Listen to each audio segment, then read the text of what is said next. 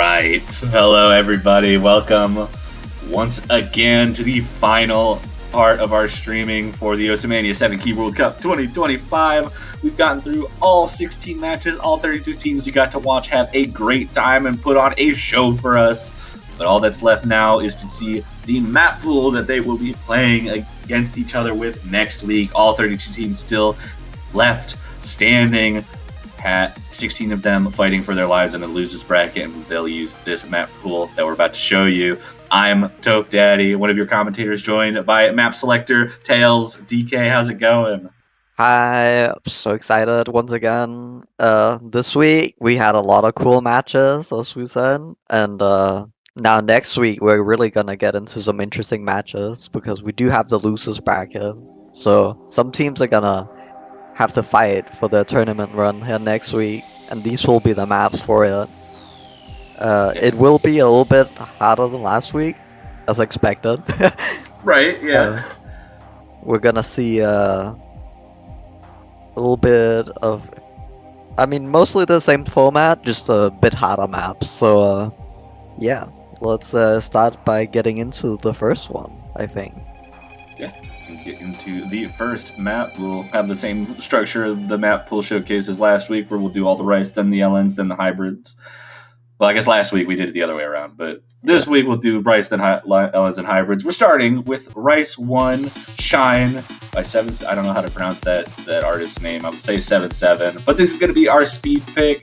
Very comparable to the Rice one from the previous round. The main difference, there's two main differences. It doesn't start off with the first half being mostly kind of slow breaks. You can see we're already getting into some pretty constant streaming here, and the BPM's bumped up by 25, so you get a little bit of heavier difficulty, higher density, and in my opinion, these patterns are a lot harder than last week's. Yeah, this one is definitely gonna be a lot more tricky to play. This one is gonna be more into the speed. Last week it was more like fast court stream, but this time it's actually gonna be real speed here.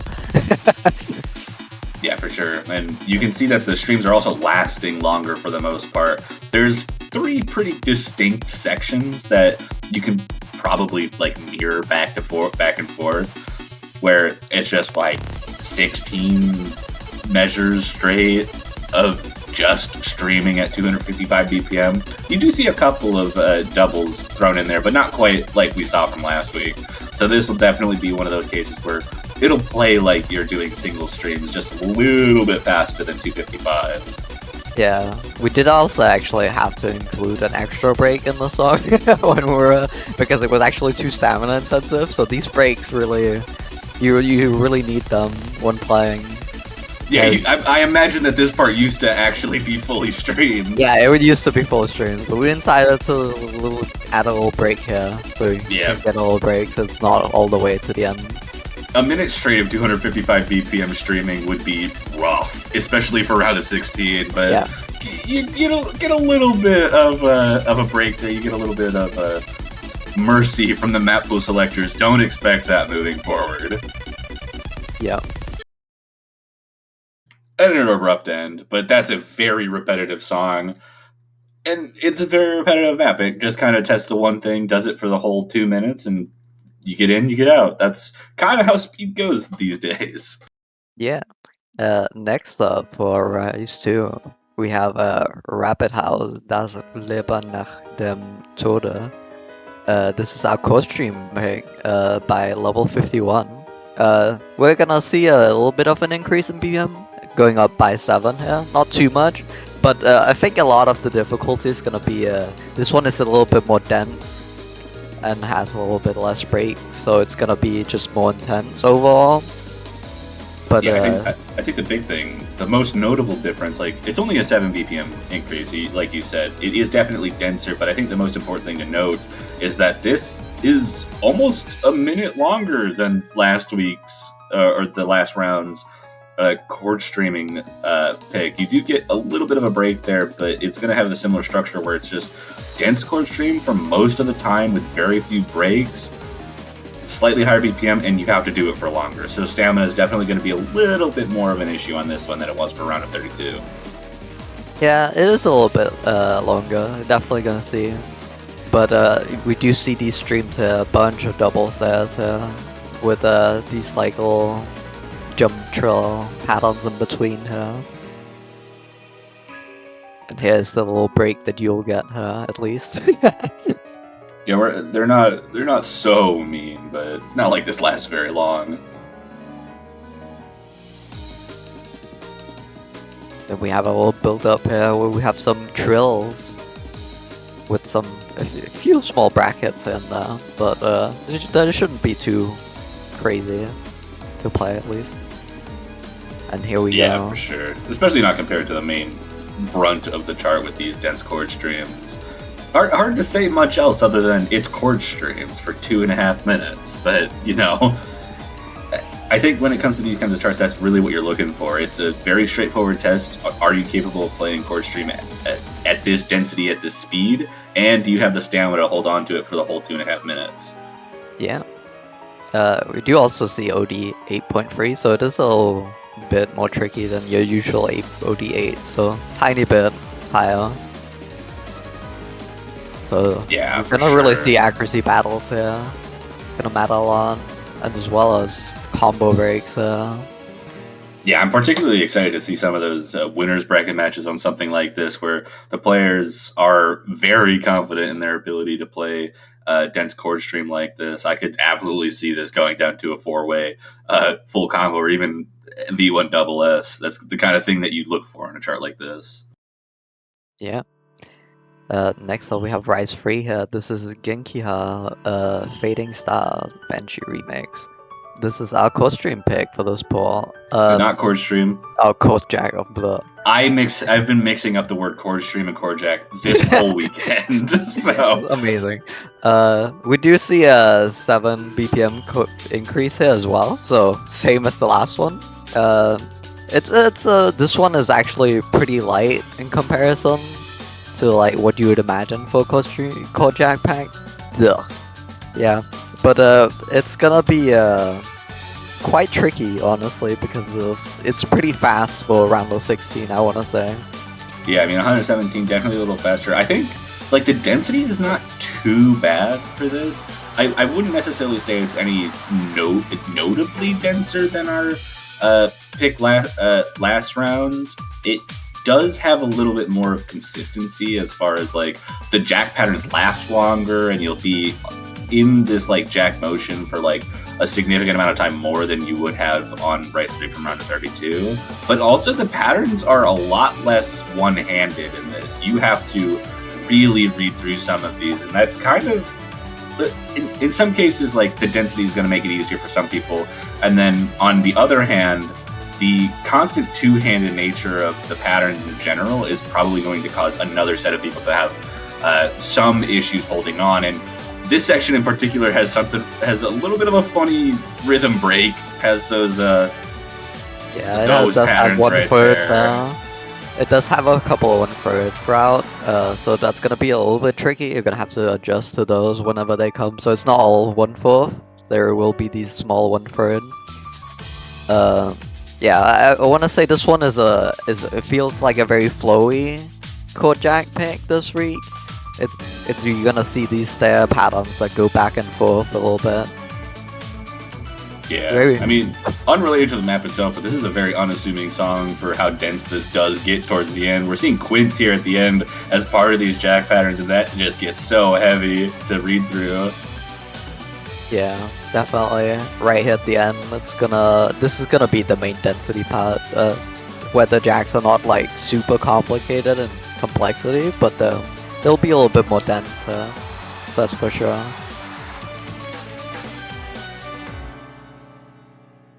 But I think this is going to be pretty popular. I mean, chord jack charts are always pretty popular, I think, among the Rise players. They're straightforward, easy to get good accuracy on, just kind of something you can sink your teeth into pretty easily. But that's pretty much the end of our straightforward Rise picks. We've got 2 more left, and we're going to start with Rise 4, Junglist Acid, and OS Original from CWC last year. And this is going to be our technical pick. This is going to have a lot of tricky patterns like bursts, and you can already see those mini jack patterns coming through. There isn't a lot of consistency as far as like constant notes. There's a lot of gaps between what is happening here, just, kind of a result of the song structure itself. But because of that, you have a lot of stop and go motions throughout this map that kind of cause you to. It can make things a little bit more difficult to just autopilot, and especially on a map like this, you really will get your mental state stopped a lot, and needing to get back into the right mental state for mini jacks and bursts that are as difficult as these can be really tough to handle, especially with the tournament nerves that some of these players are going to have. Yeah, I think it also kind of follows up a little bit on the last week where we had a lot of tricky snaps and stuff. We're gonna see a bunch of snaps on this one, at least a little bit tricky rhythms. Not as much as last week. We're gonna have a little bit more focus this week on the general tricky patterns and bursts, but they're definitely still here. Definitely are. You get a little bit of a break section. Not the easiest to get accuracy on. You get a little bit of relief with accuracy on this with the OD. 7.8, slightly lower than what you may normally have, but 7.8 is still high compared to a few things, and is not going to be the easiest to hold on to accuracy, especially with some of these rhythmic complexities that come around. You can see some of those flams and bursts that are going to really test your ability to hit them accurately. Yeah, some super tricky bursts there. And now we get into some jacks.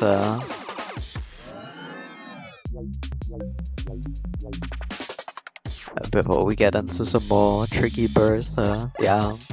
I think this one is gonna be really tricky for some teams, especially. So this might be a contender for a ban. I'm pretty sure.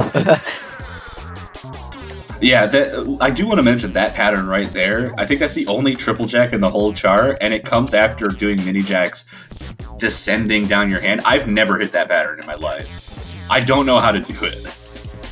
I think that's kind of what this map is all about. It's gonna have these crazy patterns where you're really gonna have to just practice them a lot more than your straightforward picks.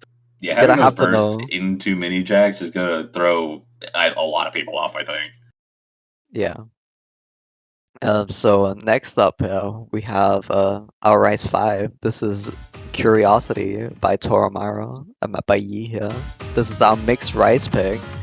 We're gonna see a little bit of everything, but we're especially gonna see, I think, quite a bit of jacks. They're pretty constant here throughout the map.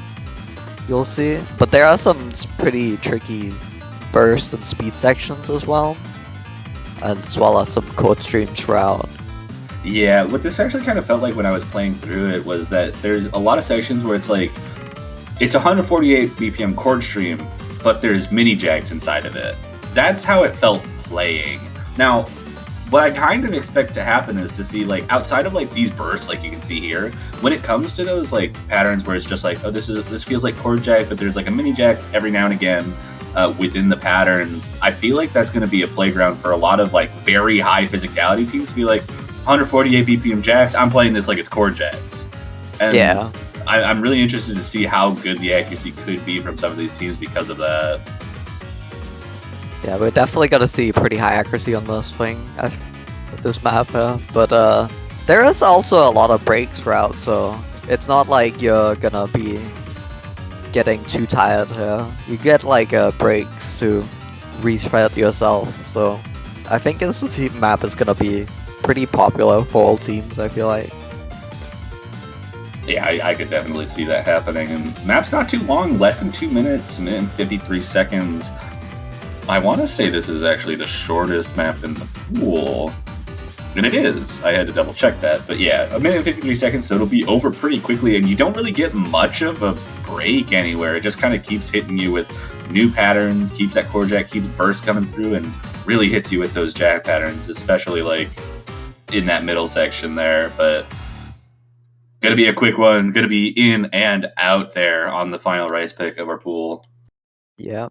And we're gonna get into our long note 1 pick here, our inverse map. This is gonna be Xishang Furen cut version by Phoenix Legends. Hopefully I said that right. This is our long note inverse pick. You're gonna see this map is gonna be actually a little bit more coordination heavy than the last week. And you're really gonna feel the stamina on this one. It's gonna have like not that many breaks throughout, so it's pretty long as well. Yeah, almost 3 minutes having to hold on to that inverse. That's going to be mentally draining. I know that when I'm playing 4K and I have a map like that's kind of slow like this and requires a lot of focus, I get so tired. Doesn't matter how low the physicality is. It is difficult to keep your mind ready to hit some of these inverse patterns, especially when you have like one hand like split finger inverse. I find that to be one of the most difficult patterns ever, and this just is chock full of that stuff. Yeah, now we're really gonna get into it here. We're gonna see these like super tricky. There are still a couple of like trickier patterns, a little bit faster, and you're gonna see the full inverse. Just super tricky two-handed inverse all throughout this section. It's almost like a little bit jack-like, but you gotta hold down to all the other columns at the same time. So it's gonna be very tricky. Yeah. You're not you can really see gonna the get a break. release is actually getting a little bit more difficult in this section here, where you have like longer gaps between some of the notes. And just need to be able to keep yourself focused on that. It does look like a lot of them are kind of circumvented, where it just has a regular note. So even if you don't like release at the right time, you'll still probably be okay. But there are a few that are definitely going to need some release focus from your players here. Yeah, and it's just gonna keep going. Yeah, so I think this map is gonna be really all about keeping your focus, because if you get lost, it's kind of hard to get back into this.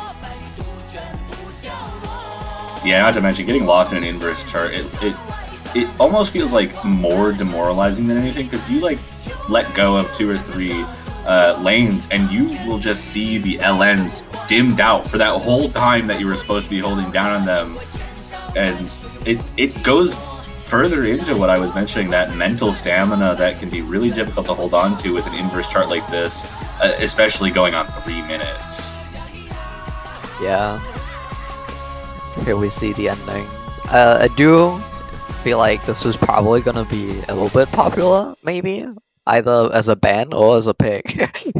I mean, that's kind of what we saw from LN1 from round of 32. So yeah, I think we'll kind of see much like the same thing. Yeah, absolutely. But getting out of the inverse and moving on to our next long note pick, our density pick, Nekomira No Night More Soul. And nice difficulty name. Like I said, density pick 165 DPM, OD6. Not too much difficulty in terms of accuracy overall for these long notes, but it does bump the speed up a little. Not a little bit, 25 BPM. You got a little bit of a boost to that speed that you're going to have to keep up with for this density pick. Yeah, you're gonna also see, as I said last week as well, the long notes are gonna be pretty long for what you would expect for a density pick. At least last year they would be kind of race-like, but we have some pretty long note patterns here throughout as well. We do have a little break here, so. A little bit of a break. You got those outside columns. Oh, there is a pattern coming up that as soon as I got to the pattern, I quit out. I think there's like an outside finger trills. If I'm thinking of I don't know when they come up, but I know they're around and they're so difficult. Yeah, you're definitely gonna this one actually is like pretty tricky on the long notes side, on like coordination and stuff. Even though it is a long note density pick. So that's what I'm talking about. Those anchors on the outside columns are so difficult to coordinate properly. So you have a little bit more difficulty than just density. You gotta make sure you can get through the proper LN coordination needed to get through those anchors.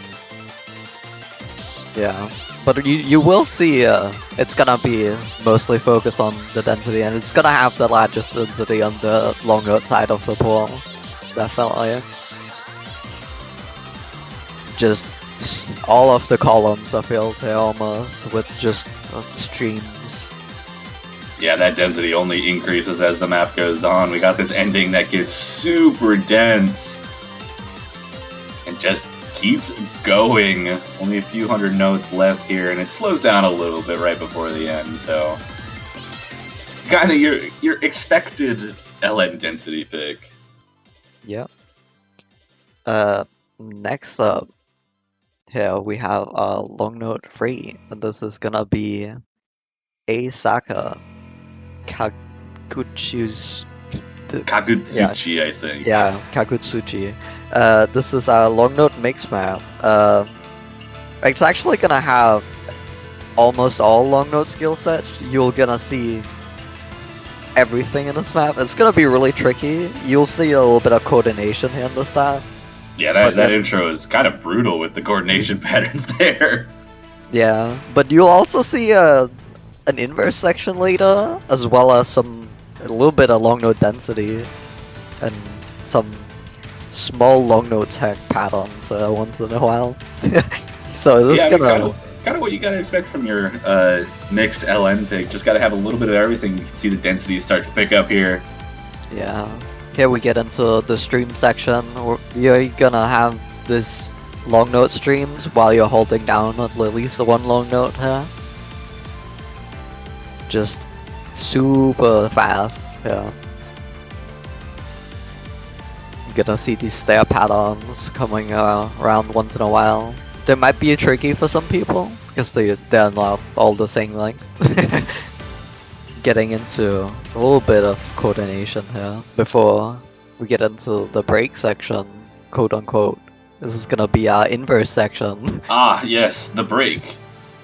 I think people are gonna miss more in this section than in the other sections. I'm yeah, not this gonna part lie. is really hard. Yeah, with the outer column. Five column inverse with those notes just in the empty columns is really difficult to coordinate. Yeah. And then we're gonna back into it, yeah. We see the density pick up once again. This is gonna be a little bit shorter long note, so this section is gonna be overall a little bit easier than what you saw earlier. But it does pick up here again for the ending. See this big stair pattern. These sweeps going across the screen here. Yeah, absolutely. Gets that density up just a little bit as we get to the final bit. Another five column inverse there, but that one a little bit more straightforward. Doesn't have the notes in the empty column, so should be able to get through that ending pretty easy. Yeah. Next up, we have our hybrid map here, Hybrid 1. Generic hybrid. This is gonna be Kotono Friendship, cut version, of course, by Kobe. This is gonna be very intense, I think, for players. You're gonna have these long notes pretty much going all times, except for like one little section, but you're gonna have these rice notes going along with them as well all the time. Yeah, definitely going to have some sections that play similar to like an LN density pick, but you got those rice notes in between everything. They kind of just mess you up a little bit. Yeah.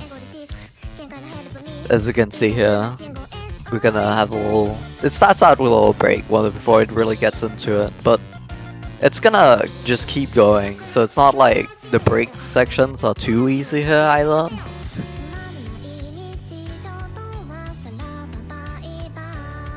Yeah, this not the shortest map in the world either. 2 minutes and 32 seconds. So you do have to keep it up for quite a bit, even with a few breaks that let you catch your breath a little bit, but you get more of those long note patterns, and this is kind of what we're looking at when we say, you know, a little bit of coordination, a little bit of that LN density feel, just with the rice notes in there to really mess you up. Yeah, gonna have like these small streams in there, like small free note streams going in here. Gonna be a little bit tricky maybe. Then we get into a little break section once again. Oh, never mind. Not a break section. Not a break section. Get an interlude here. Interlude, yeah. Here we have our little right section here. You're gonna see these just like diamond pattern brackets on here.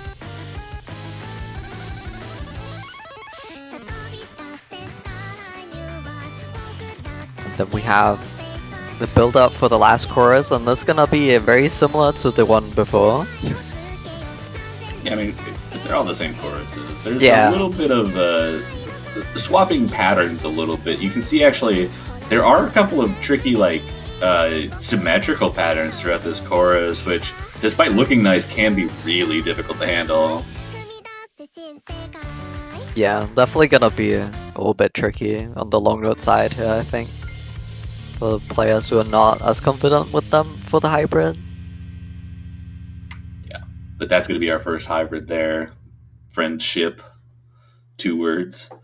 We'll get into our second hybrid here, and this one's going to be more of a technical hybrid. It's a less I pronounced this so wrong when I introduced it last in 4Q World Cup.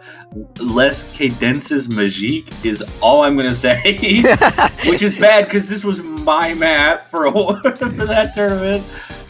But like I said, technical hybrid, you can already see kind of those sweepy long note patterns in the intro. Very difficult to hit properly, by the way. And those kinds of patterns just are around the whole time. You'll see these sweepy long notes in the middle of like Jackie Rice patterns in the entire map. And it's just so hard to coordinate with the accuracy and with the jacks themselves. Transitioning from just the jack into like a sweep is not something that I consider fun to try and do well. Yeah, you almost like feel like you have these like breaks that kind of stop and go, and they're actually gonna be kind of tricky and annoying to play a little bit because you're gonna be in like get into the patterns, and then you're gonna have to stop, and then you're gonna have to get into them again. You just have these tricky bursts all throughout.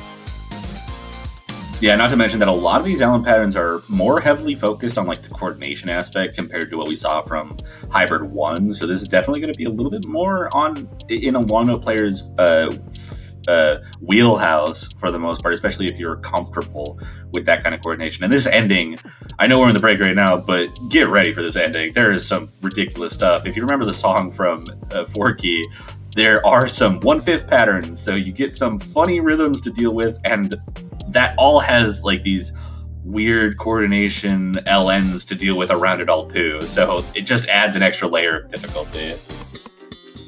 Yeah, it definitely took us a little bit to get the difficulty right on this one, just because of how crazy the song is to map for a technical hybrid here.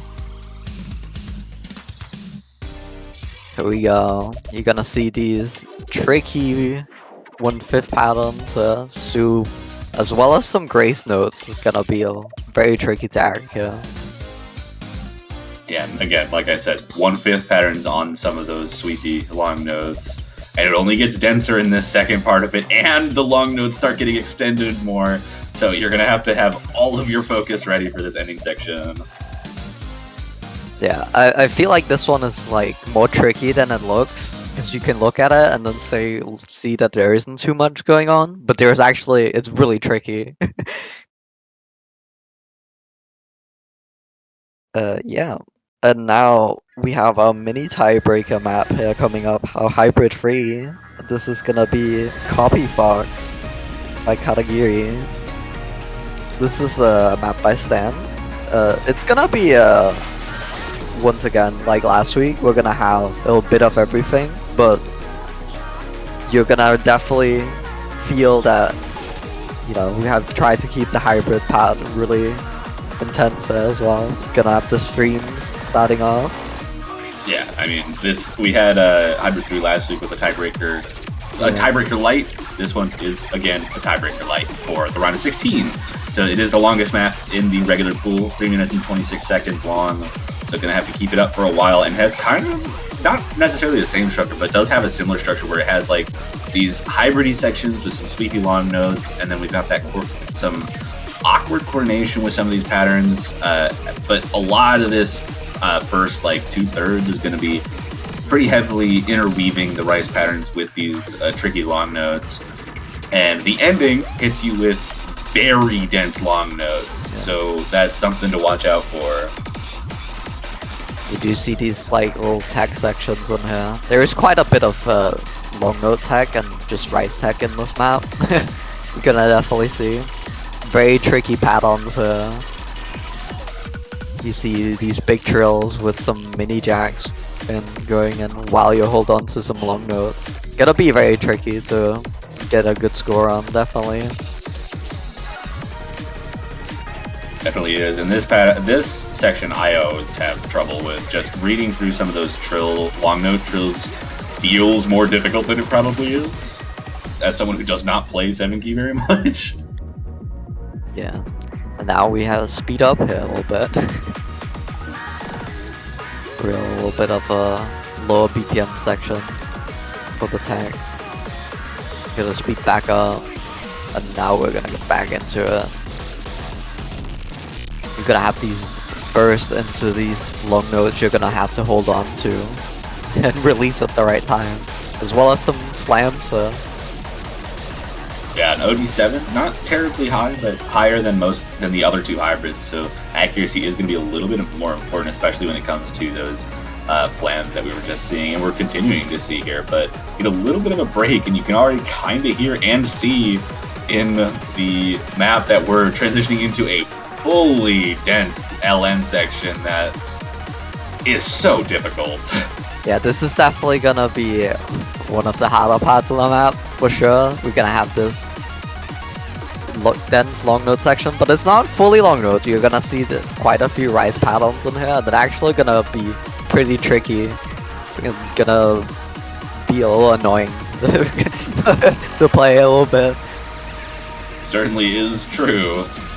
Still got about 100,000 points left as we transition out of that section, get a little bit of a hardstyle section of this map where I think these patterns are slightly easier, but you still got to make sure that you're keeping yourself focused. Some of those can be difficult to hold on to the combo despite maybe being easier on the accuracy side. Yeah, and there we go. That was a hybrid free map. And next up we have our tiebreaker map. And we do have a video. Oh boy, this tiebreaker. This is gonna be Dia de Murder feat. Lahi by Reek. A map by Critical Style. This one is gonna be super tricky. They're gonna definitely get into the quarterfinals level a little bit. We already saw a little bit of a tricky coordination intro there. And we're gonna see a little bit of a break with some smaller bursts here until we really start getting into the build-up here. Yeah, build-up kind of takes a little bit to get going, but as soon as it does, you will feel it. It gets really hard really fast. It's 5.5 minutes, and we have broached 7-star status in round of 16 already, so this difficulty really pushing it. I mean, if we're looking at a map as far as like round of 16 goes, this is kind of what you need to expect from like a tiebreaker map in general, where this map should be deciding who, like if a match is so close that it goes to tiebreaker, the tiebreaker needs to determine what team is overall stronger. And in this case, this does it by being significantly harder than everything else in the pool. Making sure that whoever is making it to that quarterfinals, whether it's on the winner side or loser side, is the more deserving team to be playing in that more difficult pool that will be coming up for the quarterfinals week. Yeah, we see the first section here with these tricky long note bursts followed up by some rice bursts, so we're just gonna switch between the 2 sections. These are really tricky, honestly, to get it down right. Here we go, some more. This is gonna be that section mostly, but now we're gonna get into some more just regular long note density. Yeah, kind of almost like broken LN density, where you have like jacky patterns at that 180 BPM, not 180, this is like 130-ish probably, but you have some bursts and some broken jump, I guess chord stream LN type patterns in the middle of it, so that can that can put a little bit of a damper on how difficult it is to, go about it. Yeah. Here we go into the code jack section here during the slowdown.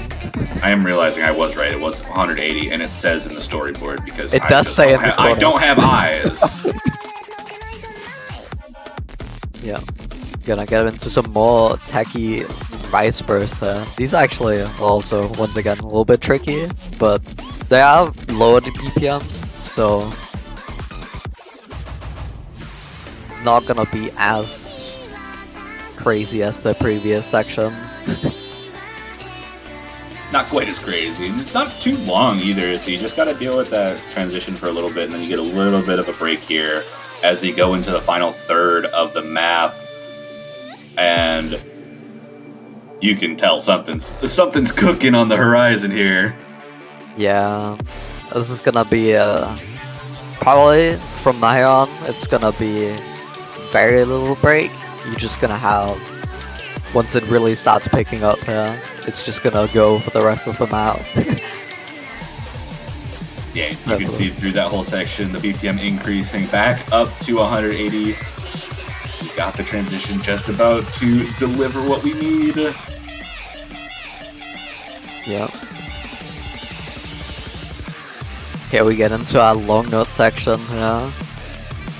Pretty tricky. You gotta just see these super big rolls here. And then after this section here, a little bit, we're gonna get into a little bit more long note mix. We're gonna see the rice come in here. Yeah, we see kind of a mixture between those sweepy lines that we've already been seeing going into some bursty rice patterns in this ending. Yeah. Still got quite a bit of map to go though. We're already at 7,500 combo. We still have like 150,000 points to get through. Yeah. And here, next we're gonna get into our just rice section. This is gonna be our code stream. Just big code stream here. Gonna see this go on for quite a little bit, and then right at the end here, we're gonna transition into a little bit of the tech that we saw earlier, tech patterns once again, with these fast rolls here. And tricky burst. Yeah, some stop and go motion again, just to really hit your stamina when it's at its weakest. 9,000 combo into the map. I hope we see some really close matches here until this point. This part is gonna be so true. Yeah, I mean, we saw 2 tiebreakers in round of 32 when these teams are only going to get closer in skill level with the winners and losers bracket now decided for the round of 16. So I'm excited to see if we get to witness some more tiebreakers because these teams are just so good and so well matched this year. Yeah. Super excited to see all the matches next week. As always, we always look for feedback of all the polls, so any feedback is always welcome in the map poll channel. Also from the last round, of course. Yeah, absolutely. So we'll have the map pool out, we'll have schedules out soon, and only other thing I have to say outside of map pool is go buy your banners. They are out in this OSU store. All 32 teams have banners that you can buy. You can buy multiple banners and they will all show up on your profile as well. So if you want to buy all 32 banners, for some reason, you'll see all 32 show up on your profile. But outside of that, very excited for this map pool. Very excited to see all the players duke it out next weekend in the round of 16. Like I said, 8 teams will be eliminated from that losers bracket, so this map pool is going to be do or die for about half of these players. It's going to be really fun. Have anything else to say before we close out the weekend? Good luck to all the players, and very excited to see what all the teams are going to be playing next week, and what the bands are going to be even. Yeah, it's going to be fun. I mean, this week was already chaotic as it was, but it's gonna be a fun time next week to see how everything goes. So make sure you guys come back and witness the absolute majesty that is round of 16 for the 7Q World Cup. See you guys then.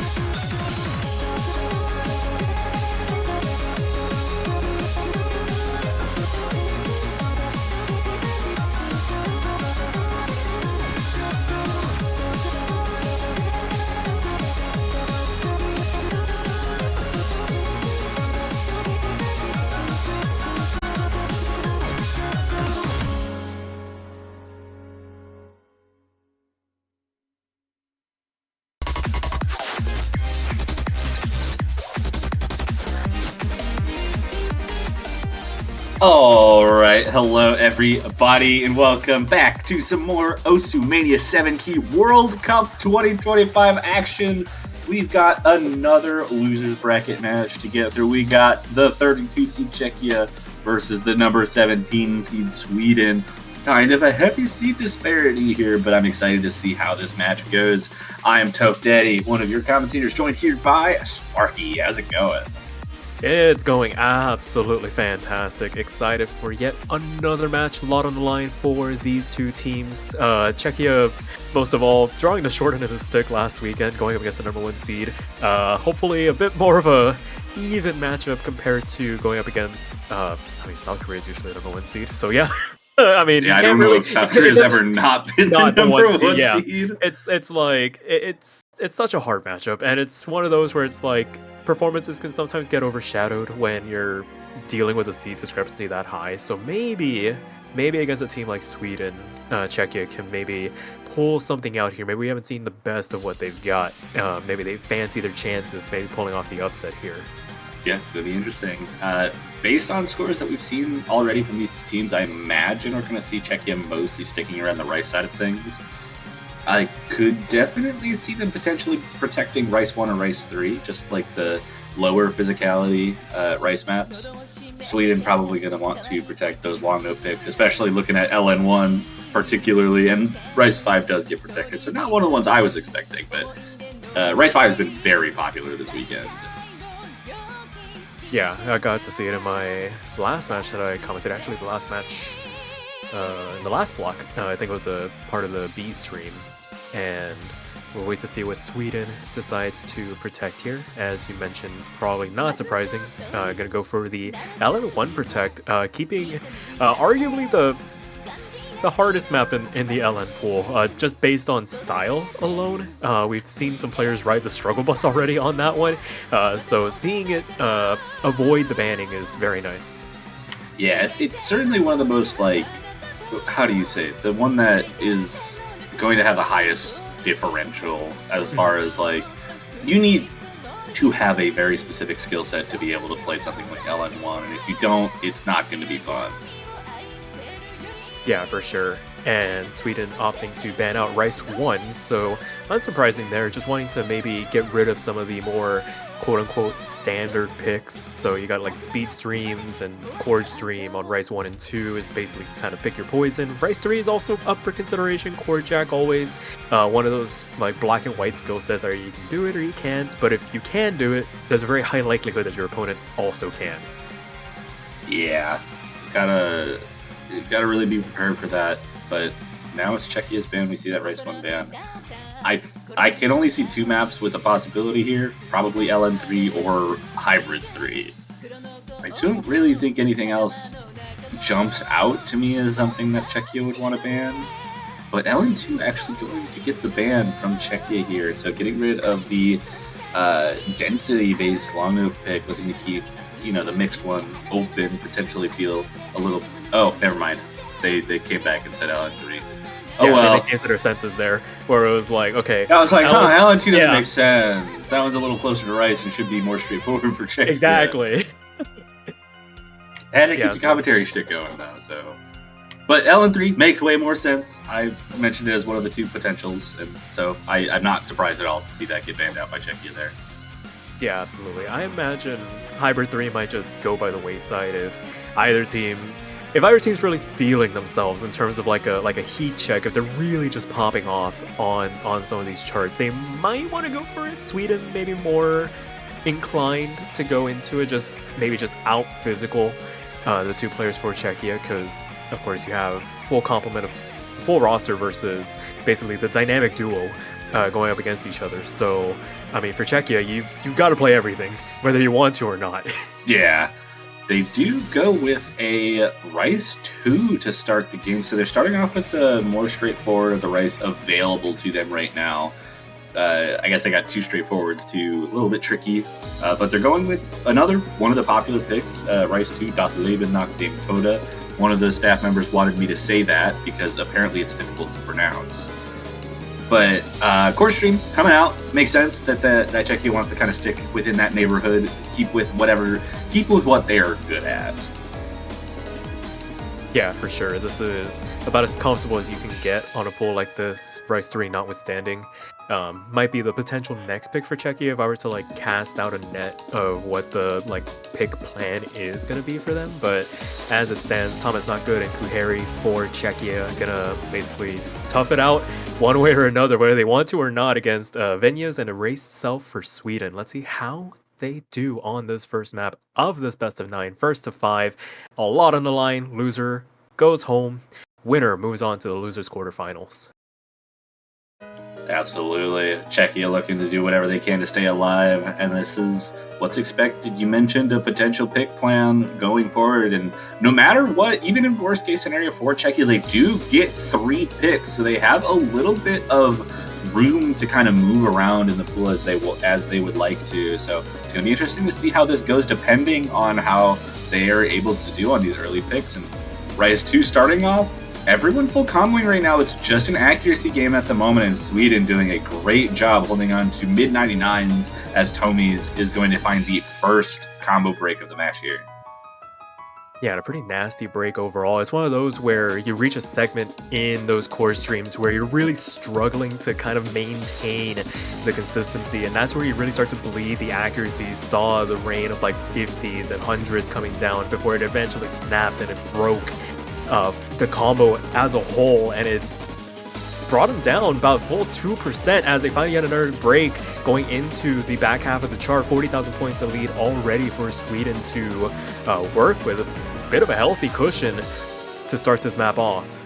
Yeah, about 50,000 points here. Kuheri doing what they can to keep up. Not too far behind the 2 Swedish players. It is just a major ag difference from those two, only 2 drops there from Tommy or Tom. Tom is not good? Is that what that's supposed to say? I rate it as Tom is not good. I didn't even see it without a capital, but another miss coming out from Tom there. As they try to build that back up, Kuheri kind of sticking around the 99s, whereas both of the Swedish players basically being mirrors of each other for most of that. Yeah, overall, very balanced team score. Venyas finally finds the drop going into the last quarter, but I mean, the damage is already being done as just this top half of the lobby starting to kind of fall apart just a little bit as the density reaches an all-time peak before finally settling down a little bit. And I think the worst of it's finally done, and Sweden very comfortable start to this match on course for that first break point in this match. Yeah, still got a little bit to go, some more density coming through, but 100,000 points would take a miracle, I think, for anything to change at this point. And Sweden, like you said, gonna start the match off with an opening break point against Czechia, and they'll have the pick of the litter of trying to establish a lead with their own pick here.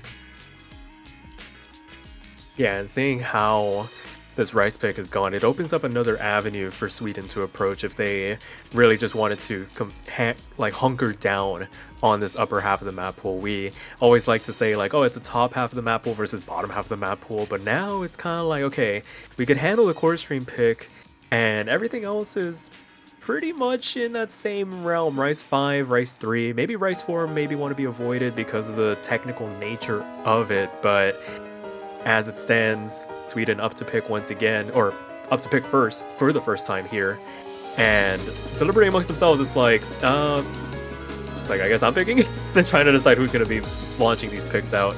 I see HB1 in the middle of the Swedish. I don't know anything else that's being said. Looks like someone's saying that they have nerves. Can FC if it weren't for nerves, something along those lines. It's a crash course on Swedish.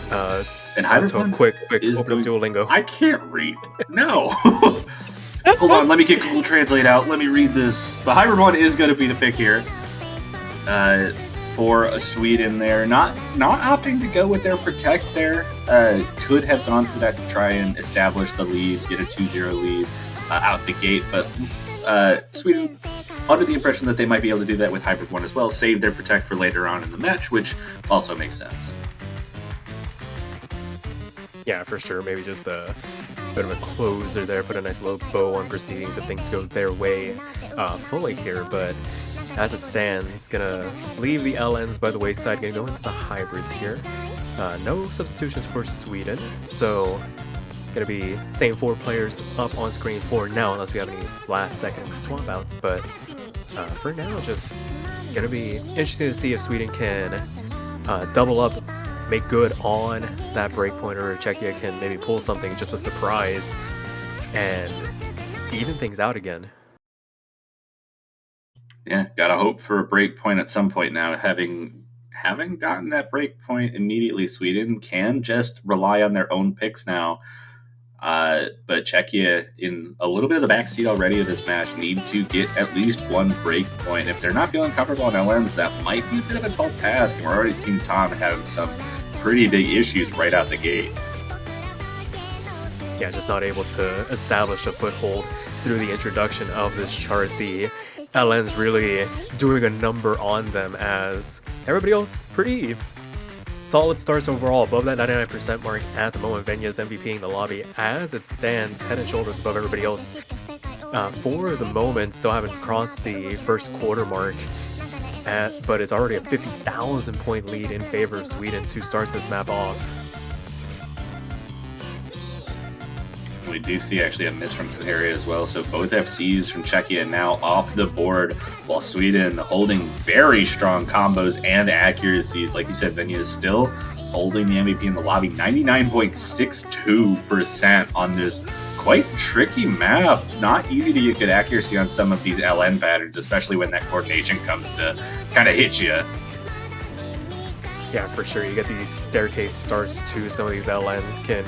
Once you get the anchors involved, having to play all the rice around some of these longer held columns can cause a bit of an issue. You can see it coming to fruition on the side of Czechia. Harry finally back up into that 400 combo cap, but Tom just trying their best. I mean, to be fair, to Czechia's credit, I don't think they would have ever willingly gone into a pick like this with how LN heavy it is. They would have probably preferred to have avoided it, but such is the nature of their team composition. They don't have the luxury of being able to swap out, so they're getting put on full display here on this hybrid pick, as Venus finally goes down, loses the FC for Sweden, but still highest accuracy in this lobby, so not going to do much damage to their score overall. And to be fair, a 200,000 point cushion, there's not anything that Czechia can do from this position here with a quarter of the map left to go. Yeah, they're a little bit too far behind for that 200,000 points, but Erase Self looking to get the back-to-back full combos on the first the core stream pick, and now looking for the FC on this first hybrid choice. Koharia also doing a great job after that FC on the core stream pick. Both players slightly behind Vinians on the accuracy. Big difference right now is just kind of discomfort when it comes to LNs on Tom's not good side. Just sometimes that's how it goes. Yeah, that's just how the cookie crumbles sometimes, and Sweden gonna successfully double up off that break point, gonna make it 2-0 to start this match off. Erase Self MVPing the lobby by the slimmest of margins. Venya's doing everything in their power to try and take that honor away from them, but the 5 misses, I think that all came in one particular section, and everything else was basically clean as a whistle. Yeah, Erase Self right on the back of those FCs, hasn't missed yet in this lobby, doing a great job keeping their composure. And in a match like this, in a tournament like this, in World Cup, not easy to keep your composure when it comes to maps as difficult as we're seeing already. And Rice 4 comes out. This is the first time I've seen this. I know it's been played a few times this weekend, but this has been not the most popular Rice pick in the pool, just because of how complex and easy it is to just find random breaks everywhere. Some of those mini jacks and burst combinations are just so brutal. Yeah, for sure. The only opportunity I've had to see this, it was banned. So first time exposure outside of the showcase for me on this one. But yeah, it's definitely a polarizing pick in terms of, as far as the Rice maps go, it's kind of in that same vein of like LN1 for the LN pool, where it's like you need a very particular skill set to be able to handle something like this, because of the fact that you have all these polyrhythmic structures, all these awkward bursts, and all the normal tropes we like to throw out with regards to a dedicated tech pick in the Rice pool. Yeah, for sure. I'm interested to see how these two teams are able to approach this. Like I said, this has a lot of complexities that make it very easy to drop combo. Will Erase Self be able to pull the three full combos in a row? I mean, obviously this puts a little bit of a wrench in that if the consistency tends to be a little bit more difficult to keep up with this, and maybe that's the kind of thing Czechia needs to look for. I mean, they did quite well on Rice 2 in their first time. They got just a little bit outpushed by Sweden when it came to a slight bit of accuracy, and then also just combo in general. But immediately, both Czechia players finding a drop, I think, on the exact same note.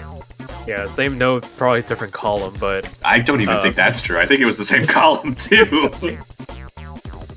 It's like, granted, that's an easy one to miss. It's an outside column mini jack, but already we're seeing a little bit of struggling from kind of everyone. Erase Self, again, the last person to remain with a full combo here.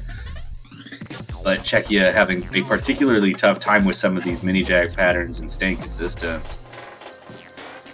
yeah, but Sweden's doing just enough in this instance to just ensure that there's not a lot of pressure in terms of performing. It's like it's not a measure of, okay, let's try and like sharpshoot accuracy here for this particular match. It's basically, okay, just avoid the misses, just keep it as clean as possible. You can sacrifice a little bit of that accuracy. Yeah, maybe the scores in practice were a little bit higher, but listen, as long as your team score is higher than your opponent's, that's all that matters. And as we take the first major break in this chart before beginning to build up, it's still very tricky in those sections in between some of this downtime, and we can see some players getting caught out here.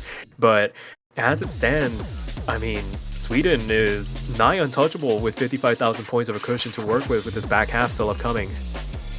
Yeah, despite the early misses, it looks like most of these players were able to kind of recover. Kuhiri did have a miss there in the break, but otherwise has been performing very well. Right now, the major difference is accuracy, though we do just see a double miss from the side of Czechia. It looks like, again, the exact same note. Listen, birds of a feather flock together, and I feel like that's kind of like the motto for Czechia right now on this particular pick. They have synchronized most of their misses, a couple here and there, but when they really lock in, amazing things can happen as Venya's the next one to find a drop, but traded back by Kuheri, and it only grows the lead for Sweden off the back of Erase Self, holding on to the only FC in the lobby once again, doing the yeoman's work in the lobby to ensure that somebody takes the mantle of the responsibility of pulling off the FC. And can they hang on? Oh no! Can't get the three FCs in a row, but did just enough, held that combo for long enough to make sure that they could establish that lead. 100,000 points yet again, similar to Rice 2, and that's going to be a third point for Sweden, second break point there. And despite the big combo, this time Venyas gets the MVP over his teammate. Yeah, the accuracy prevailing at the end of the day there, the miss kind of just the straw that breaks the camel's back. In terms of intra-team performance, I'm sure they appreciate the fact that there was the teammate there for the supporting score, but as it stands, doing more than enough to secure the third point here with their next pick upcoming, and they still have their Protect to go to. They haven't even unveiled that, so if they wanted to go the path of least resistance, usually the Protect's the most comfortable pick for the team, but honestly, they've shown that they can handle all three facets of this map pool so far. Yeah, absolutely. But no longer choices have been selected so far, so we haven't exactly seen that, but we did see some struggling on the island sections of Hybrid 1, so it's a little bit of a tough position for Czechia to be in, especially on Sweden's pick, but they'll at least have one more selection after this, even if they aren't able to take the break point here. But LN1 does come out from Erase Self there as the pick, going with that Protect, trying to just lock themselves into at least match point going forward, and that's kind of how you got to do it with your Protect. Yeah, for sure. This is definitely one of the most polarizing maps in this pool. I mean, just given the nature of it, and given the performance from Czechia on Hybrid 1, it's probably going to be a bit of an uphill battle for large portions of this chart. You get into some really dense LN inverse sections, as if though most of it wasn't already, but there is you're basically holding down all 7 keys at one point and just trying to read the gaps in between during the later portions of this chart. Yeah, absolutely. I mean, we've seen so many teams struggling mightily on this. It's one of those skill sets that I mentioned like early on in this match, or while the bans and protect are going around, that if you haven't practiced a skill like this, you're not going to be able to hold yourself to it. It's one of those things that kind of reminds me of like chord jacks and forky, where there's a limit. You can either do it or you can't. And this is one of those ones that kind of takes that to its logical extreme, where it's either you can or you can't, and that's it. It's not even like, oh, you can at a certain speed. It's almost like you literally either have to be able to do this or you can't. And that's it. Yeah.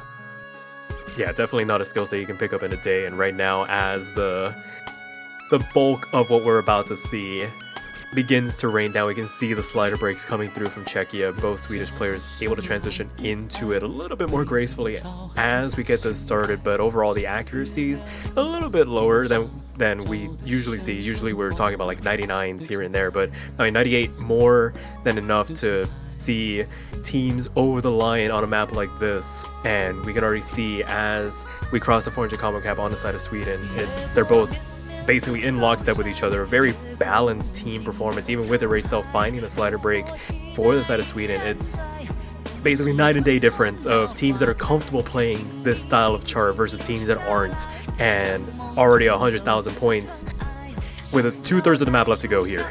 I do want to mention, this is extremely impressive from Sweden here. Kohari also keeping up with the accuracy, but every time I've seen this map played, it's teams going like 96, 97 max, and we're seeing 2 near 99s on Sweden's side. Yeah, like for a 17 seed? Yeah, that's crazy. Yeah, normally you see like top seeds getting like the mid 99s, maybe even low 99s, depending on how comfortable they are on the high end with maps like this, because like I said, this is incredibly difficult. With half the chart still left to go, the lead grows to about 300,000. We can kind of put the lead aside. Now we can just focus on the performances and how consistent Sweden has been. Czechia doing their best to try and maintain some semblance, but I think they see the writing on the wall. They were never going to willingly go into the pick like this, and it's just the nature of having 2 players. You kind of, some of the weaknesses get shown, put on display here, because you don't have the luxury of being able to sub out on maps you don't prefer playing. And yeah, I mean, I definitely relate to the players on Czechia's side. This kind of stuff I am absolutely useless at. Yeah, same here.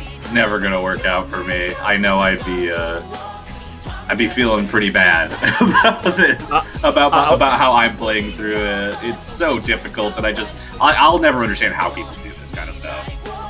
Yeah, for sure. It's definitely a trained skill set, and putting in the work, putting in the hours to do something like this. I mean, if it were like LN2, then we'd be saying like a completely different story, because it's density, and density, you can kind of get away with reading like a rice chart, and we see the map come to an end, the fail out from Tom, but I mean, there was really nothing they could have done, as Sweden locks in a match point situation, makes it 4-0 with Czechia up to pick once again. Yeah, what an impressive score by Sweden too. 900K is not easy to get on a map like that. For sure. Definitely one of the better team scores of the weekend on this that we'll be seeing. And with Czechia up to pick once again, they still have options here in this match. It's not completely doom and gloom time for them if they want to try and not to win on the board here. They have Rice 3, they can go Rice 5 if they really wanted to, but I feel like for them, maybe something like Rice 3 would work in terms of calm charts. Yeah, it definitely could. I mean, it's one of the 2 Rice picks at this point. I mean, Rice 5 is Czechia's protect, so they have to feel pretty confident about that one in particular, but I don't think I'd hate either one of the 2 Rice picks available right now. Yeah, for sure. I mean, maybe just deliberating a little bit as to like, okay, do we really want to go Rice 5? Do we feel like we can swing a Rice 3 score? Like, how are we feeling? And kind of taking it from there, because they're not willingly gonna go into LN2. And same thing for the hybrids. We've seen how they've done on more LN oriented pick, and as we wait for that pick to come out, it is gonna be Rice 5. So they're gonna go for their protect here.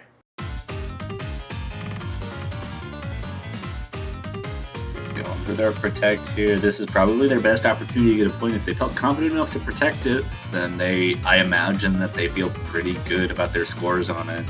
And it's another map just like Rice 4 where I could definitely see Sweden starting to struggle with maintaining consistency with the combo that Erased Self was able to hold on to for so much of the first 2 picks. It's that situation where, you know, if they feel confident enough, they have to have scores that could maybe take advantage of those misses that, you know, you might normally expect from your opponents. Absolutely. It's not over by any stretch of the imagination. They still need to put the scores together. If they can put a clean duo run together and either avoid the misses or keep them to an absolute minimum, then they can feasibly notch a point on the board here and avoid the overall sweep, as Henke checks in for Sweden. Did want to point that out. Finally, seeing some of the other players on the Swedish roster come in here for this Rice 5 pick.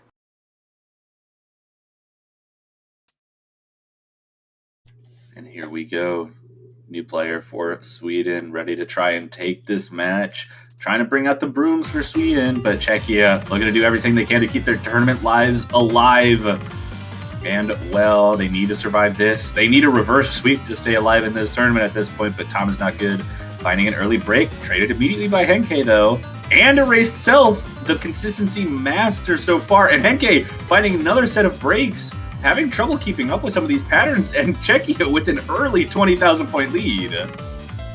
Yeah, it was about as good of a start as they could have hoped for. Yeah, they did find a drop early on, but traded back in droves from Sweden, going to give them the largest cushion that they've had so far this entire match. And with Kuheri being the only FC left in the lobby, this is their opportunity to try and show what they are capable of. Highest accuracy in the lobby as well. Henke now riding the struggle bus for Sweden. 97% accuracy to the 98 of Tom, despite finding a drop. Not going to do much to put a dent in that lead that Czechia has built up, with half the chart still left to go. Another full combo reset on the side of Sweden. Traded back. Reset everywhere. No one having good in this section. Still has a 30,000 point lead for Czechia, though, as misses continue to come out from Henke. All the other 3 players starting to build that combo back up, but Kuheri finding trouble pretty consistently with these rhythmic changes to those 1/3 jacks. But it's not going to be enough, since the accuracy lead for Czechia is still there. Kuheri's accuracy still ahead of Erased Self, and Tom is not good, still holding the accuracy lead over Henke, so they should feel a pretty safe cushion for the time being. Just a little bit left of this map to go. Yeah, quarter left to go, and with another drop from Henke, not gonna do much to stave off this advantage. Just attempts. There have been attempts for Sweden to try and claw back some of this lead, but being undone at every step of the way. And Czechia finally finding the pick that works for them. A great protect coming out at the 11th hour, and Czechia manages to put the broom away. It is now 1-4. Sweden now up to pick now, once again. And Venez immediately comes back in for Sweden. I can only imagine LN2 comes out here. Yeah, Erased Self mad at Venue for getting back in. Very, very good scores from Czechia, too. Erased Self does get the MVP, but Kuheri nearly FCing Tom. Probably Tom's best performance of the match, right when they needed it, too. Yeah, for sure. It's those moments that you really just need to just put it all out there. Because, I mean, what's the worst that could happen? They out-act you? Okay, whatever. I did the best I could. And sure enough, it was more than enough to see them get their first point in this match. And Sweden gonna go for Hybrid 3. This is an interesting choice. That consistency requirement for Hybrid 3. 3.5 minutes of some of... for the hybrids, this is definitely the most physically demanding, too. So lots of difficulty to deal with, especially in that ending, which is so hard on the LNs. There's so much that you have to worry about with this map, and it's going to be interesting to see how these players are able to hold on. Crady now actually coming in for Sweden, who came in for, I believe, LN1, so he's coming back in now for Hybrid 3 as well. Yeah, just seeing the full complement of players from Sweden checking in to show off what they are made of. Might as well.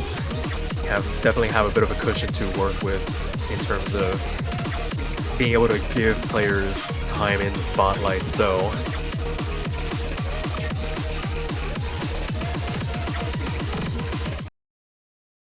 and here we go. Czechia continuing their trek to stay alive in this match.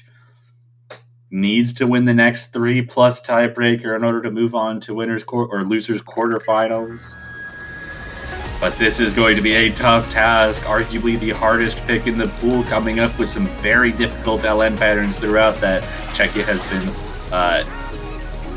particularly uncomfortable with. So we'll have to see how they're able to handle that.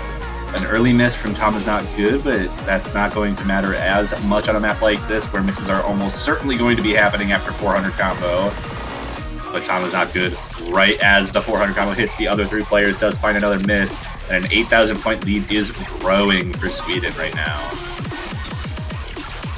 yeah, still early goings here, but could easily spiral out of control if Czechia isn't too careful. Trade on the top half of the lobby. Tom and Crady trading out the misses. There goes one of the SCs for Sweden, as Erase Self and Kuheri trying to lock it down on the bottom half of the lobby. Both of them just in lockstep with each other, canceling out each other's scores, basically. It's we can completely ignore the bottom half of the lobby now. It is a battle between Tom and Crady as it stands, going into the first real breakdown section into the second third of the chart. You do see another combo break from Tom is not good there, dropping a little bit of accuracy, but Kuheri drops the full combo for Czechia. Just one left in the lobby, and it's the consistency master themselves. Erase Self, who had the first 2 full combos in the match, still holding on just about halfway through this very difficult mini tiebreaker, as the map selectors called it. Yeah, colloquially known as that mini tiebreaker. It's been a bit of a trend with Hybrid 3, being that like half step above the rest of the pool, and it's really coming to fruition here as 3 of the 4 players already losing their full combos, going with half the map still left to go. Tom and Crady, the next ones to find the drops here. Tom down into that A rank range, gonna see if they can try and build it up, but with things are gonna get a lot more technically demanding on the LN side. Might not be the best time, but definitely has some time to recover before those sections begin to really come down in perpetuity. But the lead already growing to 75,000 points for Sweden. It would take a monumental shift in the dynamics of this map so far to give Czechia even the slightest bit of a chance of getting back into this. Absolutely, but we get a little bit of a break section here. Everyone building up their combo, but we have a massive long nut section coming up. That build-up coming through. Tom's not good, and Kuheri both having trouble in that transition. We get to the dense long notes of this ending, and Tom not having a great time. Kuheri trying to build up that combo, but Erase Self continuing to show that consistency. 4,000 combo. Goodness.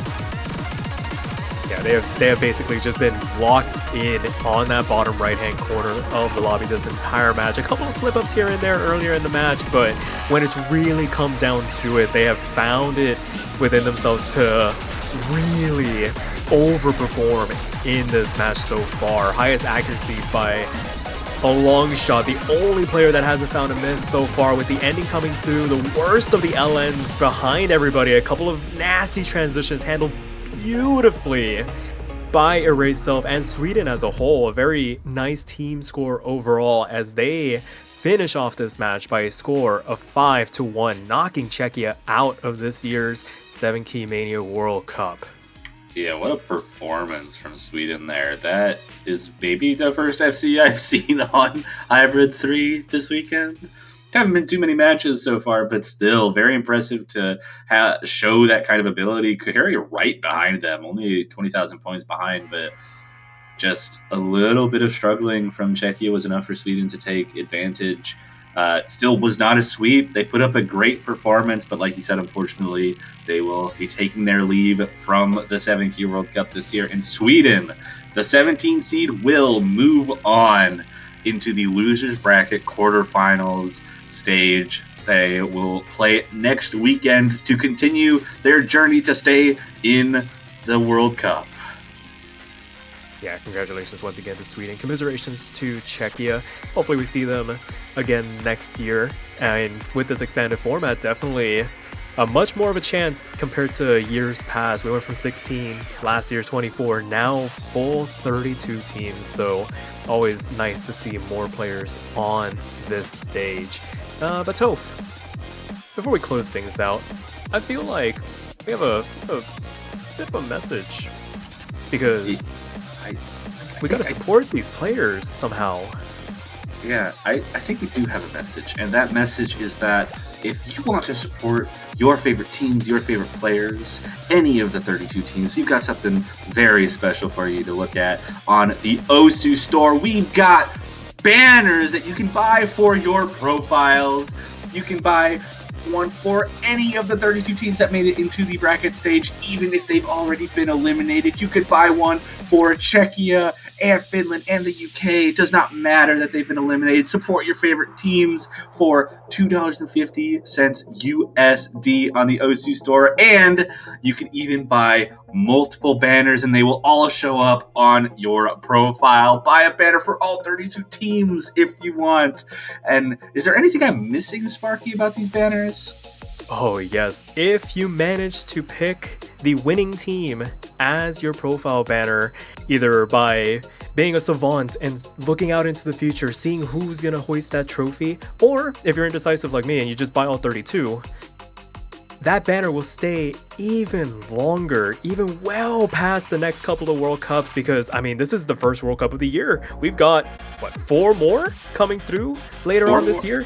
It'll stay even past that. 4 more plus if the 1v1 Osu tournament happens again. That'll be 5 official tournaments that you'll get to have that banner for. So it's exciting stuff. Start off the year well, show off your prediction skills, and go buy your favorite team's banners today. Anything else that you think we need to mention before we sign off? Before a nice 2-3 hour break, 2.5 hours it looks like, before we get to see United States versus Chile, a winner's bracket match. No, I think we've got it all covered, so we'll catch you guys back here in a couple of hours. Don't go anywhere, but until then, we'll catch y'all later.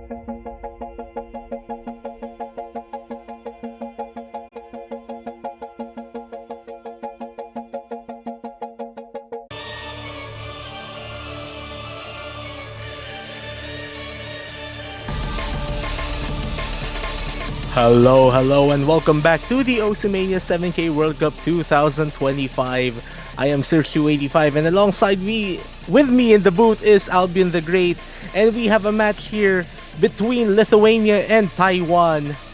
Hello there, Albion. How are you doing? I'm still doing the same as previous match, really. Just good. And with another banger match coming up, I think it can turn into great. Yeah, and also just a thing here, Team Taiwan actually has some history with MWC 7K. Like they have had some pretty good runs back in the mid 2010s, if I remember correctly. Meanwhile, Team Lithuania, one of those teams here that is pretty much new to the scene, at least from recent memory. But as with all of the new teams that we see really in this roster, they will want to show that they can keep up. They can do something, and this is especially because whoever loses this match will have to say bye bye. Yeah, I mean, Lithuania, last year they were seed 36, just barely didn't manage to qualify. This year they did qualify, seed 30, and they even managed to take a point against Philippines. Though, that being said, the Philippines, one of their players, didn't really have the right settings, so Lithuania just capitalized on Philippines' mistake there. But on the other hand, Taiwan, last year they were quarterfinals. They probably are looking to be there in quarterfinals again. They might not make it much further than that. Maybe they will. But they'll first have to get past Lithuania in this match. Indeed, and I think Team Lithuania does have a few players to keep in mind. Paulus Gaming is one of them. Ketef as well. True Dash 24 should be able to keep up with some of the more accuracy heavy picks here at least. Meanwhile for Team Taiwan, they will just want to outplay their opponents overall. Considering that they do have the seeding advantage, and at least they should be expected to be able to keep up with these pools just fine.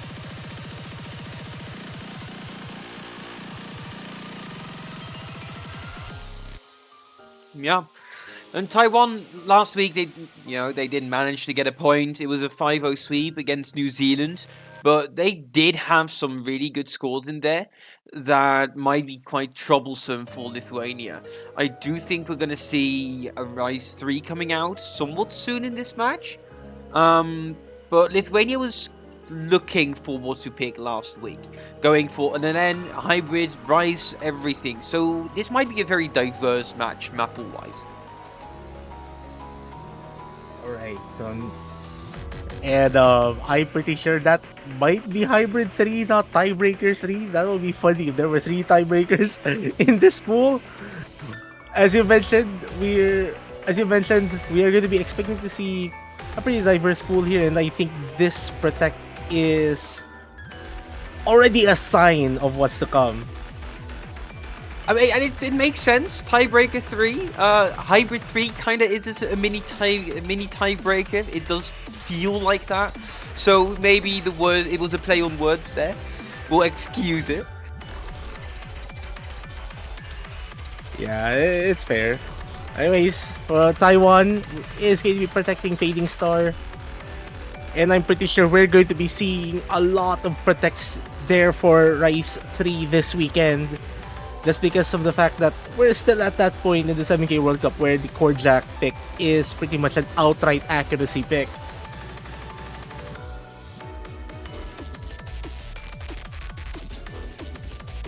Yeah, I mean, I did say it, right? I'm expecting Rise 3 to come out here fairly quickly, and we just see it getting protected immediately.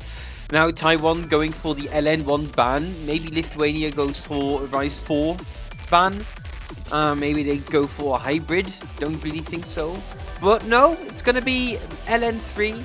Asaka Kagutsushi.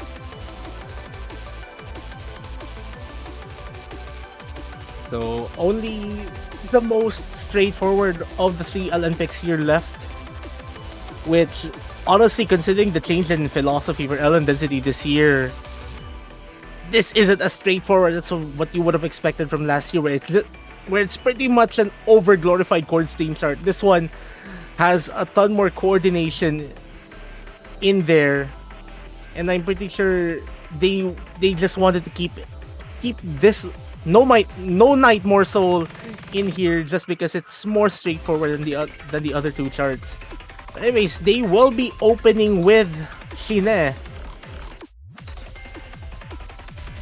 So the fastest pick of the entire pool starting this one.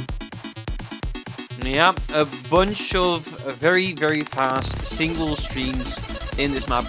I do think, it's going to catch at least a couple of these players off guard a couple times. It's going to be interesting to see who can hold the combo longest here. Yeah, I mean, for those who have witnessed the previous match, this one will be more into combo. Like, the speed pick isn't exactly known to be a high scoring skill set on 7K. So if there are any players that could get 980, 990 on this one, they're going to be pretty much high up in the leaderboard for this weekend, for this chart.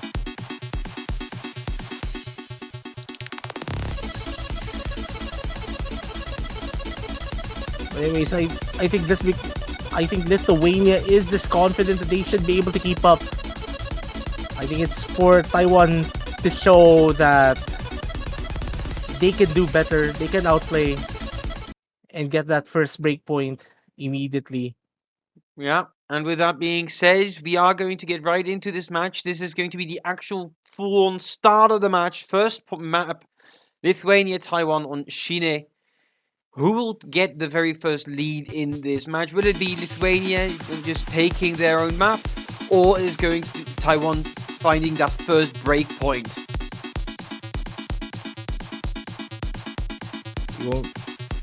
Well, there's still a pretty straightforward intro here. You'd want to get as high accuracy as you can because the patterns from this point on will be pretty tricky to get accuracy on, but Kete finding the first drop, and surprisingly they have the accuracy advantage. Triple V double X struggling to maintain a mid 98% here, but Ketef has dropped significantly.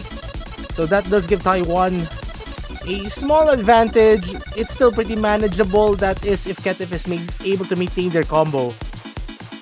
Yeah, I mean, Ketiv has it going for them that they have that accuracy, but as long as Taiwan holds the combo, they can afford to have a bit of an accuracy loss.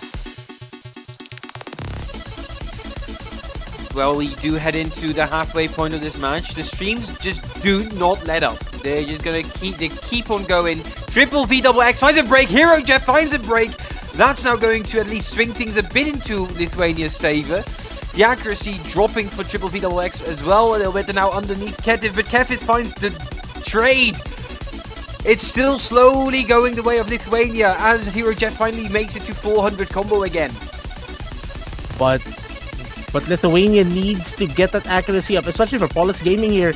Hero Jeff's accuracy pretty much making the buffer here for Taiwan. You notice like the lead has been increasing. Keta finding yet another drop, and there's like less than a quarter of this chart remaining, and the consistency that Taiwan has been showing for this map is helping them grab their first point. And I'm pretty sure that drop from Ketef there, well, doesn't really matter if they drop or not, because Taiwan will be grabbing their first point. Hero Jeff only 8 200s, a single miss. I mentioned that if you get a 980 around the 980,000 score, or at least near that, you're gonna be one of the higher scoring players. And I think Hero Jeff might be one of those. Yeah, and almost a 1-to-5 ratio as well.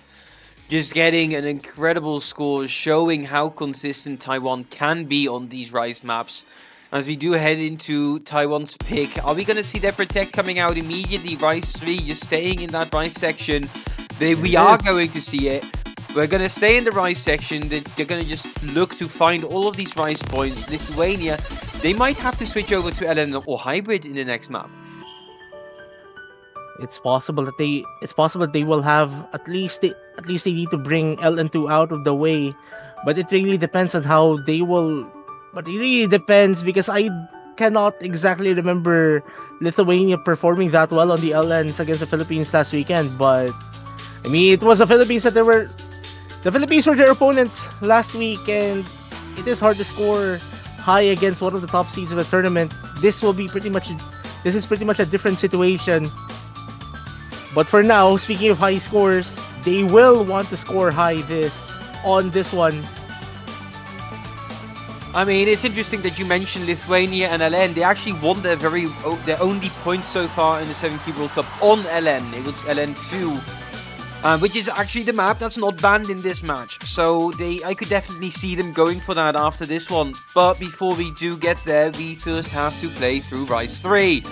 Taiwan looking to consolidate that breakpoint, make it 2 points of a lead.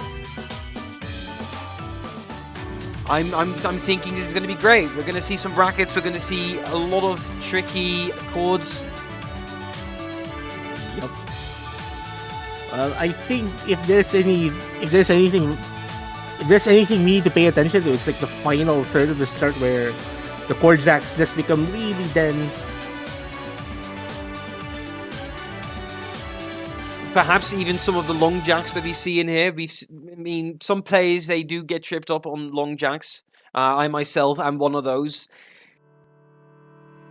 Yeah, chord jacks, like Ellen inverse, it's either you can or you cannot. Like, I'm pretty sure chord jack is that skill set for Rice.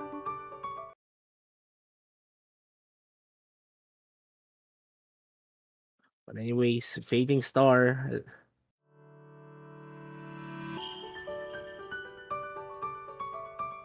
The intro, pretty much straightforward, a bit of a slower chord stream, but the mini jacks will start to kick in until it becomes just a full-on chord jack chart where your accuracy is pretty much the most important thing to maintain. Yeah, and so far it's a good start for Lithuania, except for that miss from Ketiv. No, that's not what you want to see. They were holding so strong. They had the highest accuracy of anybody. And then they find that drop. That's going to be an early lead for Taiwan. As they find yet another miss, they can't quite make it above that 99%. As soon as they did, they instantly fell back down again. All three other players are at or past the 400 combo mark now. Ketiv finding a third. Oh, Lord, no. Yeah, it's pretty hard to recover points off a miss on a really high scoring chart. It's also a pretty short pick, only 2 minutes and 33 seconds. And from what I saw, Ketiv has been missing pretty much an entire chord when they drop combo, which is not going to be helping them at all. And there's another one coming from Ketiv.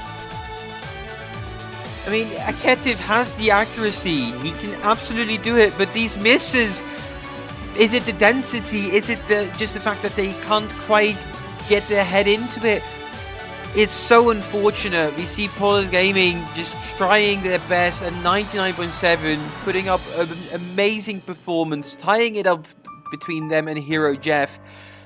But Ketiv, this is unfortunate for Lithuania. Triple V double X is also just still holding strong, and there needs to be a break on the Taiwan side for Lithuania to have a chance in this map.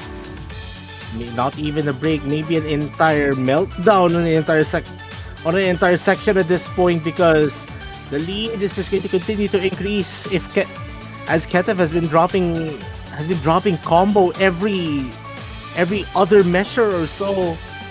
Like, they're capable of maintaining accuracy. Like, their accuracy is right there, the consistency is right there. It's just that the misses have been affecting them so much.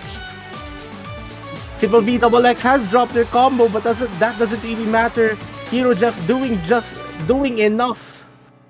And even Triple V double X's accuracy is pretty high.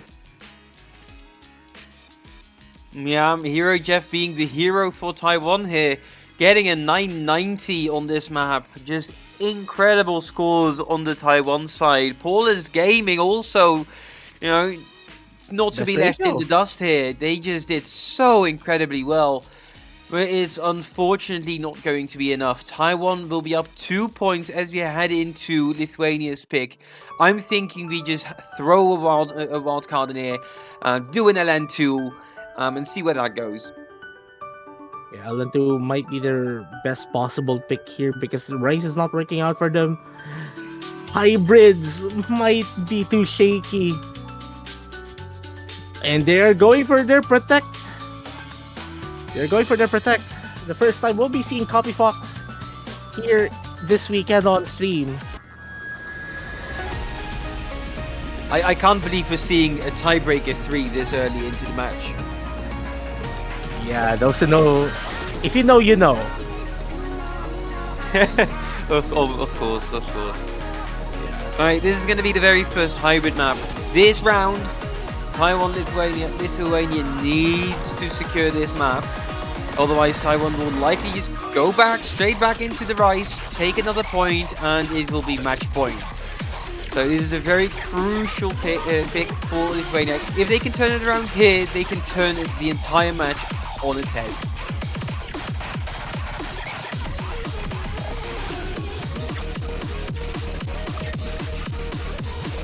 Okay, so here's the thing though, like this is considered to be the hardest pick in the entire pool. Well, not tiebreaker hard, but the charting here is pretty much like a tiebreaker. So I guess a tiebreaker 3 thing does make sense.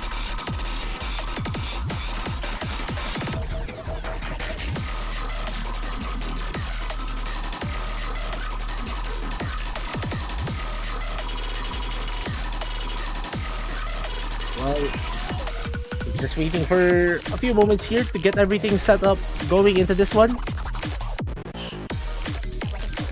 And here we go. They should be starting a few moments from now for the first hybrid pick to be shown on stream this weekend.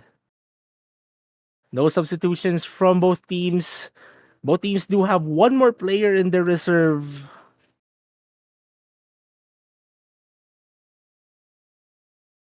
Alright, Lithuania, they have the accuracy. Paul's Gaming can put it off. Ketiv also has shown to have that accuracy. It's just a matter of can they keep from missing. Those combo breaks are devastating. We saw what happened last map with all of those combo breaks.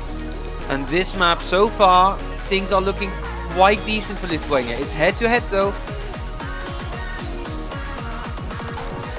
Anything's still possible.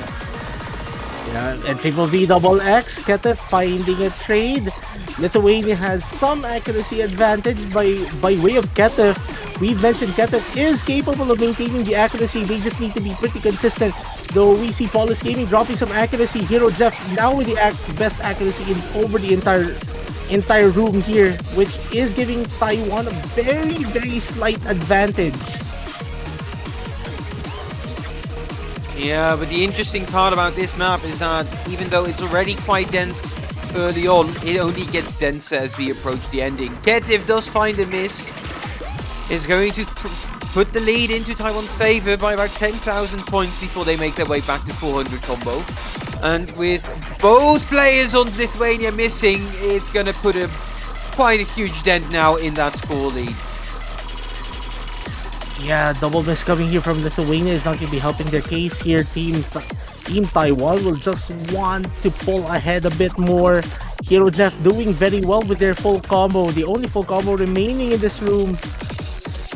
And like, this is just Hero Jeff at their element right now. Yeah, Hero Jeff is showing that they came here not to just play around, but to just destroy Lithuania with their scores. 2,500 combo halfway through the map, and he's still holding strong. He's the hero that Taiwan needs. You definitely saw what you did there. But anyways, the BPM is starting to pick up this, and we have pretty much patterns that aren't exactly the easiest to combo. And we see already the first miss on the section from Ketev. We've seen a few misses from Ketev throughout the entire match, and it's still continuing. Again, we've mentioned they are capable of hacking. They just need to get their combo. They just need to get their combo in. And for Lithuania to even get this point, they might want a meltdown here coming from Hero Jeff, Triple V double X, finding a miss, but Team Lithuania trades with a full reset. It's just Hero Jeff just pulling like a he's just a locomotive on rails. There's no stopping him. He keeps on going. The coal being put into that fire, Steam being generated, and as we head into the final section, he does finally find a miss, but it's not going to be enough for Lithuania to get back into it. They will have their third point, and at that point, Taiwan, the second breakpoint found, while they head into their second pick. Yeah, pretty much a point that if I'd say for myself, Hero Jeff won this point here for Taiwan. Almost a full combo, only a single miss. Also, Paulus Gaming, second best score throughout the entire room here. Outscoring Triple VXX by just around 1,300 something points. And now Hero Jeff immediately going for Rise 5 for Team Taiwan. Not wasting any time.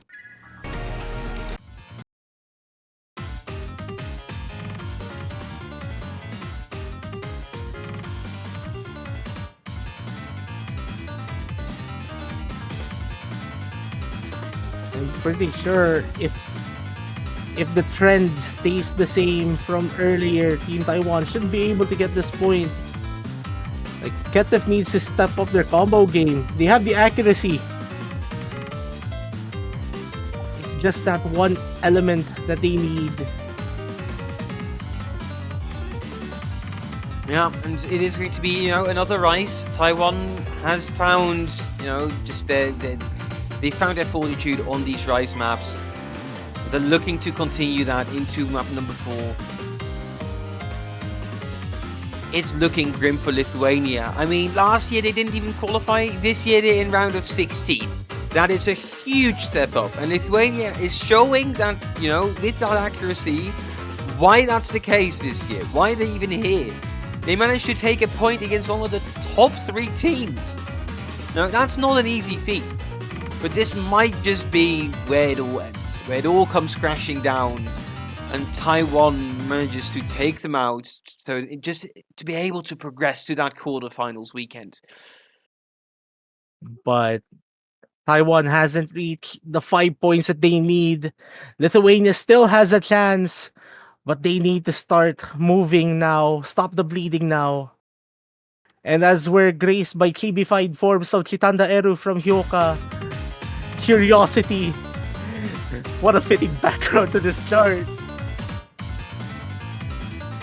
And Hero Jeff finding the first miss, and that's the break Lithuania needs. That could be the gift from Taiwan to Lithuania that Lithuania can use to win a point here, but Ketif finding 2 misses kind of nullifies that gift. And this is a pretty short pick as well, sub 2 minutes. Any misses is going to be pretty fatal, and we've seen already 2 big ones here coming from Ketif. And Yeah. Taiwan will not let them breathe. Like, they will just continue with this onslaught. Make sure to show your support for Lithuania. Send them your energy here, because they need it. Paula's Gaming is holding strong, but Ketif needs to be that supporting combo to help Paul along. Hero, Jeff, and Triple VXX are just going so strong. Even though they found that miss very early on, they're right back into it. 30,000 points difference and increasing.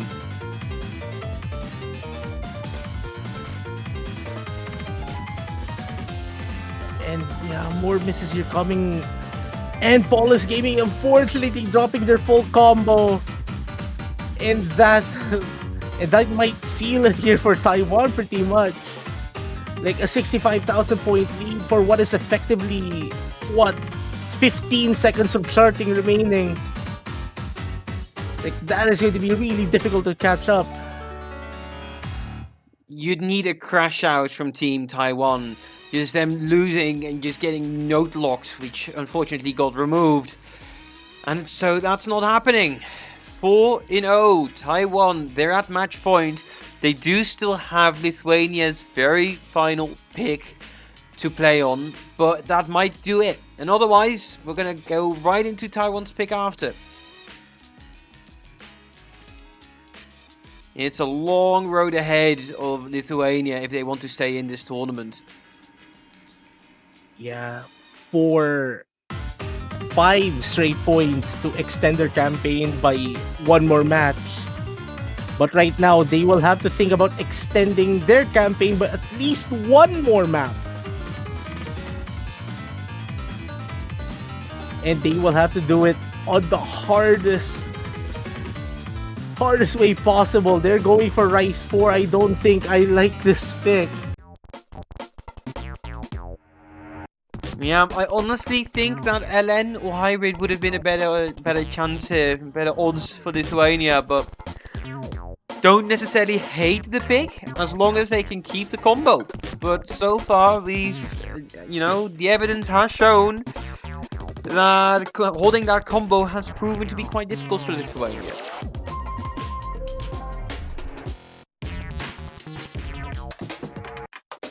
I mean, they could see a change in form. Going to this one is quite wacky. Maybe for some reason they could deal with wackier stuff just fine. As far-fetched as that may sound.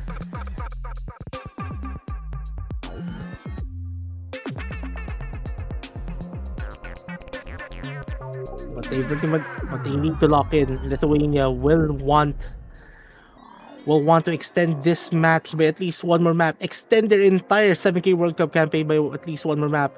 Meanwhile, Taiwan will want to end this match in the most emphatic way possible, a 5-0 sweep. But they will have this chart to negotiate first before it happens. If it happens. It wouldn't be the first time that a team looking at, the very grim circumstances of being eliminated, that they find their footing, manage to get back, and then claw their way to victory. Wouldn't be the first time, would definitely not be the last. But the way things have started out here with Hero Jeff, the only one to reach 400 combo with an FC still intact, is not looking good for Lithuania.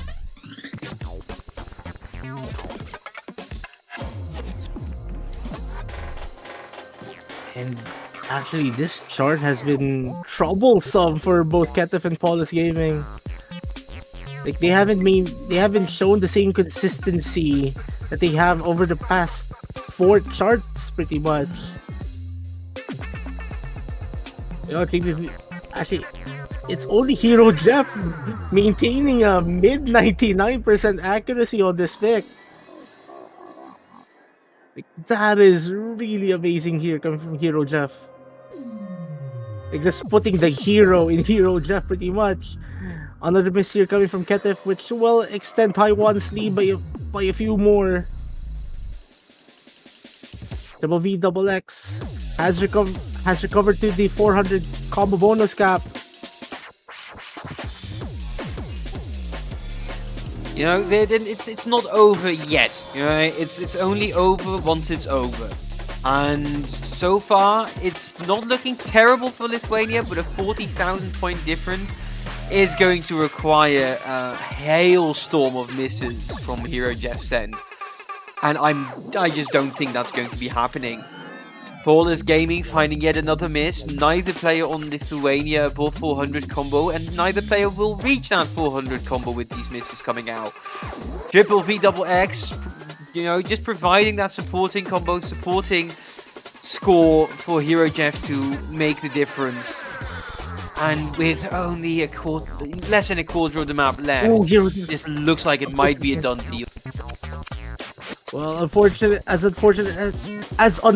as that miss is, that won't really matter now. The score advantage is pretty much big, and Taiwan will be the ones extending their campaign by at least one more match, going into quarterfinals weekend. And for Team Lithuania, while yes, sure, they qualified at the lower seeds of the entire tournament, but what matters the most, they qualified, they competed, they stole a point from one of the top 3 seeded teams in this entire tournament, and I'm pretty sure coming off from a season that they didn't even get close to qualification last year, I'm pretty sure they will be happy with their performance in this one. Absolutely, huge shout out to Lithuania. They played incredibly well. Just, wasn't quite enough when you have very, very, very tough opponents like Taiwan who you need to face and beat. Lithuania, thank you so much for playing in the MWC 7 key of 2025. But we will be saying goodbye to you, and congratulations to Taiwan for making it through to quarterfinals weekend. That's where they stranded last year. Can they make it out this year? That's going to be something to watch for next week. But we're still not done with this week yet, are we, Surf? Yeah, we have just begun because we have yet another match in around 29 minutes from now, if I remember the schedules correctly. Yep, there we go. We have Mexico going against Macau. Two teams new to the 7K World Cup scene technically, because we haven't seen them in earlier editions, at least within the 2020s. So, and they are also fighting for their lives to stay in here. But anyways, before we leave you guys and go on a break, we have something to chill. What would that be, sir? Yeah. I don't know what that would be. Is there something that important that every single viewer should be aware of? It is important indeed. And here it is, the Osimania 7K World Cup 2025 team support banners are up on the OC store.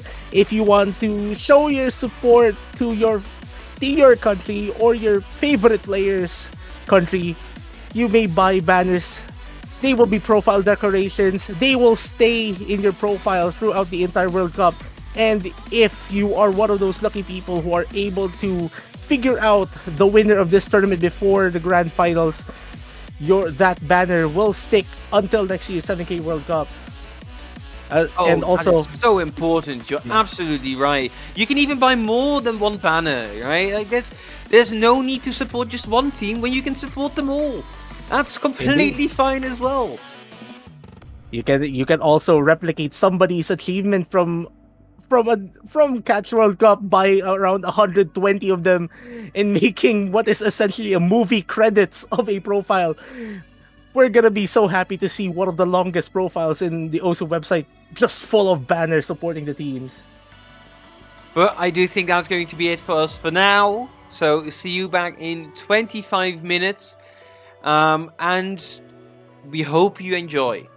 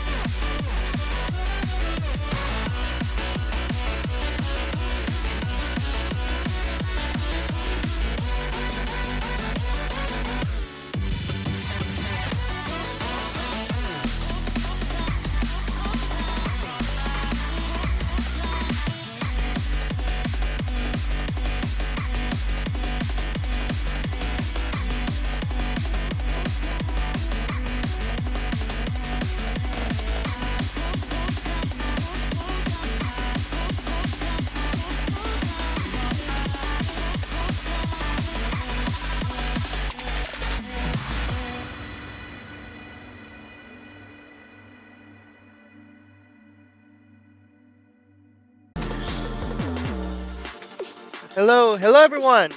Welcome to the Oceania 7K World Cup 2025 edition. Here in this match, we're going to be having round of 16 between Mexico and Macau. I am Silo SKL. Joining me here in the commentary is Mifa. Hello there, how are you doing today? Hello. I'm doing fantastic actually. We got a busy schedule ahead of us. We got a couple, well, not exactly a couple, like around 3 or 4 matches up until before we get to have a long break after that. But especially today, Mexico Macau has been highly anticipated, I would say the least, because Macau last week was putting up a hell of a fight in a tiebreaker against France last week. And Mexico having a kind of a rough matchup, I believe. I believe it was against China last week, so maybe the matchup might be a little bit more balanced each time around. But except, I guess the pool is getting a little bit more difficult on the difficult side. Honestly, it really depends because, while I do understand that it could be more balanced and all that, I just think this game mode in particular, is pretty, how do I say this? Like, it really requires you to have some sort of physicality needed there for every round, not to mention more coordination as well. Like, we saw how big of a jump LN1 was from last round to this round. Like, it's undeniably significantly harder. I think you'll agree with me there. Like, LN1, the inverse pick. Yeah, I believe like when I saw this in like the I mean just for the record that I haven't really seen like the whole map showcase like from like last week. When I saw this in the first match before when the I guess the inverse we would say longer one is or just more along the lines of almost inverse wall. I did not expect it to be that I did not expect it to be that difficult for like for most of the lower half seeded teams there. It could pose a problem for people who are actually trying to actively play inverse in a lot of cases. Maybe for some teams can prepare like inverse as their main strength, but obviously this should be a struggle for both teams naturally. Honestly, it depends. I just want to see both teams put up a good fight, and we're just waiting for. I guess we're waiting for the players to get into the lobby. I hope everyone's present here, and as we say that, so that's a very high roll from Idkus, by the way. Oh, whoa! Whoa! That's a What is that- that's what a is that 1 point difference in the Whoa! roll right there. We're off to a great start on this match. That's an incredibly high roll. Imagine losing a roll, and imagine losing a roll with a 9-5. That's like a 5% chance of losing it. I hope I did the math right. If I get the math wrong there, I don't even know anymore what I'm doing. But on a more serious note, yeah, imagine losing a roll with a 9-5. That's crazy. You have a 5% chance to lose the roll, but I guess it shows. That is incredibly lucky to have a roll that is higher than a 90.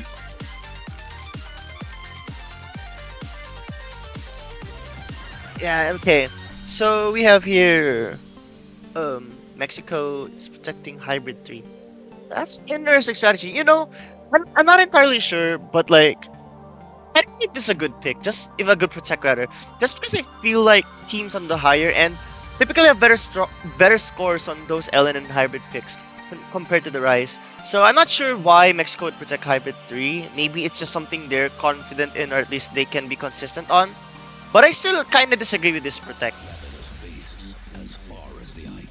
Let's see.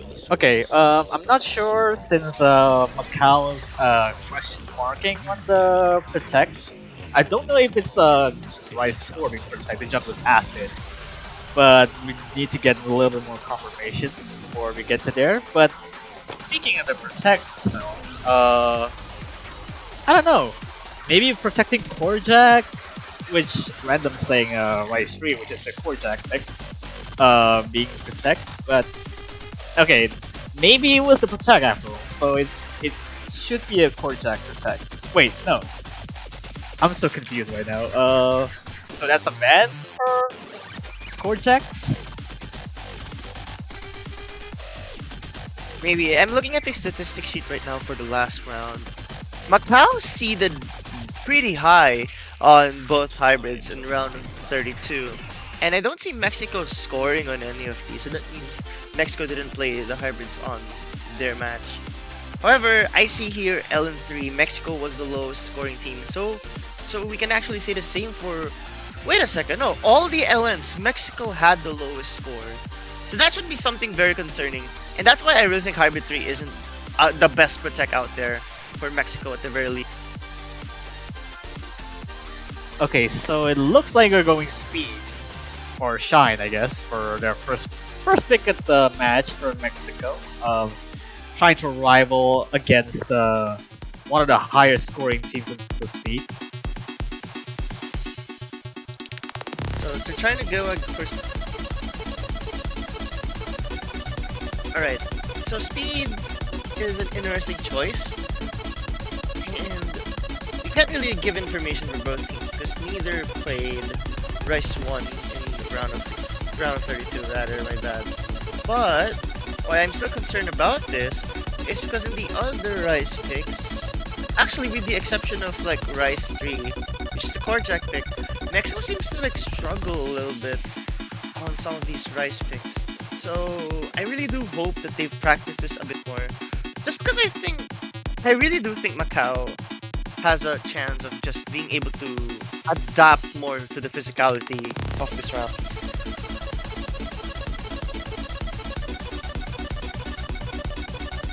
Yeah, I mean we should be seeing obviously that Mexico should have all their rosters going on. So just to be sure that all players should be ready. But I believe we got Nana 3000 as the second player. I feel not Dex.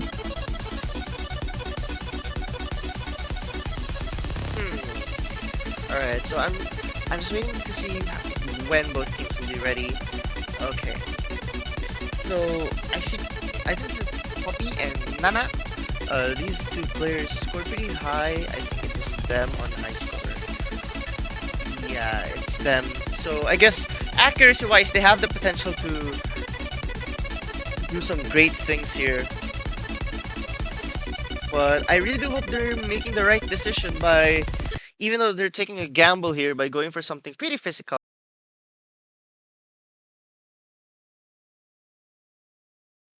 You should be seeing into action really soon here, just to get a clear picture on who's actually going to excel more of the speedier streams. Not that speedy, but it is definitely much faster than the Catalan Nessie from like last week. Oh, definitely. I mean, it's round 16. It's one or two things. Either the patterns get more complex, or it's just really faster overall. But I left out the third one, which is both. I'm very sure this chart implements both of those. Now, so we can already tell accuracy-wise, and actually There's a trade right there happening. Yeah, accuracy-wise, Mexico is already behind, but I would suspect it's just the physicality aspect here. Because Macau, if you think about it, it's not too far ahead, but that could be the case because Nana starting to misread some of these stairs, some of these streams and all that. Yeah, falling off a little bit of a marbles here going forward, but Macau's accuracy has been kind of averaging like around 99, or just low 99s again, but on Mexico's side, kind of been struggling in terms of accuracy, like around 98-ish for both of these players. So the lead is pretty much a sizable one for Macau. Yeah, this is a pretty a big lead just from the accuracy alone. That's why I was really not sure about this choice. Just because Macau has shown that they can hit accurately, and this is exactly what they could play into their hands against Mexico here. This is their advantage.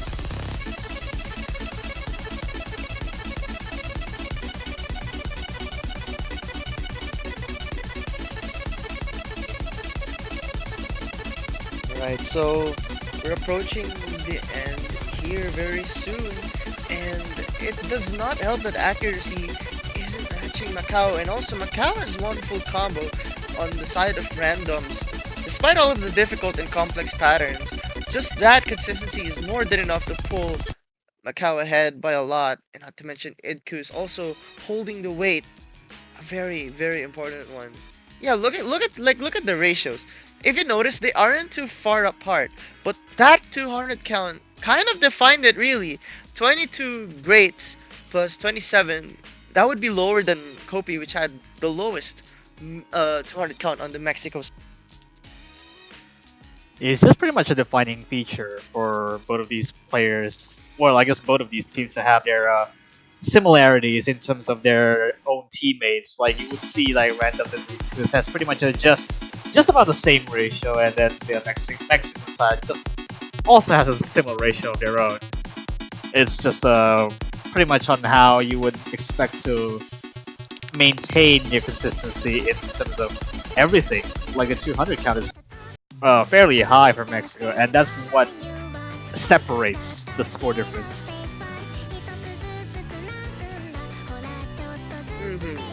Now Macau picking hybrid, it totally makes a lot of sense. Again, sorry, not Macau. I think Mexico scored Mexico scored one of the lowest, if not the lowest, on the LN picks, and Macau scored pretty good on those hybrids. So I think this is a great choice for Macau, even if, let's say, Mexico protected a hybrid pick, which is hybrid 3, I believe.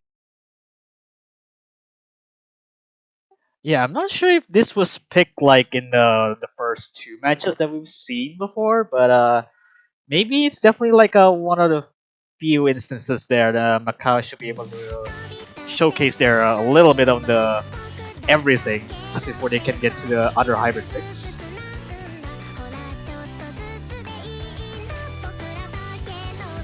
So like I can already tell from here is that LN coordination seems to be something that Mexico is a bit behind, which is why I've been questioning that decision of that hybrid 3 protect. And now Macau knows is now fully aware of what's happening here. Like if you're struggling at this start, that can already tell me that LN coordination isn't exactly something that you have a strong fundamental in, at least compared to someone like Macau. At the very least, on the Mexican side, Kopi is actually like catching up to a fair bit of the other Macau players in terms of accuracy. At the very least, just the misses and probably the more the accuracy drops on 200 count is what separates them. And only one FC remaining, I feel, since it was already dropped once. That's fair, but like we're still talking about a team game here. And I can understand the accuracy, but as you can tell, Macau is just much more consistent in general. Even if Kopi has the accuracy, which actually isn't going to be the case right now, it's not gonna matter if you can't keep that consistency. Oh yeah, wow. It starts to drop off after a little bit more of the LN coordination side, which Kopi found a lot of struggles. So for Dex as well. Not having too good of a time with this pick in particular on how dense that is. Yeah, this is definitely very concerning for Mexico right now. And honestly, this just gives Macau more options moving forward. Because based on the performance here in Hybrid 1, this is just going to give them more opportunities to select something on the LN side. Just because of how this entire chart is structured to like really help you test how good you are when it comes to those hybrid LN coordinations. Yeah, to some degree, I would say that this would be massively going forward for Macau for every single hybrid picks. So at that point, they can just counter it with their Mexico's protect. Yeah, even though Mexico protected a chart, I would advise against picking it just because it doesn't feel like Mexico has an advantage on that. That being said though, it's their pick and I honestly think Rice 3 or whatever is the core jack. I do think it's Rice 3. One sec, let me double check it. Yeah, I think it's Fading Star. Yeah, I think Fading Star is Mexico's best pick right.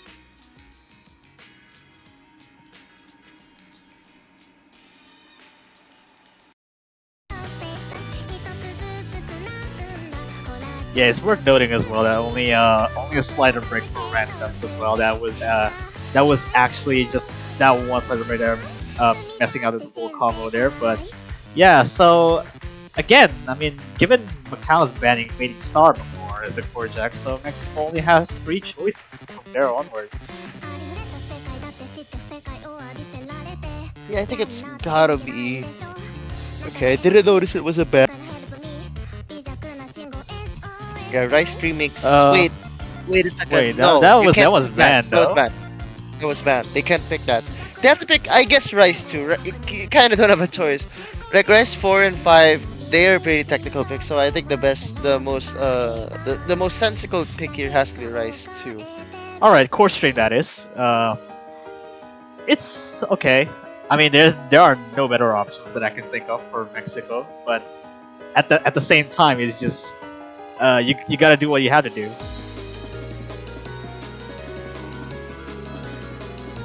You kinda don't really have that much of a choice. And honestly speaking, I'm still not sure how Mexico will perform here. But I have a feeling, at least here, they'd perform very well because seems like Rice really matches their skills.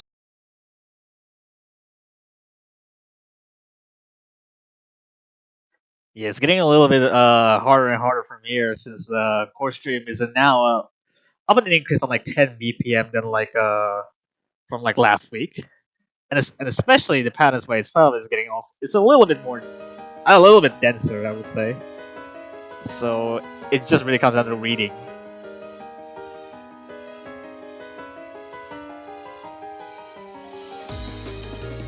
Reading is definitely going to be an interesting factor here. I want to see if accuracy could really be something that Mexico can hopefully try to catch up on, because Nana here right now, while everyone is very consistent, it's the accuracy that I'm concerned about. So something really tells me Mexico's starting to fall off already physically, and this is very.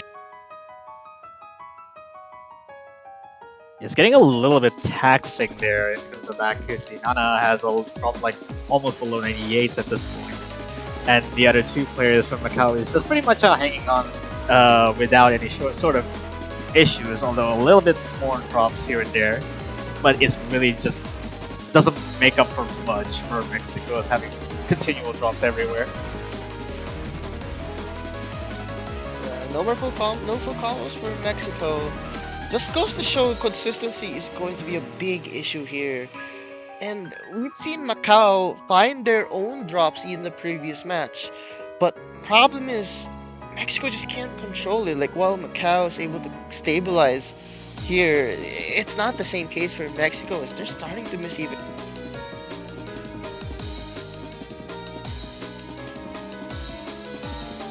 Yeah, it's getting a little bit denser from here on out, and you can already see that the lead is already grown massively to Macau's side. I don't think nowhere anywhere near into that sort of lead unless you actually just, I don't know, disconnect or something. It's really starting to show. Like, fatigue is starting to hit Mexico here, and that's gonna be a problem because I think Macau just has a lot of ammunition to hopefully just try to capitalize on all of these breakpoints. Like, I think they're picking Hybrid next again. They're probably picking Hybrid 3 in my opinion. Because if Mexico protected that and let's say Macau can capitalize on that pick, I think that's gonna be the biggest morale lowering for Mexico. Yeah, another solid showing there from Macau's scores in particular. Only 1 miss from randoms as well, but at the same time, it's very rough to see that the rest of the pool is also just it's just as hard as this one. And given the hybrid is out there for the open for Macau, it's just pretty much a cruise control. Indeed. So now Macau gets to pick. I really think it's gonna be Hybrid 3. I think they're talking about it already. I mean, look, they're talking about it already. It's Hybrid 3. Exactly what I thought. It's Hybrid 3. This was Mexico's second. now Macau is going for it. I honestly think this is the best protect. This is the best pick they have. Just because, again, you have to remember this is Mexico's protect, and Macau knows that they have a big chance of having an advantage here on the opponent's protect. This could really be a morale killer if Mexico isn't careful. Something tells me that they're also fully aware that they are not able to score that much higher than since given the players keep at least on the physical side, it's not on the level on the most of the other seeded teams here. I mean, understandably so, since they struggle also a little bit more on the qualifier side as well.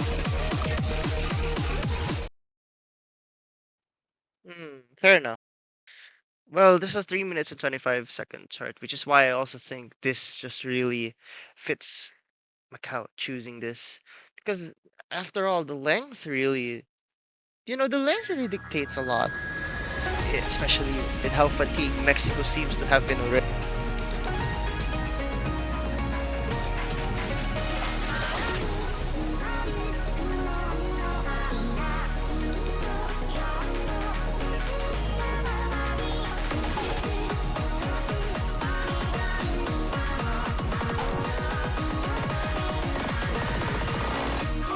Starting to... Okay, well this start is very close.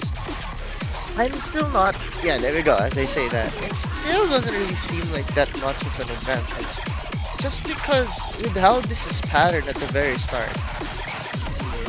Maybe there's a reason why Mexico protected this. But so far, it's not as strong as I was thinking it is. Yeah, well, I mean, there's a little bit of a lead, but I mean, this goes to Miss by Kopi right there, so it is only like a one battle against one after the other, chaining a little bit more accuracy drops as time goes on. Icarus, oddly enough, has a little bit lower accuracy than I would expect. And that double miss from Mexico is not gonna help a lot. Now that, again, is these LNs mixed with Grace Notes. Those were the things that I noticed Mexico struggling on. Reading and LNs. Basically, everything that involves that would really make Mexico struggle a little bit more. Macau keeping their accuracy and consistency up afloat is definitely helping their case on taking this. Yeah, at this point it's just really that we're entering like the second half of it now, and like already the lead is just growing even further. But even though Ritoranos with a weirder miss and the maybe letting go the longer there.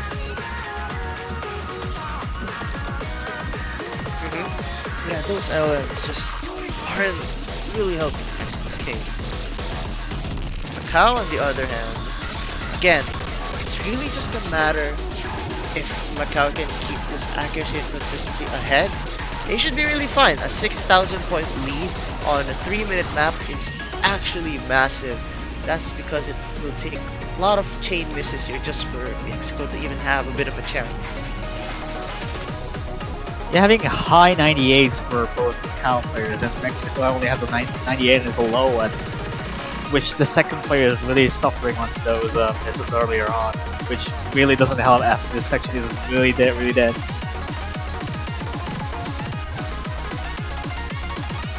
Starting to increase, even though some of the Macau players have been missing. It's not helping that Mexico is also trading them back. Again, have to remember, fatigue is really starting to kick in. It may not be obvious at first, not being able to accurately hit those is already a sign that these players are starting to reach that fatigue.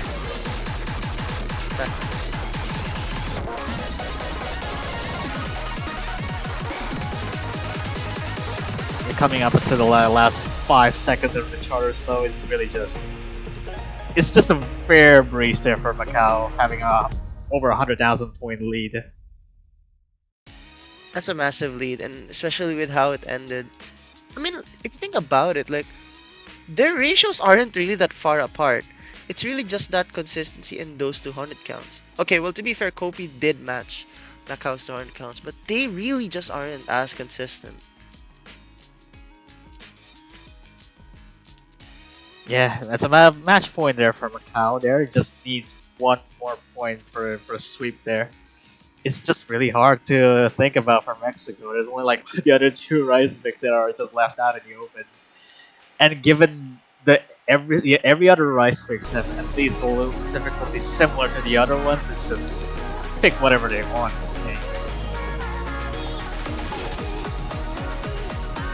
Macau is just gonna pick Rice 5 just because. Oh, sorry, not Macau. I think Mexico will pick Rice 5. Macau picked Rice 4 if I'm not mistaken. So I think it's gonna be Rice 5. Huh. No, like more so. Oh, Actually, no. Look at that is actually haven't been picked at all ever from the previous two matches. Or is it? Wait, correct actually- me if I'm wrong. Correct me if I'm wrong, but was the SV also original? It Round of is. It 16 does. for- It was used in like Okay. round of 16, 40 as well. Okay, yeah, that's why I was like, okay, wait, this is familiar. Okay, so I think I saw in chat if they're asking if random's allowed. I don't know if it is. I don't think it is. No, I don't think so. Random is just completely just it's not allowed. They're only like the free mod selection, which is only like a mirror, faded, or any visual mods really. Faded, hidden, or flashlight is allowed, but not random. Random just completely just changes the game how it plays though. So any other patterns it just it just doesn't really make any sense. Well, that's another tournament as well, wasn't it? Another tournament that used the random mod. Honestly, though, random is an interesting concept. But like for 7 key, so it can change how an entire chart is meant to be played. And while I can say the same for 4 key, I just think it's 7 key just because with the amount of keys being more, it's gonna be more different. Well, I mean, 2DX or 2DX or LR2, like they often utilize random just because the patterns it can definitely help with the reading aspect, but not necessarily about how you would think that how the chart is gonna be played in like in an intentional way. Are they all playing with hidden? Oh, they are. They do, yeah. Okay, that's interesting.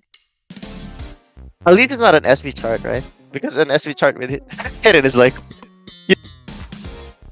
Well, hidden on SV is a flex anyway, so I don't know. All right, we're not gonna be seeing, at the very least, 1/3 of the bottom of the screen. We just can only see what's in front of us. that's true, but okay. Am I seeing this right? Mexico has an advantage right now? I think random is hitting ridiculously early. Actually, same with it. Oh, yeah. Actually, no, Idcus is even worse. Huh. What is this? All right, so that's interesting. Oh yeah, actually, random's hitting extremely early now, below 95 there. What's happening here? If anything, I I'm so just confused. think what's going on? Maybe they're not used to reading hidden, but like Yeah, well, I guess, but it's like visual mod for hidden is you have to tend your scroll speed in some kind of way, and then you have to familiarize with reading without your 1/3 until the bottom half of the screen. It same goes with the other visual mods, but I believe Macau maybe paid their dues, and Mexico may have a sizable lead until this point. Who knows? not gonna lie though, the fact that Poppy is able to act very well and with this mod is actually very impressive. Actually, same for Dex. Ooh, sorry for saying that stream, but yeah. Very good performance for Mexico here despite the hidden mod. I think this means that Mexico is actually adept at using this mod. That's all. That's what I can infer from this performance. My personal question would be why did they not use hidden at every rice picks then? Because if they can score this high, then it's not that much different from reading with no mod, would it? I guess so, but like, maybe I don't know. Maybe it was just for this pick. Well, you know what? Now this makes me wonder why didn't they use the hidden mod on like the other hybrid? Because it really that's what I'm seems like they're asking.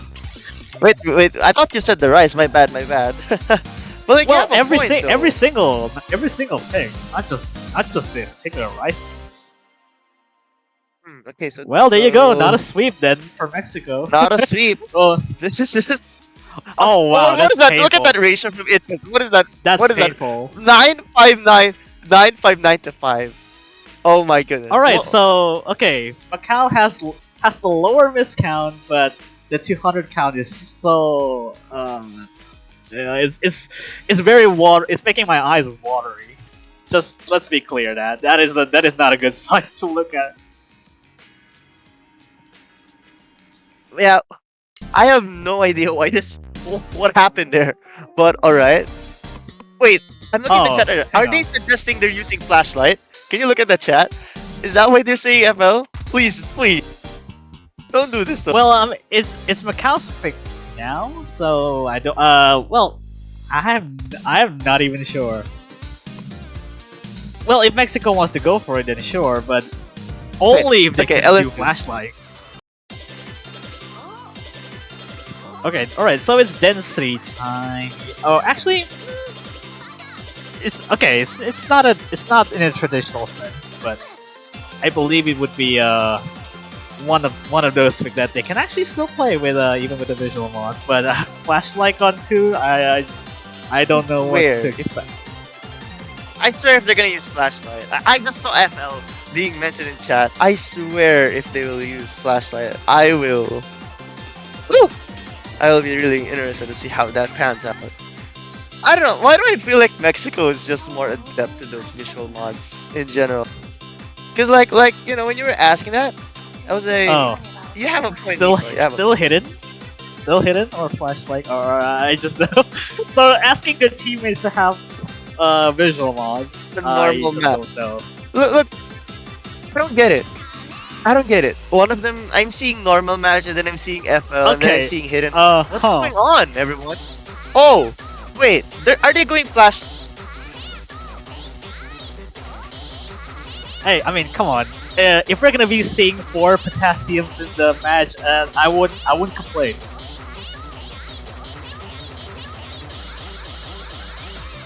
Alright, let's see what happens up until the start command shows up. If it's actually going to be flashlight. Oh, no way. Oh, okay. 2 flashlights Okay. on the Mexico side. Flashlight. Alright. They promised. They promised and they delivered. Okay. I would really be interested to see how this one pans out. If Mexico performs better in this, okay, never mind. This is gonna be something else. Alright, so we have here 2 players with flashlight. Kopi! Okay, Kopi is actually doing very well in this with the flashlight mod. Macau, as expected, they're actually holding into it very well. I mean, this is their pick, and I wasn't really surprised that Macau has just a better accuracy over Mexico in general. Yeah, Dex is hitting very late. Up until the result of not being familiarized with the flashlight. So it's just, yeah, I mean, it is what it is. The lead is already pretty much it's pretty much given. And my concern just here is, can they really even increase this accuracy much more? Because it just really seems like they haven't adjusted much to the flashlight visibility. As for Macau here, again, very consistent accuracy and just extremely consistent overall. I just realized that a little bit more on the accuracy side, that all the hit errors are just all over the place for not just the 2 Mexicans, but also from like the Macau side, even though they have a much higher accuracy. But it could be a concern if that the reading aspect of this is really what gives them.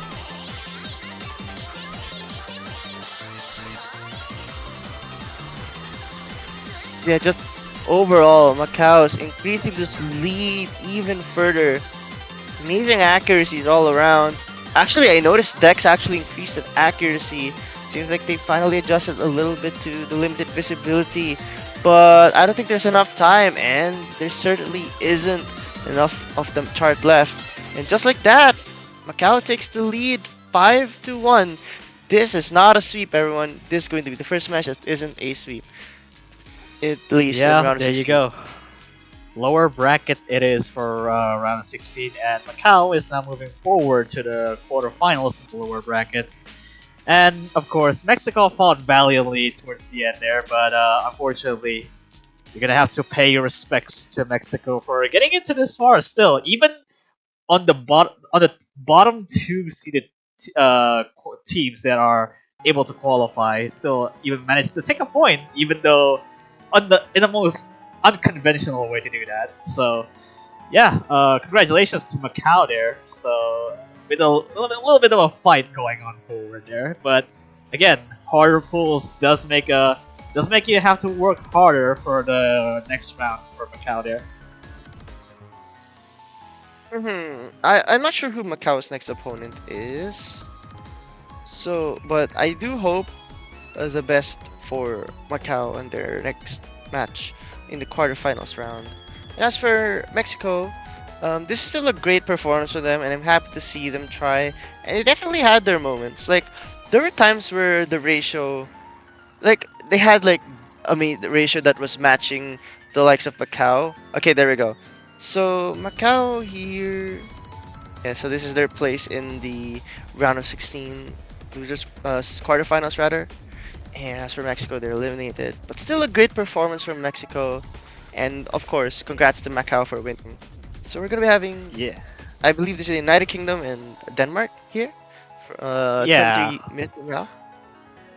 Yeah, absolutely. And there's quite a lot of like lower bracket matches coming from today, since every other schedule so far has been pretty much actually quite stacked actually, just by looking forward to the match, because not only the 23 minutes being the United Kingdom versus Denmark, we also got two matches like going at the same time as well, which is, I would believe that was also the winners bracket, which is going from Peru versus Malaysia, and also the lower bracket we also have Netherlands versus Finland as well. So there would be two streams opening at the same time, so you have to check out as well for the A stream and the B stream as well if you want to watch those both matches as well. And again, we have to remind you as well that even then we still have store opening for banners coming up there to support your favorite teams, and you can go to the O store and purchase and support those teams with banners, and you can actually stack those banners again if you purchase like more than one. And you can even purchase like a lot of them just to support this tournament in particular, and all help and support will be greatly appreciated and would support their cause as well for the entire tournament.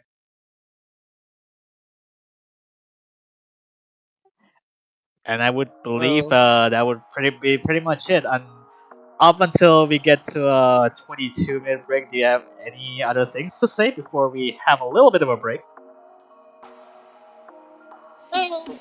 I guess for the most part, just hope everyone enjoyed this match. I hope every one of the players enjoyed their match, and I hope to see more interesting matches moving forward. Alright, that's it from me. Yeah, alright, we're gonna have a little bit of a break before we get to the next match coming forward. It's gonna be United Kingdom versus Denmark. Really excited to see a little bit more closer seated there. And we'll be right back for the next match, so stay tuned on this stream.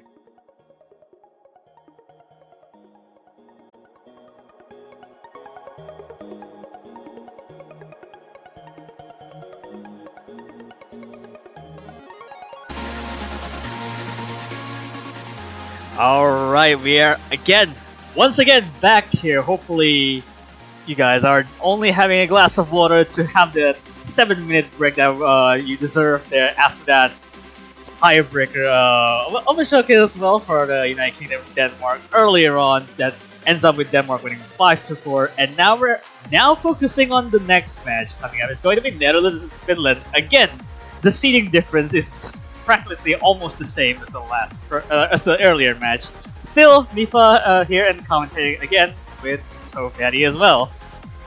Yeah, I am back again. Still trying to recover from that tiebreaker match that we just had. That was just too hilarious. Like you said, these seed discrepancies basically non-existent again. I'm worried for my own sanity at this point. If we see another tiebreaker, I don't know what we're gonna do.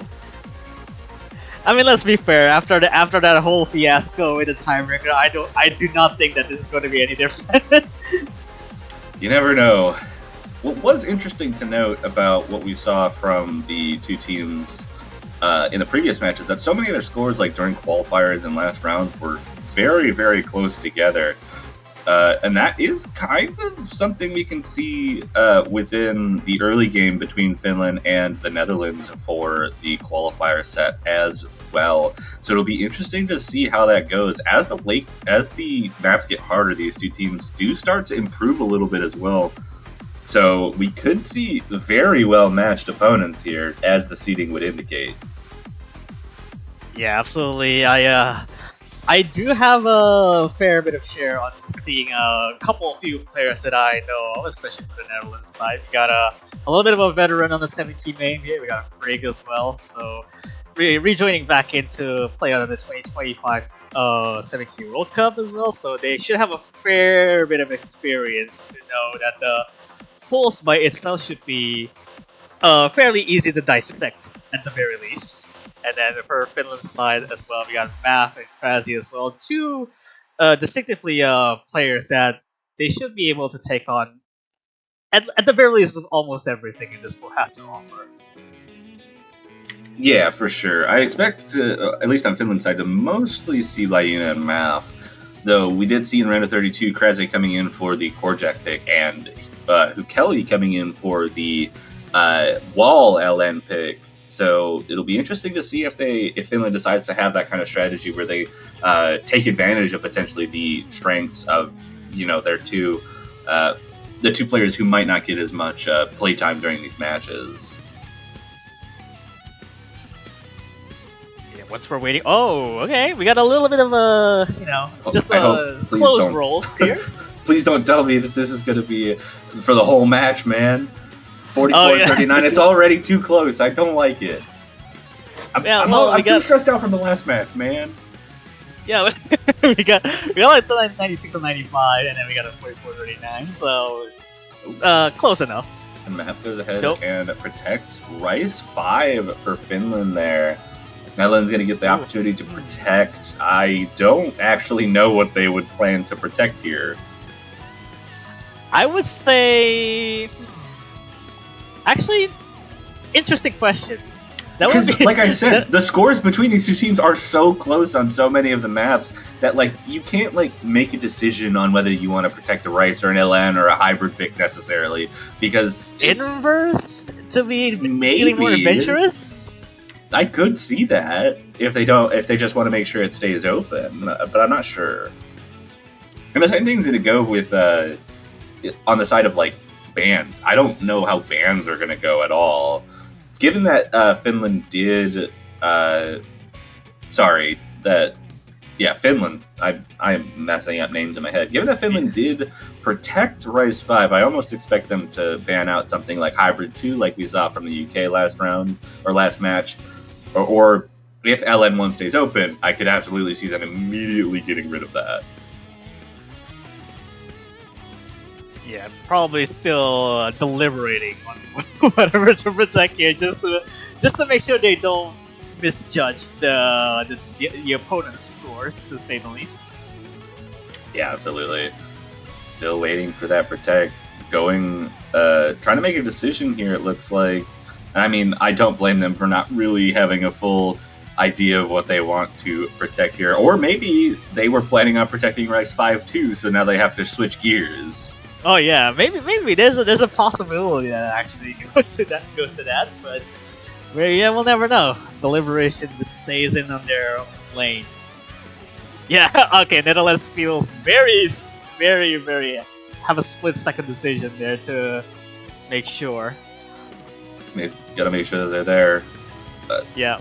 Just I don't think Netherlands are happy. Are happy. They protect Hybrid 1! That's okay.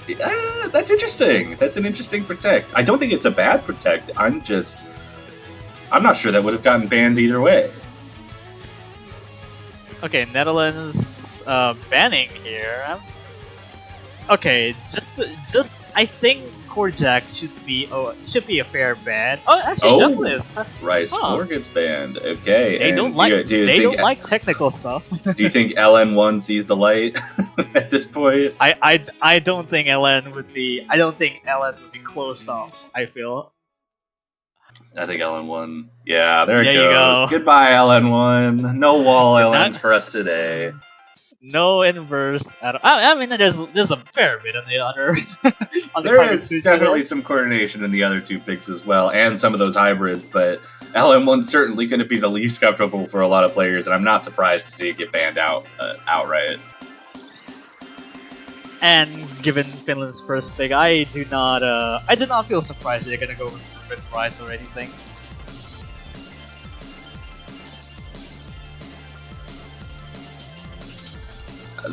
I could see them just immediately going for the protect. We saw that coming out for the two teams last match, where they just immediately went for their protects. But I don't do like the previous match where Yeah, don't protect us.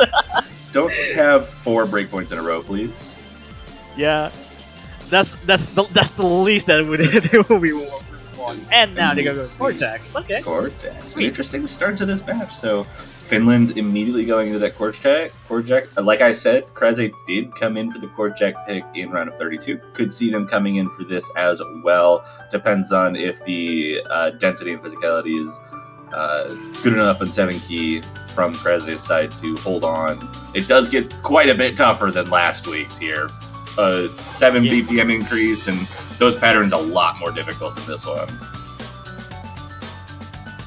Yeah, in my mind, it should be. In my mind, that this Finland picking this should be the opener that Finland needs. I don't think they would necessarily go for the protect very early, just to get a clear picture on what Netherlands can do on the more mini jack or core jack-ish, since Curiosity features a little bit of mini jacks. Yeah. We do see Lyuna and Math staying in. Freak and Draven, the only 2 players on the Netherlands squad, so they're gonna have quite the match ahead of them here.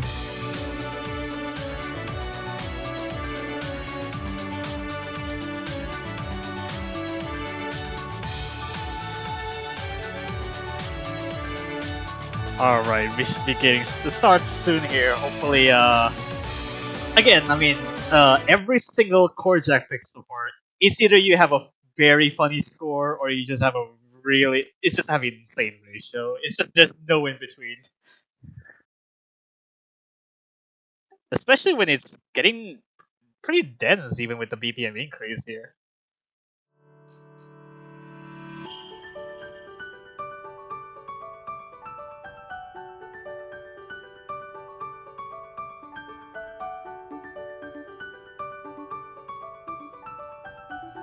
And Oh, here Reno starts we with a go. fair bit of Oh. issues on the intro, actually. Yeah, we actually saw very a early. miss like 10 notes in for Lyuna. Gonna give a small lead over to the Netherlands. That is a good, as far as times to miss, that's a pretty good place to do it, given that they weren't at nearly the 400 combo. And Mafe just about there does find a drop as well, so no more full combos for Finland in this jack pick before we even really get to the difficult jack sections. So a 10,000 point lead for the Netherlands is going to hold on pretty strong, as the accuracy also looks to be in their favor at the moment. Or Draven missed at the tail end of that measure there. Mine starts to get a little bit sketchy towards the because the lead now goes back over to Finland, because accuracy is now favoring a little bit, but Lena finding the second miss on their own. Yeah, the lead is definitely a little bit smaller than what we saw before, though it is increasing with that miss from Lyuna. Should be about 7,000, but instead Lyuna's going to find another break and extend that lead even further, just about to 10,000 again, like we saw earlier for the Netherlands. But Draven going to trade that back with a really big accuracy drop too.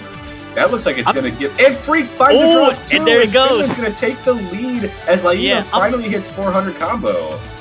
I'm so concerned because Frick's accuracy is not going up at all points, and now there's a second drop there for Frick, and now the lead is sky ballooning up to 20,000. Oh no, Draven not in the slow section.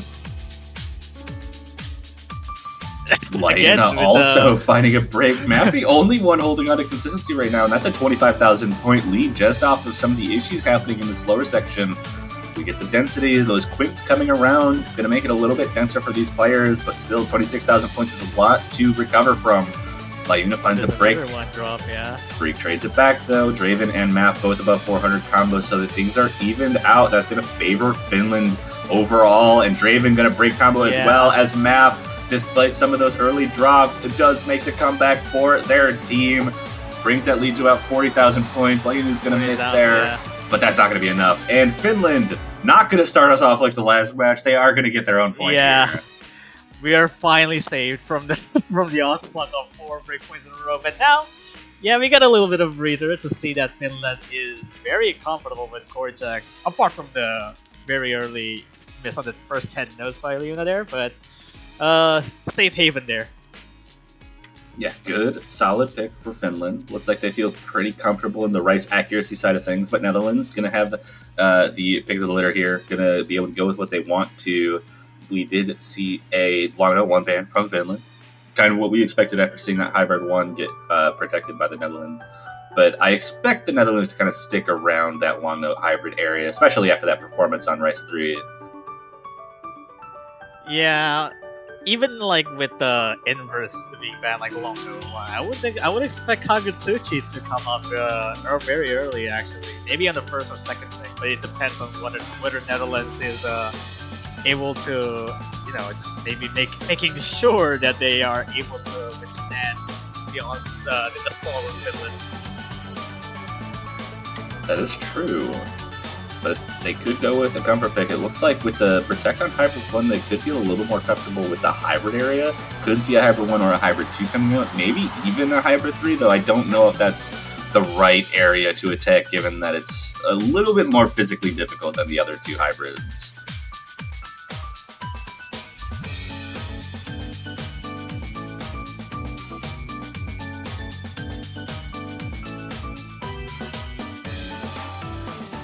Whether or not we should see a bit of a deliberation once again, just to make sure from Netherlands to picking. Alright, there you go with friendship. Hybrid There goes 1. Protect. Yeah, so that makes sense in my eyes. I could have seen them going with like Hybrid 2, or like you said, LN3 would have been a good pick as well. But if this match is to go as far as I maybe expected to with how close these teams are, they're going to get opportunities to pick a lot more than just this one hybrid pick. Yeah, absolutely. There are the other 2 options for hybrids, but whether or not they pick it would be an exercise on whether or not it could be a second pick or a third pick or whatever. But they stick with their own comfort zone because of their Protect.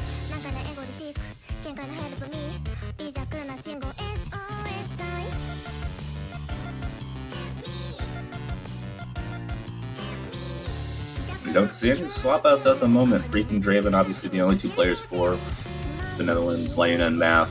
The arguably strongest 2 for Finland. Looks like they might end up staying in for this hybrid selection.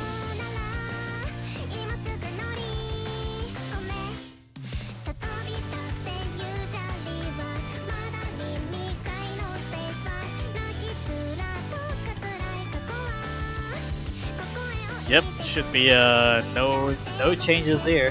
Hopefully, the players are able to, actually to be able to play with not missing so many times over the course of the hybrid picks that we've seen so far. But it's kind of unavoidable to see that it's probably going to happen at some point. And here we go into Hybrid 1. First pick from the Netherlands, looking to keep on their Protect, looking to see if they can get their point out of their Protect and feel comfortable staying around the hybrid and long note area, which I imagine they would, but it really depends on what Finland has to say about that here.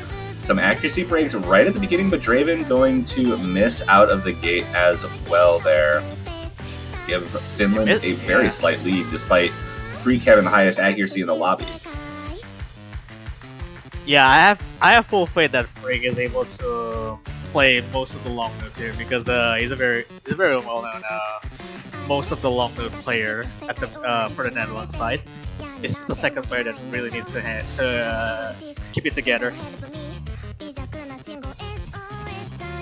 See a break from Mafe there. So only 2 full combos left. Freak and Lyuna, the top row. Lyuna No, breaks, yeah, well. trades it back from Draven. So just 1 full combo left.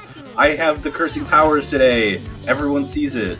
But Freak holding on to the combo, and that might actually shrink that lead just a little bit. Mafe now back above 400 combo alongside to stem the bleeding a little bit. But Draven finds a break there in the transition as Lyuna builds up. But Mafe breaks, Yeah. and that's going Even to with- potentially Ooh. favor the Netherlands, but Draven needs to find some consistency if they want to take advantage of these Yeah. misses. But Lyuna, Even- double even- break oh, from God. Finland, and Freak, the only combo left. Draven again with traded miss. Even with the breaks traded over, it's still not even a lead. Oh, but the consistency on these God. difficult LN patterns starting to catch up a little bit to Finland. Mafe Draven, holding their I don't ground, know, but drop Draven here. and Lyuna are consistently Lyuna- trading, and this lead Oh, is God. nothing. As This Mafe guy's and smaller Freak again. try to keep their composures. I have no clue of where is half the lead here. Lyuna, I believe that Draven probably had it again with a trade at some point because Lyuna, yeah, there you go. There's another trade like I said before. This would be LN's catching Draven off guard quite a bit. Lyuna bringing themselves back up above 400, but we have still a section of difficult long nodes. Draven finds a break first as Finland holds on to their composure. Freak still holding on to the full combo. Still only 10,000. Mafe finds a break. Again, Mafe finds a huge second break. drop. And The lead's Draven holding gonna on. come over to Another the one. side. And it's swapping over to Not Netherlands again. right at the end. These scores, only Last- this person releases here. There's still some good. Oh my god, Freak No! makes a full combo right at the end. That's the full Oh that my was goodness. reset at the very end there. And Draven Oh, finds a that break. was so unfortunate. Oh, no. But Finland is going to get an early break point off of Hybrid 1, off of a tragic finish to that map for the Netherlands. Oh, how does that even happen towards the end there? It just completely collapsed on the final few patterns. And Freak saying that they're too nervous. I get it. This is Yeah, a well, nerve-wracking we position all to be in. we all do. We all have that.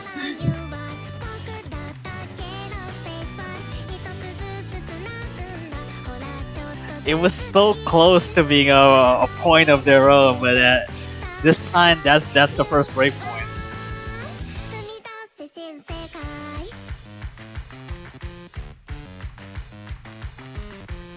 Yeah, Finland's has turn the to pick. pick here. They have their protect open. They could go with that to try and establish that lead off of the breakpoint. Curiosity is right there. Or they could go with another straightforward Rice pick like Rice 2 or Rice 1 to, go off the back of their first pick and try and keep it simple, keep it so that the nerves don't affect them too much. But the protect Alright. does come out. Curiosity. here. Okay. At the very least, I know that Finland has some confidence in keeping courts at least not to miss. So they have a fair share of experience of playing Rice on close proximity in terms of core jacks and a little bit of a transition to meaty jacks. Maybe this is still within their comfort zone at the very least.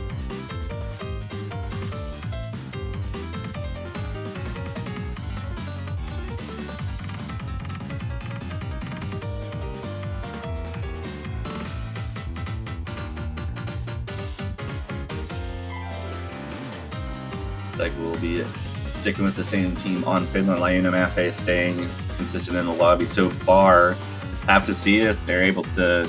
If they have any picks that they would be putting Krause or Kelly in, though. With LN1 banned, it's hard to see Kelly coming in since that was the map that they played last week. Yeah, well, there's some room for Netherlands to pick, not just that hybrid, because that hybrid is kind of an outlier to say the least, because it only just happens at the last 5 seconds for a lead to switch over. Yeah, that is true. They still have the opportunity to kind of go with the other hybrid and still keep it within the coordination, so we'll have to see how that goes. But it is Finland's pick here, potentially to get the momentum swinging super heavily in their favor with the 3-0 lead, or Netherlands can try to put up a fight and get that breakpoint right back with an opportunity to tie it up. We'll have to see how the performances go, but we're just waiting for ready-ups at this point, I think, and then we'll be getting underway with Rice 5, the second of 2 Protects already picked in this match.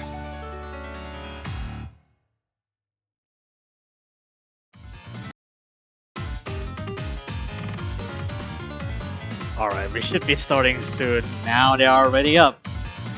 Hopefully this is not a breakpoints for trade. What do you mean? We love breakpoints. We just had 6. We need another match with 6 breakpoints. I have no idea if if this is a breakpoint, then I don't know what to do.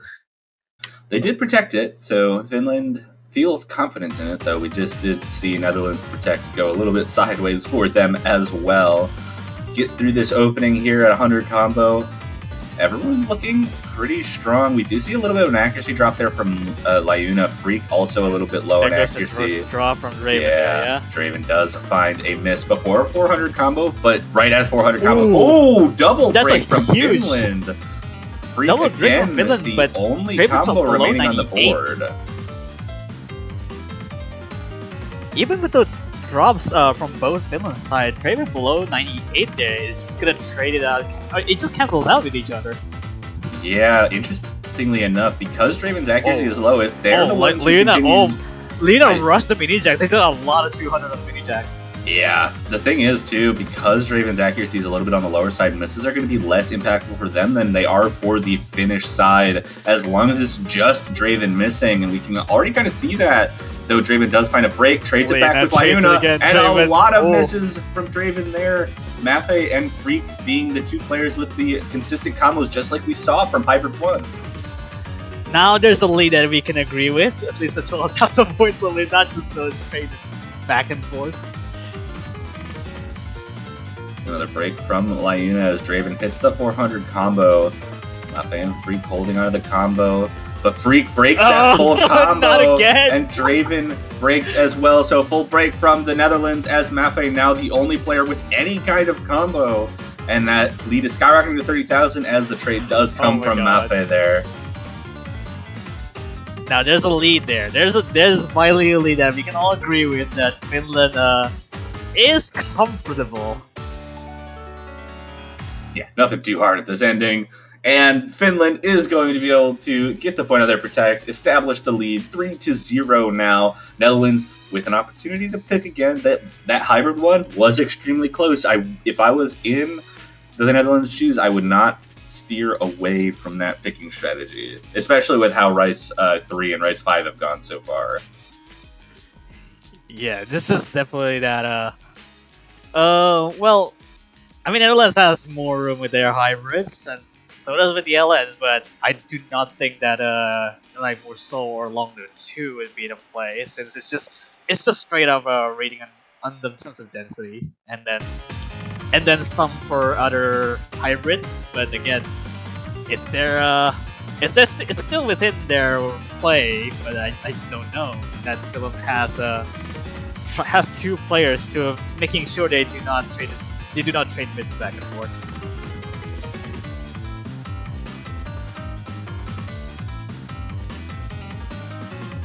But like I said, Netherlands with an opportunity to pick here. They went with Hybrid 1 last time. It was pretty close. I could see them moving into Hybrid 2 or LN3. I think those were the other 2 that we were talking about as potential picks on the last picking cycle. So I would kind of stick around there, given how well Netherlands was able to perform on Hybrid 1.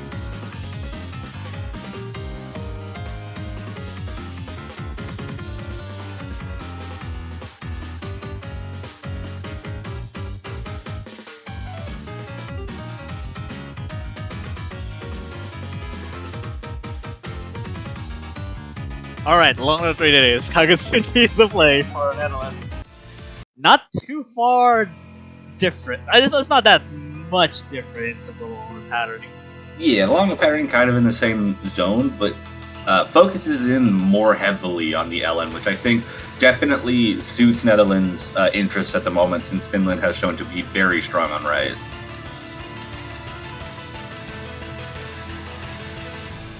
I don't know if it's the best interest for Frick to say that, but regardless, It's all a mind should be game. fine. It's all a mind game. Freak is gonna FC it right now. That's what that means. Should be fine. It's all a mind game.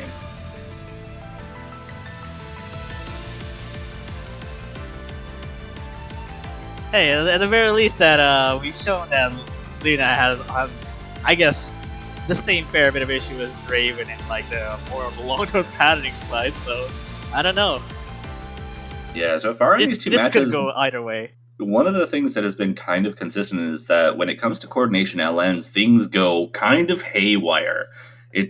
These patterns are extremely difficult, and for so many of these players, it's just so difficult to stay consistent on. And I expect the same thing to kind of be true for this, though the patterns are a little bit easier than what we would see from LN1 and some of the more coordination-heavy LN maps, though we do see an early break from Mafe on this full coordination section.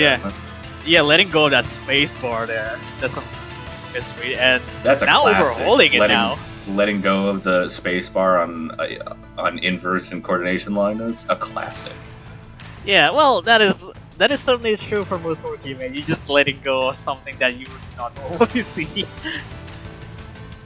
Yeah, but early on, Draven and Freak holding on to the full combos, Lyuna matching the full combo, but Mafe having some pretty significant issues. Accuracy also well in favor of the Netherlands at the moment. That's a double. All three full combos at the same time. Mafe now the only player holding on to the combo through this more density-oriented section, but the accuracy still gives the Netherlands an advantage here.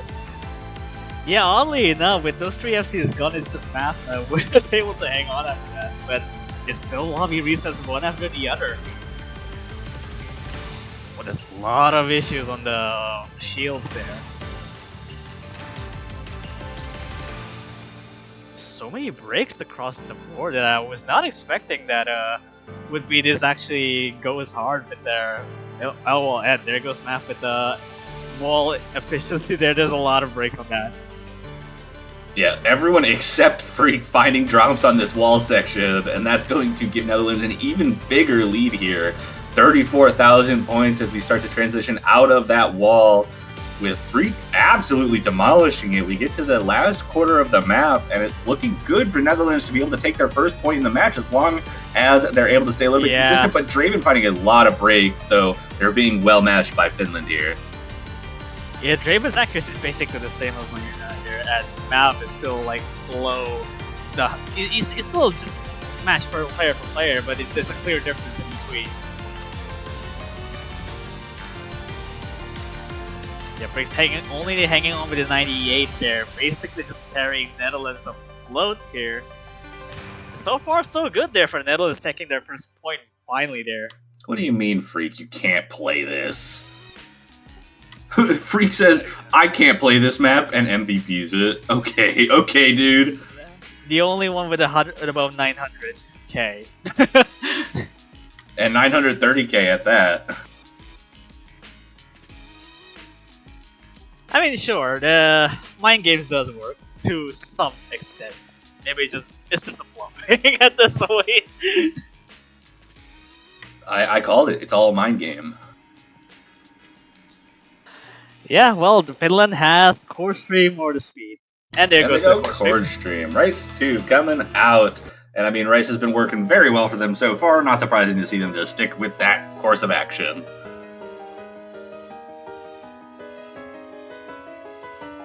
Yeah, we haven't really seen a lot of that core stream action on, I guess, from some of the matches. At the very least, for most of the lower seed teams have been preferred to stay in their, well, I guess this is the most straightforward out of all pool, but apparently for some teams have been kind of struggling with the density.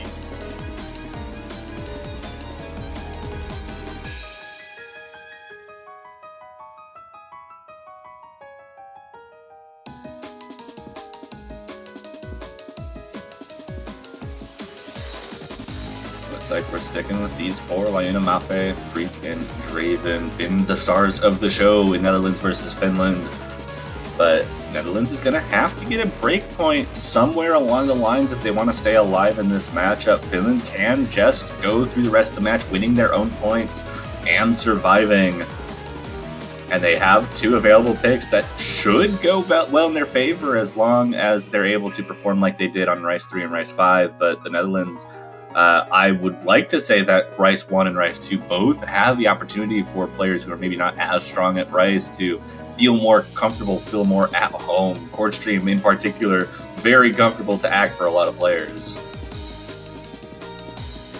Yeah, the like the most difficult thing about like the on this pick particularly is just the reading aspect of it. 3 is mostly fine, but 3, at least the court size of 3 for every half measure, it could be proven to be very difficult to maintain through.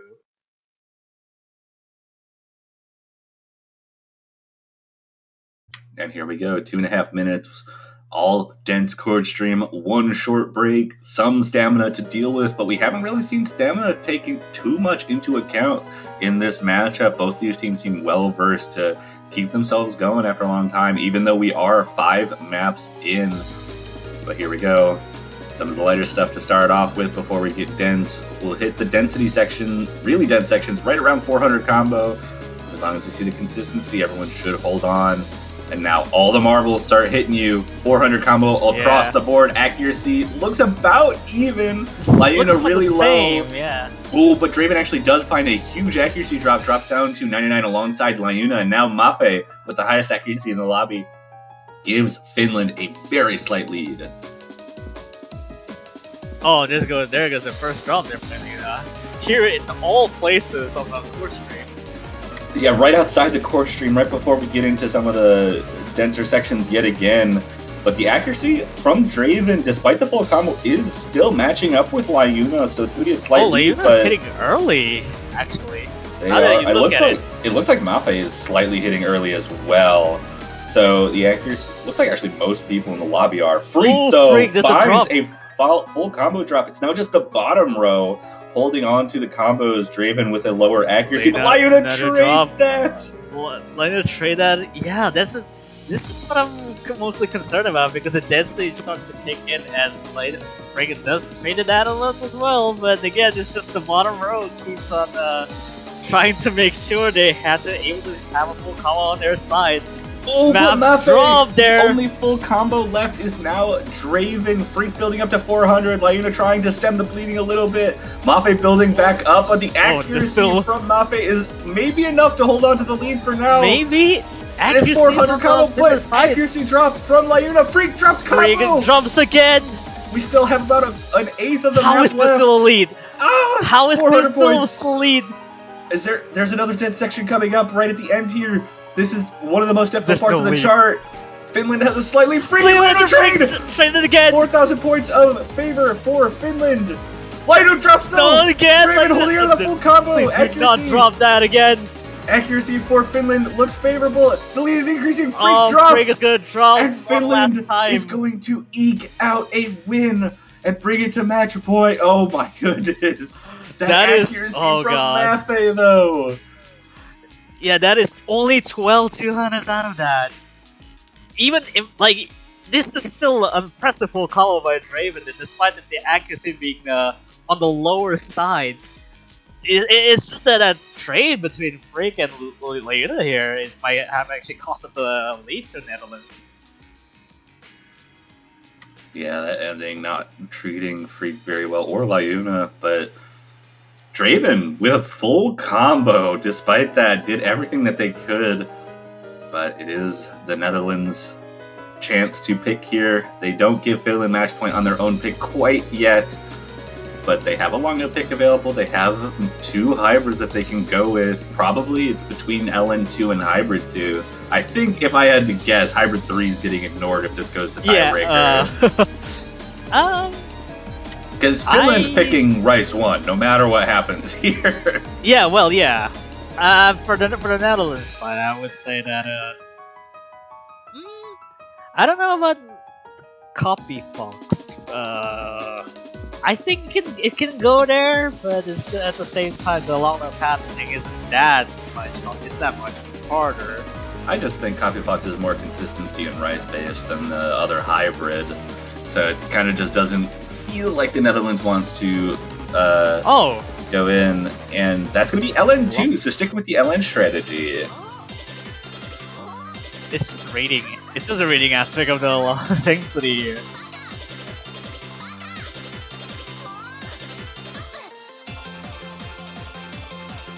A bit dubious about this pick, but understandably, since the other pure long term pick is just this one.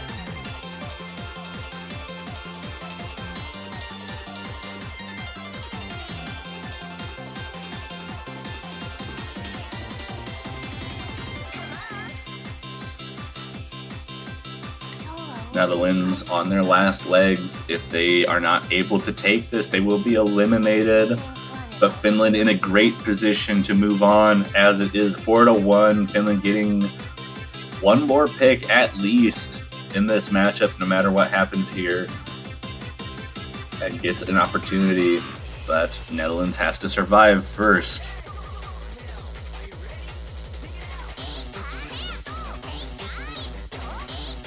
Alright, we should be getting started soon here. No changes whatsoever in the roster.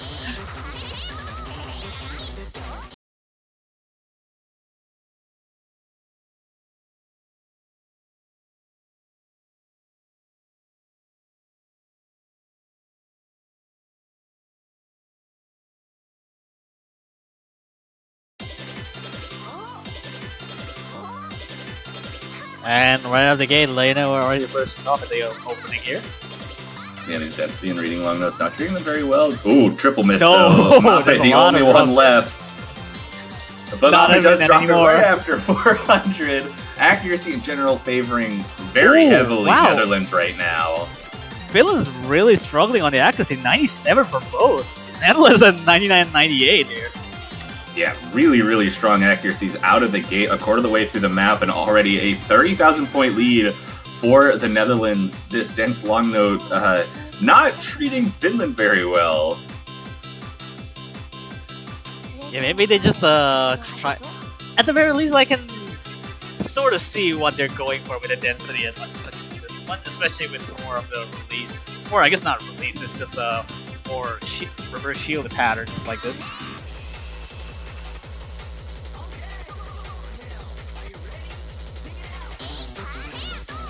More drops coming on the Finland side here, so the lead is still extending to like a 40, or like around 40,000-ish. Yeah, we do see a miss from Draven as well there. So an opportunity to shrink that lead a little bit, but already above 400 combo, and Freak holding on to a 99% full combo with the accuracy still very heavily favoring the Netherlands as we get into the final quarter of this map. 50,000 points, pretty tough to come back from at this point. Would have to be a meltdown from Netherlands at this point, I think. Yeah, well, it should have come in from Finland's side there first off, and now Freak is finally breaking on that massive combo on their side. Just recently for the Netherlands side, but that's still like 55,000. It needs more than just that. Last two patterns coming up. We do see a few misses coming from Freak there, breaking that full combo, but Finland consistently dropping quite a bit more at this point, and that lead only sticking right around that 50,000 mark. And the Netherlands does take a second point, moves it over to Finland's pick, who are on match point at the moment. Just one more pick left for each of these teams in the best case scenario for the Netherlands. Finland obviously wants to finish it off right now, and they have Rice 1 available for that. There is no way they have to avoid like that one last price pick. Like there's no question about it. Yeah, I mean they're not picking either of the hybrids. That seems silly. No, absolutely not. if they decide to go hybrid, that's a horrible choice. That Rice has been going so well for Finland, it would just be crazy.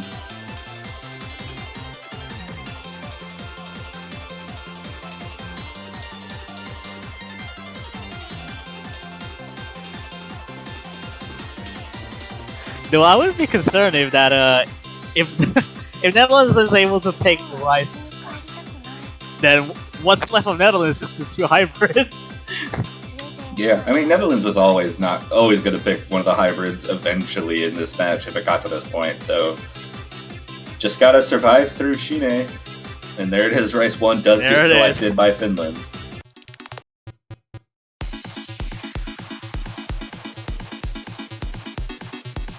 Yeah, they just have to go to survive with the last Rice pick here on this match.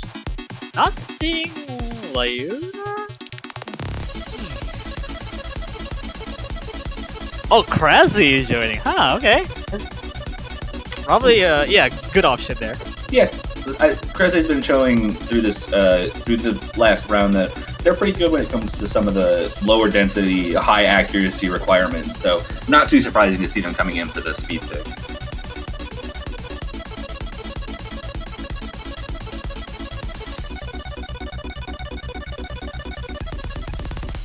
Though we do see, like, on the Netherlands side that the co-stream earlier was also fairly consistent. Just the accuracy doesn't hold up as that high as the Finland side.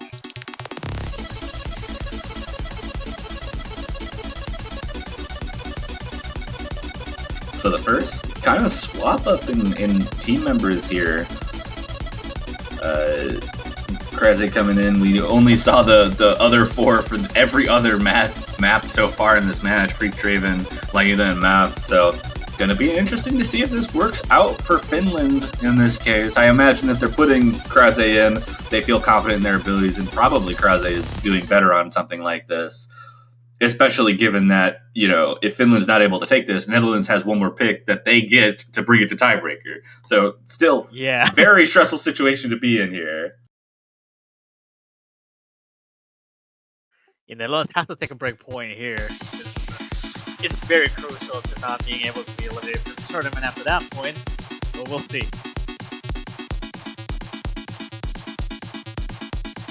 Very solid opening there for Map, holding out just about 100% from 100 notes. But break the first draw before the stream starts. Yeah, gets caught up on that faster burst leading into the streams. Accuracy also looks to be slightly favored for Finland. That's another break for the Netherlands there. Draven does that. Yeah, Map trades it back, and Kreze now the only full combo, but misses right there as the lead shrinks just a little bit. Now actually Kreze going in at favor of the 98. Netherlands. Kreze So- the same So accuracy is as Draven now. Draven, yeah, but Kreze does find a second miss, and Mape finds a second miss as well. And Oh that my lead God. is boosting for the Netherlands here. 15,000 points as Draven and Freak both find their footing. Freak only a miss before the stream starts, and now 99.5 here. Like, increasing accuracy after that stream. Kreze is struggling to transition in there. Draven, same on their side. Both of those two players trading back and forth. Freak and Mape both above 400 now. Holding on to it. Freak just with a slight accuracy advantage, and it looks like that's favoring Netherlands. That's lead slightly increasing. Oh my God. But Freak Oh, finds Freak, a break. There's a break there. He needs more though, because Krasi's traded that out.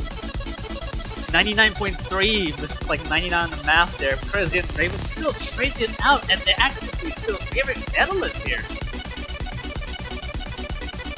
Good slight break. It's going to transition right back into some more streams. Slightly denser, but 25,000 points. Draven and Kreze Still trades trade again. off. Freak built up that combo again. Last few streams. This goes on for a while, but it's going to have to take a lot more from the Netherlands here Kreze. to give it back. And Kreze not able to hold on with the consistency. And about 40,000 points in Oh favor of the God. Netherlands. As we Netherlands bring here. it 3-4, Netherlands gets the breakpoint back and has an opportunity to take it to tiebreaker with either Hybrid 2 or Hybrid 3. Three. In case you're wondering here, I'm just sitting and looking at these scores. I'm just holding my head just because this is so confusing as a pick. We got 2 break points right about now here. I just don't know where to start with this match.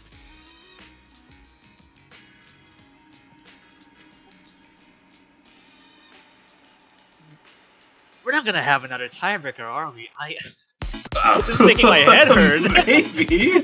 I mean, both these two sets of teams have been very well matched for each other, so I'm not surprised to see it be this close.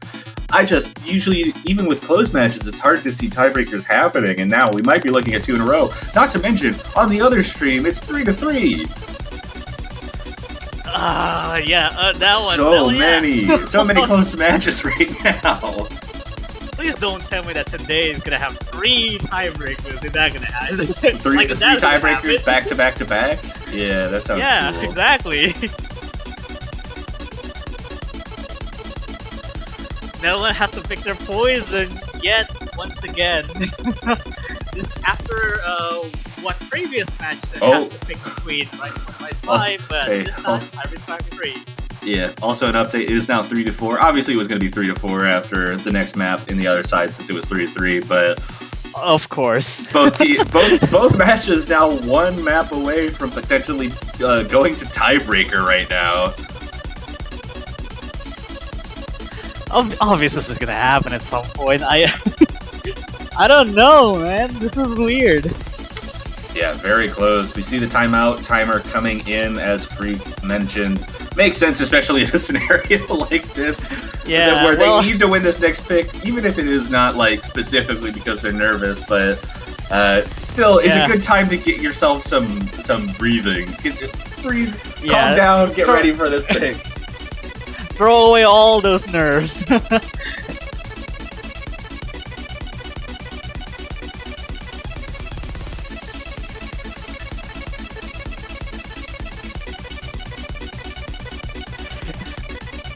It's kind of funny, isn't it? If they decide to go with Coffee Fox, mini tiebreaker to the build up to a tiebreaker, that would be pretty funny, huh? I don't expect Coffee Fox to come out. I expect Hybrid 2 that I won't pronounce because I do it wrong every time. Yeah, nah, me neither, man. I know the frustration of me being able to pronounce that. Sorry, I do not speak French. I'm good. No, they picked Coffee Fox. What are they doing? Oh no, this is the opposite. What are we getting? No one likes Hybrid 2. Goodbye. It got banned in the previous match, and now it gets ignored in this one. Alright. So we're gonna get a mini tiebreaker leading out to a tiebreaker. Is that the play? I don't know. We're gonna find out.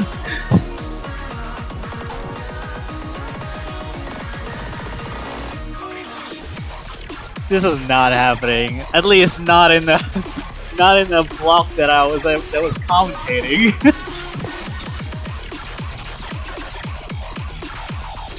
We'll have to see. Coffee Fox coming out. Lyuna jumps back in for Finland. Makes sense given the performances on Hybrid 1. This Hybrid 1 was super, super close, and we've seen the long notes generally favor the Netherlands, so even if Finland's able to hold on to a lead at the beginning, that ending long note section could spell their doom if they're not ready for it, and that's, I think, what the Netherlands is banking on. Yeah, this is what I think Netherlands what they're looking for is just that the ending and then this. I guess most of the last third, which mostly consists of those long notes, that Netherlands is being able to pick that to an advantage. Again, consistency. It's just consistency. They just really need to hold on. And here we go. Here's the last Fremont pick of this entire matchup. Question is, are they going to get this to a tiebreaker or not? Do support your teams here. They really do need it as a last life. If Netherlands want to go through such lengths to a tiebreaker. Yeah, and right now we have the potential for a two tiebreakers happening at the same time that both following a tiebreaker. Well, that's what I mean, is that we had a tiebreaker already. We see Mafe find an early drop, but what I mean is we saw a tiebreaker, and we have two matches going for a potential tiebreaker right now. Coffee Fox coming out here for Netherlands versus Finland. A slight lead off of that early break, and accuracy actually looking to favor very heavily Netherlands map, yeah. Releasing very early on those long notes there. Almost down to a below 97. That's all hugely coming out of that opening. Oh, Freak finding a couple breaks there. Drops below the 99%, but it's Mafe's accuracy right now that's giving the lead over to the Netherlands. That's a double break that's a double draw for Netherlands. Lyuna holding on to the only full combo right now and helping shrink that lead to just about 6,000 points, but Mafe does trade one of them back there. Lead still staying on Netherlands' foot right now. Not too much in the way. We're not getting into the second out just yet. Oh, that's a three three-way strong break. from that one alone. Break remains strong. And we see Draven misses back and forth between Draven and Mafe. Lyuna also finding some troubles. Freak, the only player in the lobby right now. No! No, there's a traded there from the top row. But more misses are coming from Finland at the moment. Mafe also finds a drop in Draven, being the one to pick up the torch after Freak's drop there. Gets above 400 combo, finds the break. Draven traded here, but no Mass one finding accuracy is getting consistency. lower here. It's now to 30,000 now, even with those trades happening. Oh, not here to drop Lena here. It's quite a sizable lead, even after before the build that comes around. Rick is now trying to climb back up to the 99s here. Yeah, we did see that sweep catch Draven off guard. Mafe and Freak trade combos. Lyuna, the last one standing in this section at least. We have a third of the map left. Still a heavy long note section left that should favor Netherlands given what we've seen so far.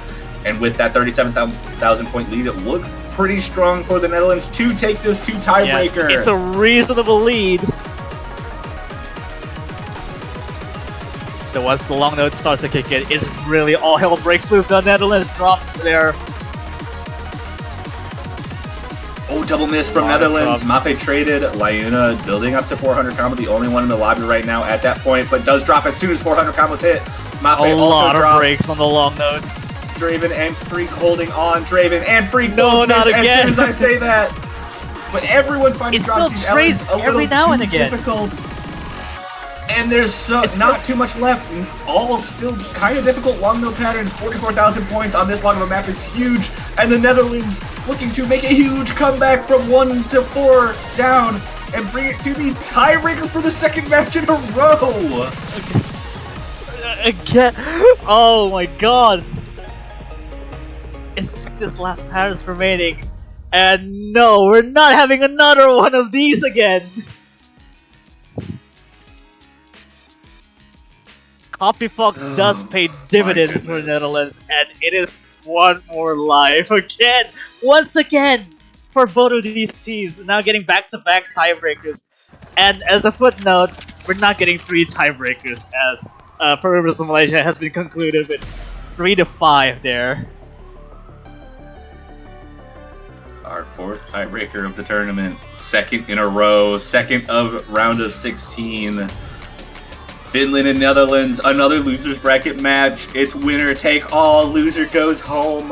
Whichever of these two teams is able to hold on will move on to losers quarterfinals, and the loser will be eliminated from the Mania 7K World Cup 2025. All the stakes on the line yet again on deity mode. Oh my god. How does even when I say that we're gonna get to a closer matchup, the discrepancy says it all, really. The previous matches only has that much of a difference, this has that much of a difference, and this is the result, 2 tiebreakers again, yet again.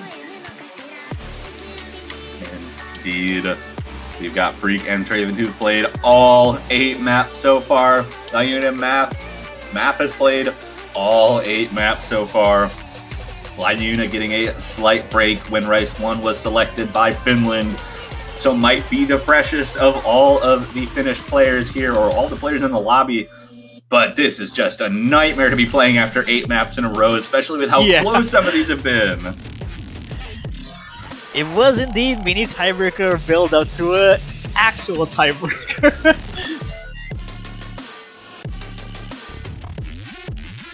That was just a warm up. So An 8 map long warm up. Exactly, that was what I was saying. Which ended, like you said, with a mini tiebreaker. Mini tiebreaker into real tiebreaker.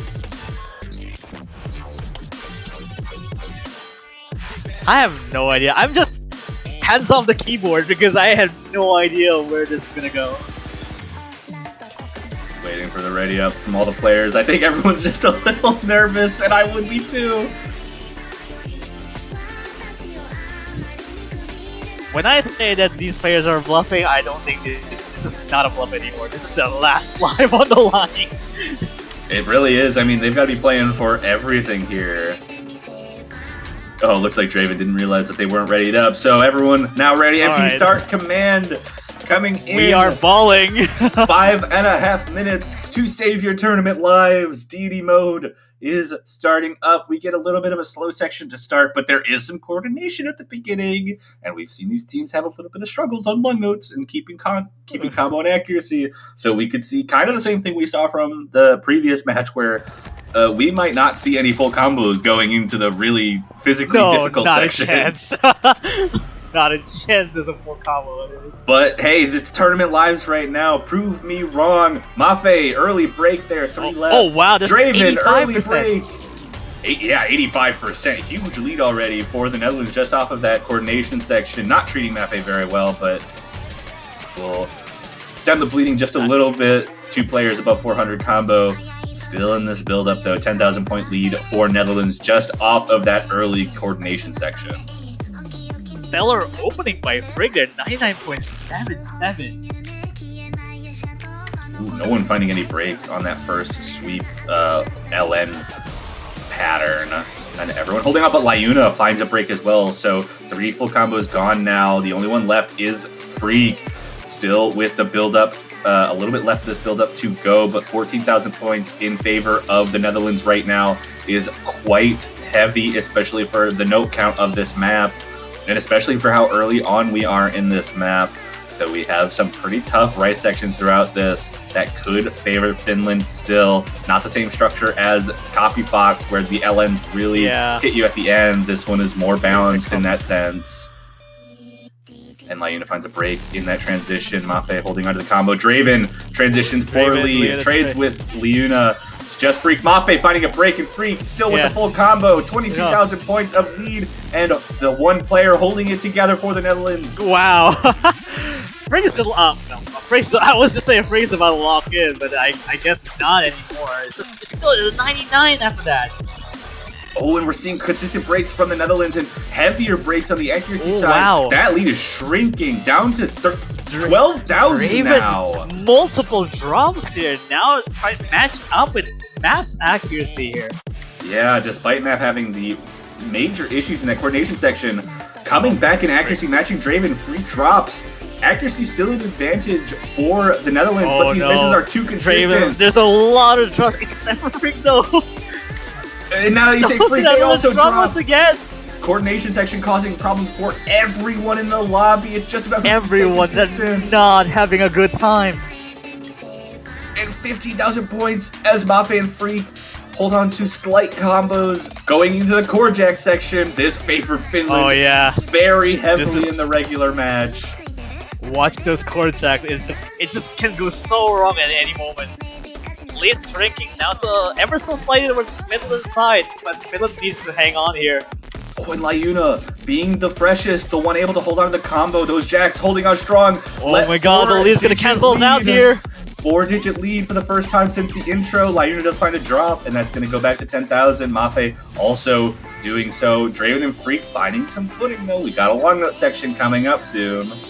And that might just favor the Netherlands, but it's gotten a lot closer since that first section came around. First half has elapsed here. We need to find out if whoever can get the best of the long nose given here. Oh no! Transition catches both of the Finnish players off guard, and that's 2 big combos for the Netherlands in these LN sweeps.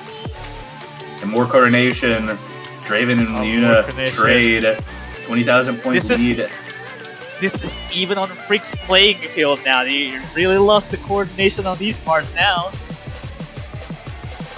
And this ending has a little bit of everything, but there is a pretty significant chord stream section as well. Freak trading with Mafe there. Draven and Lyuna holding the combo through that chord stream section. But we got long note sweeps again. We saw major issues from both teams on these types of patterns earlier in the multiple map. drops. And Freak finds drops as well. Mafe here. with 16,000 points. Lyuna holding the combo for Finland right now. Frigg and Lena traded out Avelina with a massive combo, finally dropping here. Draven's now at the 400. And that lead has actually increased for the Netherlands because Draven was able to get back onto it as alongside Freak. That's a double miss, a quadruple miss all across the board. Drops everywhere here after that. And that lead is Lead's only increasing. growing to Netherlands. 37,000 points. We have still a very dense chord stream section left.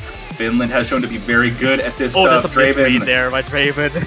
finds an early break by Yuna and Mafe building up to 400 combo. That lead is slightly shrinking with the misses from Draven. Freak also finds a break, and it's going Freak finds a slowly. break, but Mafe needs trades more than it. that. They need a lot more than that to come back in this ending here. Still a little bit left to go, though. Yeah. Map draws to a close ever so slightly. It's just more of these bursty patterns, but 35,000 points of lead is just very hard to catch up. And Lyuna not able to get their footing here in these ending flam sections. And 37,000 points is going to be just a little too much to recover from. And the Netherlands is going to pull off the very slight upset, coming back from a 1-2-4 deficit to win the match and stay alive into losers bracket quarterfinals. Very, very well fought for both of these teams, really, and for Netherlands to be able to play on the catch-up game from 4-1 down, finally fighting their way up into the tiebreaker and ultimately winning on the tiebreaker after the actual picks by the Longnuts themselves paid really, really big here. And Netherlands is gonna move on to the quarterfinals lower bracket, and Finland's very well fought as well. You know, after all these matches that we've seen so far, this is really what we all have to watch out for Netherlands here.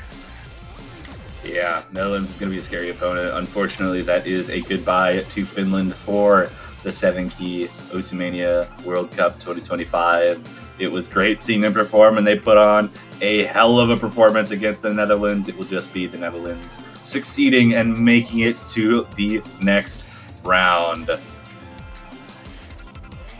Yeah, absolutely. Netherlands is a scary team to that is well worth showing that they are not playing around when they are backs against the wall, especially with the long performance. But that is going to be the end of that short block of matches. We had a couple go on, some 3 extremely close matches there. But we will be taking about a 2-hour break before we go into the next matchup at 19 UTC, and I'm trying to determine what those 2 countries are. Yes, it's definitely a much needed longer break, especially for that one.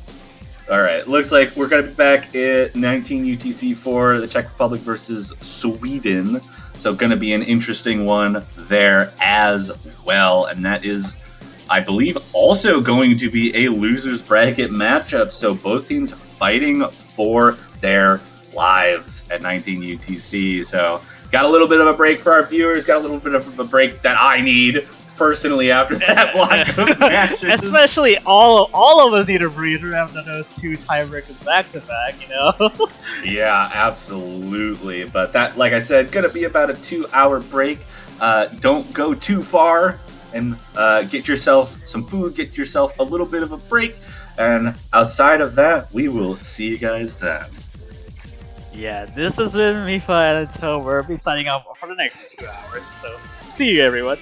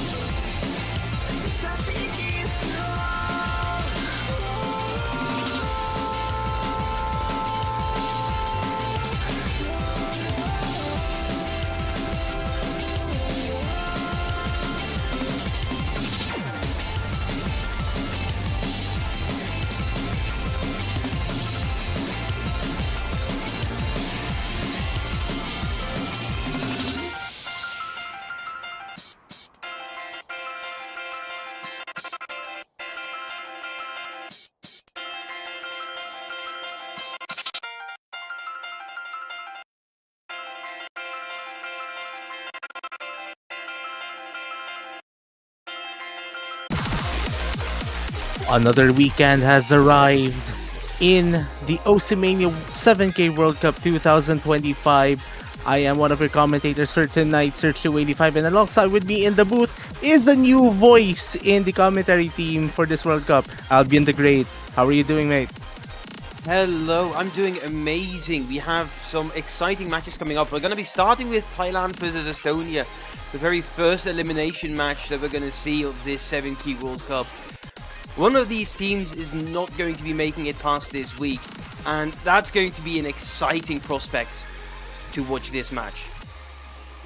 Indeed, especially as one of the teams that have a storied history in the 7K World Cup. They went into this one without one of their top players in law school, definitely wanting to show that they could get as far as they could. That is for Team Thailand. Meanwhile, for Team Estonia, they will want to, I think, better their run from last year, where they did get eliminated at around this stage by virtue of loser bracket, if I'm not mistaken. Yeah. But that being said, we do already start seeing the first couple of protects come out. Thailand winning the role, they'll be picking first, and they also protect first. Rise 3 is going to be their protect, with LN1 coming out for Estonia. We also instantly see the Estonia ban of Rise 4, that's going to be Junglist Acid, not going to be played this match, while we wait for Thailand to choose their map to ban.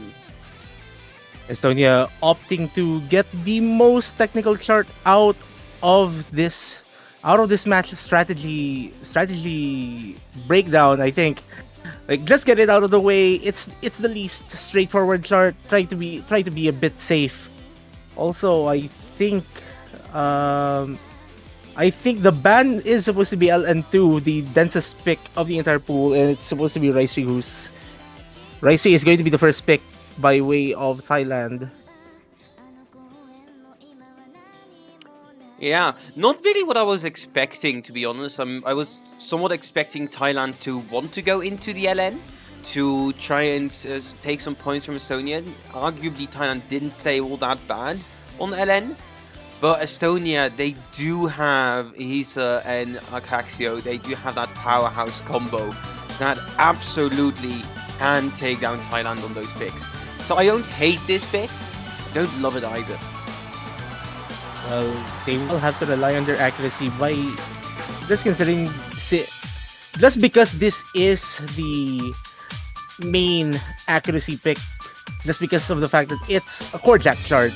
I mean, we've seen everything happen from last week. We have really high scores, and we're still at that level that we should still be expecting scores at around that range as well. But for now, it's really Thailand's job to just get as high as possible here and get this first point. Yeah, and it's going to be on the core jack. We do have some tricky sections in this map where, both teams can mess up, can lose a bit of accuracy. But we'll have to wait and see when we get there if that's also going to happen.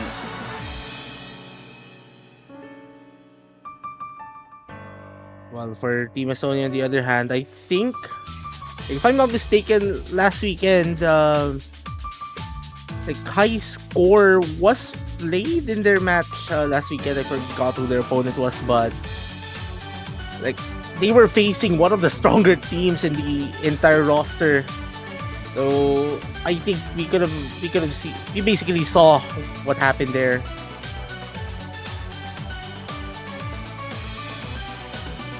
But anyways, here we go with Fading Star. One of these teams will definitely not want to fade at the end of this match. Yeah, interestingly, Estonia did end up banning the Rise 3 pick last weekend. So maybe Thailand is banking on that not being their strong suit, Korjak, and just picking into it, which I could definitely see be the case here. Yeah, that is pretty much that is a good strategy going into this match. Plus, actually, now that I remember, it was Germany that Estonia faced last weekend, and Germany has some of the stronger players in the European scene. Anyways, here we go. Some of the patterns here may look reminiscent more of a Discord stream, but look at those 1/4 those 1/4 rhythm mini jacks that has been giving Yoth some problems hitting. Arcaxio finding the first drop on the Estonian side of the screen. Yeah, and Yost just trading it back. They are not quite able to keep up with this. Currently sitting at about 97%, while all three others are at that 99%. Hisa does have a bit of trouble there, but they're still going strong. The lead is slowly increasing for Estonia as Yost finds yet another miss. It's going to be about 30,000 points now, and that's a lot. This is going to take quite a lot for Thailand to come back, but with Hisa missing, there's an opportunity here. But Yoth has been decreasing accuracy faster than Hisa's rate of accuracy loss. Natapun did find the drop a few moments earlier, dropping to the 99.6, and is already has become the second best accuracy throughout the entire room here. Arcaxio still carrying the 99.79, basically recovering from the drop that they had from earlier. Yeah, if it hadn't been for that second drop from Natapoem now, this could have been very close between Arcaxio and Nata. But it's not going to be the case. We do have the last quarter of the map coming up, but with 80,000 score difference already, this looks all but done. Yeah, unless if for some reason somebody from the Estonian side finds a massive rush, which I just don't see happening given the consistency of the consistency Hisa and Arcaxio have been showing throughout the entire chart.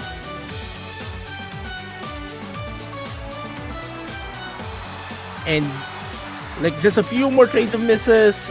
Yoth 99, Arcaxio unfortunately dropping at the very end, but that doesn't really matter because Estonia has picked up their first point. The beautiful round 2500 maximums that we see on Arcaxio as well, just a very, very nice score. Unfortunate misses. I actually expected Nata to have more misses there than Arcaxio, but I guess not. They just weren't able to keep that accuracy. And with 1 point going Estonia's way and Estonia's pick coming right up, they can look to extend this lead.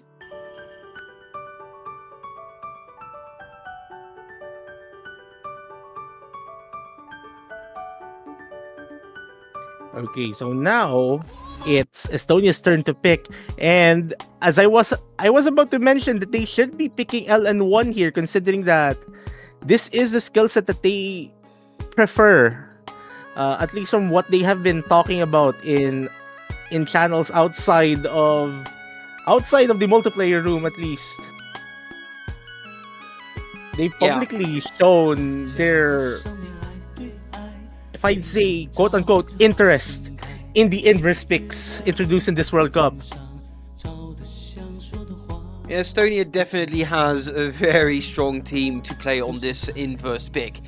And then also Thailand banned inverse last week. So there's a continuing storyline here, and I just see Estonia winning this one as well. I'm thinking we're looking at a 2-0 scoreline heading into Thailand's pick. But maybe Thailand can pull off a miracle here. Nothing ever happens while just talking, everything happens while playing. So this is completely possible for Thailand. They just have to pull it off. Indeed, and the difference in the way this map is charted from what we had from LN1 might be able to give Thailand a bit more comfort, but that the start of this inverse pattern not exactly the friendliest to both Natapum and Yoth. He's finding the first drop on the Estonian side, and Arcaxio, I think we should not mention the accuracy for the moment. Yeah, Yoth seems to be struggling big time on this map right now, just constantly losing the LNs, finding misses because of that, not hitting the slider ends, releasing too early. Same goes for Natapoem, but less so.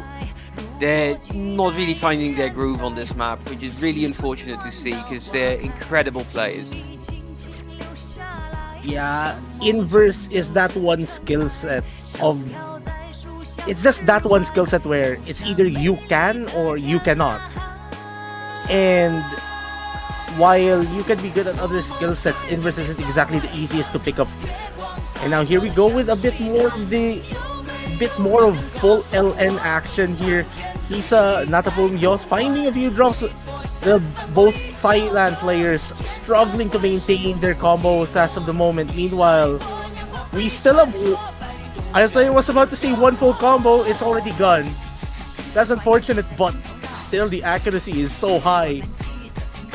Yeah, the finger control needed to massively do LN inverse when it's all 7 columns is incredible. Like, it may sound easy, but this is so darn difficult to pull off. And Arcaxio is powering through this like it's smooth butter.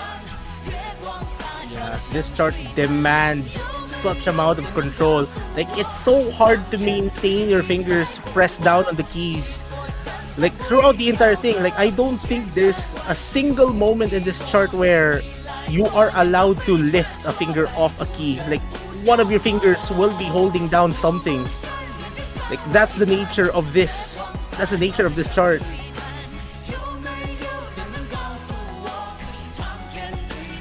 And I think this is pretty much one of the most dominant score gaps that we'll be seeing throughout the entire weekend.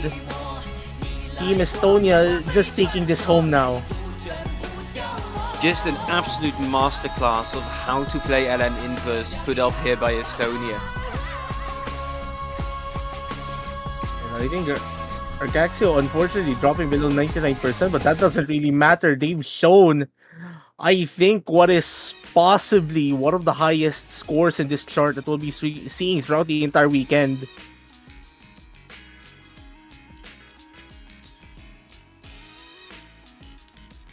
This is just incredible plays from Estonia. Very unfortunate for Thailand, but they now can put it back. They're heading on to their pick again. Perhaps we'll see Rise 2 or Rise 1 coming out. There's opportunities for them to find their groove again, because this is just a bit of a, okay, it happened, move on. Yeah, it's their pick. They have to recover. They try to get this out of their minds and keep their head down. Like, the match is far from over. There's still 3 points for Estonia to even win. Like, there's still enough time. They still have the entire pool to negotiate. We do see Rise 1 Shinek coming out, as expected somewhat. Going to be another Rise map. Thailand looking to find their footing in this match again. But they have to find their footing fast. Not just because this is the speed pick of the entire pool, but they just need to get that first point out of the way, stop the bleeding, maybe try to get the momentum shift their way. Yeah, and they're thinking that quick single streams is going to be the way. Yeah, this is the fastest time in between charts, I think.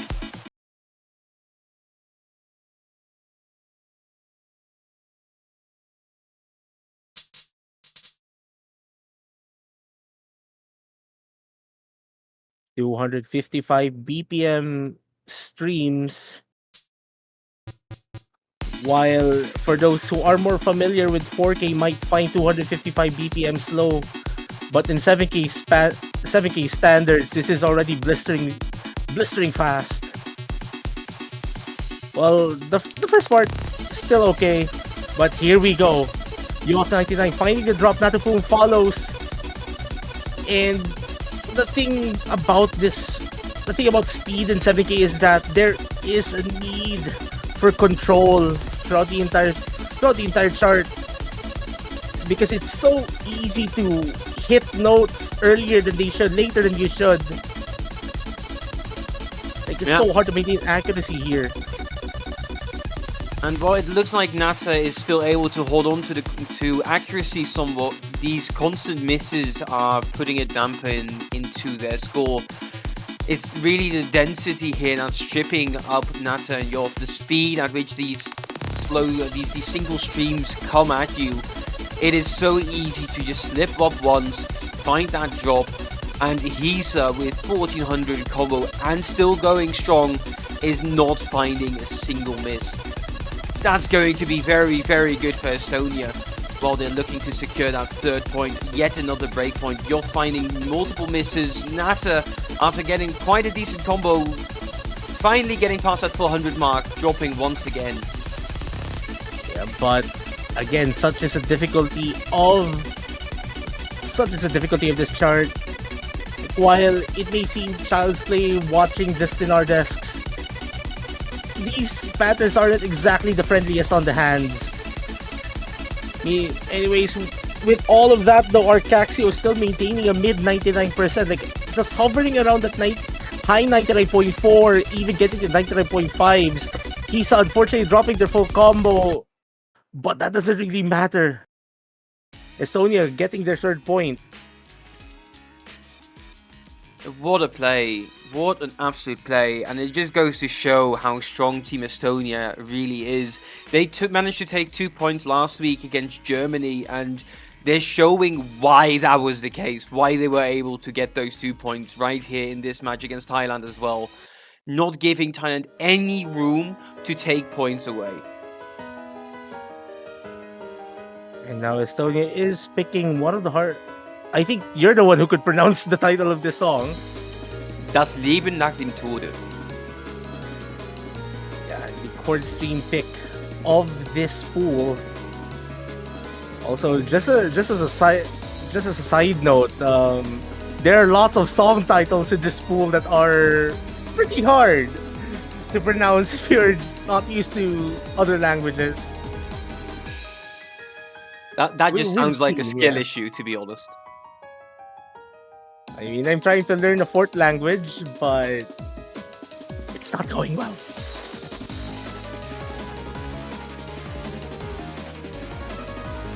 Anyways, Estonia will want to bank on their accuracy here because chord streams, while a bit more demanding towards control, just because like you're doing tons more movement compared to chord jacks, like the outright just powering through chord jacks. This one is a bit more on finger movement. The amount of control to maintain accuracy here is pretty much the most important thing here. Like this is still early game chord streams. You'd still want to score really high.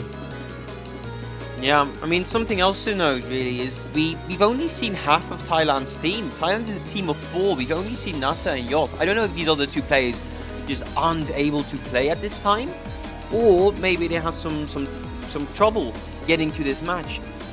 Whatever may the case be, that is going to be advantageous for Estonia, as we do see them pulling away right at the start. 30,000 point difference already. We do see, of course, the good accuracy on Nata, but Arcaxio is right there holding stronger. Yeah, like there is a decent accuracy gap between the 2 players, and Natapum finding a drop that they don't really need at all. That's Thailand's highest accuracy. That is going to be giving a bigger problem for them because the score gap has just increased, and a few more misses coming from Yoth is not going to be helping their case.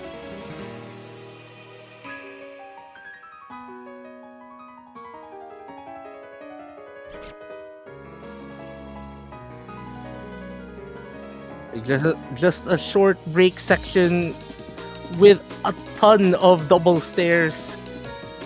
Like you see a few of these players finding trouble maintaining their combo. Meanwhile, here's Arcaxio, who's pretty much consistent and is helping Estonia pull ahead a bit more.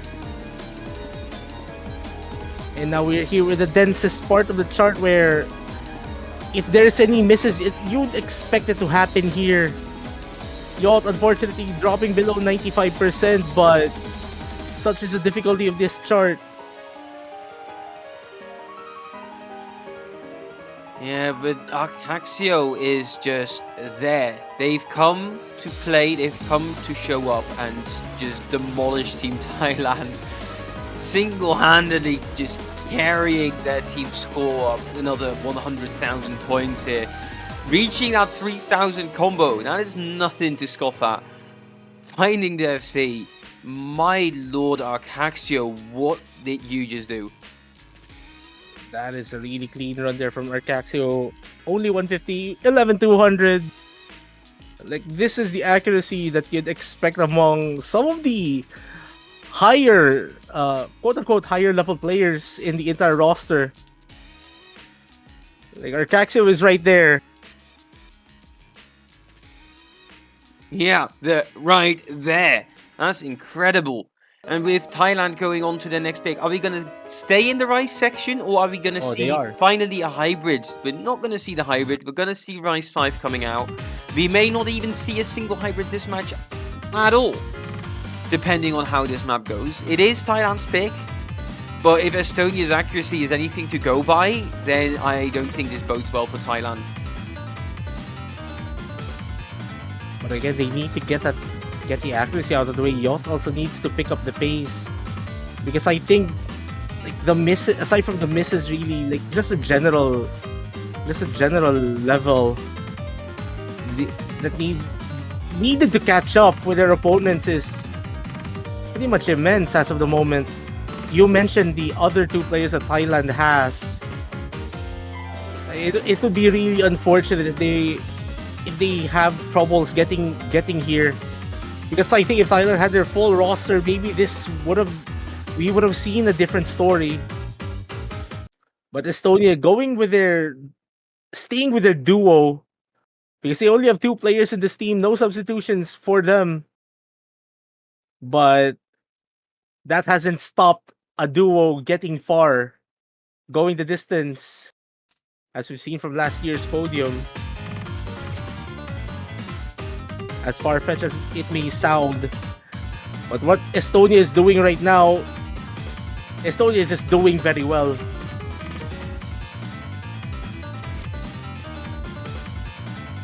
We see Yacht dropping below, just hovering around, dropping below 94%. That is a really massive drop. The intro not helping them at all. Yeah, this is a rough showing for Thailand. They're still playing incredibly well though. It's just that you see Arcaxio at a 99.7%, still holding on the full combo, and you just can't beat that.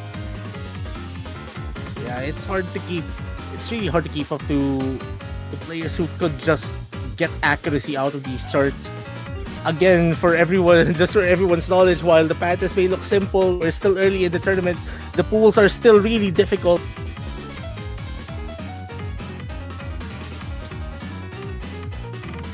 Like, we just gotta appreciate the players that we're seeing right now. All of these players are special. They are here for a reason.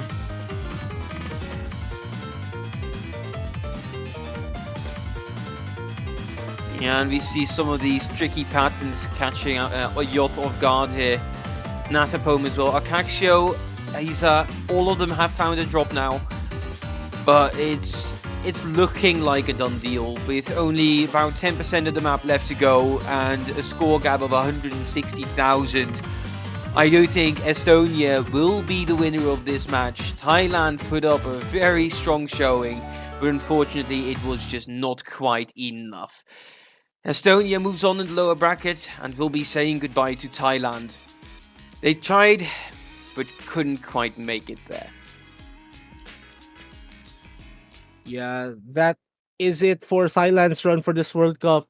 Unfortunate, really, because I think this team could have shown a bit more had they have the complete team for this match. But I think they have some. But I think they should be able to recover.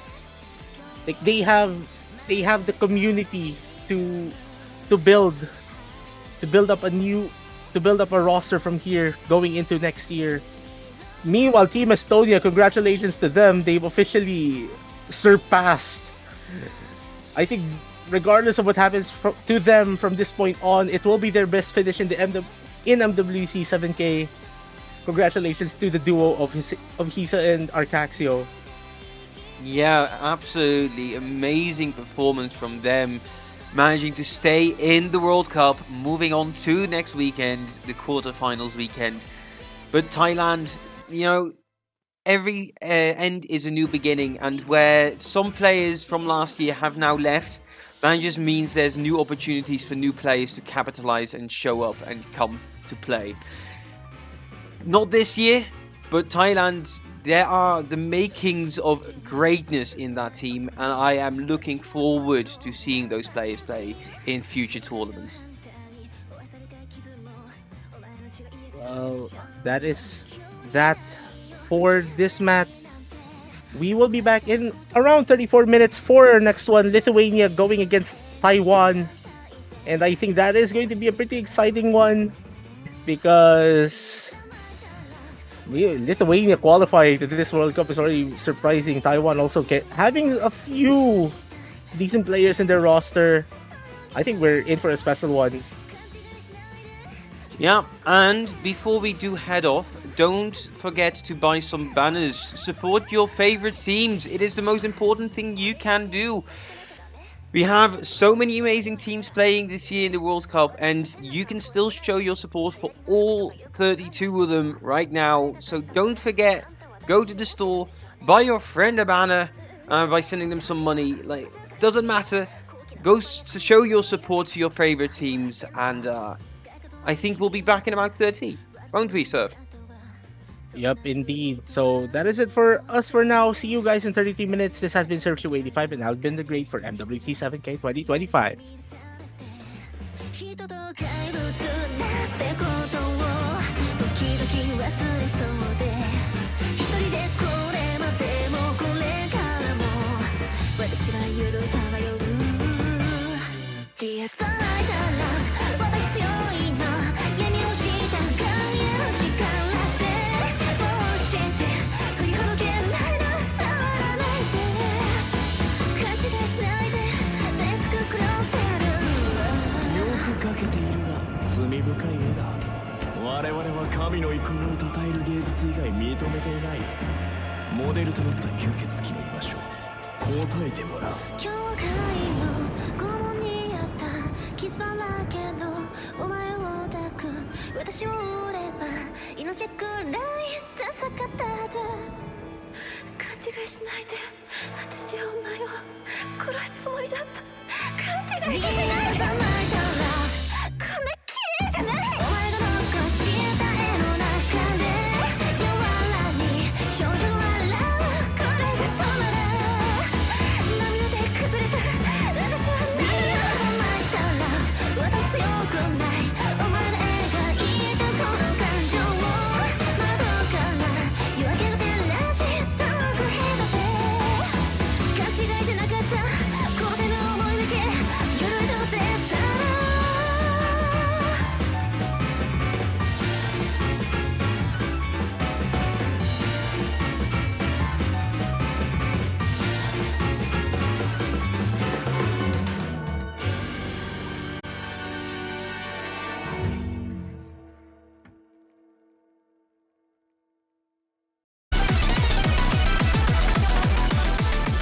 Alright, hello everyone, welcome back to Speed 17 Cup 2025, and we're now back with this one block of match, and it's going to be United Kingdom versus Denmark.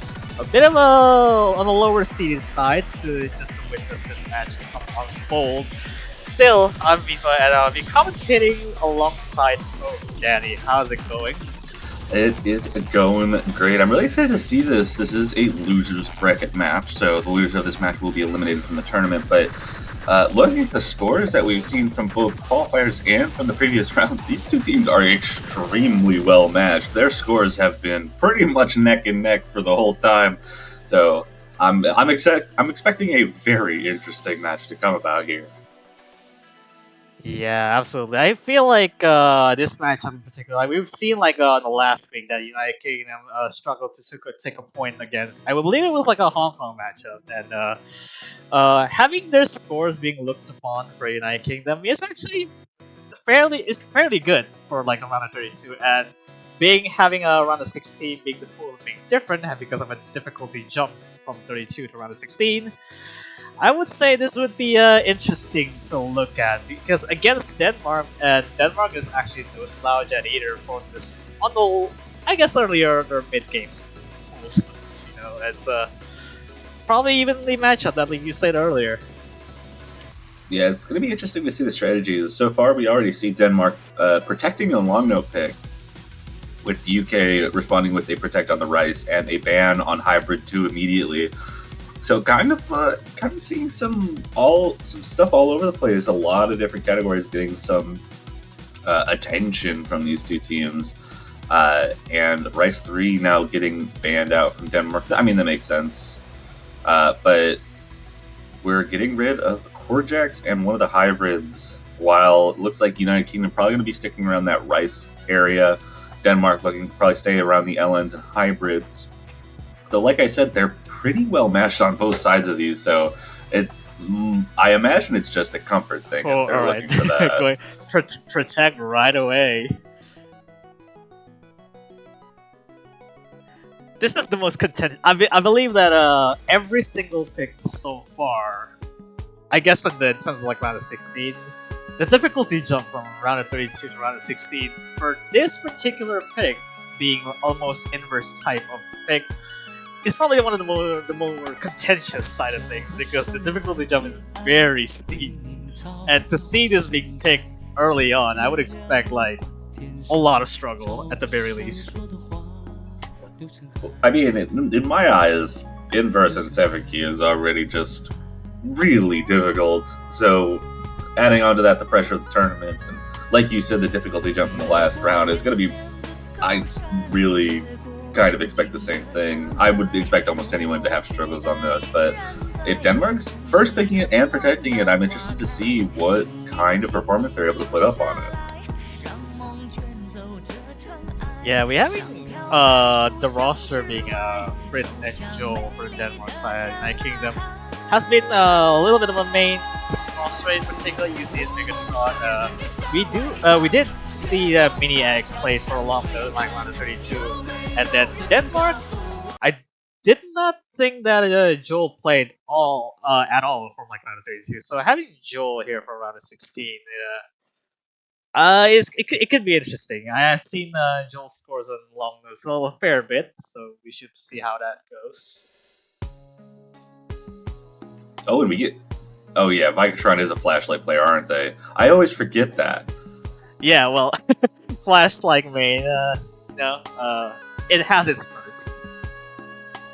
It certainly does. You tend to see flashlight and hidden a little bit more often in 7 key, but we already see 3 breaks. Joel, Vikatron, and UC all finding combo breaks right at the start.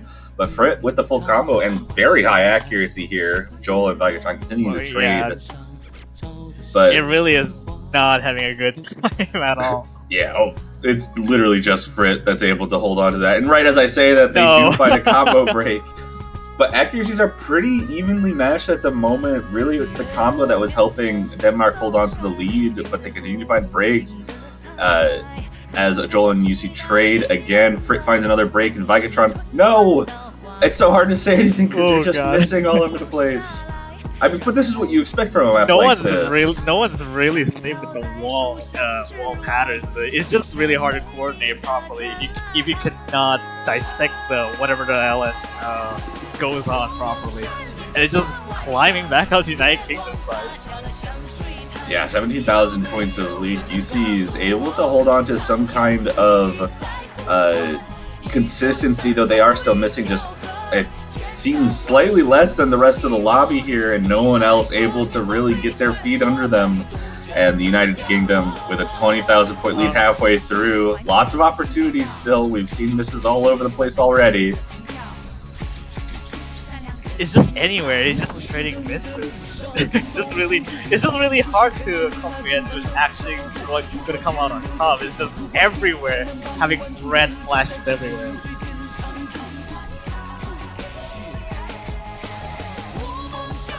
And we find actually a little period where people were holding on slightly, but UC now again the only player to hold on to the combo. Misses right before 400, but that's what we expect at this point. 70,000 points for the United Kingdom as we get to the last quarter.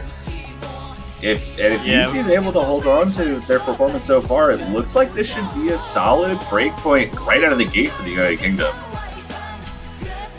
Yeah, we got a 2 S's on the top side, and we got a 2 A's on the bottom side there. It's just really hard to get some sort of a footing going forward, except for maybe UC having at the fair bit having less struggles.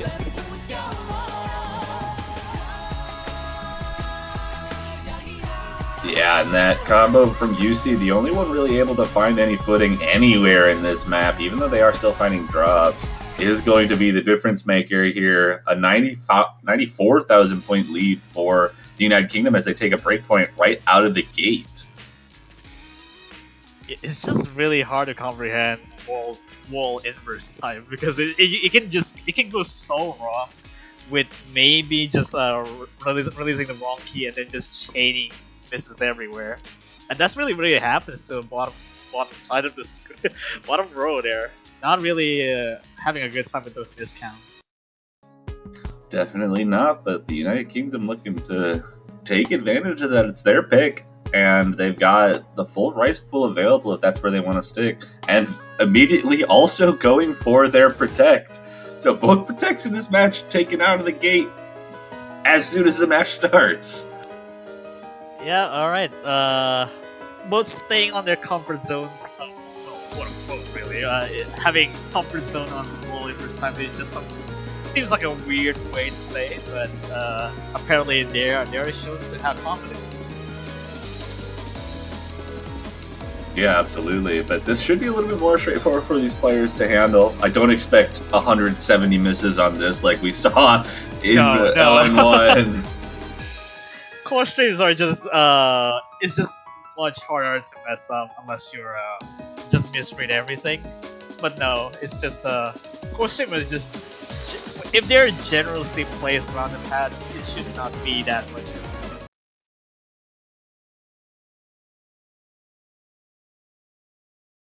And interestingly, Joel does also stay in on this one. So Denmark, going against what they were doing last week, they didn't have Joel playing in any of the maps for them in round of 32.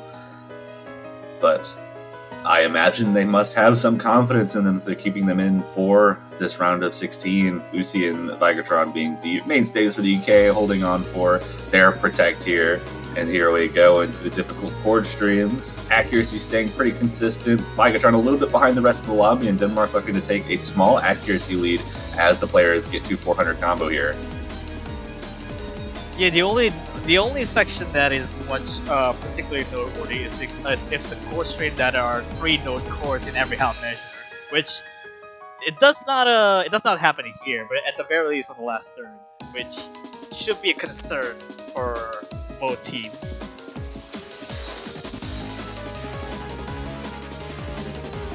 At least the patterns are a little bit more one-handed at the very least. But you see finally finding the first drop. Yeah, first drop coming out from Uzi there. 2 full combos for Denmark and looking to potentially reverse the protects here. Potentially double breakpoint halfway through this map as we do continue to see a few accuracy drops from the United Kingdom, and now about 12,000 points of difference as you see does make it above the 400 combo, but we still do have half of the map left. Once we reach the last third, it should change, but I'm not gonna say which changes wherever the league goes. And I guess Denmark has the first drop. Transition catching Fred off guard there. A miss comes out for Denmark, so 1 full combo to 1. Accuracy still favoring Denmark, but United Kingdom, you say, gonna trade that. UK. Yeah. Oh, and Vigatron, I didn't even notice that. So only 1 full combo left, and it is going to be Joel, who we didn't see at all in round of 32. So a good substitute. No! There goes the full combo. No full combos across the board. Lead doesn't go anywhere. We've seen that before the transition, Lead is like staying around 12,000, and it is still around 12,000-ish. Yeah, it's even higher than that, 16,000 points right now, and it looks like this Denmark side is going to be able to take a breakpoint right back. when you see it. I am so concerned that more protects are being won by the opposite teams. Time to completely swap picking strategies for both sides. Yeah, well, United Kingdom picking long the strat. I don't know.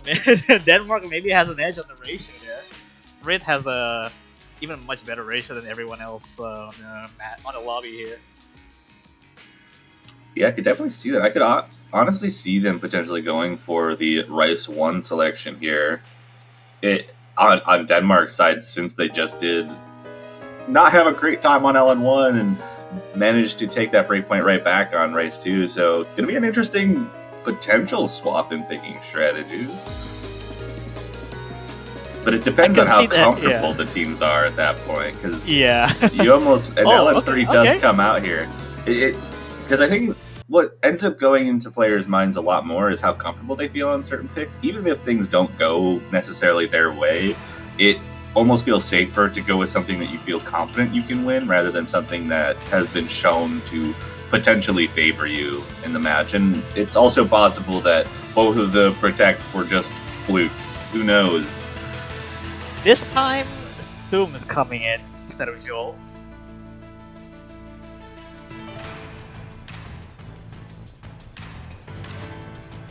Joel claiming that if it's LN, they die, even though they played LN1.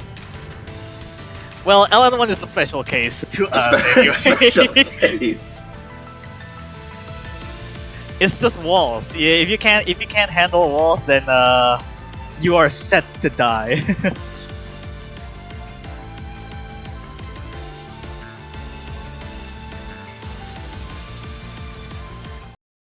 But here we go. Alright, we should be seeing not Bigatron not with flashlight this time.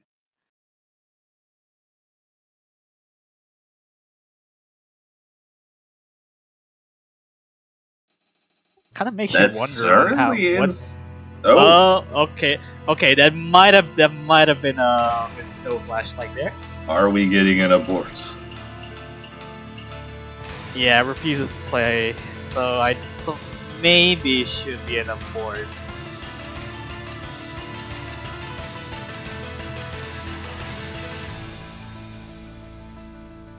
Yeah, well, okay, so it should be an abort. So he forgot the flashlight being switched on there.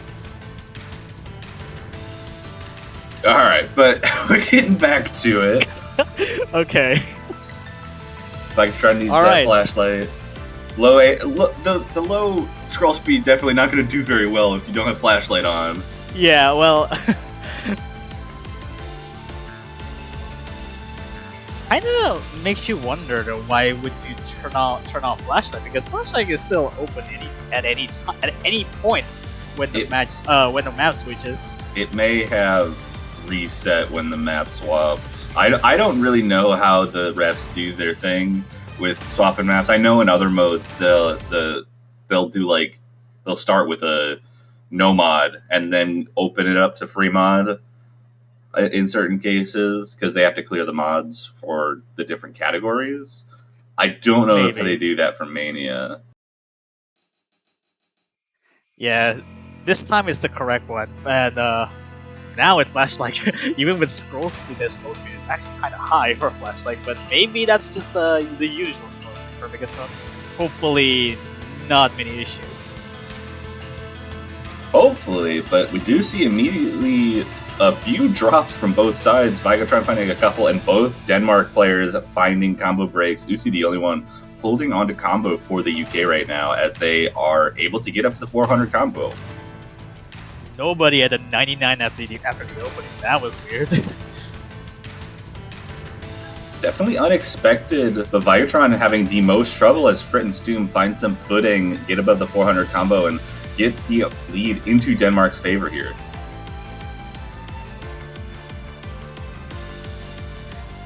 Yeah, you see having the best accuracy at the very least for this tournament, but now it actually traded drops from Frit and Bigatron. Now it just cancels the lead out, but actually, United Kingdom's on the lead. That's Stum business from Denmark. Both players now starting to have some struggles as Stum continues to find breaks. Vigatron trades a couple of them, but Uzi's full combo is bringing the United Kingdom into an 11,000 point lead, but that's a break of combo right before the break. Just before that one last quarter of the transition. Oh, now they're having not a good time with the walls after that. The walls are back, and they are causing problems just like they did in LN1. Lead is now 15,000 points for the United Kingdom and rising as those misses are a little bit more consistent from the Denmark side, and that's a miss from Uzi right before we get out of it. That might help Denmark get right back into it, but we only have a quarter of the map left. The lead's reduced to like 12,000 now after that wall section now. I'm concerned about the ending now. Yeah, we got a few difficult patterns here in the ending. Uzi does find a drop, and that's going to lower the lead. Misses again. Lower a bit more. Vigatron holding on to the combo themselves here, but it's only 4,000 points of lead. And there's a no, Vigatron right at the end. Lastly, but for Vigatron too! Hang on. No, watch the releases. Watch the releases here. 635 points. And it's going to be the United Kingdom points just by less than 1,000. Less than 1,000 points. It was just about the lead that they needed, and that's another break point. Oh my goodness, what just happened? Not even the walls can survive the onslaught, and even both of these sides are having that much of an issue at the ending there. And that is 3 breakpoints in a row now. One of them by less than 1,000 points, but it is still 3 breakpoints in a row, and the United Kingdom has an opportunity to take advantage of that breakpoint that they just got. They could go with more rice, or they could stick with what's working. I'm gonna be livid if the United Kingdom picks rice again. I won't. I kind of expect it from them. I almost expect a Rice 1 pick in this situation because it feels like the next logical move from Rice 2. It's not like they performed badly on Rice 2 either. They just it was just that Denmark did particularly well. But LN2 does come out. Yes, They're sticking with what works. At least this has more sense than every other Rice pick every other Rice picks available. At the very least, they know that density is Denmark is not in their forte.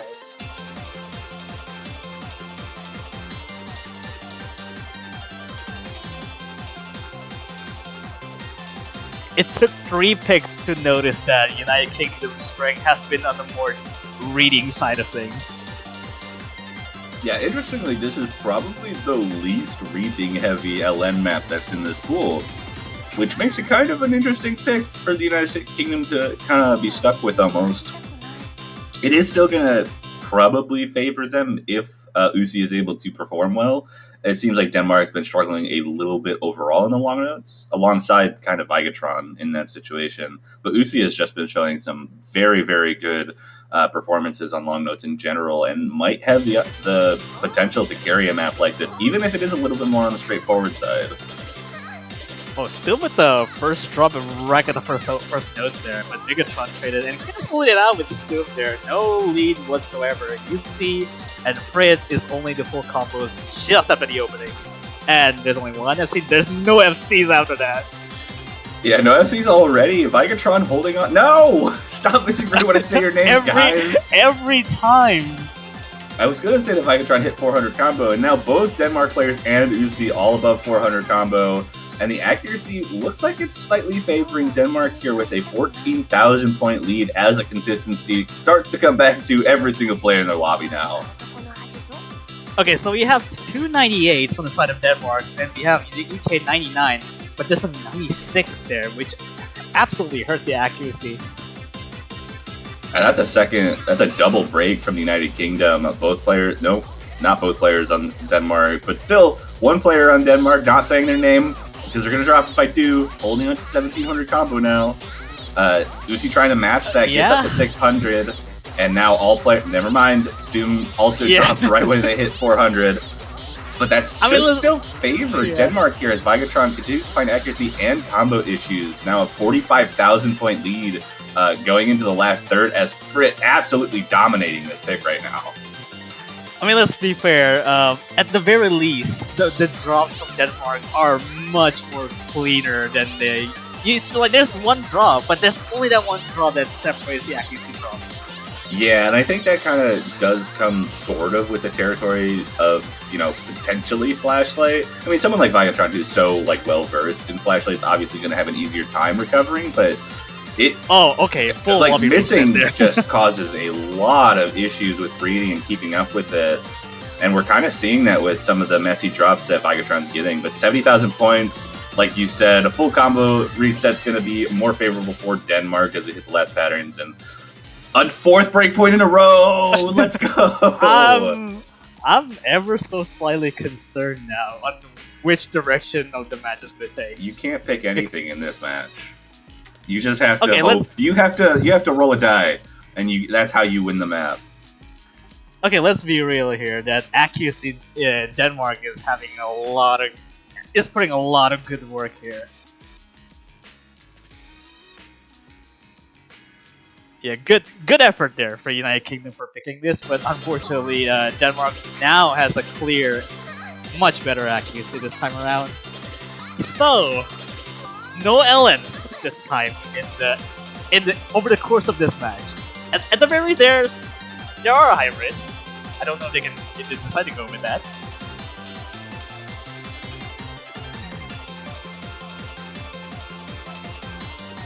Because if I say if I say they're picking hybrids, then United Kingdom taking the 5th breakpoint, I don't know.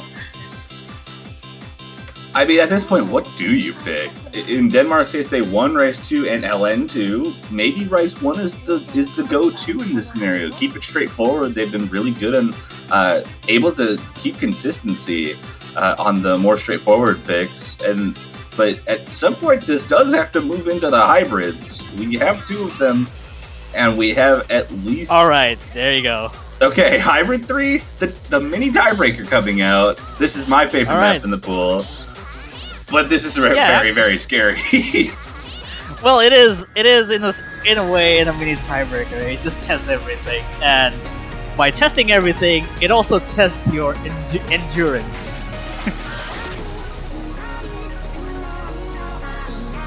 Because you're expected to nail transitions in and out of everything.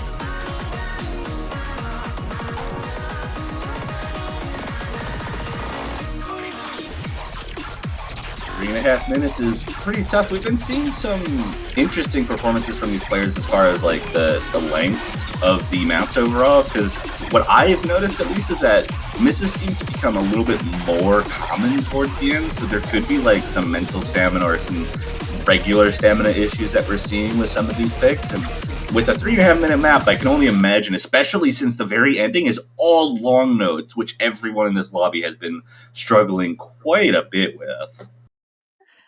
And not only like the long notes that are difficult, it actually kind of sort of turned into a pseudo wall section, which I'm scared for. That is true. We already shown that walls are not having a good time for both of these teams, really.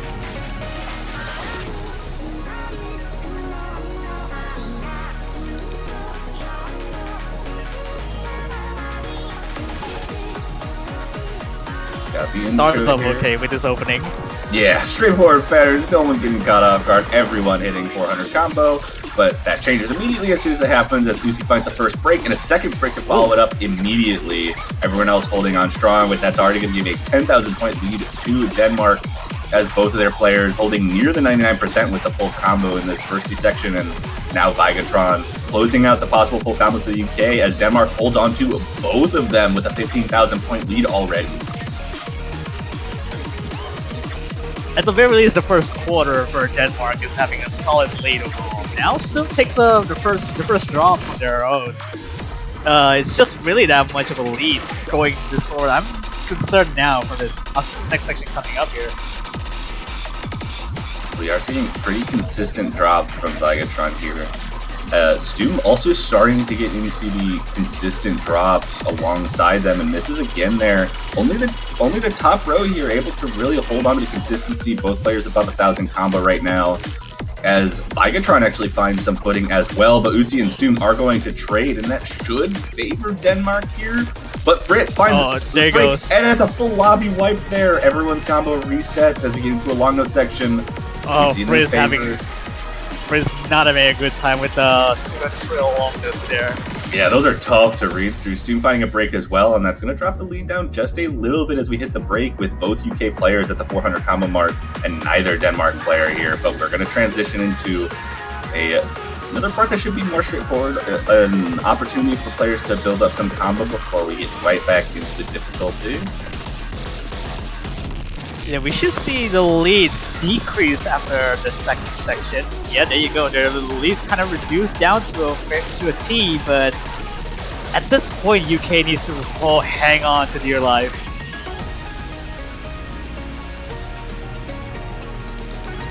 I mean, strangely enough, the lead's kind of increasing in Denmark's side because of accuracy drops. Even with combos being dropped, even Denmark has one more combo drop on their own. Yeah, and the lead actually goes the isn't wall. changing. The wall happens. Uzi and Stoom are trading. LNs come around. Frit, the only player to hold on to their combo through the section, as breaks come very consistently from everyone else in the lobby. And now that lead skyrockets to 30,000 points as Frit puts the Denmark team on their back for this ending. Does find a break, but not without extending that lead first. At the very least, the lead is solid.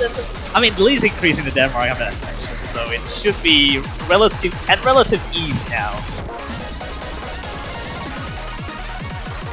Well, relative ease, so to speak, but we've got a difficult section that both Denmark players crushed through, and that's going to be the first non-break point of the match. We finally get a good pick. We did it. We finally get a good... Yeah, this is definitely a good sign for Denmark. Now Denmark has a... You know, at the very least they have other hybrids to rely on. They certainly do, and the United Kingdom probably not want to go for that hybrid one, so they've got 3 Rise picks to choose from outside of that. Not sure exactly what they would go for. I mean, maybe I would probably pick one of the 2 non-straightforward ones. I would go with either Rice 4 or Rice 5 in this scenario. Just because I think Denmark's going to feel too comfortable on something like Rice 1. So going with like a Rice 4 with a lot of those technical patterns, I think would be a smart move from the UK here. I could see Jungler's Acid being thrown off there since as far as technical stuff goes, it's kind of unconventional to act as well, and Denmark just been shown to be really strong and straightforward pick so far.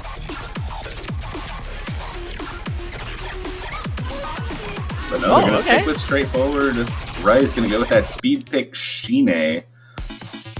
This one, man, playing through this was something. It's very repetitive, and I could see some mind blocks being developed as a result, even though the patterns are pretty straightforward in general.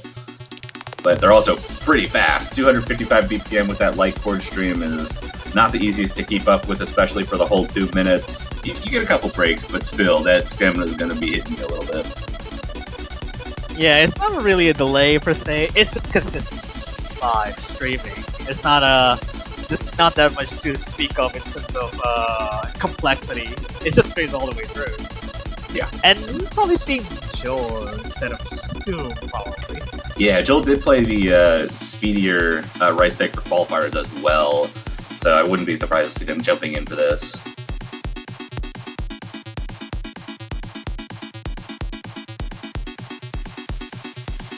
Oh, but no, Stoom actually jumps right back in. Maybe taking a look at the map before they had to play it for the match. I'm not sure. I don't know what these guys did, but I'm not sure. I'm not sure if it's an indicator of side reading, but I don't think these players are side reading. I would sure hope not. It's not gonna be that impactful since there are no SBs at all. So. But here we go. Fred and Stoom, Uzi and Vigatron. Normal pretty normal for both these teams. We saw Joel a couple times earlier in the match, but for the most part, it's been these four. But we'll have to see if the consistency is able to hold Denmark up above the water like it did for Rice 2. Immediately, Stoom finding a break, though. That mini check maybe catching them off guard a little bit, but that's going to give United Kingdom a very slight opening lead. But we're getting right into the streams here. We'll have to see how consistent both teams are able to hold on to some of these patterns. Not the easiest to get good accuracy on, even if they were pretty straightforward to get the combo on. Yeah, the only good thing about the mini check part of the intro is just that it happens so early that it probably doesn't cost much. But now there's a second drop from Stoom right on the straight there. It should go in favor of the United Kingdom by still quite a small margin to say. Yeah, pretty small margin, 12,000 points here, but that's just 3 misses from Stoom that are giving that lead over to the United Kingdom here. The accuracies not terribly different. Looks like Fritz actually beating UC and Bytron is slightly ahead of Stoom. It really is just those 3 misses that are giving the United Kingdom the lead, and we still have 2 sections of streaming to get through, so still lots of opportunity for accuracy breaks and full-on mistakes as Stoom does find some footing. Now, stop doing that! Wow. Oh, UC traded that out actually. Every time I say a name. UC trades it out as well, so from what I'm seeing, that Stoom is hitting late consistently there. Might have cost him so much there. It looks like there's the stamina aspect that I mentioned is actually coming into play a little bit. These streams lasting a little bit too long to stay consistent on the accuracy as we get into the final stream. Stoom not able to get some footing right out of the gate. Uzi trying to build up to 400 combo, but trades it as well. Just the 2 full combos. Frit and Vigatron holding on the best they can with a 14,000 point lead in favor of the United Kingdom here. I think this should be the United Kingdom's point here unless something bad happens, but I don't think it's gonna matter here. United Kingdom steals the 3rd point and is still on deadlock. Still on deadlock. We get at least 2 more picks here for the match. It's either going to tiebreaker or one of these 2 teams will go home with it after 2 picks. But Denmark is going to get their opportunity to bring it to match point first. But we've seen four break points so far. That was just two regular points in a row from each team. I imagine Hybrid 1 is coming out. I don't think Denmark really wants to pick anything else here. Yeah, Denmark has to go with Hybrid here. I don't think the play is for the other Rice picks remaining. And United Kingdom, though, on the other hand, if Denmark wins this, then United Kingdom has to pick any of the 2 Rice picks that are not straightforward at all.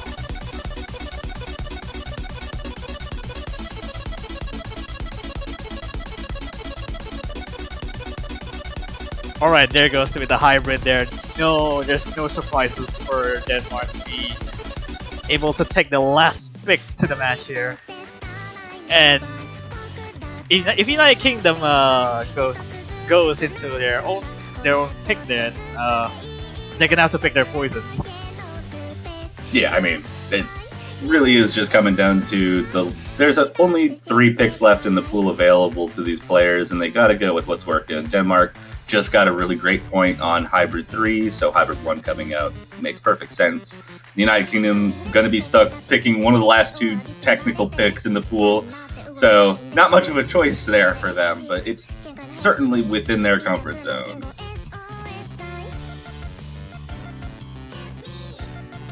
I mean, us in the commentary, but the difficulty name saves it all for watching the actual match itself. Yeah, I'm sure that's what's going through the players' minds at this point. So hopefully nothing goes wrong, because the hybrid pick has been won fairly convincingly.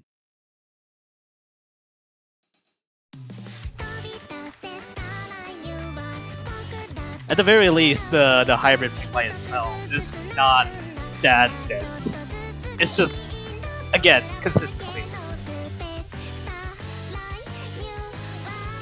yeah, definitely is a little bit more on the consistency side of things. We do see breaks from Vigatron and Stoom right out of the gate. Frit following that up. There's a double the drop there. Here.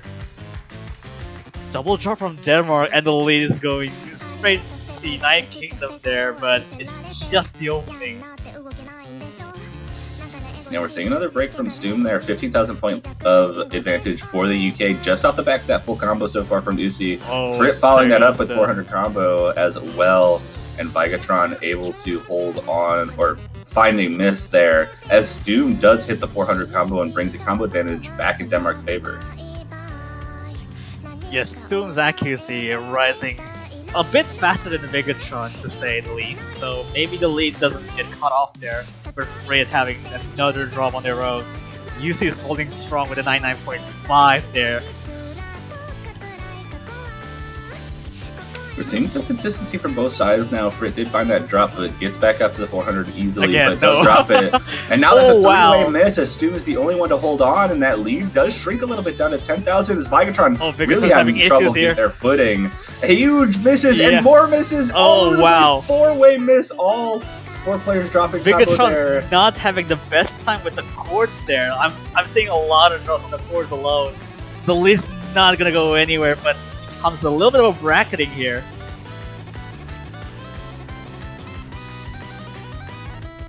Drops abound there for trades there. It's still, I don't know where the lead comes for here.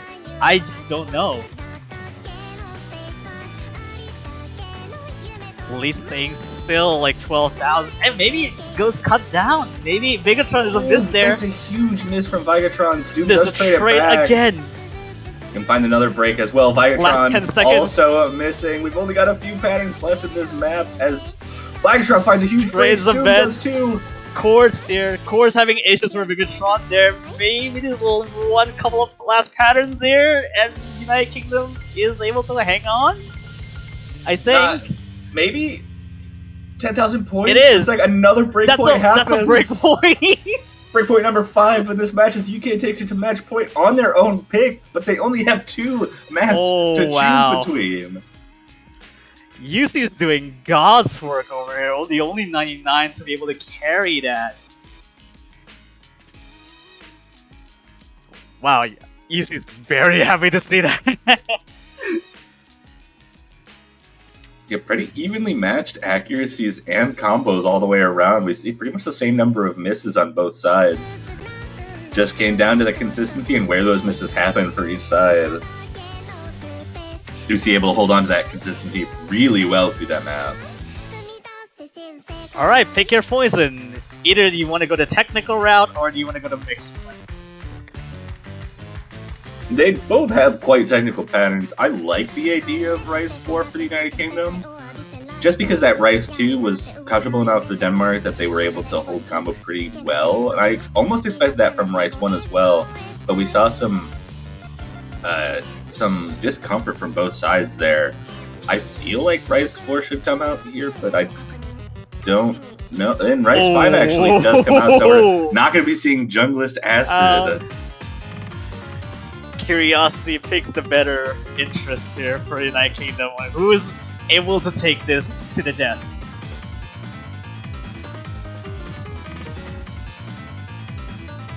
This is also fairly short, so I don't know.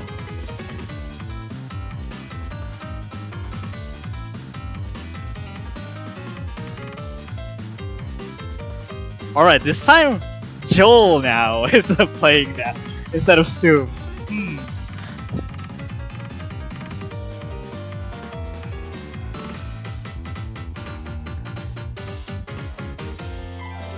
Denmark on their last legs need to win this pick to force a tiebreaker, otherwise they are going to be eliminated in the round of 16, so they've got to put their best foot forward here.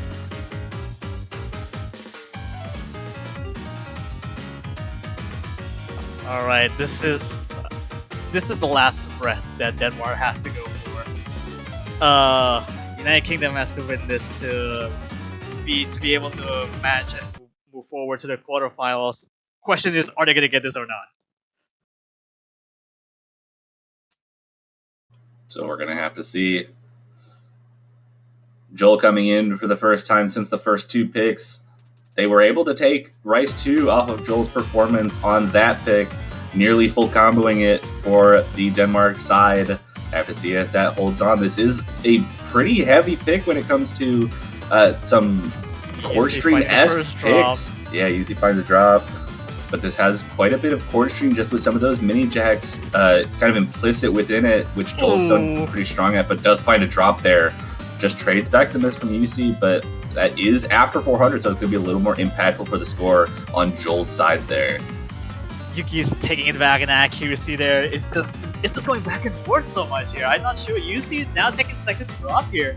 Only Bigatron Fred still standing here up until the mini jacks coming forward. Yeah, so 7,000 points of lead as UC tries to build back up to the 400 combo. Bigatron holding onto a full combo alongside Frit, but Joel looking to be a little bit more consistent than UC on the combo here, as everyone now back up to the full combo bonus. Bigatron finds a break, though, and that's a massive misread on the mini jack. And we're down to one full combo from Frit alongside Joel with a great backup combo. Now 17,000 points of lead for Denmark, 2/3 of the way through. Just have to hold the consistency and they may be able to force the tiebreaker, but Joel finds a combo break. Joel takes another drop, but the accuracy is even much higher than Bigatron, but that lead is going to shrink, and there's more drops coming from the United Kingdom side. UC and Bigatron on the other side of Fritz actually still staying put here. No, there's no playing around here. The last few patterns coming up in this map. Frit holding on to the full combo for Denmark. 13,000 points of lead, and it looks like it's shrinking. Accuracy dropping a little bit. Maybe. It's so close. But 6,000 points. It is a full combo from Frit. What a clutch performance there. One after the other. UC on the hybrid and Frit on the side of Denmark. There's your tiebreaker. There's your tiebreaker for the round of 16. Indeed, we're going to be seeing the first tiebreaker of this round of 16 weekend. And it's going to be in a loser's bracket match. So the winner of this tiebreaker will move on to losers quarterfinals. And the loser of this match will be eliminated from the tournament. So it's got everything to play for here for this tiebreaker. DD mode coming out. Oh boy, this I do hope that they know what patterns included in a tiebreaker, because otherwise, yeah, I hope they practice. These are not friendly. It's definitely not looking pretty. At the very to say the patterns for both teams. Uh-oh, already seeing UC say that they're sight reading. I mean, at the very least, it's not that much of a impact as a tiebreaker to be able to be played sight read. They know on the hybrid case they are able to hang on even without any knowledgeable patterns inside the tiebreaker.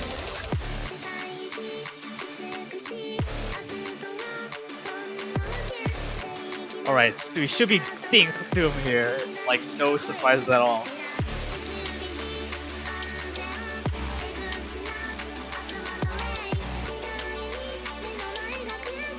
A 5.5 minute nightmare, lots of difficulty, varying patterns and stamina to deal with. We've seen these two teams have a little bit of struggles with keeping the consistency through longer maps, and I expect that to come about here as well. It just depends who's going to be able to hold on better.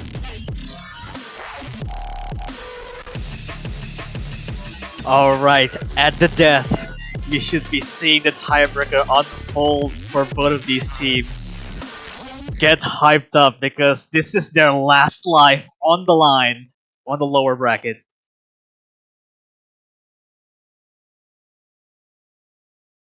Indeed, winner takes all, loser goes home. United Kingdom, Denmark, 6 breakpoints out of 8 to get us to this point. A struggle of a match for both sides, but they find themselves in the same spot, trying to fight for their tournament lives on deity mode. A lot of 200s on so many inverse there. Yeah, awkward coordination patterns catching both teams off guard. Megatron and Stoom both breaking the full combos very early. UC and Frit able to hold on just a little bit up to the 400 combo. This intro a little easier, but UC caught off guard a little bit. And only one full combo left already, just a few seconds into the map. as everyone except UC now above 400 combo, and Denmark going to take 1,000 points of lead now. Megatron now at the drop. Actually, they're being traded that up. It's still here. Just totally still up until this point. And we still haven't hit the really invasive patterns of this map. We're still kind of in the build-up section of the song here. And we're already seeing no full combos and all 4 players kind of having some struggles. Everyone above 400 combo now, though. Stoom finding some issue with the long notes. But everyone else holding on. The lead's going to be about 3,000 points as we build up to the first really heavy section of this map. But Megatron missed on the long notes. That sweep really caught them, but long notes continue to come out. Stoom and UC trade as Frit is the only one able to hold on to the combo here. No! Not again! Oh my goodness, but it's being traded by everyone. Vigatron now, the only one able to hold on through these sweepy LN patterns, but they also find a break. And there's no lead whatsoever here. No one's able to hold on to consistency. It's just who can maybe get to 400 and keep it for a little while. UC is now the target here as we find more drops from Vigatron as a full lobby reset. A full break on this entire lobby.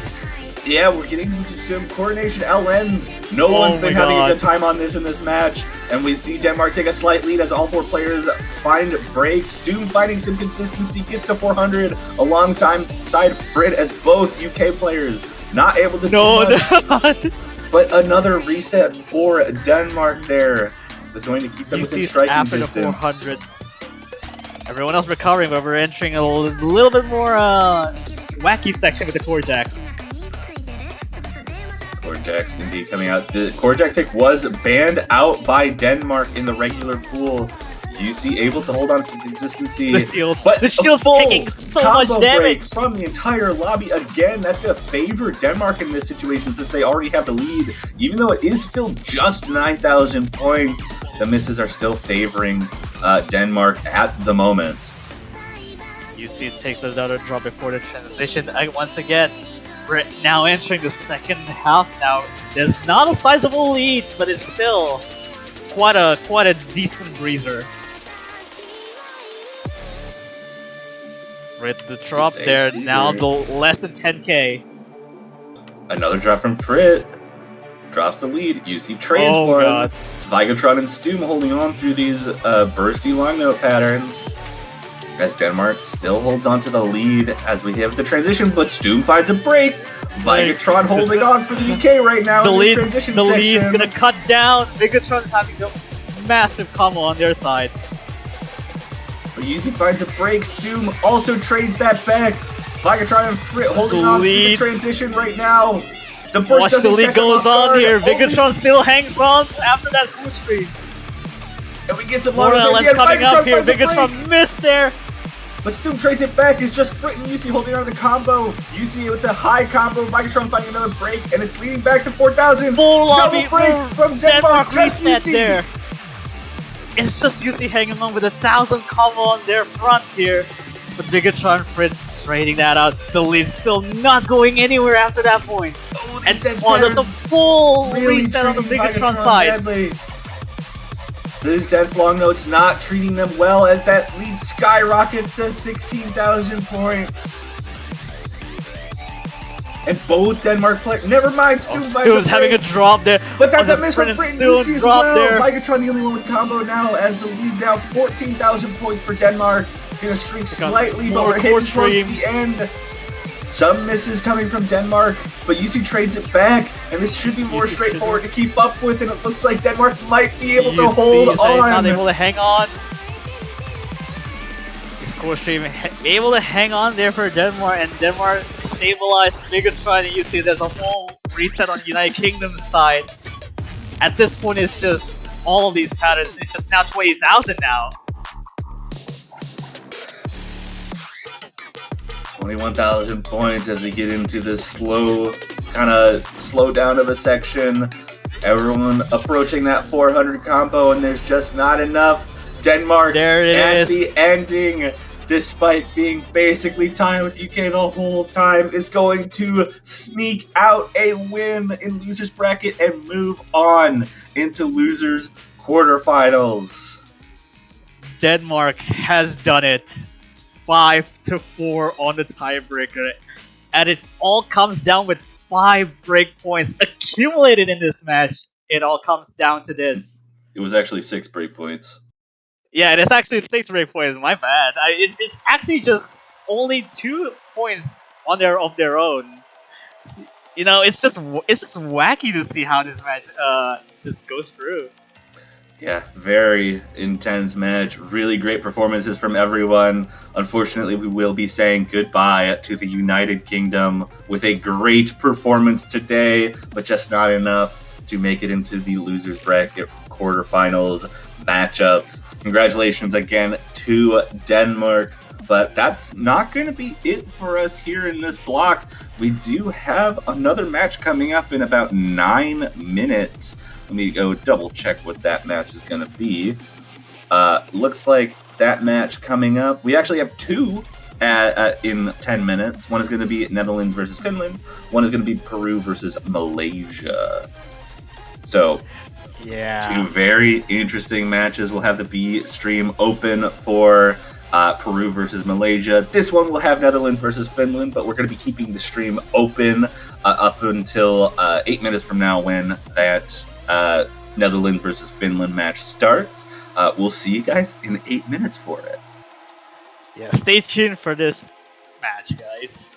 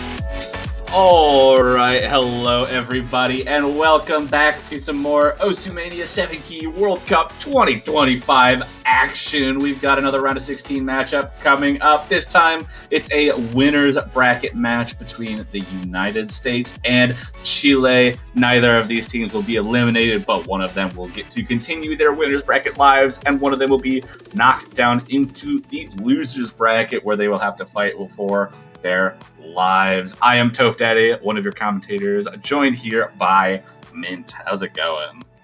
Hello, hello! I'm excited for some more 7K action! And this weekend has been filled with a lot of very interesting matches, but this one is like... I don't know, I've been eyeing this one from even last week. Like, the matchup seems really, really interesting to me. Yeah, it definitely does. I mean, for one, it's winners bracket, so we're going to see some hopefully very good scores. But I am really interested to see how the pick strategy goes, I know the United States has been quite fond of the rice side of the pools, but I'm not sure how Chile is going to respond to how they've been doing, though.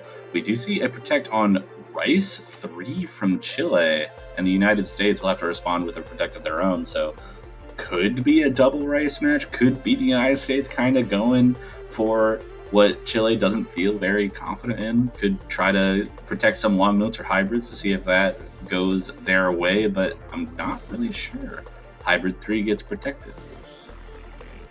Yeah, for sure. And as you said, like the U.S. is going to be probably like relying on their rice, but also they could, depending on how Chile wants to approach things, they could also dip into the lower half of the map pool, as it seems like they are protecting Hybrid 3 and banning LN1, which is, I think that makes sense. Yeah, it'll be interesting to see. The thing that's most important about this matchup is that there seems to be not really a dichotomy between these two teams, so to speak. It looks like they kind of match each other, or they'll trade things. Like, if you look back at qualifiers, you'll see that the United States did significantly better on Rice 1, the technical pick, than Chile, but Chile did significantly better on the speed pick, or not significantly, but slightly better than the United States on the speed pick. So Rice isn't necessarily going to be their best option both ways around. And then outside of that, it seems like it's either very, very close or pretty much the same as what we saw, where they would swap spots. So it's going to be fun to see how these two teams approach. We already see 2 LN bans, so LN1 and LN3 both getting banned out, and Rice 2 going to be the start of this match. Yeah, and I think what's actually pretty interesting is that Chile seems to be going for not just rice, but particularly the straightforward rice. They're protecting the Korjak pick, and they're opening their pick with Chord Stream. And I think that might actually go to show, like, sort of a different dichotomy between these two teams. Whereas the US seems to be protecting Hybrid 3, which is the mini tiebreaker.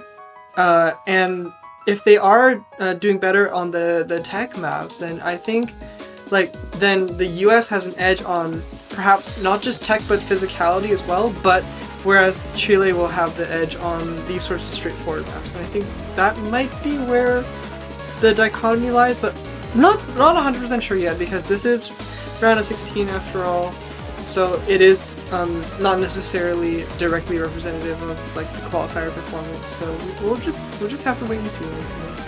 But these are this is my preliminary analysis so far. Yeah, you give a pretty interesting kind of idea where it looks like as the protects and bans came out, and like obviously this first pick, Chile is kind of sticking with accuracy-based picks. So I would imagine that they're going to be going for stuff like this and Rice 1 and Rice 3, and then outside of that, probably looking at something like LN2, because that's the most accuracy-based of the long note picks, and should be the most straightforward for them. And the United States is probably going to be sticking with the more complex stuff. Your technical picks, Rice 4, Rice 5, and then probably any of the hybrids, really, because all of those are super technical. Yeah, and I think that's where the United States might actually shine the most, is the hybrid section. So we'll just have to wait and see.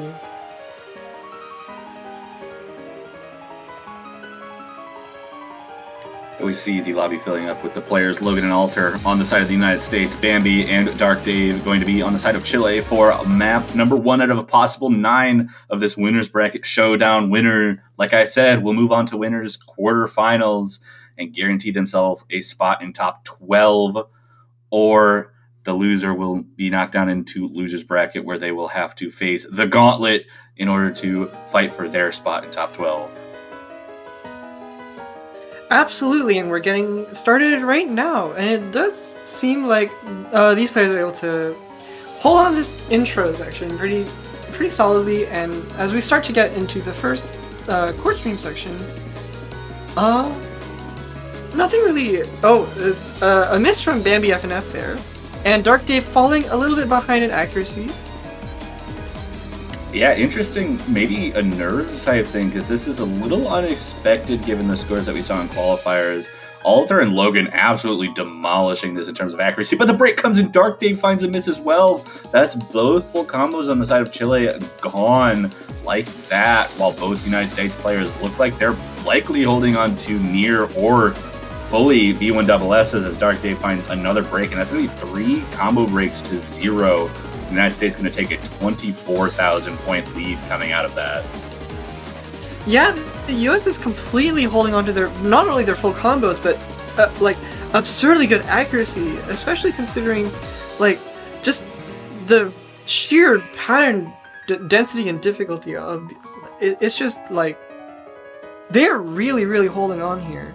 And Chile, on the other hand, they are comboing quite well as well, but their accuracy does seem to be faltering a little bit, and they both did obtain a miss each earlier. So we'll just have to see that we're coming into the last third of the map here. Yeah, it almost looks like there have to be mistakes from the United States at this point, and Dark Dave is not the right person to see if you want to see Chile making a comeback into this.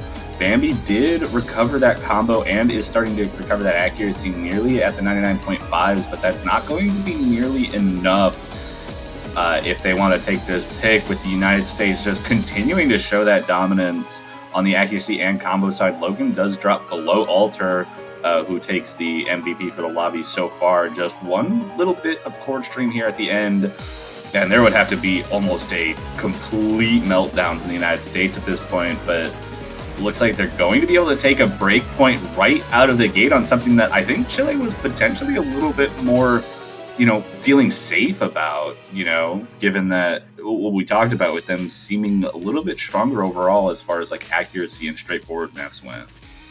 Yeah, that's honestly like given their their strategy and their approach. I guess I didn't really expect to see a 50,000 point break from the United States there. Like I'm just like this is a very large disparity considering this is a break point.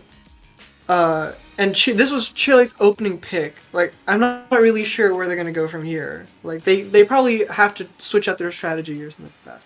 Yeah, or it might just be a result of chord stream, because, I mean, the United States has been classically very good at chord stream, and even the qualifiers do defend that. They had a pretty good stage 5, but still, that seems like it was more within the wheelhouse of what we would have expected Chile to want to go for, and just a 50,000 point lead for the United States has got to be almost deflating for your first pick, but if it is going to be the United States' pick, Chile has an opportunity to try and get that point back on whatever the United States decides to go for. And I mean, if I'm them, maybe... I actually don't know what I'd think if I was in their situation. Probably, I might just go for Copy Fox immediately. That Hybrid 3 Protect might put the United States in the best position possible to keep that momentum going. Yeah, for sure. I'm thinking maybe another hybrid would be safer. Just saving that Protect for later might be a good idea as well. But honestly, they could go a lot of different directions right now. It does look like they are actually going to go for Copy Fox, so they are getting their Protect out of the way right now. I think that's pretty interesting. Yeah, so going for the mini tiebreaker, looking to continue the requirement for long-form consistency.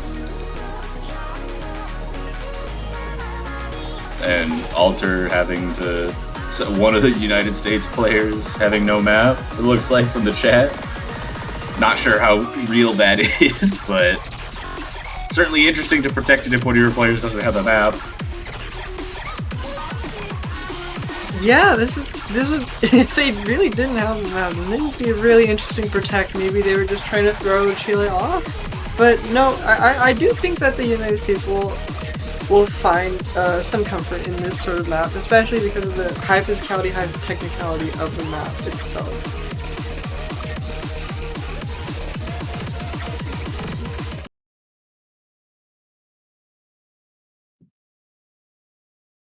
And here we go. No swap outs. Logan and Alter again for the United States. Dark Dave and Bambi again for Chile. On this consistency mini tiebreaker map, Hybrid 3 Copy Fox. There's a lot to deal with in this map. It's a lot less straightforward. Mixing the LN patterns, some coordination, and that ending is brutal on the density long notes. So whichever of these teams feels like they have the stronger LN team could start to find some footing in the ending. We'll have to see how that goes. Logan, though, early drop in this intro, and the Chilean side gonna hold on to a small lead before we get into the 400 combos. Yeah, but as we hit this 400 combo, we're getting into the first drop section of the song right now, and it does seem like they are pretty much neck and neck. It does look like the US is gaining back a little bit of their lead there, but it's only just that tiny sliver that can be easily lost if they find even like a 200 or even a miss. Yeah, So- we're actually seeing the accuracy from Logan, MVP in the lobby, accuracy-wise, despite that miss. So doing a good job. Alter keeping up with Bambi, and Dark Dave finding the miss. We've had the lowest accuracy in the lobby thus far. United States going to take a small advantage out of that as well, as it rises to probably about 7,000 by the time Dark Dave gets back up to 400 combo. And another miss right before that is only going to help the United States, but that's a double miss from the United States. And Bambi, the only full combo remaining, now is trying to bring it back as Alter finds another break, and that scoreline is shrinking. Dark Dave able to get nearly back up to the 400 combo, helping his team bring back the score lead. Yeah, and we're getting essentially like a combo reset from the United States there, like halfway through the map, and we'll just have to wait and see. But it does look like Bambi is holding that combo really steadily, and honestly, like the US will take a while to recover, but it does look like they have recovered a substantial amount. Like Logan's already back at 1,000 combo here.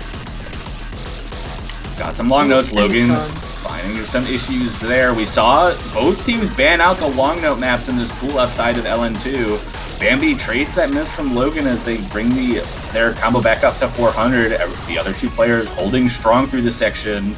We've got a third of the map left, but this last section is going to be a massive LN section. I mentioned whichever team is going to be stronger on this LN section could come back.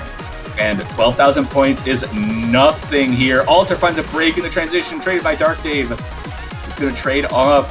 And we're going to see who feels strongest on this long note. Bambi finds a break. Logan, the last combo remaining on all sides with this long note section as Alter built it up. And Chile falling apart a bit. Logan holds long enough. Everyone's missing left and right here. It does look like all combos are essentially it does look like Alter's maintaining a pretty steady combo here. See Logan having some pretty big issues with those kind of Jackie coordination LNs. We got one final section, but it's 30,000 points with a map with this much combo in it. That's going to be difficult to come back to in this section. We've got a huge set of breaks, and the United States will defend their protect and bring it to a 2-0 scoreline off of two good performances. Bambi matching the accuracy, Dark Dave just a little bit behind there, and Chile starting off a little bit more behind than they probably wanted to. 2-0, Chile needs to find something that'll work here.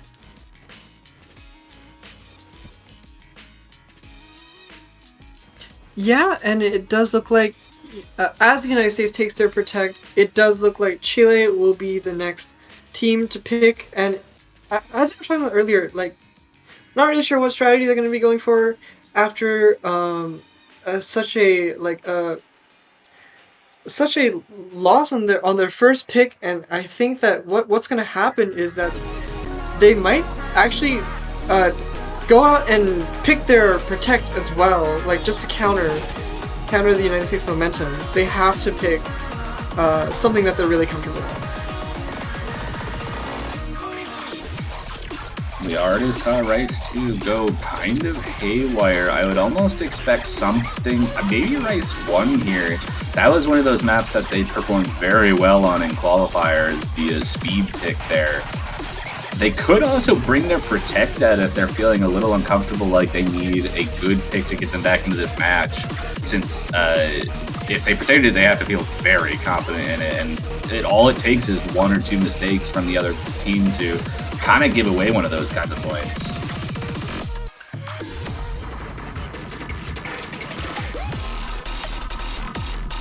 Yeah, it looks like they're going with Rice 4, and that is... I want to say it is one of the tech picks, so it does look like we're gonna be... we're gonna have some very interesting things going on here. So, Chile picking this tech map. It is, it's quite mini-jacky and has a lot of burst as well, so I think this is gonna be, definitely not something that we will have seen from earlier, but as we did point out earlier, that the United States actually had a lead on Chile for the qualifiers, but not on the speed picks. I'm curious why they picked this over over Rice 1. So I guess we're just gonna have to see how confident they are here. They definitely want to stop the momentum of the United States. Like, I'm just like curious. Like, they have to be really confident on this, because otherwise they wouldn't have picked it. I don't know if it's necessarily confidence. I think there comes a certain point where you feel like you have to pick something that your opponent will make mistakes on. And this is certainly the map that I think has the most opportunity for mistakes, and we already see that. Yeah, as you say that, Logan finding a miss there, and but it's traded right back. This is gonna be... I mean, if this continues, it does look like it's gonna be essentially like a battle between like Alter and Bambi, considering their although I will say Logan is still maintaining a really solid accuracy despite the miss. So I think the United States will... Okay, Sevex finding another miss. I think the United States, well, we're already like about a third of the way in, so it's kind of hard to say, but I do think the United States has the advantage here, especially in terms of combo and accuracy, just looking at it. Certainly is in the United States' favor right now. Logan and Alter pretty much matching accuracies right now. Bambi is slightly ahead of Bose, so doing a good job. Logan finding a drop in that break section, but the real difference right now is Sebax being a little behind in both accuracy and combo. 2 misses on their side. That does match the 2 misses from Logan, but that's another one traded back right away. So kind of the same situation where it's just 3 misses on each side, 3 from Logan, 3 from Sebax. It really is just that Sebax's drops have come with larger accuracy drops. For sure, we're seeing some very clean misses from Logan. Okay. This is gonna play out very interestingly in this last quarter here. We're only about a 12,000. Oh, and we're finding another miss from Chile here. Bambi still maintaining a really solid full combo, though, with the highest accuracy on the board right now. Yeah, very good plays by Bambi and Alter here. Logan having a few cleaner accuracy drops. Alter does drop the full combo, but a 20,000 point lead as Sebax trades that miss as well. For sure, 30,000 now. This is... And it does look like we're just about wrapping up with the map. Oh, it does look Bambi! Like Bambi finds the miss. Oh! Missing What an out on the unfortunate miss. full combo in the last few patterns. Yeah, no full combos here. No full combos allowed. Does still get the MVP for the lobby there on Junglist Acid, but not enough to take the point away from the United States. That is a second break point now, and the United States has a lot to choose from in this scenario to try and bring it to match point. Yeah, and like despite those non-FCs, these are really high accuracies. Just looking at the 200 count, it's just like single digit 200 count. Logan even finding more misses than 200, which is really that is quite something there. Yeah, I mean, it just goes to show how strong that player's accuracy is. But the United Absolutely. States is able to pick. They did pretty well on Hybrid 3. They've won both of the rice picks that have come out, though the last 3 are a little bit more straightforward. Maybe not the best way to try and attack this Chilean squad. I could definitely see them going with like Hybrid 2 in this case, just making something very awkward, though. I don't know if LN1 is the right choice. I think it has to be one of the 2 hybrids that the United States sticks with. Well, LN1 is better than LN2, but essentially, I think what's gonna I don't really know what the U.S. strategy is gonna be from here. I think they could go for the hybrids, of course, but they also have Rice 5, which is a relatively safe. There you go, Rice 5. We're getting a Curiosity. This is like a mixed rice sort of pick. We're gonna have some Quartz Streams, some bursts, and some little bit of jacks. Not too much. Well, I mean, the map itself is basically just slower Quartz Stream. Like, it's 148 BPM Quartz Stream, and then the Quartz Stream itself has jacks within it, like pretty much throughout the entire chart. And between everything, you get like some rhythmic changes and some bursts. So it is quite jaggy, but in the way that I think a lot of people are capable of keeping up with, more so than like just a regular chord jack pick, because so much of it is so like the motion is so Quartz Stream like. Yeah, for sure. And seeing as the United States were so strong in like Quartz Stream accuracy earlier, I think this is a pretty strong pick from them. But of course, it does have like those little like other elements, non-Quartz Stream elements in the map. So we'll just have to see. It's still sticking with the same players that were in on the last map. Bambi and Sebaix on Chile, Logan and Alter holding down the fort for the United States in this winner's bracket match here. All 4 players holding on quite strong. Alter a little bit behind Sebaix. Logan a little bit ahead of Bambi, and Alter is going to be the first one to find a combo break here. Accuracies across the board look good still, though, but Chile's going to hold on to a small lead off of that combo break. Yeah, and does look like Sebaix finds another miss there, and the lead is shrinking, is flickering, going back to the United States side. Logan is holding on to a 99.9 so far, which is absolutely incredible to see the lead. Not far behind Bambi FNF with a 99.84. So we're just gonna have to. It is ultimately gonna come down to perhaps Alter and Sebaix, like their misses, and it does look like they haven't been missing for a while. Getting past that 400 combo cap and full comboing for quite a while so far. It does look like Sebaix is finding a miss there. So that does bring a little bit more of a lead to the United States. Yeah, United States going to hold on to that lead based on the 1 miss from Alter versus 2 from Sebaix, as well as the accuracy lead. But Logan, with the high accuracy, does find a combo break. 1 full combo left on the board, and that's from Bambi on the Chilean side. Yeah, relatively clean miss there. Yeah, very clean miss. Still holding on to 99.84. That lead is still around 8,000 now that Logan is approaching 400 combo again. Last few patterns in the map, and as long as nothing major happens, it looks like the United States is going to hold this, but a lot closer than the other 3 that we've been seeing. It does look like the United States will take it 4-0, and Chile is back into a corner here. They have to figure out what their next pick is going to be. And they have to do it fast, because then the rest of the match they'll have to take on, and then eventually, if they do want to win this, they'll have to take the tiebreaker. And so United States is on match point now, and all the United States has to do is just win 1 more point. So this is pretty favorable in their situation right now.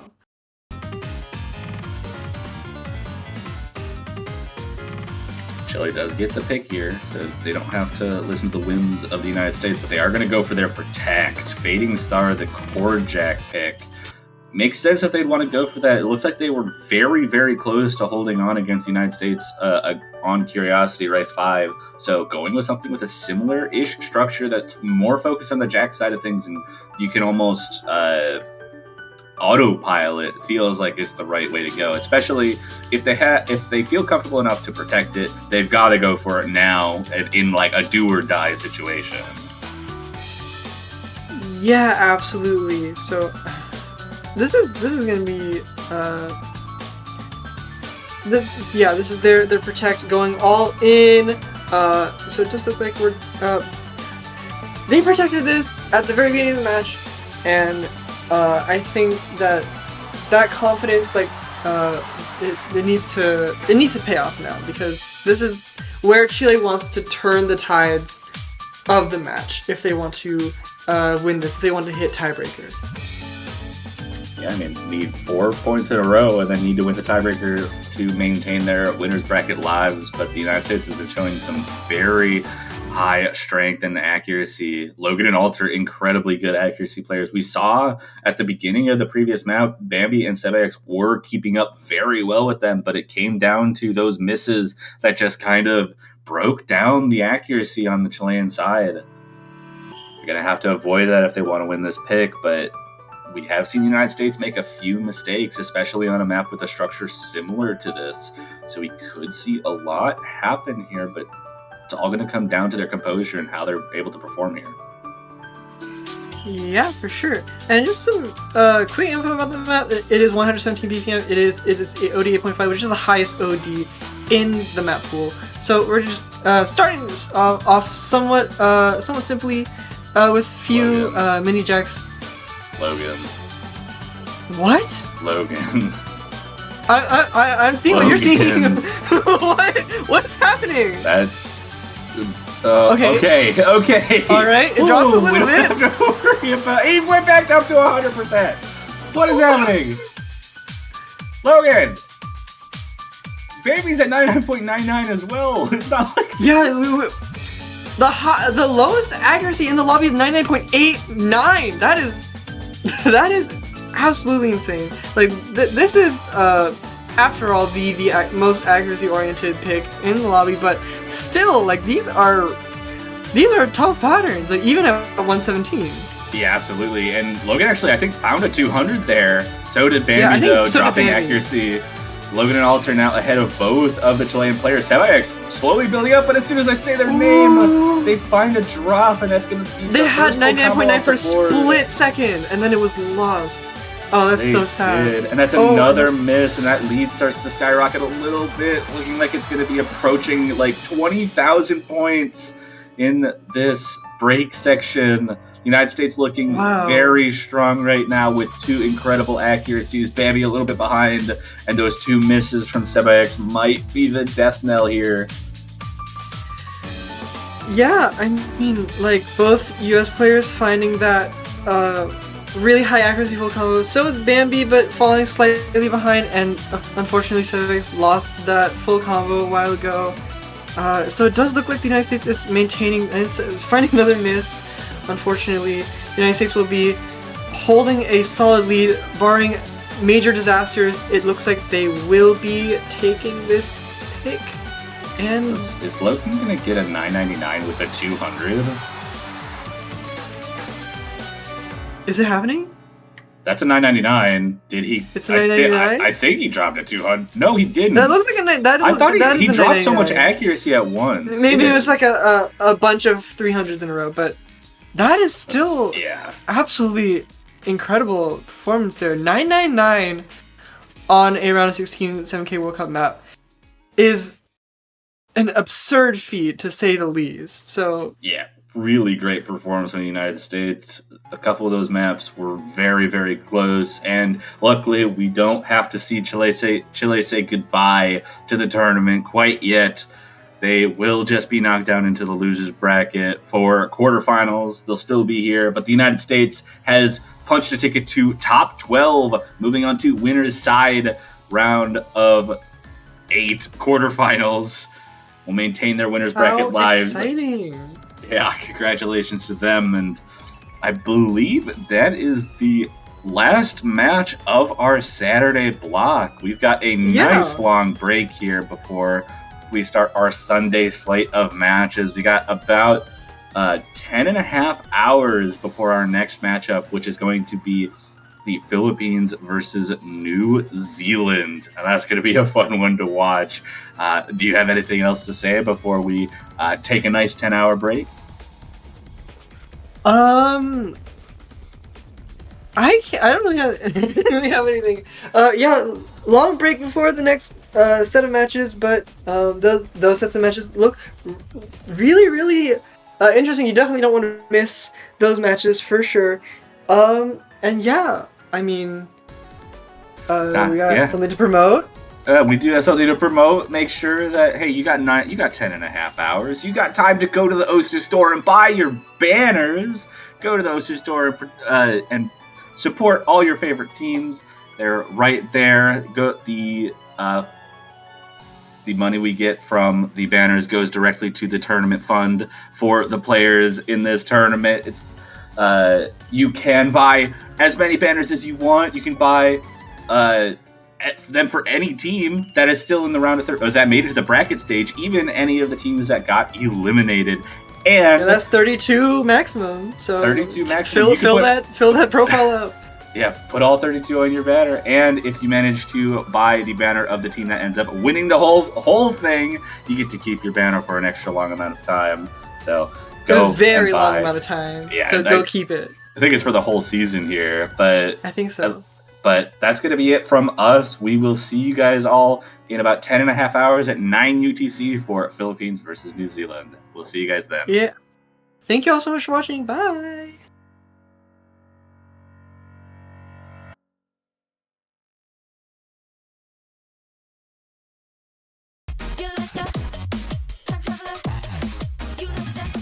Hello, and welcome back to the Osimania 7K World Cup 2025. I am one of your commentators, Sergio85, and alongside with me in the booth is Rayvile, and we have a match again in the winners bracket between Hong Kong and the Russian Federation. Hello, yep, we do have the trio of Hong Kong going up against the Russian Federation, hopefully for a closer match than what we saw in the previous one, where it was a Heat 1 against the team. Now this time it's a little bit closer. 11. There's a 5 in gap between the two teams. Yeah, as you mentioned, 5 between these two teams, and honestly, this match might be one of those stereotypical LN versus Rice matches if Russia manages to perform very well on the Rice picks, which I presume they will be prioritizing. And you can already see they're protecting Rice 4. Yeah, not a surprise. They actually topped Rice 4 last weekend, which was Vanguard 3. They got the highest score amongst every single team that played it, so not a surprise to see Russian Federation actually go for that Protect on Rice 4. Hong Kong going for the Protect on Hybrid 1. Also, they managed to top in the leaderboard of last weekend's Hybrid 1. So again, not a surprise, but Hong Kong are going to ban Rice 1, which is, I think, understandable. Banning off the speed pick. Yeah, if it's not Rice 4, if Rice 4 gets protected, I think the best one of the better bans to do is on Rice 1. Not exactly Rice 3, because I'm pretty sure I remember Hong Kong performing well accuracy-wise on the Rice picks. Russia banning Kagutsuchi, which I honestly expect from them. Again, Russia will be prioritizing the Rice picks for this entire match. Like, yeah, sure, seeding may look like they're pretty far apart, but considering the possible dynamic in this match, this might be closer than what seedings may imply.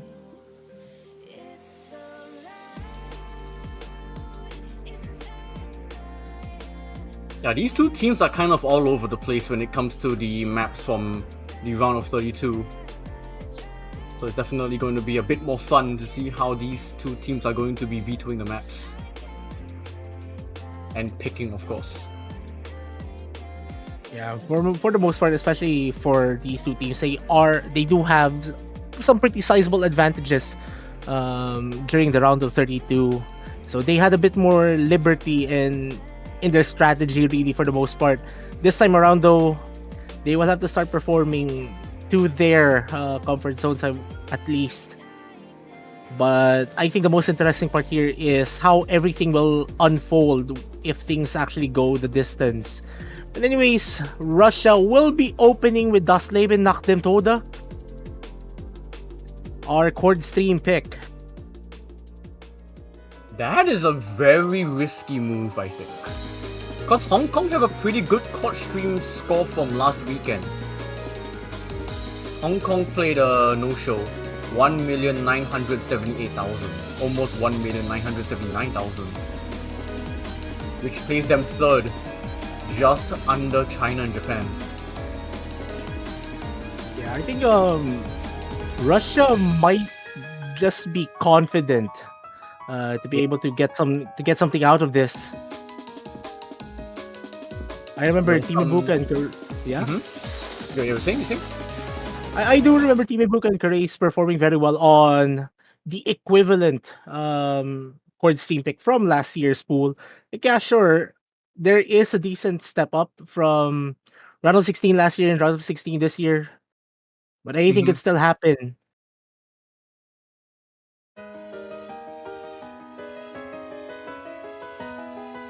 This is definitely slightly tougher, 7 BPM increase from last weekend's chord stream, and it's a slightly bit more dense.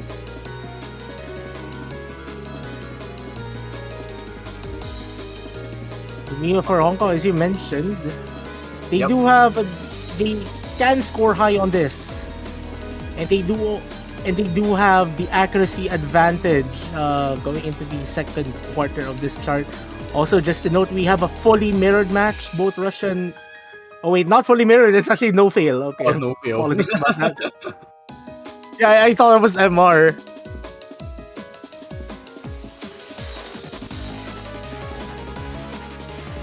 Well, Russian Federation are still in striking distance to try and pull this lead back if Hong Kong do find any combo drops, but accuracy-wise, it is night and day right now. Like, they have what is essentially like a 99.75 average for Hong Kong. You know, Russia needs to catch up by around 5/10 on average. Grace needs to step up a bit on the accuracy right there, and honestly, at this stage, it will be pretty difficult. They will be hoping for a big drop coming from Hong Kong. Oh, but that's a big drop from Team Ibuka instead. The highest accuracy of the two from Russian Federation finds the miss. Not exactly the person you'd want to drop if you're Russia. It's also their higher accuracy player as well, so that is going to be hurting them a little bit more than it should. You know, Hong Kong pretty much consistent, though they are decreasing accuracy, but I think that's pretty much the effect of the increased density really at the very end of this chart. It's not going to matter too much as well, because Russian Federation just can't find any avenue to increase their own accuracies. So this might just be done.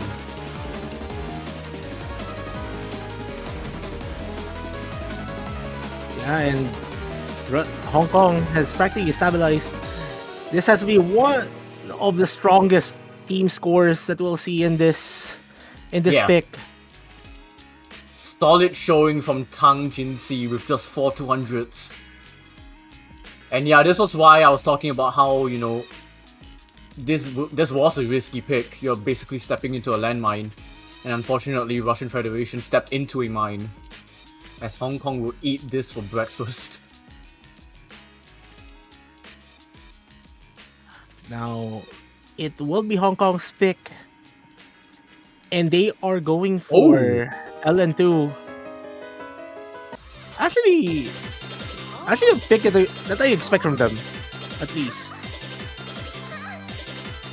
Interesting pick.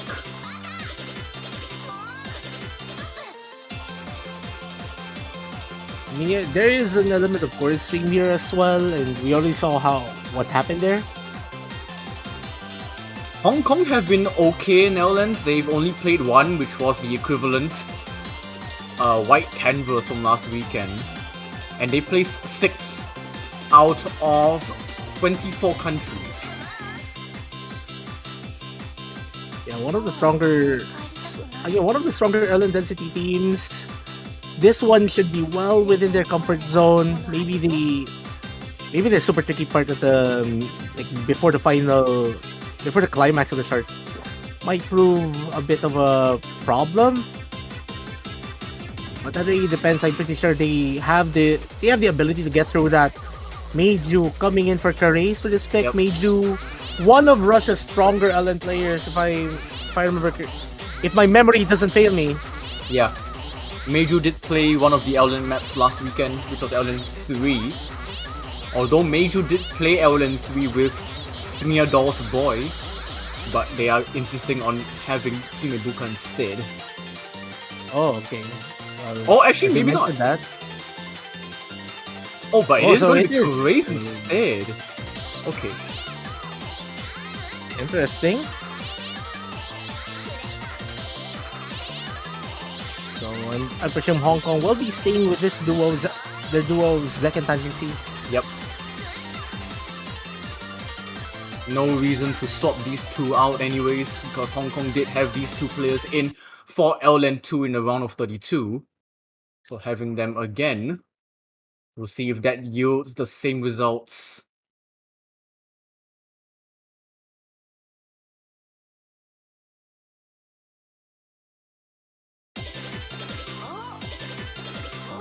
And here comes the noodles.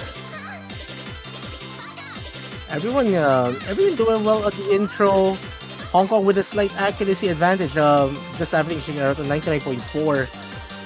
But now, interestingly enough, Russia has just a 10 of an advantage. Tangency dropping to around 99.2. Yeah, But the tug of war doesn't stop. It seems Tangency is actually either hitting early or releasing early. But accuracy from Karace is dropping, and that is what is giving that lead back to Hong Kong as Zack recovers accuracy. But this is not a safe lead. Yeah, that was a pretty shaky start there for Tangency. And we're about to enter some of the hardest patterning throughout the entire pool. Like somewhere like the second third of this chart. Something that Hong Kong has to be super careful with. Yeah, but so does Russian Federation. They have managed to stabilize their accuracies, but misses here can be fatal.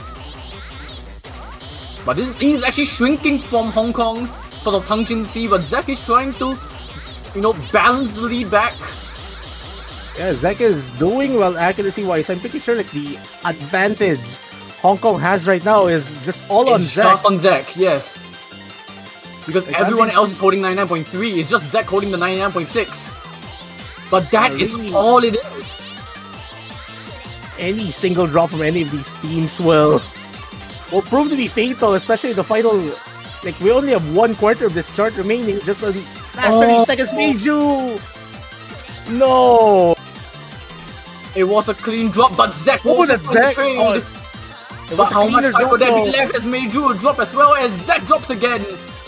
Both these players trading back and forth. It's just Tangency and Karace holding Oh, on that's to another it. one. And another drop. But I don't think that's enough time. Yeah, just a little bit too late there for Russia to grab this point. That wasn't comfortable Yeah. from Hong Kong, actually. Something to think about. Maybe Ellen, but Ellen 1 is a very different chart though. Yeah. Like Ellen 3 might seem closer to Ellen 2 skill set wise, but I don't think that. Yeah, sure, you're able to keep up with Hong Kong closer on Ellen 1. I mean, on this one, but it might be a very different story on Ellen 1. There you go. Like, Inverse is just a really different skill set compared to what we just saw. So I don't mention that Russian Federation did ban LN 3. Yeah. Maybe Hybrid 1? Hybrid 1 is a safe one for them to go to. Oh, they're going No, they're nice going for... Okay. I mean, Oh, this is their Protect, yeah.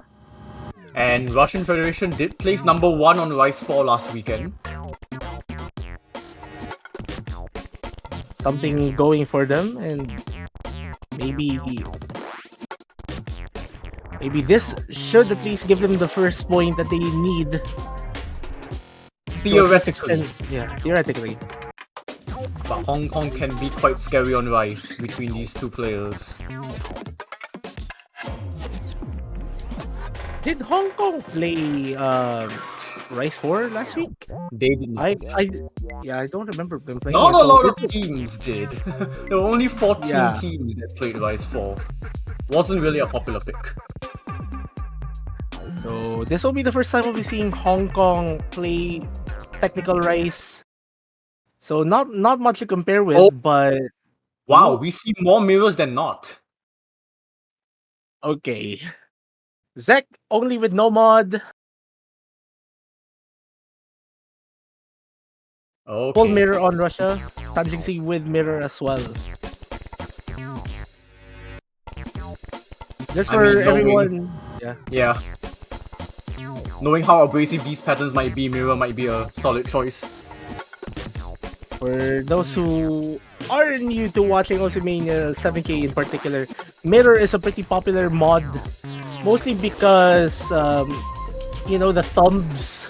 Like some people have used left thumbs or right thumbs, and some charts may just have inherent bias on one thumb or the other. If it's not that, it's mostly to avoid mind block. More If often you're- than not, it is to remove mind block. As we do see the first miss already from Zek, and accuracy-wise favoring Russian Federation with a very clean accuracy from Karesa, although they did drop a little bit, dropping down to 99.5, but Team Ibuka is there to support for the Russian Federation. As Zek is slowly recovering as Team Ibuka finds a combo break, and this might actually stabilize the lead. It might just pass it over to Hong Kong if Hong Kong can just keep this going. Yeah, but Team Ibuka still has the accuracy advantage over Tanjingsi, so that's one thing going for them. Maybe the lead might stabilize it. Actually, let's see what happens when Team Ibuka actually hits 400 combo. Because that will tell how close this thing actually is, but it's getting closer and closer. Like, Tanjingsi is increasing accuracy really fast. And that's And a that miss miss from Team from Ibuka! Now that's clear for Hong Kong. Still not out of the woods just yet, but this is a lead that Hong Kong can play with. But Team Ibuka finds another miss, and that lead is just going to extend. Yeah, Zek's accuracy almost better. Oh, a few 200s. Those are big acrops that come from the Zek. This is not yet over, I think. Crucially, they did not miss. Oh, but crucially, Team Ibuka does. Yeah, those misses are going to be proving fatal for Russia here. Hong Kong's lead has already increased to 5 digits, and it's going to become harder and harder to get the lead. Yeah, now with these mini jacks.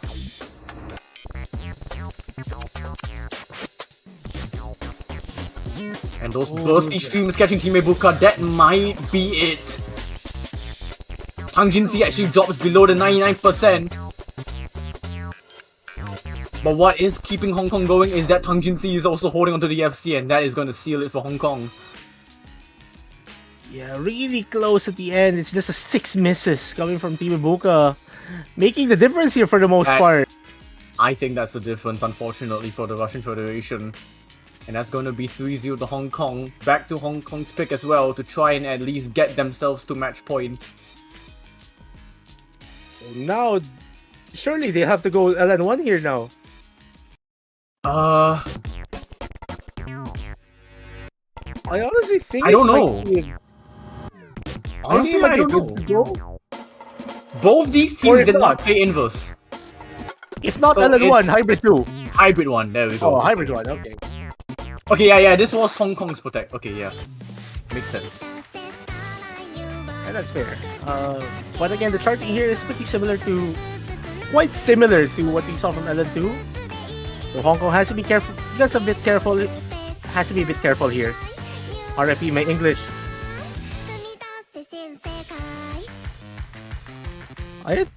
Maybe Hybrid 2 would have also been a good pick coming off the wackiness of Rise 4.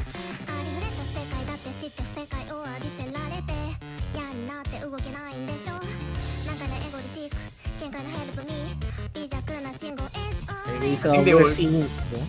They probably Yup. want to be a bit more safe. Just go with the protect first.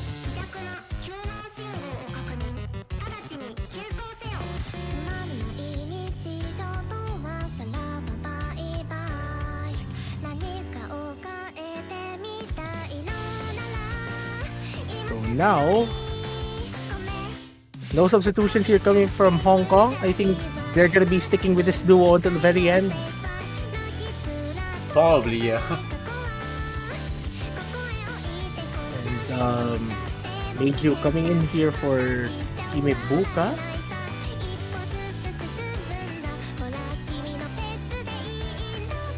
And just a balance between their Rice and LN for the most part.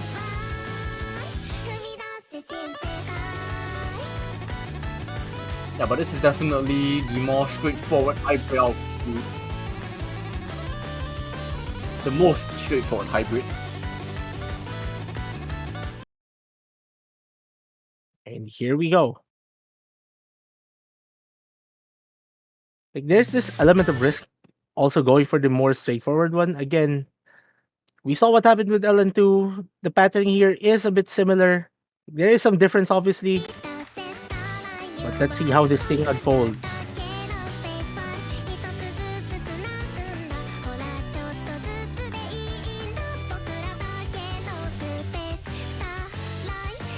So far, accuracy is just narrowly beating out each player's counterpart. Zek over Meiju and Tangjin over Karace. Relatively shaky start for Tanjin C though, keeping this really close. Like just doing their hits and releases slightly earlier than on the earlier part of the timing window. Yeah. But crucially is that Tangjin C is beating out Karace by quite a bit. Zek actually dropped a bit of accuracy, but so did Meiju. So now this lead still in Hong Kong's favor. It's a pretty manageable lead for the most part.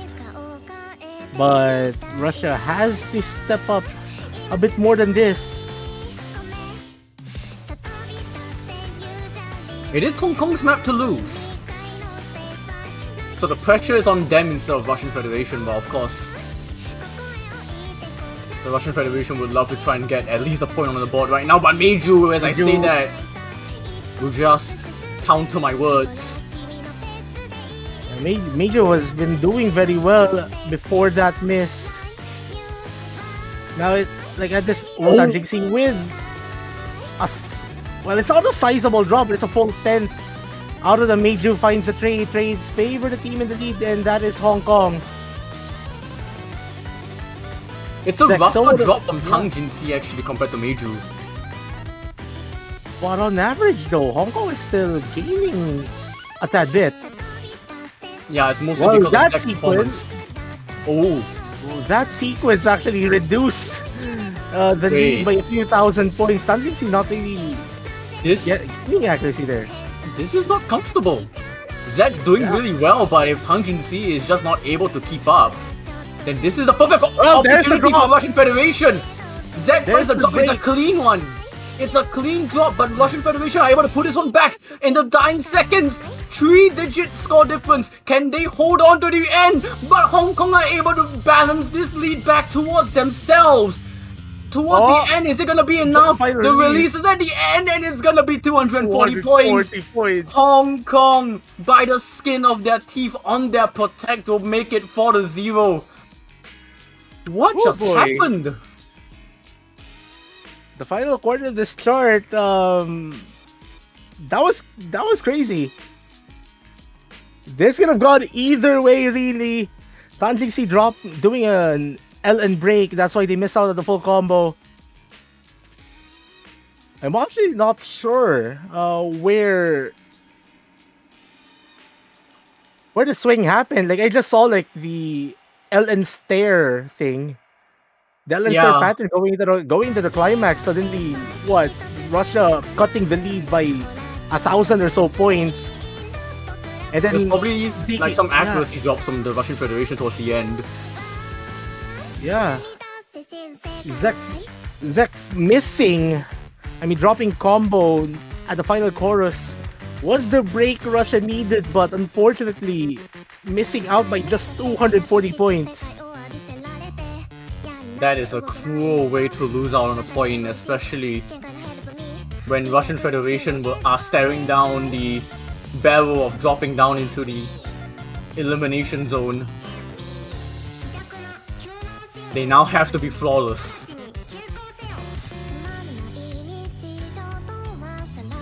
Yeah. 5 straight points to avoid relegation. What can they even go for? What is like sensible now? Risk it with a Rise 3? Maybe try and cover around Hybrid 2? They are going for Rise 3. They are going all in. Yeah, get the highest scoring skill set and see what happens. There's no safe pick for them, I think. But maybe of all of them, this might be the most sensible. Russian Federation did not play Rise 3 last weekend, but Hong Kong did, and they placed 5th. Hong Kong were actually one of the 7 teams that actually had a higher score than South Korea. So this is a risk.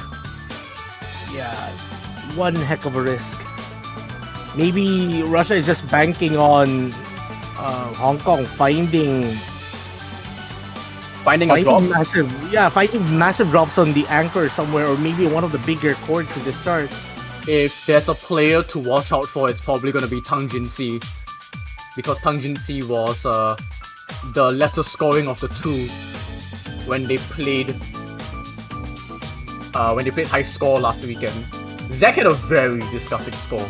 It was a 998k, and Tang Jinxi had a 993.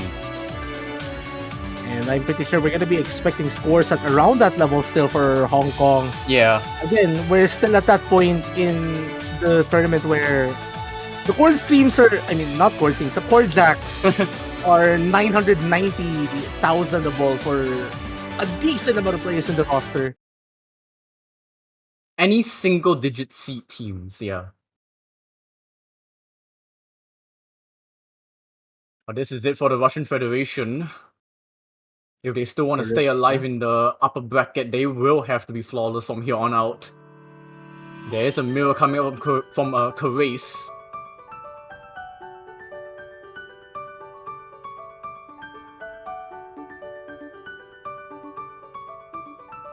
It may be Fading Star, but let's see if any of the Russian Federations will turn into Rising Stars. That's a good one, and they will need to do... Someone has to rise from this point, because they want to at least get this match extended at least one more turn and see what happens from there. And right now, so far so good. Yeah. Oh, but Team Ibuka found an accuracy drop. They dropped from 99.9 to 0.7. But Tang Jinxi is behind and Zek finds a combo drop. That is what Russian Federation needs. There's a pretty sizable drop. Now Russia Federation needs to maintain this consistency. They cannot afford any drops, because while they do have a full 10th advantage on both players to their counterparts in Hong Kong, this is still a pretty manageable lead. It is not safe by any means, especially when we're talking about a chord jack map that can just swing itself at any instance. But this is a very solid score from Team Ibuka. When we're talking about Rising Stars, they are stepping up when they need, but that's an accuracy drop from them, and another one! A 50 from Team Ibuka, almost dropping combo. Crucially does not, but Russian Federation are playing with fire. Yeah, those are a few, 3, 4 50s over that sequence. My heart dropped for a split second. But right now, Team Ibuka is trying to cover for Tang Jinxi accuracy-wise. Tang Jinxi dropping below 99.5. Karace, on the other hand, while below Zek, Karace does have the combo advantage. Only 1/4 of the chart remaining. The lead is still slowly increasing more towards Russia's favor. But again, this is still not safe. It's so easy to rush at any of these scores if you lose your metronome. I'm more worried about Team Ibuka if they had that 50 moment. It might very well happen again, and it's, best that they do not do it towards the end of the map, but Russian Federation will close it out with a double FC and get themselves on the board. Crucially, 5 50s, but no misses from Team Ibuka, and that has saved them.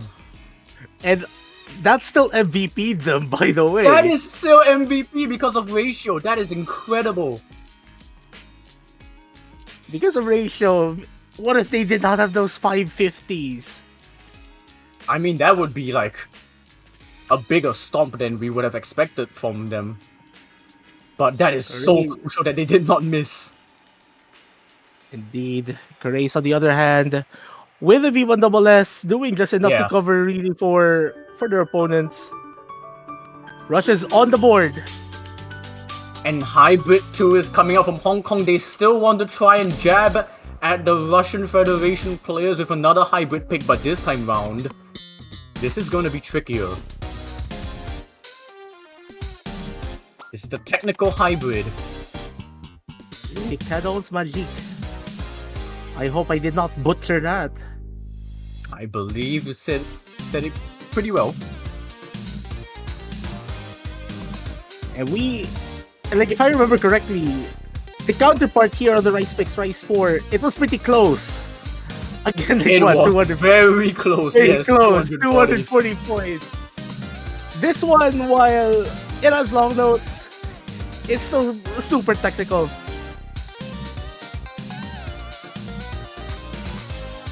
It is definitely on the tougher side.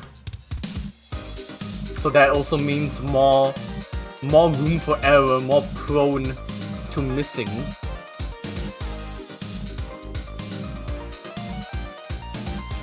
But let's see if Hong Kong are able to close it out, or if Russian Federation can get a comeback started.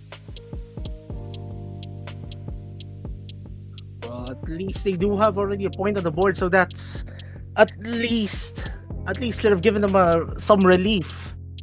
The pressure is still on for them to continue keeping the momentum on their side, but they'll have to do it one chart at a time. I did say if the Russian Federation were not going to go for Rice 3, they might want to go for hybrids, so let's see how close this one will be. Actually, one of the bigger concerns as well is, should Russia win this, what do they pick next? Because what's remaining? There's like what? LN1 Hybrid 3. Definitely not. And of course, Rice 5. Rice 5 as well. Yeah. I mean, it's gonna be between like Rice 5 and Hybrid 3. There's no way they are going for LN1. Unless they know something we don't. Double mill from Russian Federation. Now finally a fully mirrored matchup. Not me missing, not me forgetting that the mirror icon looks different. Oh, Team Ibuka! Oh. No. Very rough start for Team Ibuka. Not just in terms of combo, but also in terms of accuracy. So already catch up for Russian Federation. Yeah, those were really bad accuracy drops. Team Ibuka already below 98%, just trying to recover to that level. And this is already a start that they don't really want. Yeah, this lead is actually growing towards Hong Kong because of the accuracy increase from Zack and Tang Jinsi. Team Ibuka is actually slowly climbing but dropping a bit of accuracy. As I say that as Karace will drop combo. Well. Is this the beginning of the end? There's a two-thirds of a chart remaining. Still enough time for things to happen, but they have to start happening. That is a cruel combo drop from Karace. on the releases of the LN. You do not want to see that. Yeah, this start is pretty tricky overall. While the patterns look pretty simple, execution is the most important thing, really. Whenever you're performing in a tournament, you really want to get as high of a score as you can.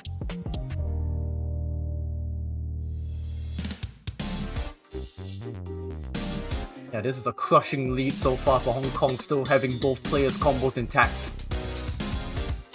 And Team Ibuka will reset their combo and make this 50,000 points of a lead. Probably the biggest lead we've seen from Hong Kong thus far, as Karace will just add on to that. More salt into the wound.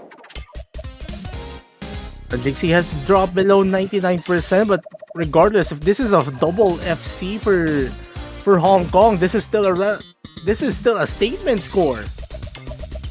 If they're able to maintain the double full combo. Yeah, very solid accuracy from Zack as well. It's pretty much done and dusted for Hong Kong to get their 5th point and their ticket to the upper bracket quarterfinals. Double FC from Hong Kong to boot.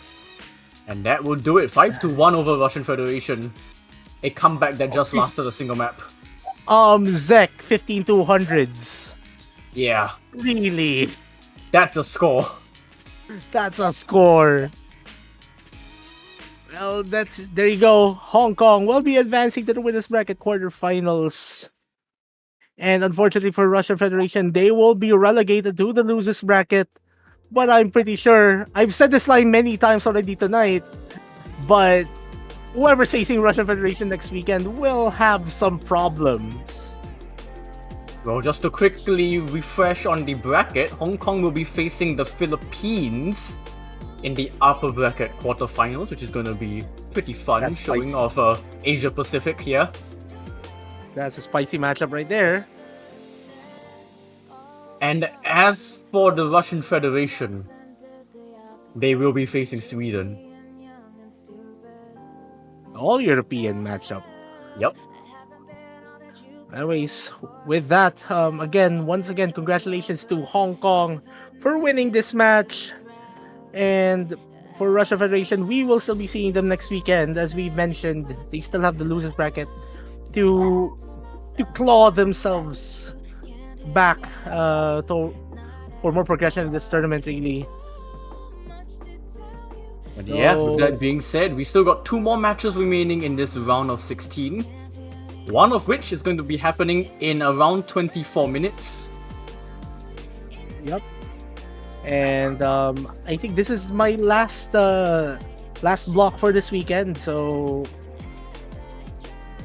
yeah, what a fun weekend it has been. We've seen 3 tiebreakers this weekend. If I did not miscount, a few crazy scores as well. But again, as you mentioned, we still have 2 matches. One in 23 minutes, Indonesia versus Venezuela. And we hope you guys will still support the teams. And speaking of support, yep, you can get banners in the shop for any of the teams in this World Cup, even if they have been eliminated. You can even stack multiple banners of all countries or just a single one to sort of show your support to everyone in this tournament. Yep. So buy the banners. Maybe if you end up buying the banner of the winning team of this World Cup, you'll have that one on your profile until the next 7K World Cup. So feel free to get them while they're still hot.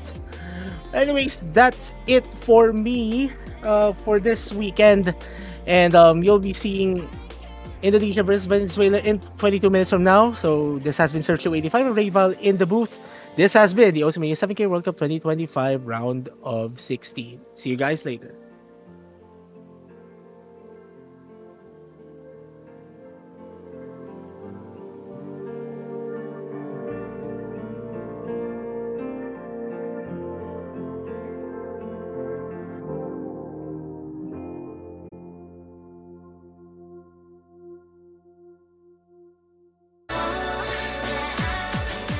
Alright, hello everybody, once again to another set of round of 16 for the Osumania 7 Key World Cup 2025. We've got a winner's bracket match between our number 5 seed Indonesia and the number 12 seed Venezuela.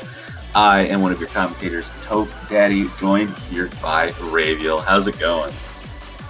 Yeah, doing pretty well. I've been commentating for the last couple of hours. This will be the final one that I'll be doing for the round of 16, but it is the penultimate match of the round of 16, although it is the final upper bracket match. So these two teams will not be facing elimination just yet, but they will be fighting for their survival in the upper bracket. And this is going to be a very interesting dynamic because Indonesia, mainstay in the 7K World Cup, up against a team that you wouldn't expect to have a very good 7K roster in Venezuela.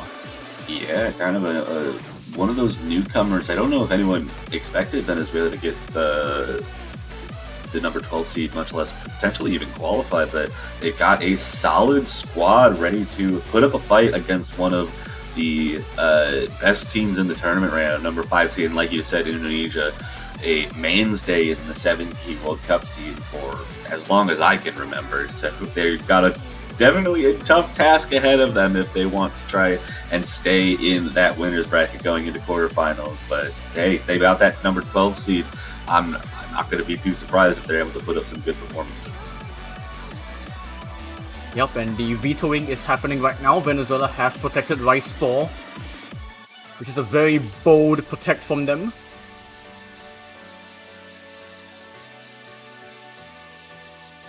Certainly is, but I think that kind of makes sense. They want to attack Indonesia in a place where I think more mistakes are likely, and a map like Rice 4 is definitely where that's going to be.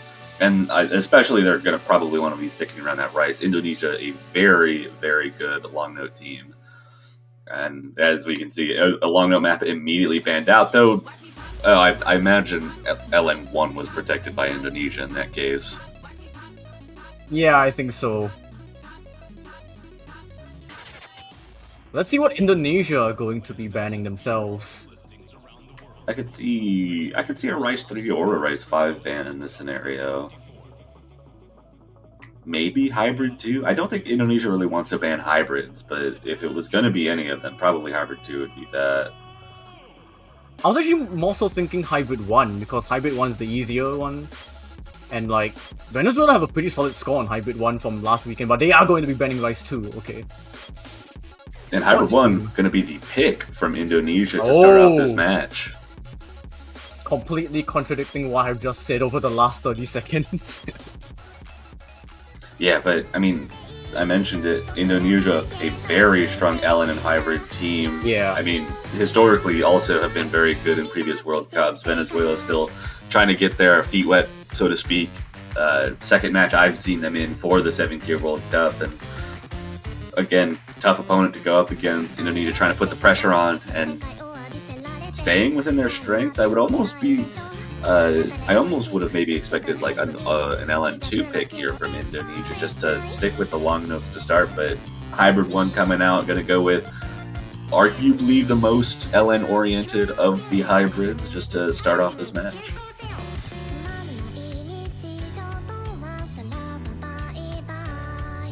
We do see Onta Bakassi, a namestay in Indonesia's long history in the Osmania scene, with Rafko, and they're going up against A-Dog and Sir Ale. Yeah, A-Dog and Sir Ale, pretty much the main two I think we'll be seeing from Venezuela. They've been playing a majority of the maps for Venezuela in these matches that we've seen from them.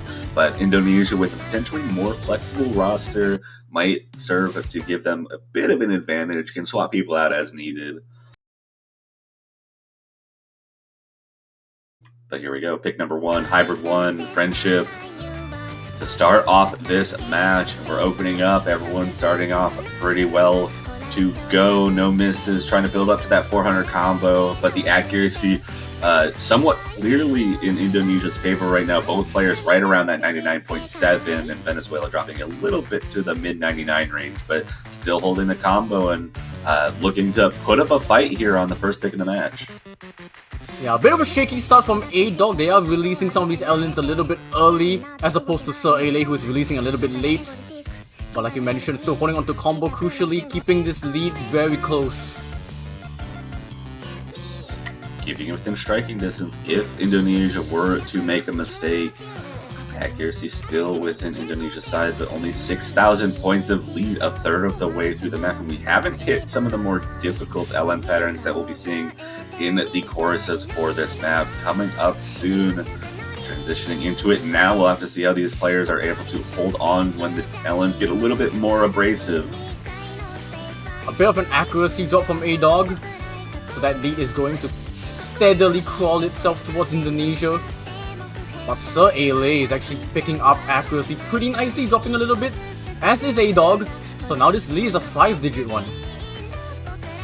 Yeah, Indonesia, very consistent. A-Dog almost making it through that chorus without mistake, but does find the first combo break of this map here.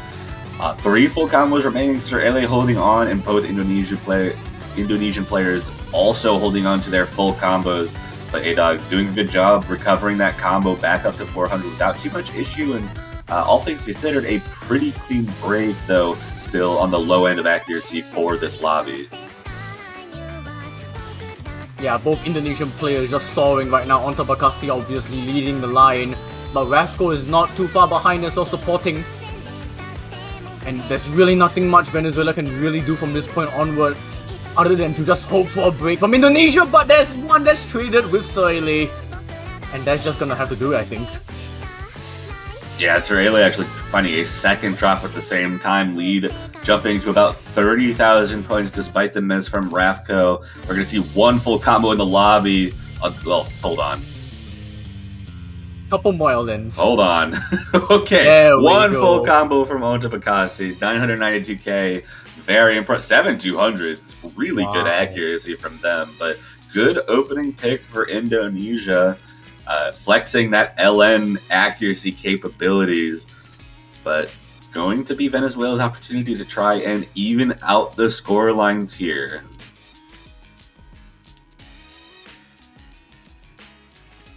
Oh my gosh, they're going for Rice 3 already, just going with the Court Jack. Yeah, Korjak's kind of a scary pick. I don't know. In winner's bracket, it's pretty scary to go with something like Rice 3, where it's going to be a largely accuracy battle. Especially on a map like this, where the accuracy difference between the two teams is going to be likely very close. Yeah, with Court Jack maps, it's really just a gamble. As we've already saw with Hong Kong and Russian Federation, the Russian Federation's only point is this. So, something potentially for Venezuela to try and get themselves on the board. Definitely is. It's like the players not swapping out. We still see A-Dog and Sir Ale on Venezuela. We do see a swap out from Onta Bakassi on Indonesia. Oh! Yeah, comes in to replace them, looking for the potentially more accuracy-based, better, more like a precision player, potentially, in this case. That's interesting, actually. I thought Onta Bakassi would stay in. Oh, are we actually seeing a swap out from Venezuela? Oh! That is something Guys? I don't know if I've seen a swap out from Venezuela this tournament yet. This is throwing me off. I honestly thought that Onta would stay in, and I thought that Venezuela would also have an unchanged roster, but let's see what they will do here.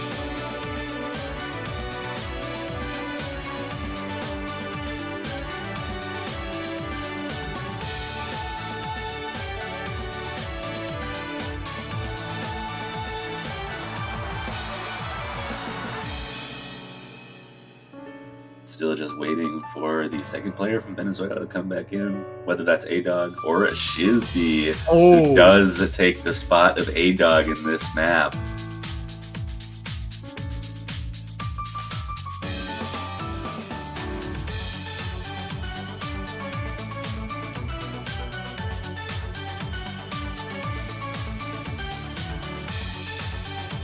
Alright, definitely a curveball from both teams. Let's see if any of these changes will pay off for their respective teams.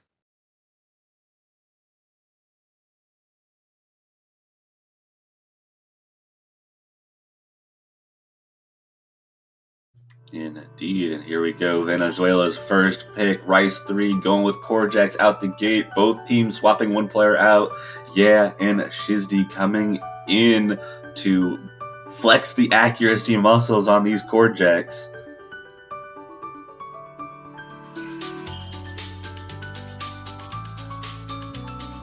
Yeah, currently just way too close to call until we actually get into the meat of this map.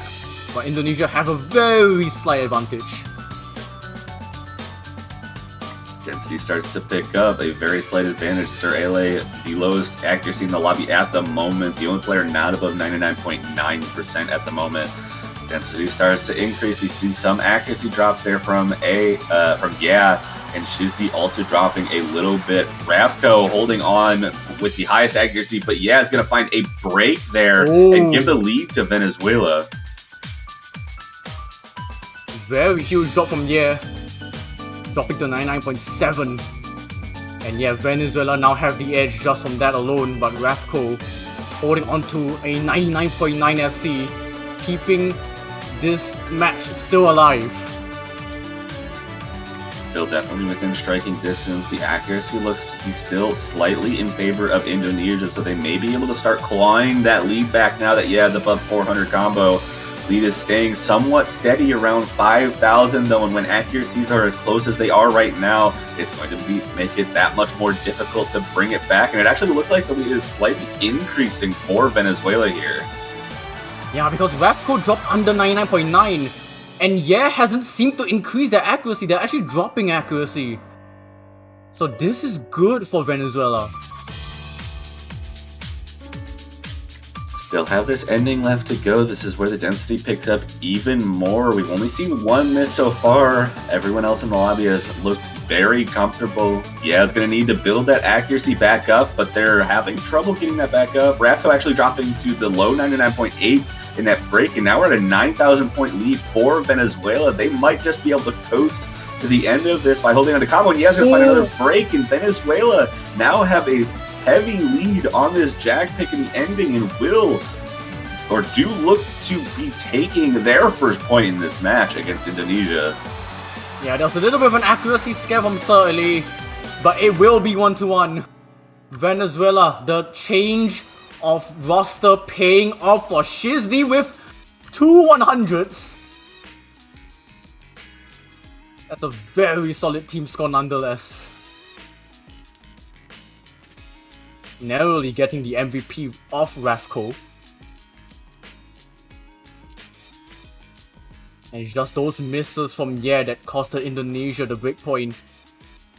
Yeah, but it is going to be Indonesia's pick. No breakpoints so far. Both teams making good first selections, and Indonesia has 2 hybrids and 2 long notes that they can go for if they want to avoid that rice pool here.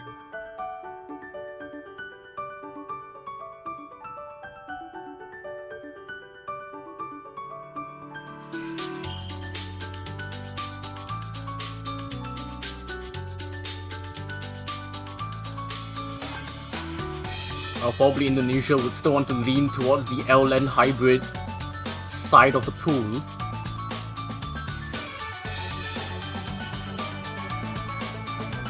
LN2 it is. So, had a good first point on hybrid 1, wants to start moving towards the long nodes, goes LN2, still keeping that protect for later. They will get another pick no matter what happens for the rest of this match, so they'll get that third pick and still have an opportunity to go with the protect on the LN1, but looking to just establish their own points with this density long note pick. Yep, and the rosters have been reset as well on Tabakasi and A-Dog back in. So these two teams have actually played the LN2 equivalent of the round of 32, which was white canvas. Indonesia placed 4th on it, and Venezuela placed 7th with about a 13,000 point gap. So not that much in between them.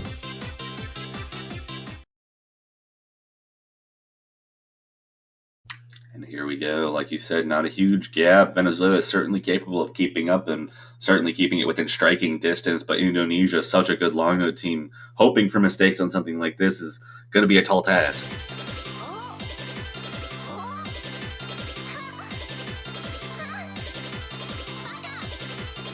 Yeah, especially against a player like Onta Bakassi, who we've all known for many a long year how good their L-lane skills are, but it also comes down to their second player, if they're able to keep up or not. So far, it seems to be doing okay, but Onta Bakassi is the one to actually fall first. Very clean break from Onta Bakassi, though, building up that combo very quickly, and it looks like Indonesia will still be able to maintain that lead despite the miss from Onta Bakassi.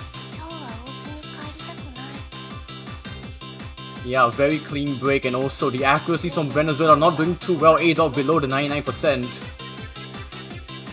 Yeah, Ravko holding on to 99.5%. Onta Bakassi still holding on to the highest accuracy in the lobby as A-Dog actually finds a miss there. Lowest accuracy in the lobby, only player below 99%. That's going to establish a lead as Sir Ele also finds a drop, and full combo reset for Venezuela, though, as Ravko, the last player remaining with a full combo in the lobby.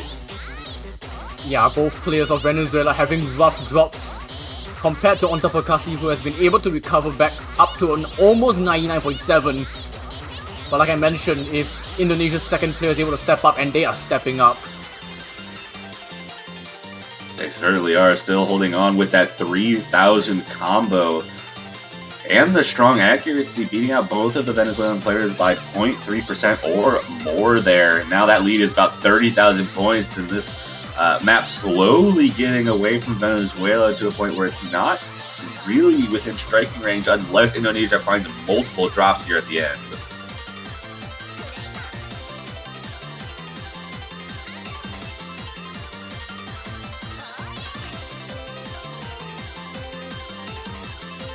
Yeah, Venezuela doing all they can still, but Indonesia not budging. It's just that one combo break at the start from Onta Bakassi, and that was it.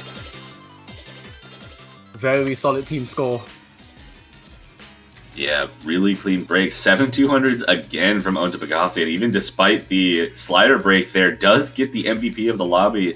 Venezuela putting up good scores, pretty even among themselves, both in the 960k range, but the misses and the accuracy just not enough to keep up with the powerhouse that is Indonesia on these long notes. Yep, and Rice 4 is going to come up from Venezuela, actually. So that's the protect that Venezuela came with. Looking to potentially find some mistakes from Indonesia on one of the toughest maps in the pool to stay consistent on. Oh, not Rice 4. Oh, okay. Roll it back, we're doing Rice 4 instead. Roll it back, we're doing streams, not tech. We're doing speed. 255 BPM.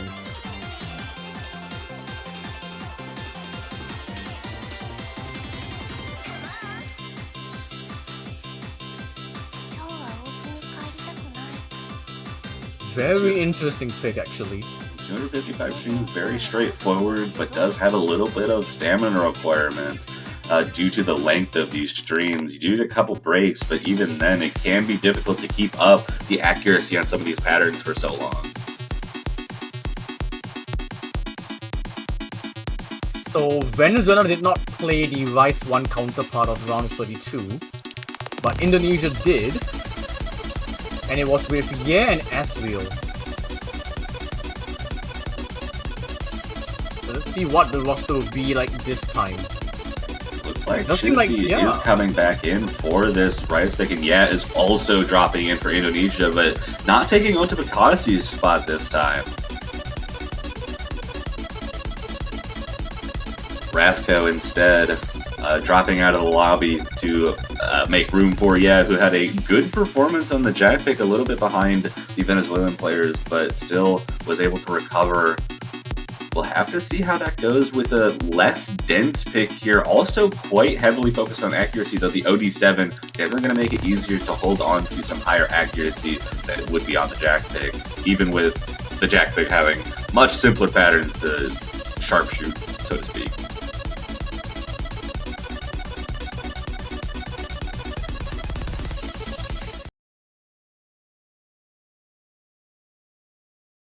Let's see if any of these players can shine.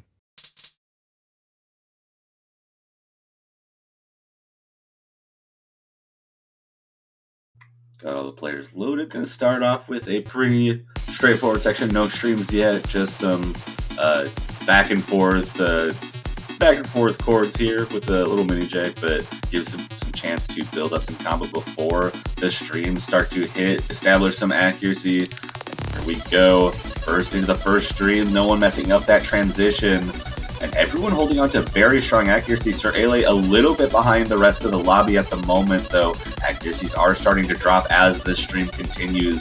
3 players around the 99.7 range. Sir Ale holding consistent around 99.5, and Indonesia going to establish a very small lead for now as we approach the end of the first stream section. Yeah, not a comfortable start for Sir Ale, but everyone else in the lobby are dropping accuracy. Is slowly evening out that accuracy. Ontokasi, and Shizdi all at the 99.7 range. Sir Ale is still holding around that 99.5 that they've been at for most of this. We transition into the second set of streaming. Halfway through the map, the lead is only 5,000 points. Any misses are going to swing the lead in one direction. But everyone's staying super consistent on this map so far. Oh, but yeah, it's going to find a break, and Indonesia going to be on a little bit of their back foot as Venezuela slowly inches that lead in their favor. But Shizdi trades that right back, and we're down to 1 full combo on each side, and the lead's going to stay right around 7,000 points for Indonesia going into this break section before the final of the streaming sections. An opportunity wasted from Venezuela to pull that lead back, but can they get another one towards the end?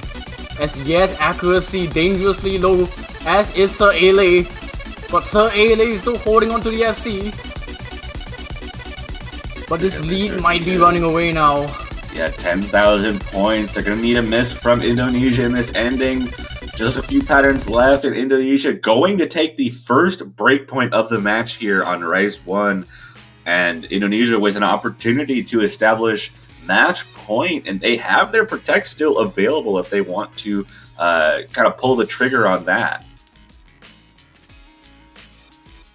Yeah, and surely they probably will want to go for that to at least secure the match point.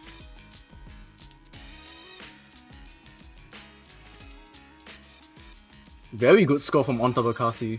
Just a single 200.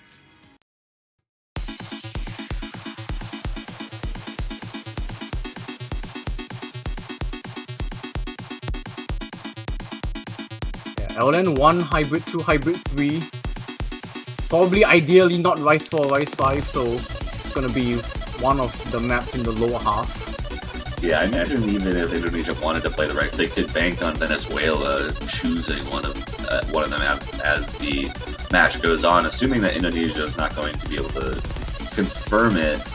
But they do go with their Protect LN1 coming out the Wall LN map that has been giving so many players a lot of trouble this weekend.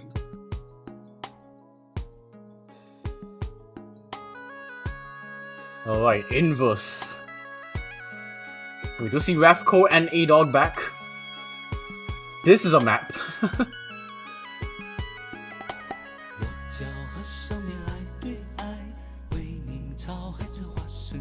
This is constant inverse.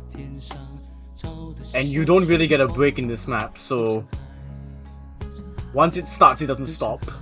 Yeah, not to mention 3 minutes nearly of this map, so you gotta keep that mental stamina going for what is basically fully inverse for a very long time.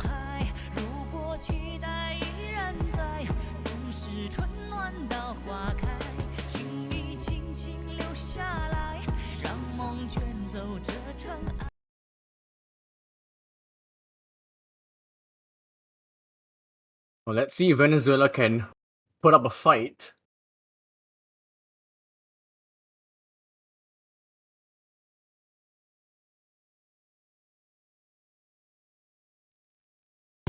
Here we go, Rafco. We do see comeback in for, A-Dog also coming in for Shizdi on this long no pick. Starts off pretty straightforward, nothing too difficult at the gate, but then immediately getting into the walls. Accuracy currently favoring Indonesia as A-Dog does find the first combo break of this map. And also with a sizable accuracy drop as the inverse starts coming around. and Sir Ale also dropping their full combo. Now 2 full combos, 2-0 in favor of Indonesia, and already a 10,000 point lead. Yeah, this might just write itself from the start. Both players of Indonesia pretty much holding similar accuracies. And Venezuela are just kind of holding on for dear life, but Rafco, that's a huge drop down to 99.2. That is a So pretty we big do drop. have a conversation. Yeah, that's the kind of thing you need to see if you're on Venezuela's side, but Onta Picasso with an absolutely monster accuracy, along with full combo. But Rafco with another pretty sizable break, drops well below Sir Ale's accuracy, but A-Dog just a little bit behind on the accuracy side of things, as they are able to recover that combo, but they just find a break as the full inverse starts to come around, and that lead for Indonesia starts to pretty quickly increase to about 20,000 points. Yeah, and it's just off the back of Indonesian's veteran in Onta Bekasi. One of the L-Land powerhouses leading the charge for them, and that is what's keeping this lead for Indonesia as A-Dog picks up a flurry of combo breaks.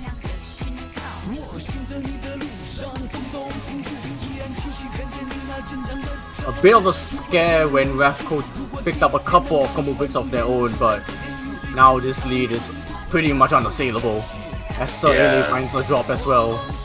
Yeah, A-Dog was able to recover that combo again, but pairing that with Sir Ale starting to fall apart a little bit, finding a few drops, and A-Dog even finding a break there as well, as both players on Indonesia recovering very well. 99.4, the lower of the two, with neither of the Venezuelan players above 99 at the moment. Rafco does find a drop, but it's been traded so many times at this point by the Venezuelan side. 80,000 points of lead for Indonesia, and a full combo so far from Onta Bekasi. We're basically just waiting to see if they're able to hold on to that for the rest of the map. Yep, for anyone watching for the first time and have no idea what Onta Bekasi has been capable of doing for the last couple of years, you are seeing it here firsthand. One of the L-Land powerhouses. And as this map starts coming to a close, Oh my 145,000 gosh. points and an FC for Onta Bekasi, 12,200. A ridiculous score. Rafco not too far behind, actually having a better ratio, Yeah. but slightly more 200s and just not able to quite keep the combo up. But 4 S ranks here, that's certainly better than I've seen some other lobbies get here. So still very impressive scores all around. That's not an easy map to be consistent on, but Indonesia just showing off that LM strength. Yep, and immediately Rice for coming out from Venezuela. Do or die time in the winners bracket for Venezuela. They are at Indonesia's match point. They need to do everything they can to stay alive, and this is their protect. It's the map that they wanted to keep for a tough time, and they're on their back feet now. Yep, and we will see some swaps. Yep, Rafco swapping out the lobby. Azriel coming in for Indonesia here. And yeah, actually trading out spots with Onta, so a full team swap for Indonesia. Venezuela potentially keeping both their players in. I could see Shizdi coming in for this, though this is a little less straightforward than the other 2 picks that Shizdi was playing for Venezuela on. This is the tech map. Very mini jack heavy, very burst heavy, very trill heavy as well. So not a very straightforward map, and if Venezuela do not sub in Shizdi, then it is also completely understandable, and I don't think they will. They will be keeping these 2 players in, as opposed to Indonesia having a complete swap. Indeed, and Venezuela potentially their last chance to stay alive in the winner's bracket. Indonesia looking to close this out without too much more trouble. Junglist Acid, a tough map to play by itself. We'll have to see if they're able to keep their composure and who really is able to keep their combo intact.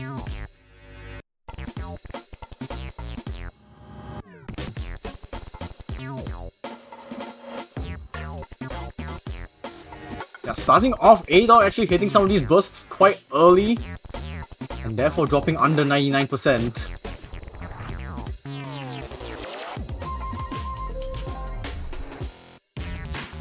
Here are some of these mini jacks, more of these abrasive bursts.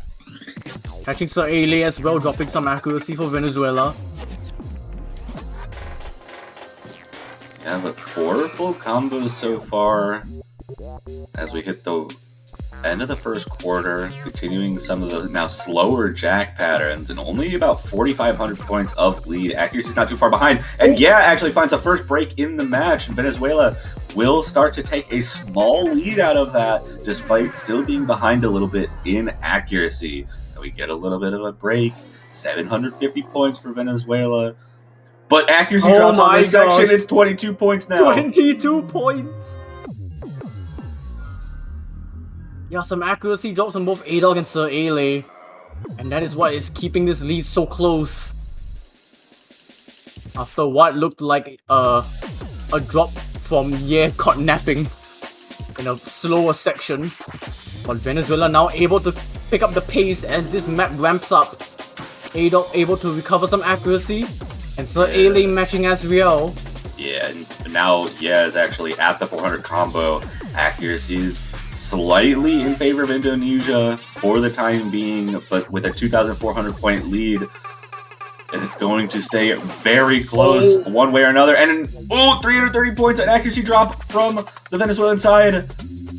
Matched by by Indonesia, but Sir Ale finds a drop. Only one full combo on each side. Azriel and A-Dog matching each other right now, and there's now the lead jumping in favor of Indonesia, 5,000 points and rising. But Azriel finds a big break, 99.18, drops a few tenths of a percent of accuracy.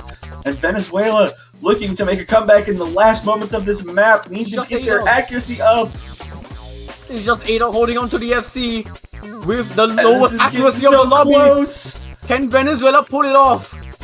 Can they still keep themselves alive in this match? They cannot! Accuracy wins for Indonesia to take the 5th point and seal it. Oh my goodness, wow. What a finish to this match. 959 points for a victory for Indonesia, 5-1. Extremely close on a couple of these picks. Indonesia's accuracy was just too much of a monster to overcome for Venezuela here. And what a match. Congratulations, Indonesia will be moving on into the winner's bracket side of quarterfinals. And luckily, we don't have to say goodbye to Venezuela just yet. They will just be knocked down into the loser's bracket for quarterfinals and be fighting their way towards the future rounds of this tournament from there. Yep. So, the matches for next weekend for these two teams, Indonesia will be facing Japan in the upper bracket quarterfinals. Pacific clash there. And as for Venezuela, I believe they will be facing Macau. Gotta be some exciting matches to see next week, but that is going to be it for this short block of matches here. We've only got one more match left for the round of 16 weekend, which will be followed up by the Map Pool Showcase. So at 19 UTC, in about 3.5 hours, we'll be seeing Norway versus Canada as the final match of round of 16. And then we'll have the showcase. It's going to be an exciting time. It's not something you're going to want to miss.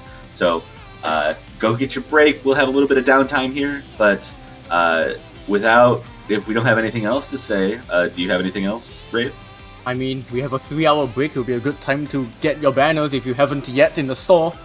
For any of the 32 teams competing in or out, you can still purchase them, and you can also buy multiple banners. And if you get the winning team's banner, you'll get to hold it on for the rest of the year. Indeed. Go buy your banners. You got lots of time to do that. Take your breaks, but make sure you're ready at 19 UTC and back to watch Norway versus Canada and the quarterfinals Map Pool Showcase. We'll see you guys then.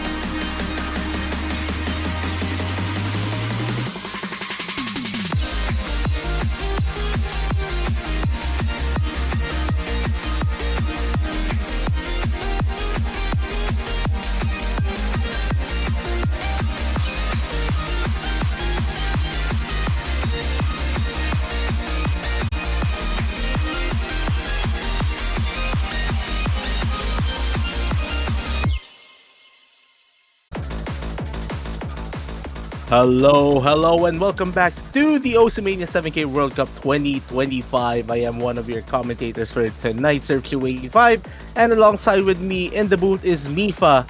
And here we have one of the fan favorite teams in the tournament facing one of the top European teams. We have Japan going against Germany. Yeah, this. Oh boy. Japan, Germany, it is one of the big, powerhouses, especially for a fan favorite as a team as in Japan. I'm really excited to see how this actually work, especially if it's still in the winner's bracket. Yeah, indeed. And regardless of what happens here to both of the teams, we will still be seeing them next weekend. So definitely not the last time we'll be seeing both of these teams in this World Cup just yet. But anyways, here we have the pool. And I'm pretty sure everyone is hoping that Japan protects race 3, considering what happened last weekend and earlier World Cups. It's the most obvious thing in the world to protect court Jackson for Japan. And then for Germany, they protected LN2. Not, my opinion, not usually something you'd protect. Like normally, LN density will get picked at some point. It's against Japan, or Japan has been notably not a little bit of a weaker side in terms of long notes. So having to protect one, I mean, I would usually protect long note one. So it's okay. And then they protect Gorjak. Yep, there you go. Japan, there you go. Japan's getting that easy protect there. So I presume Japan is going to be banning LN1, considering that it's Germany. Considering Germany did not protect it. Oh, it's not LN1. They're banning LN3. Interesting. No, I mean it's still kind of the same paper. Not necessarily walls, but it's just harder in terms of reading and not necessarily walls by itself. That's fair. And then for Germany's ban, they are going to be kicking out Das Leben nach dem Tode, which is funny because it's a German song. It's a German song title. Germany bans it. They don't really like their own song. Well, not. I wasn't saying that it's actually their own song, but it was definitely funny. I hope I actually pronounced the song title of Rise 2 just fine. I mean, I do not know. I do not know the pronunciation myself. I mean, I tried replicating how Albion said it when when we were co-commentating yesterday. It's just funny. I mean, if you're relying on Albion, then just pray that Albion says it right. I mean, apparently they could read it. How do you do it again? Das Leben nach dem Tode? Sure. Well, let's go with that then. Yeah.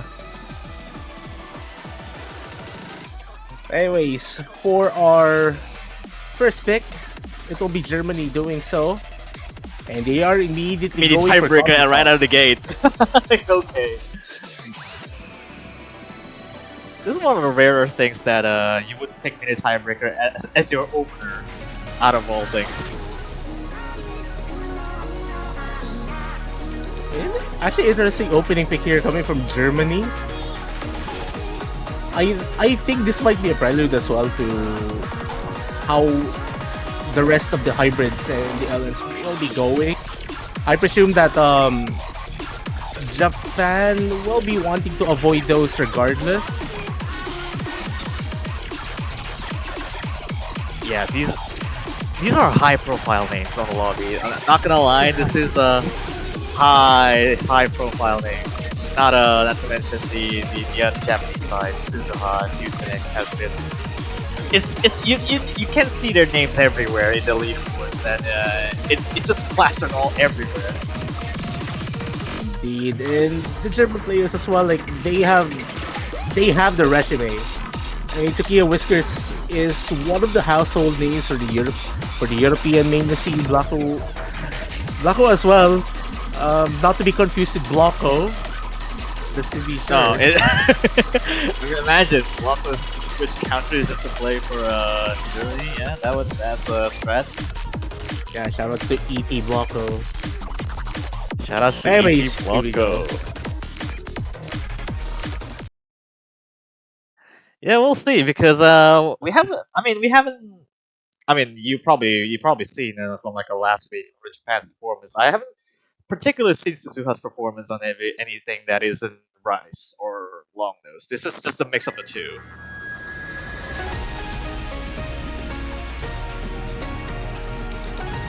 Is that actually like the scroll speed that Britannic uses? I haven't really paid attention because this is normally unusually low. I mean, yeah, it is slower relative to the other team players. It might be just because of their settings and all.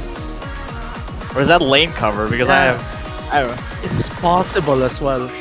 For those who are new to the mania scene, we mentioned lane covers. They're basically imagine hidden flashlight fade in, but it's built into their note skin. Yeah, maybe it does work for Butanic at the very least, but Suzuha finding the first drum, although even traded out Black to it earlier on. Trades favor the team in the lead here. But it's a relatively slight lead, unfortunately for Blaku. Another drop from them will extend the lead a bit towards Japan just a tad bit more. Tsukiya Whiskers' accuracy is right in between Butanic and Suzuha's accuracies. Blaku might want to step up a bit more if they want to keep this score gap still manageable. But there's still 2/3 of the chart remaining, and anything could still happen from this point. Yeah, still around the same lead overall. Even Black with another drop on there, so there's a 5-digit lead after that. And Tsukiya Whiskers falling down now. There's only one FC remaining in this Butanic side. Okay, I got a confirmation from someone. Botanic does use high hit position, hence the lower scroll speed. Yeah, So I've normally thanks to seen our- Butanic. yeah. I've normally seen Butanic from last year. It's like high scroll speed. But this time it's the other way around. Low scroll speed, high hit toss. Anyways, thanks to our friends in the Maple selection team for mentioning that to me. Anyways, here we go with another of these faster sections with some of the longer holes. Blaku unfortunately finding yet another drop. Japan has been controlling the start just fine. They're doing very well.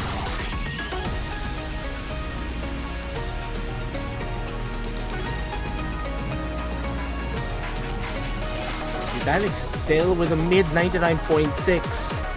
Really doing well despite the patterning really. Blaku finding yet another drop. Tsukiya Whiskers with a pretty sizable combo. Literally keeping up with Suzuha's accuracy, which is a really good sign for Tsukiya Whiskers. But unfortunately the drops haven't been helping Germany at all. Yeah, just climbing is cruising there for Japan. No issues whatsoever. Even with only that one drop, singular drop from Suzuha, and the rest is history. And now we're here at the final section of this chart. There's a few more patterns we need to deal with, and Japan will just have to take this home. Yeah, apart from that one drop from Suzuha earlier, and that could have been it could have been double FCs, and it is still in the full combo regardless. The first one that we've seen on anything hybrid wise. That's a impeccable performance there from Botanic there. 2200s.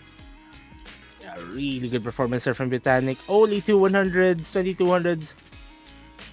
And this might be one of the top scores that we'll be seeing here for this chart over the weekend.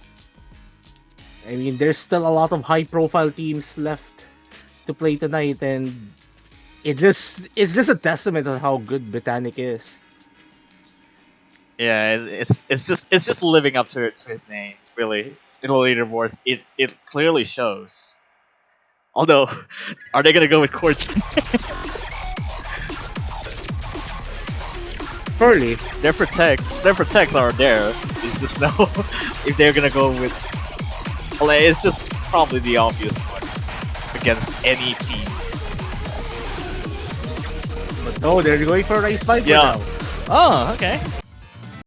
Just more variety. I mean, not necessarily technical, but more variety.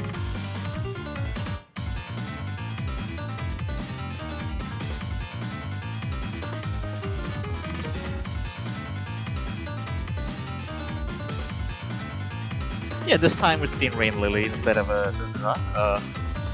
You can clearly tell these are.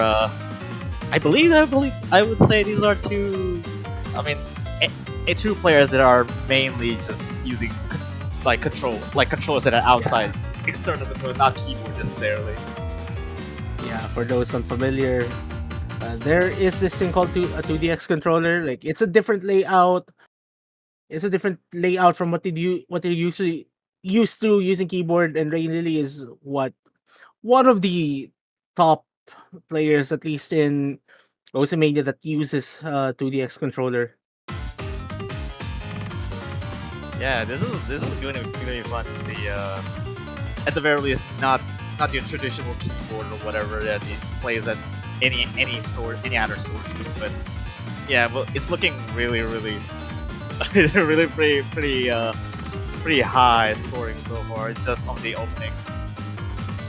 Yeah, Black Hole's accuracy, the only one below Maids, it just broke through 99% just now, and I'm pretty sure that they'll be able to recover as the chart continues, unless if they find misses like that one, which is unfortunate.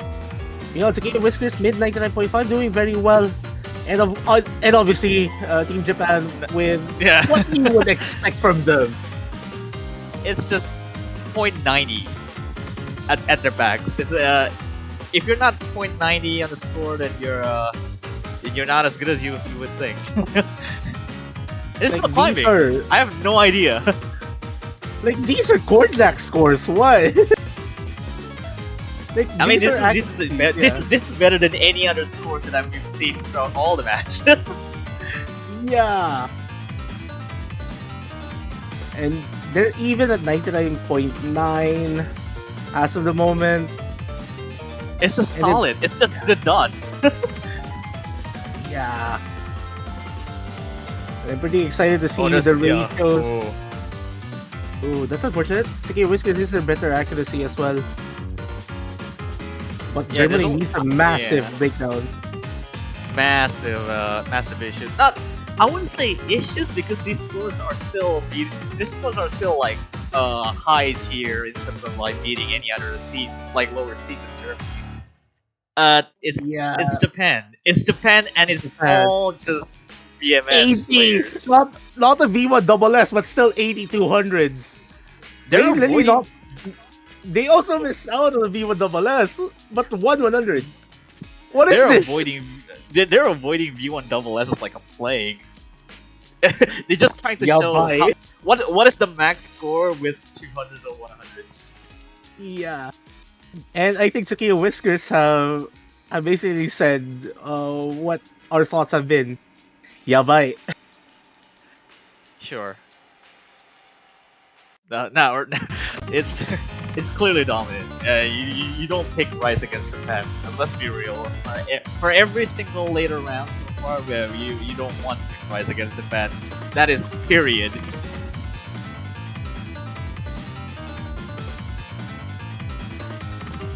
Okay, now for Germany, I'm pretty sure they will go for LN1 and LN2, and there you go. They are going for LN2. This is their protect, so you would imagine that Germany should be fine on this. Japan, however, maybe Misa's playing this next long-term pick. Yutani hasn't played like any ever long-term picks like from like last round. It's always Suzuha and Misa, or in between. Or maybe Rain Lily. Yeah, that's fair. That's nice. That's fair.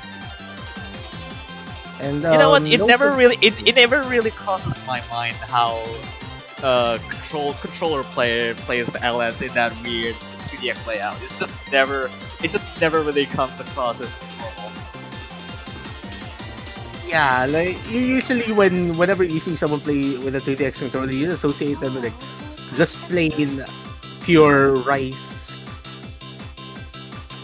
and be able to get accuracy off of it, because as far as I know, 2DX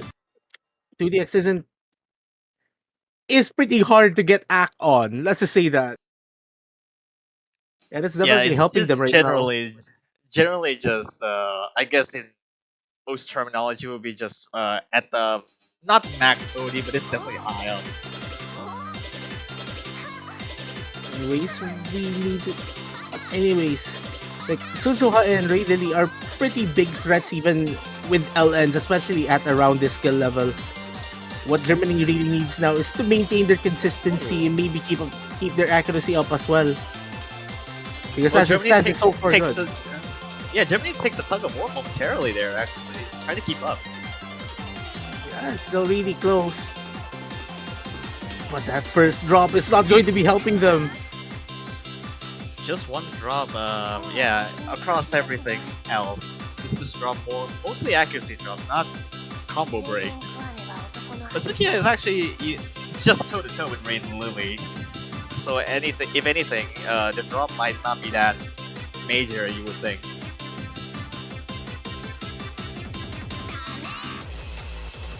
Now here comes the pretty difficult section with LN brackets, pretty much. Still we still have 3 full combos in the room. It's just Every- at this point it's really well. Everyone in the Yeah. man, Yeah, all they- still 99. They nailed those ring finger, middle finger trills just fine.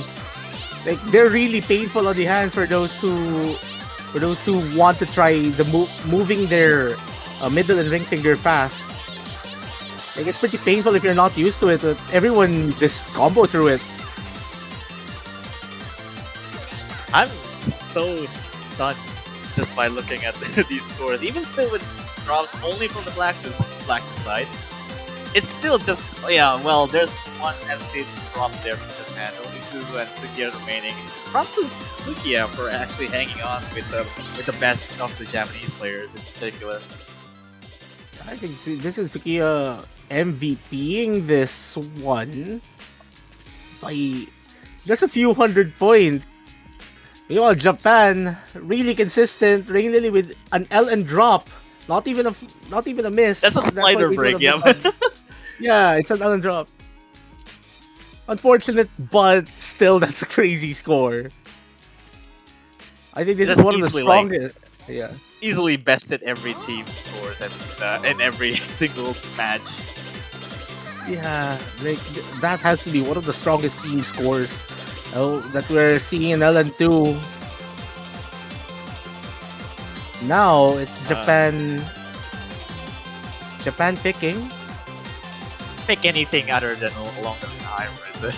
At this point, it's just no question. But if they're gonna go in for text, then it gets interesting with the ratio. Ooh, LN1. Huh. What? Wait, hang on. All right, that's unexpected. Okay, so I know Suzuha plays a lot of walls and very good at that. The second player, I have no idea. That's interesting. Okay, so you have Suzuha and Botanic in the room. Oh, this could be dangerous because to my knowledge, I only know Suzuha being one of the prominent LN players from Japan. That is, like strictly speaking, they play like a lot of inverse, like literally just full inverse. Don't know about Botanic, but it's a bet on the table.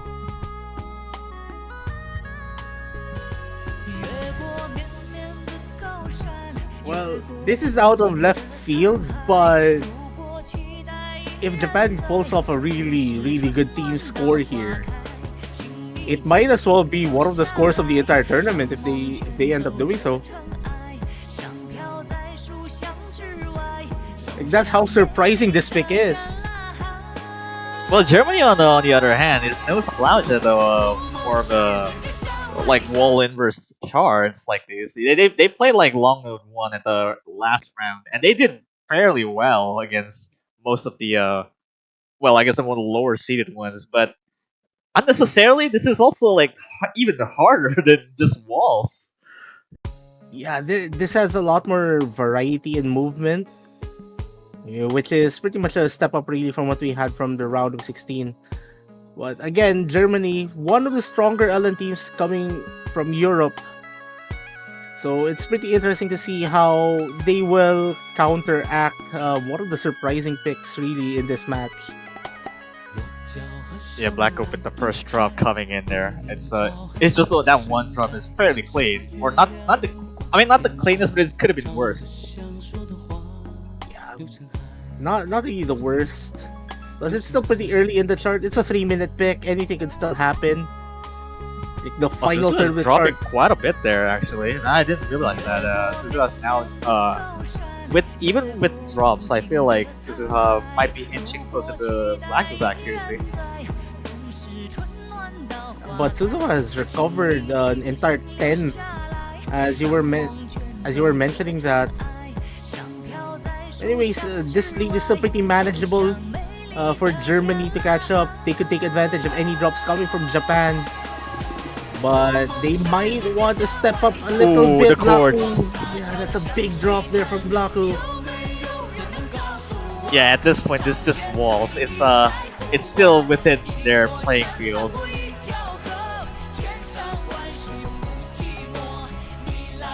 Blaku has returned to 99%. They will want to limit. Those drops. And Tsukiya whiskers. Tsukiya. Oh, that's not good. That's unfortunate. Yeah, Blacko with another drop as well.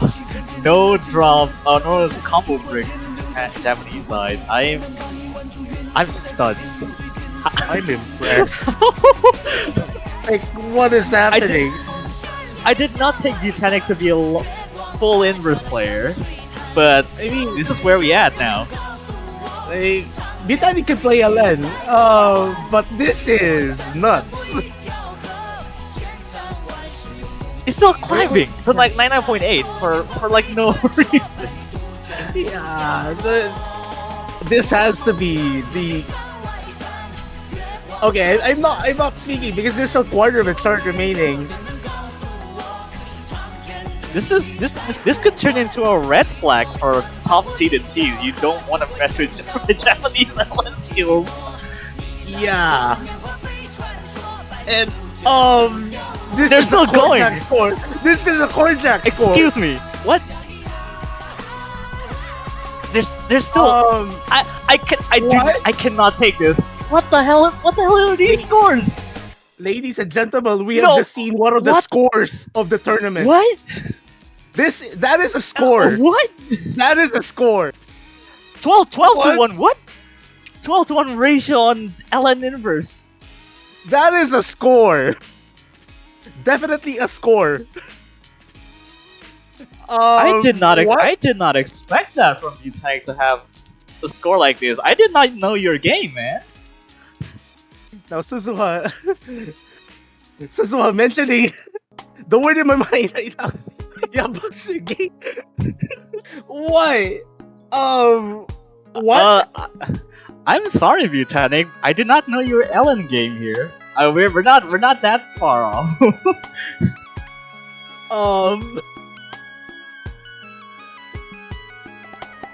That is a very convincing one to and yeah, top seeded teams, just beware of their LNs. Yeah, you do not want to underestimate Japan at all LNs. I mean, I know that like I think it was discussed sometime like during Maple selection. Like one of the discussions, or at least it was just mentioned that Japan is going into this World Cup not messing around even at LN. And that is a statement score right there. That could be a statement throughout the entire tournament, not just in this match in particular. This is one for the history books that we did not see that Japan is already this good at Longest. 2 years prior, this is where we at now. And and one of the surprising things is that they may have not played Rise 3. Well, the match is not yet over, but there is a possibility that they will not play Rise 3 in this match. But I think they showed us something more impressive than what they could put out on Rise 3, I think. Well, I mean, let's be fair. Korchak scores are easy to get if you're a metronome, but LN's not a chance. Not a chance.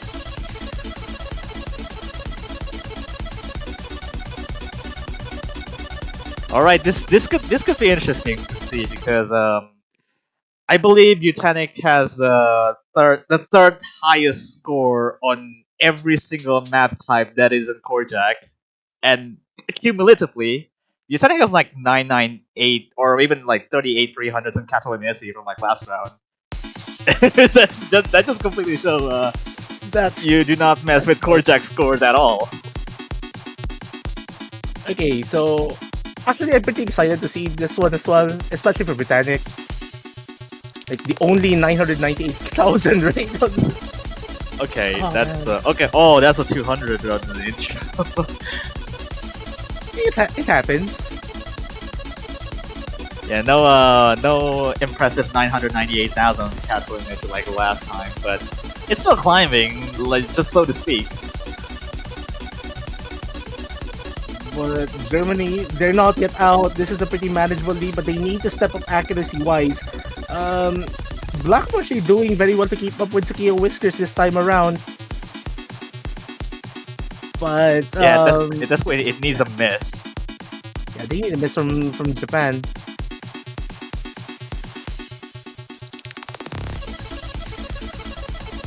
It just patterns. It does get a little bit tougher, but Sukiya Ooh. finding the first drop. That's pretty unfortunate. But that's still only that one singular drop, not 200s or whatever. But still, that's quite a lead they got there for Japan, even at this point late in time.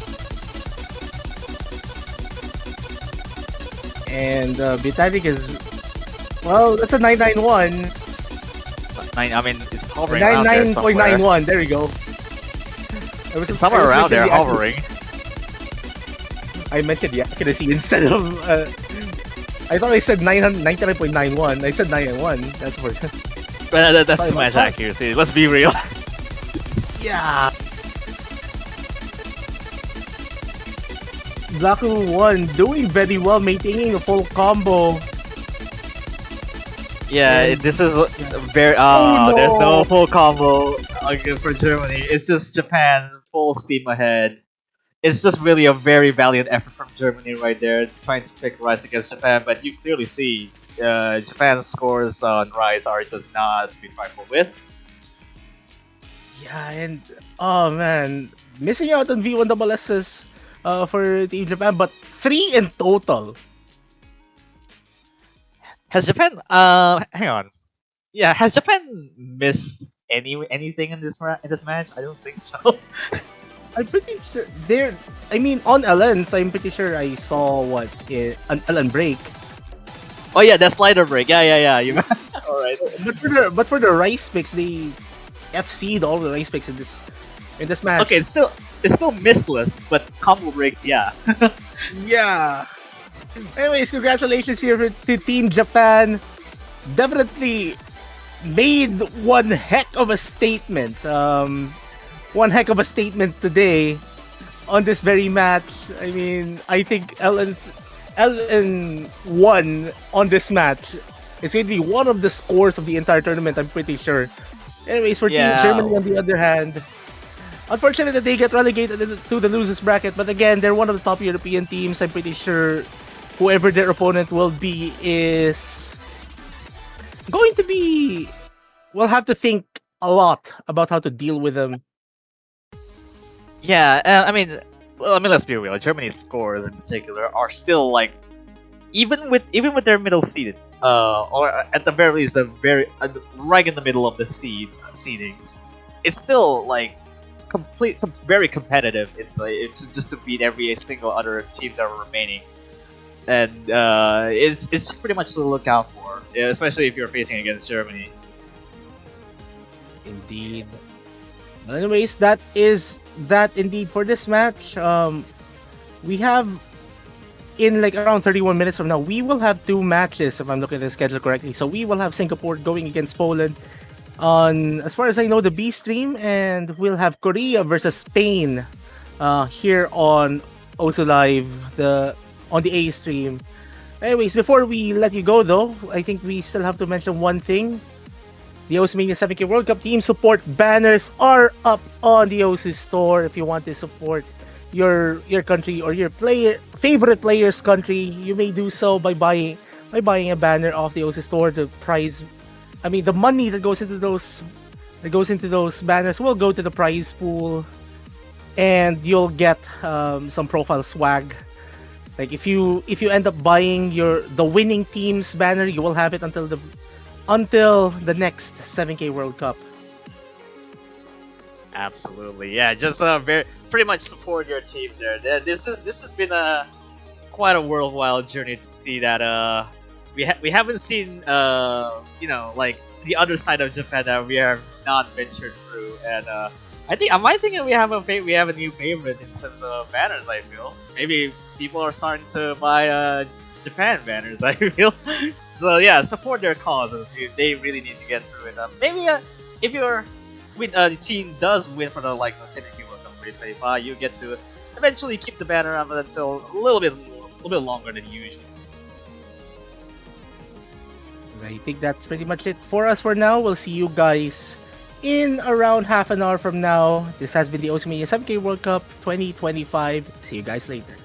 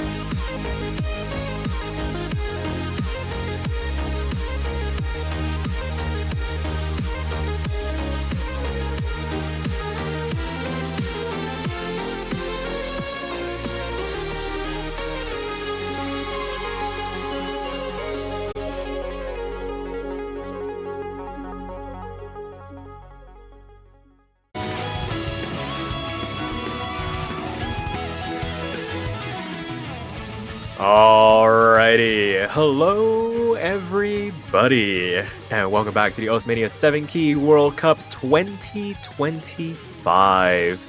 We are finishing up this round of 16 weekend with the final match of the weekend, and oh boy, a very close heated matchup in the losers bracket. It's going to be Norway taking on Canada. Both teams fighting for their tournament lives, seeing if they can make it to that losers quarterfinals. As always, my name is Sparky, and I'm joined in the commentary booth this time around by none other than Mint. Mint, how's it going? Hello. Feeling as good as ever. And we're finishing off this weekend with a pretty interesting match, Norway versus Canada, C28, C21. We saw Canada perform fairly well, I want to say, last week. So this is the honestly, I'm really excited to see what they're gonna show out here.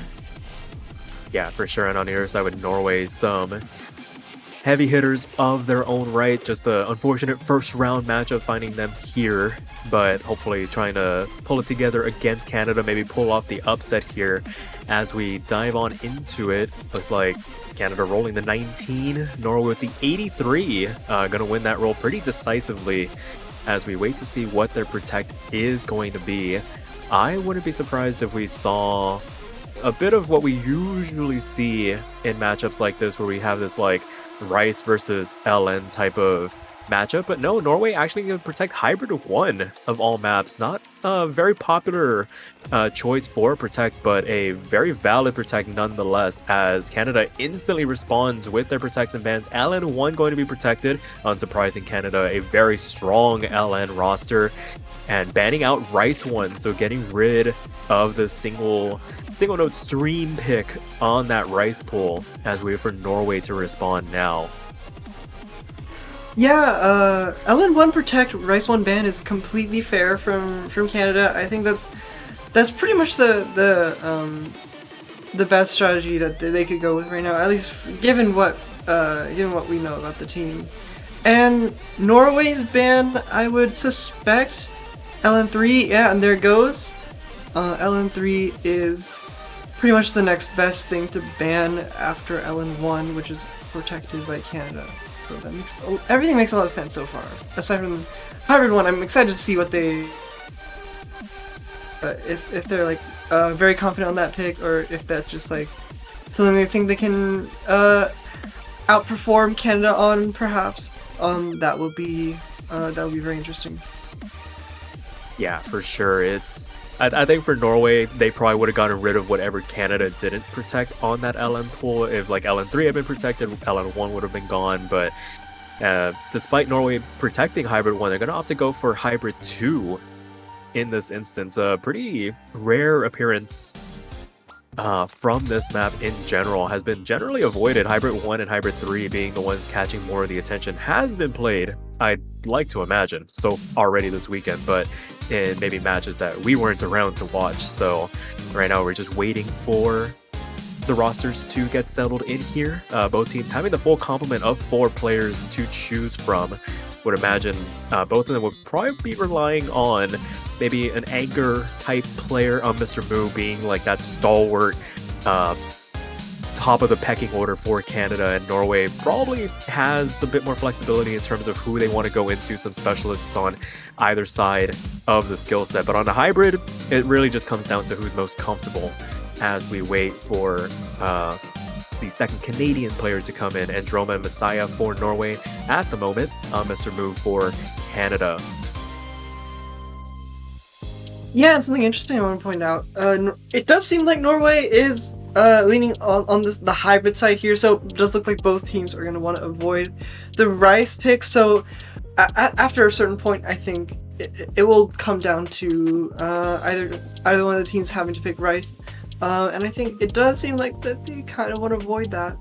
Norway picking Hybrid 2, Les Canons Magiques, going into just basically like the hybrid portion of the map pool,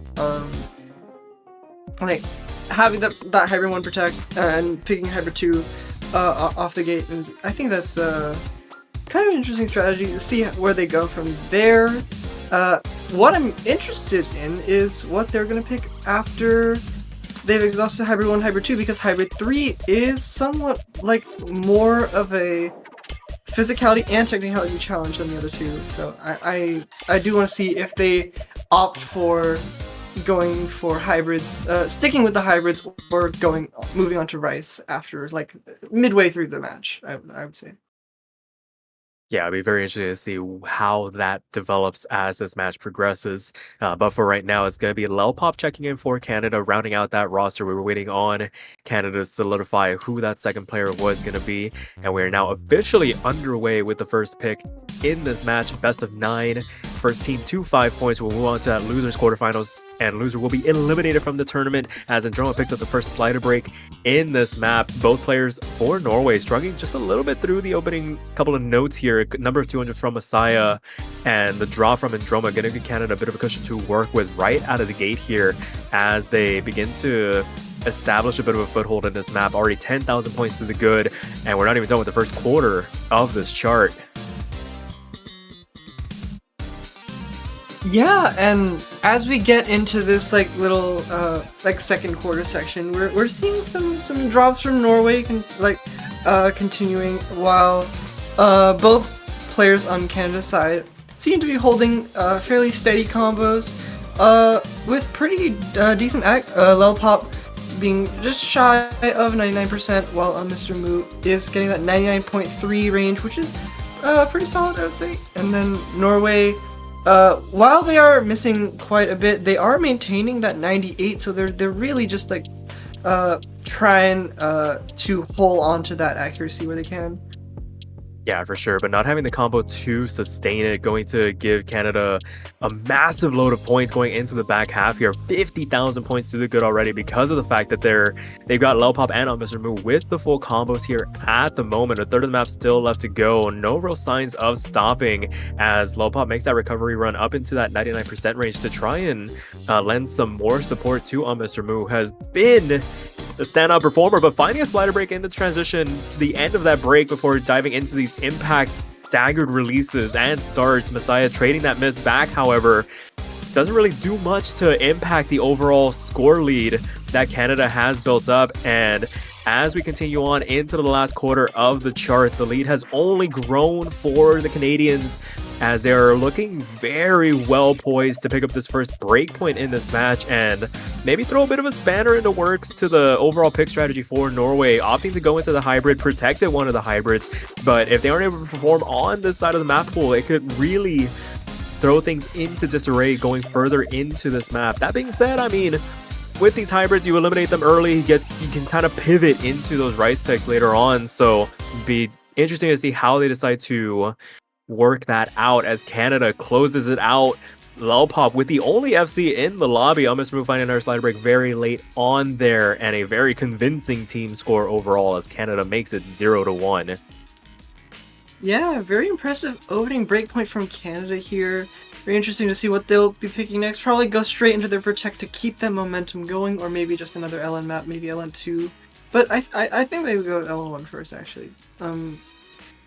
Yeah, so it's be interesting to see where Norway's going to go from here. Norway and Canada, these seems to be very strong teams. Like Norway still maintaining that 98% for both players.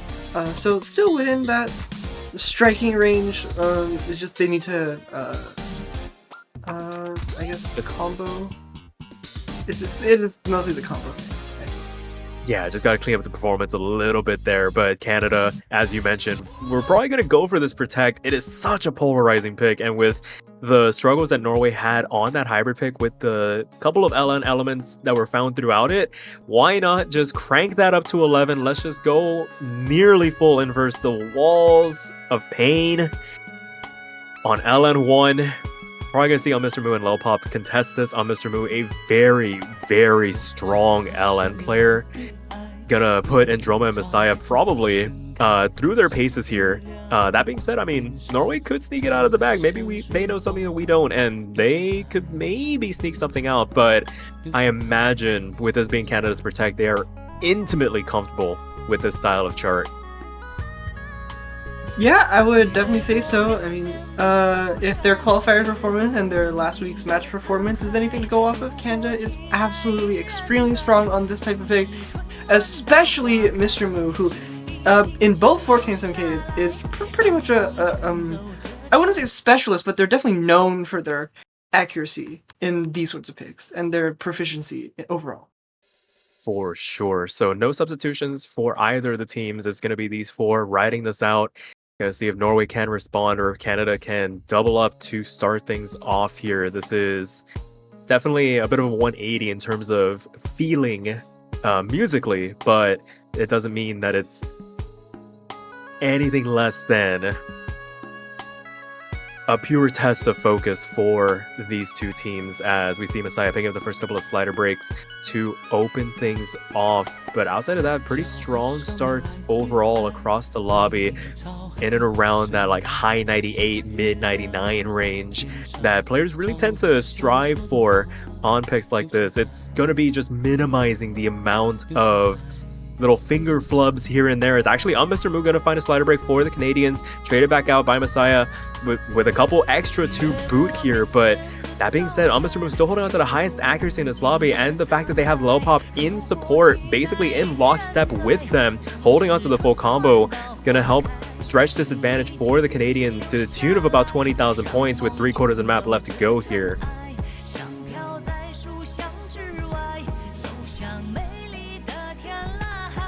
Yeah, and I mean, like, they're all holding pretty strong. Again, Norway keeping those 98%, but finding those misses, unfortunately, it does look like they no longer have a full combo on the board. So, looks like Lelpop maintaining that really, really high combo, which is interesting because definitely would have expected Mr. Moo to be also holding a full combo, but I guess you win some, you lose some. And Lelpop finding that combo break. And yeah, it does look like just Canada's just overall generally more proficient at this type of patterning. Unfortunately, it is very tricky, like you do have to hold down basically every finger and like lift at a very particular time, so very natural for this sort of thing to not feel the most ergonomic or comfortable with like some layouts. It's just like it is like a very unique skill, and Norway is still able to hold on pretty decently, I would say. 98 is nothing to scoff at for this type of map, but yeah, it just unfortunately doesn't look like it is enough to beat out Canada's scores here, with Canada, both players holding 99. Yeah, just basically just levels to the quality of performance from the players in the lobby. As we see a full combo reset on the side of Canada, but because of the fact that they've put in the work through that first half, able to mitigate it when the mistakes do eventually come through. As you mentioned, it is so uncomfortable being able to hold on to all 7 columns at the same time, trying to ensure that you're not letting go at the wrong times. It is a very particular skill set, and Canada showing it off. Norway doing their best, but unable to really put a dent in that score lead at the end of the day. 900k scores across the board, but Lelpop MVPing the lobby at the end of the day, and Canada successfully double up off that breakpoint to make it 0-2 to start this match off. Yeah, I just want to point out, like, that 200 to miss count for Lelpop, like, having more misses than 200s, pretty much what, like, that looks like a that looks like a Korjak, like, score, honestly. Honestly, the best way to put it. It's such a black and white skill set. Either you have a very clean run with a couple extra 200s, or you have that where it's like you just have more misses than 200s, and you just have those little rough sections here and there where you can keep it clean, you're able to recover, but they just start adding up after a while. But nevertheless, doing more than enough to secure that point on their end as we wait to see what Norway's gonna do next. They have Hybrid 1 as their protect, but with the way these more LN oriented style picks have gone, maybe not feeling the most confident to go into it right at this moment. Could potentially pivot into the Rice picks. You do have something standard like Rice 3. Maybe want to avoid it now that I say it, because Canada is very good at Korjak historically. Could go for something harder like Rice 4, Rice 5, and it looks like it is going to be Rice 5. So Curiosity going to be the pick here. Yeah, Curiosity is a very interesting one. It's like a very slow chord stream base with like a lot of other stuff sprinkled into it. I think this is a pretty safe bet for Norway, though I think as in like probably their best pick among the Rice picks, though I think Canada will also do pretty well on it. So it is ultimately I think it will come down to just who is more proficient at this type of patterning, and I think that again it is one of the safer picks among the Rice, though it is still a Rice pick nonetheless. So I we'll just have to wait and see, I suppose. Yeah, for sure. It's definitely one that you'd want to go into if you want to maybe throw in some extra variables. You don't want to play it super safe like Rice 2 or Rice 3, where it's like, okay, if we can play it, they can play it. This is definitely a test of proficiency and that composure element, because really, Norway has been in and around in terms of the accuracy on the lower half of the map pool. If they can just keep a clean run together, if one of them can hold on to an FC and have that supporting score as well. We have seen some drops from the Canadians that Norway could potentially angle to try and take advantage of, but they need to put themselves in that position to start things off. So if they can get the hot start and just maintain maybe like 3/4 of the way through the chart with something going here, they have a really good chance of securing a point on the board here to ensure that Canada doesn't really start building up a full head of steam to try and continue this match to a potential match point situation. So as it stands, still no substitutions, just keeping these 4 players on the board here, in it for the long haul as it stands.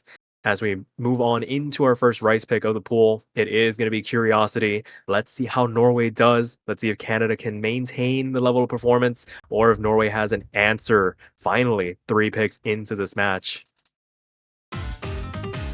Absolutely. As we're just getting started, we're gonna want to see like both these teams. They're gonna want to reach that combo cap, and it looks like Norway finding their first miss, unfortunately very early, and does look like they come up with another miss here, and another. Okay, I'm not gonna keep announcing these.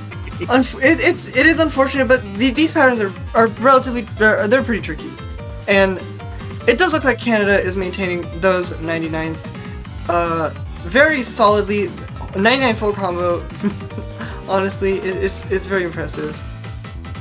And yeah, for sure. Yeah. And as we continue on into the second third of the chart, Androma riding the struggle bus just a little bit here. Messiah doing everything in their power to try and keep this lead in check, but because of the fact that their teammate is languishing so far behind the pace in comparison to the likes of Lopop and Mr. Moo, it is just bleeding several thousand points over. And through the opening exchange through the first half of the chart, already Canada establishing a 50-60,000 point lead as Messiah and Androma drop traded this time around by Lopop, but and no more full combos on the board.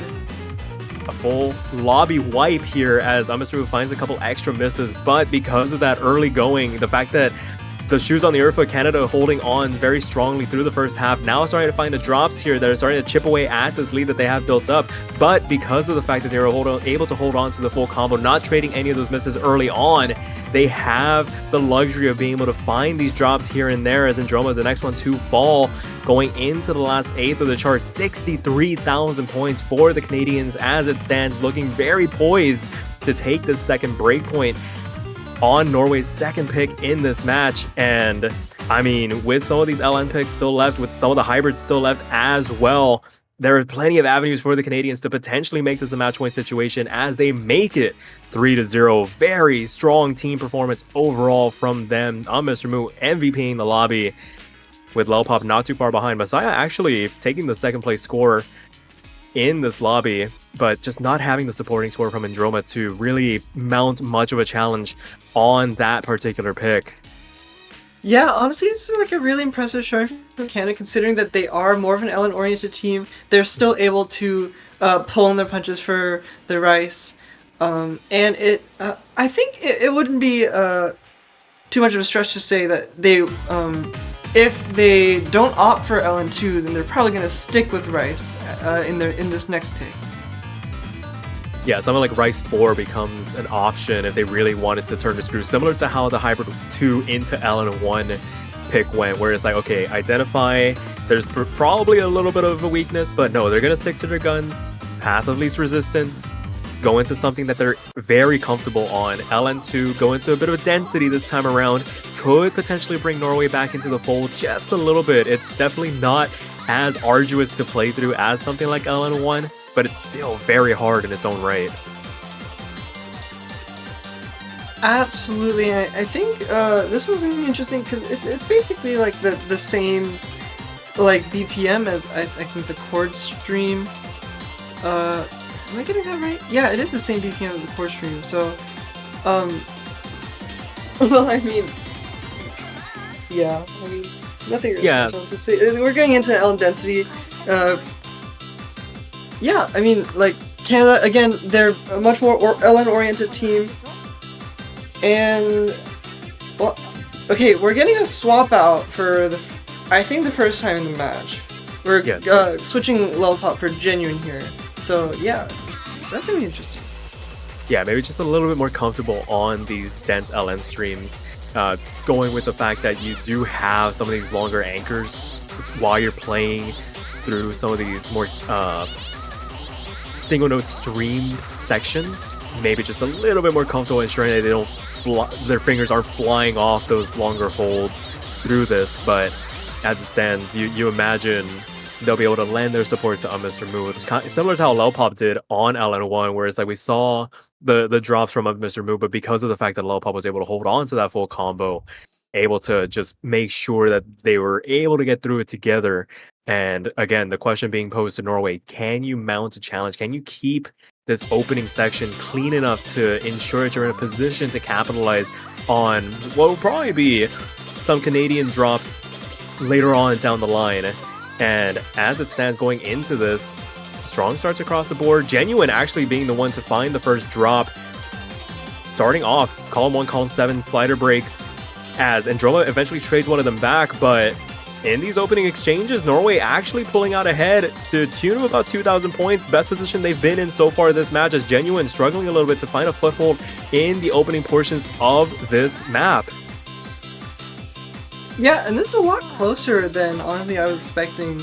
Like, having that, like, earlier it was 5,000 points, now it's less than 3,000 point gap in favor of Norway, and it does look like it is shrinking. It's going. it's going. But yeah.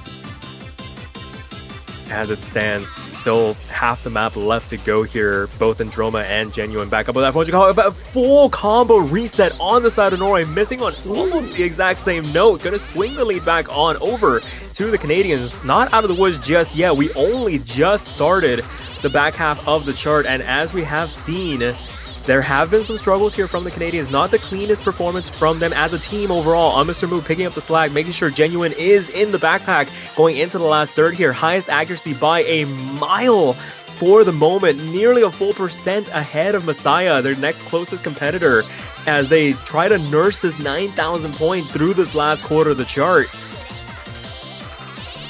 Yeah, and we're seeing some misses coming back out for both Androma and Genuine here, but as we approach the finish line for this map, so to speak, we're getting... there it is! That's a lot of misses from pretty much everyone. Oh, yeah, Mr. Moo goes down, Genuine goes down, Messiah goes down, but Genuine and Mr. Moo being the collapse here. That was your highest accuracy going down, and only Messiah went down in those exchanges. Androma carrying it through to the finish line, and Norway actually going to get one of these breakpoints back at the end of the day. 10,000 points the margin of victory, and there are signs of life from the red team here, as that was a hell of a team performance from them. Just a balanced score overall, seeing them through, and this is the level of performance that they need to pull out here if they want to get some of these points back. And this is a start. You get that break point, got to get a second one here, but now you're back on your pick. Can you carry this through?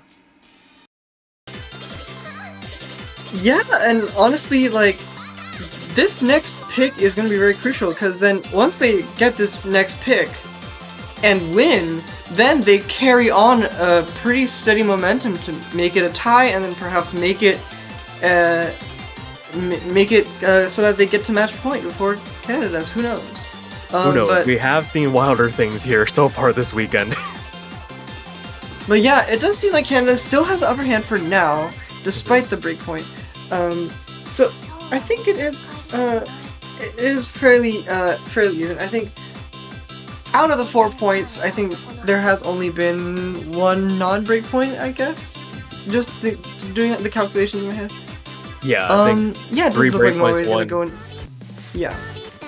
Like, yeah, going into Hybrid 1, they're Protect after all, so they must be feeling pretty good on this one. So, hopefully we can see that momentum carry on. It'll be very interesting to see a little comeback story for Norway. Yeah, for sure. So definitely gives them a little bit of a boost of confidence. Maybe seeing that they could hold their own on the LN style picks. We see a low pop check back in for the Canadians as we go into Norway's Protect. Hybrid 1 on the board. Still have Hybrid 3 in reserve, so they do still have options if they really don't want to go up into that rice pool. And Canada looking to try and right the ship a little bit. It is just one breakpoint, but could quickly spiral out of control, especially if Norway can secure their Protect here. But as it stands, players are ready. We're going to get into this 5th map of this best of 9. Norway looking to try and continue this streak, see if they can build on that breakpoint from LN2 to maybe perhaps get themselves back into this match.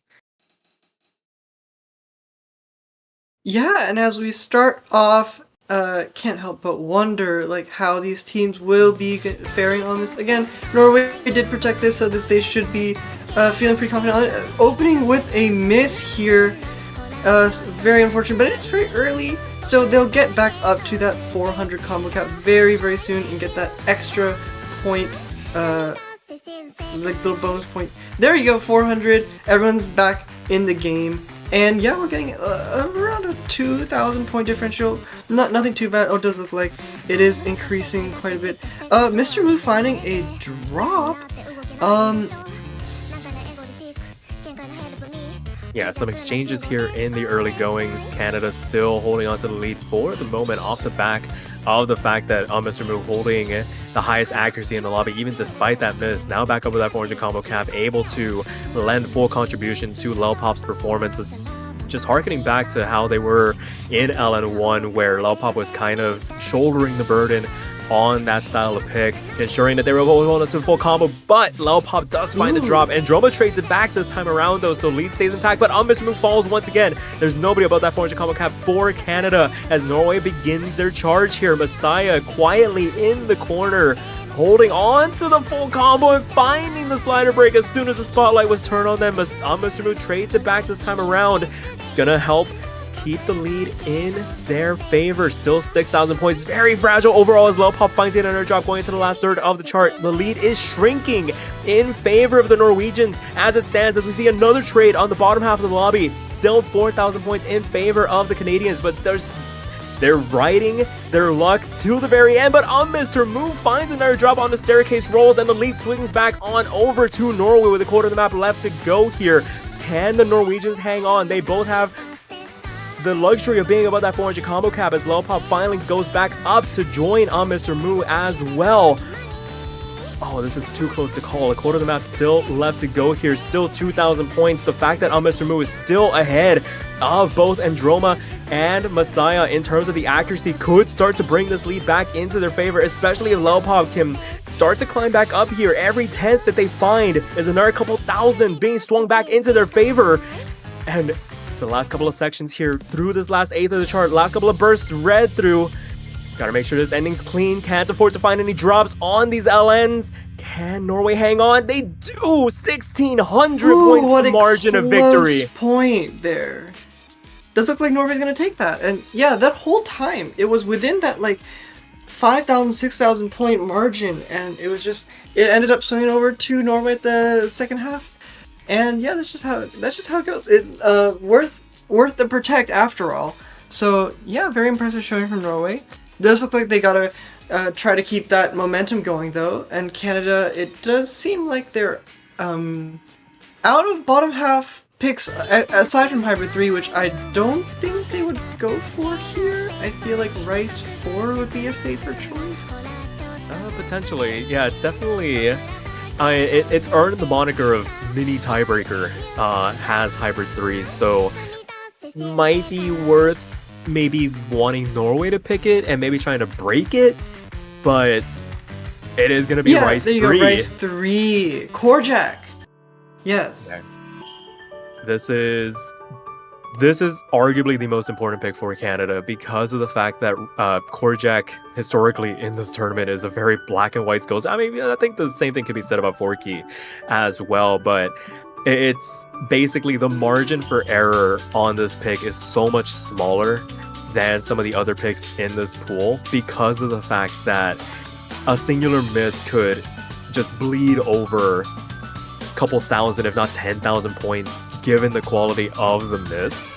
And even if you are playing as perfectly as you can, every 200 then becomes extra important, as the fact that there's not really much to break up the 1-2 structure of this chart. The density does ebb and flow here and there, so that might cause a little bit of discomfort, but the BPM is still pretty comfortable to read through if you are proficient enough at these jacks. So we'll have to wait and see if Canada can kind of correct course here. Now giving over 2 points back to Norway would not want to give over another breakpoint here to make it a glorified best of 3 at the end of the day.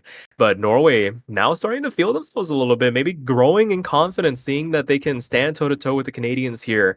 And if they can get this breakpoint back, then it is a whole new ball game here going into these final picks. Absolutely, and yeah, just a matter of accuracy on this sort of pick. Though we, I would throw in a guess and say that we're gonna find a few misses here, like just here and there, but nothing too troublesome to start off with for this map. Does look like all the players maintaining that really high 99 for this intro, and as we start to build up towards the more difficult sections, it does look like, yeah, all these players are finding finding this part very comfortable. So yeah, just a matter of we're just waiting and seeing either who's gonna drop first, or if they all manage to maintain this level of accuracy. In which case, I think Norway is somewhat in a disadvantage here because of their accuracy. So on Norway's side, they're gonna want to hope for Canada to find that break somewhere, but it does look like they're maintaining it relatively. Okay, and Norway finds their first miss.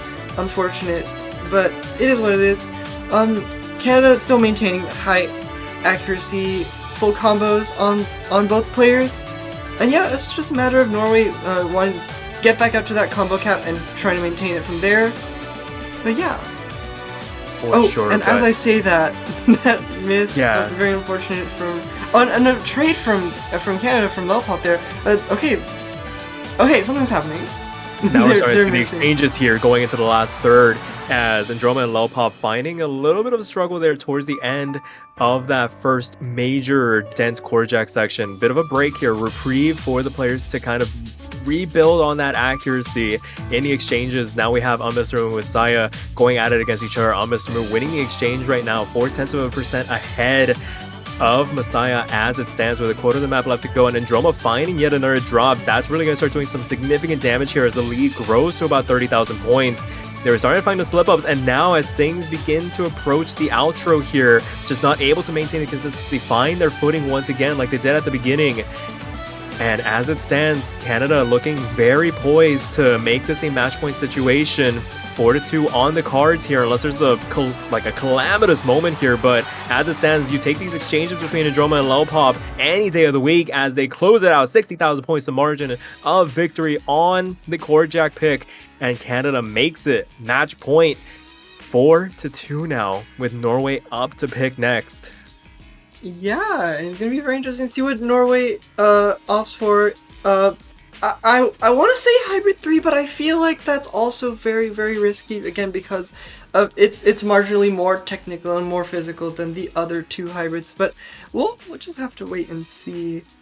I do feel like the Rice is not. Yeah, okay. So hybrid 3, that's their pick. Take it or leave it. It does look like we're gonna go for Copy Fox here. So yeah.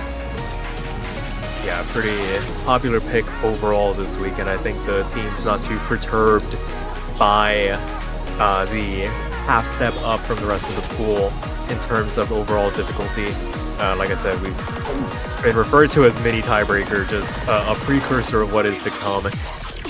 If they do end up going to tiebreaker, Norway gonna need to secure this and break Canada's next point to get to that tiebreaker. So not decided by any stretch of the imagination, but Canada on the precipice of punching their ticket into the losers quarterfinals. Our referee just reminding Canada it is match point for them, wanting to make sure that they put full focus on this. They have the opportunity to close this match out right here, right now, if they can take this point away from Norway. But like I said, with the way Norway has been playing, Rice 3 notwithstanding in these last couple of picks, I mean, this could really go either way as it stands. Yeah, absolutely. And I mean, this match just has there's a lot of variety here, and also there's a very tricky ending as well.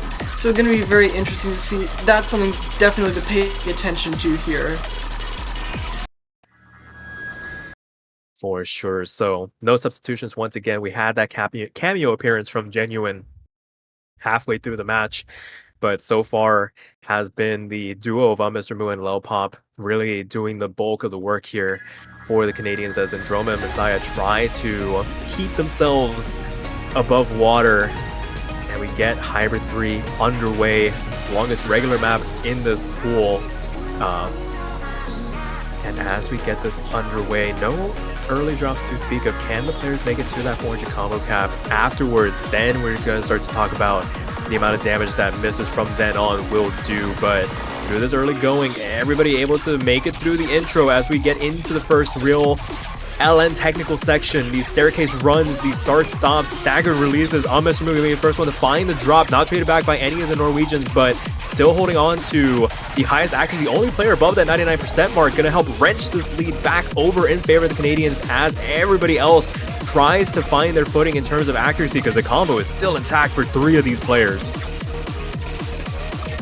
Yeah, and again, like, pretty impressive showing from the beginning, and it looks like Androma finding a few misses there in that tricky LN sort of section, and does look like we're going to get into the more technical section here, as we see Androma trying to get back to the 400 combo cap, but they find another miss again, and this is really rough patterning here, so don't blame them in the slightest, but this is just, it is very, very tricky here, and they absolutely want to maintain their composure if they want to catch up back to Canada, and it does look like Canada finds a drop there, Lelpop finding that combo break, and yeah, it does look like Mr. Mu maintaining that 99, but just holding on just barely. Lelpop finding another miss.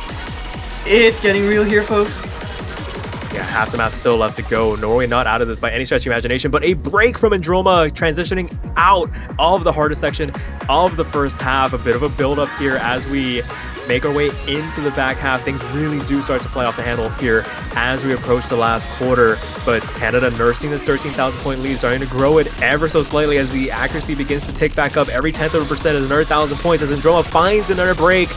As we continue this build-up into the last third, Messiah doing their best to try and hang on as best as they can. Highest combo in the lobby, but right now being overshadowed by Mr. Mu and their overpowering accuracy, half a percent ahead of Messiah as it stands, as Canada grows this lead to about 20,000 points.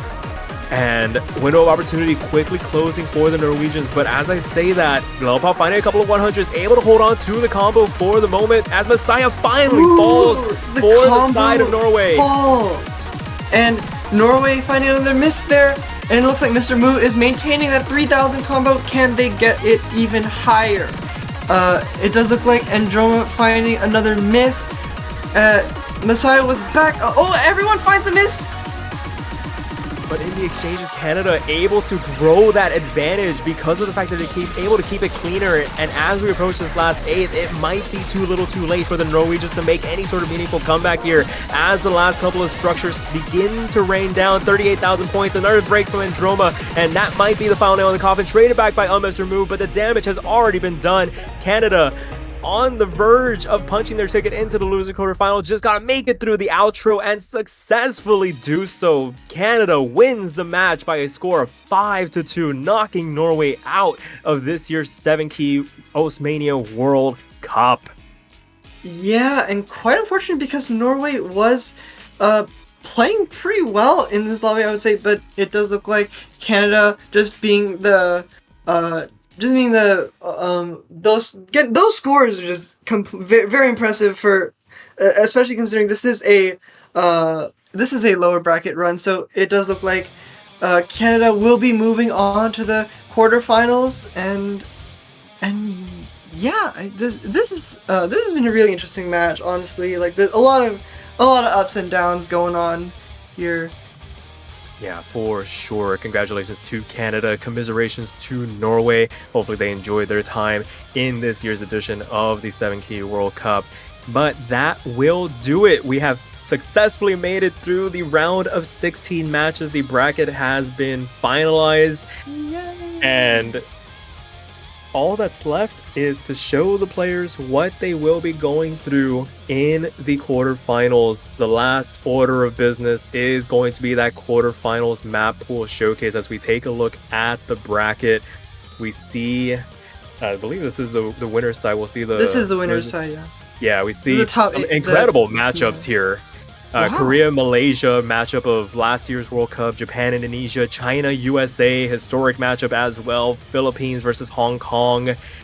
And as we make our way to the lower half of the bracket, we begin the conditional gauntlet, as so many exciting matchups as well. All these teams playing for their tournament lives and now needing to play that extra match as well to ensure they can make it to the semifinals and beyond. But with that being said, I mean, outside of that, I mean, Mint, is there anything we can do to show our support to the teams that are remaining? And heck, even the ones that have been eliminated this weekend, we've said goodbye to so many good teams this weekend. Is there anything we can do to really show our support here? I don't know. Let me think about that for a second. Let me hop on over to the Osu store, buy myself a banner, try to, you know what? Let me support all the teams. I want all the teams. I'm buying a banner for every single team.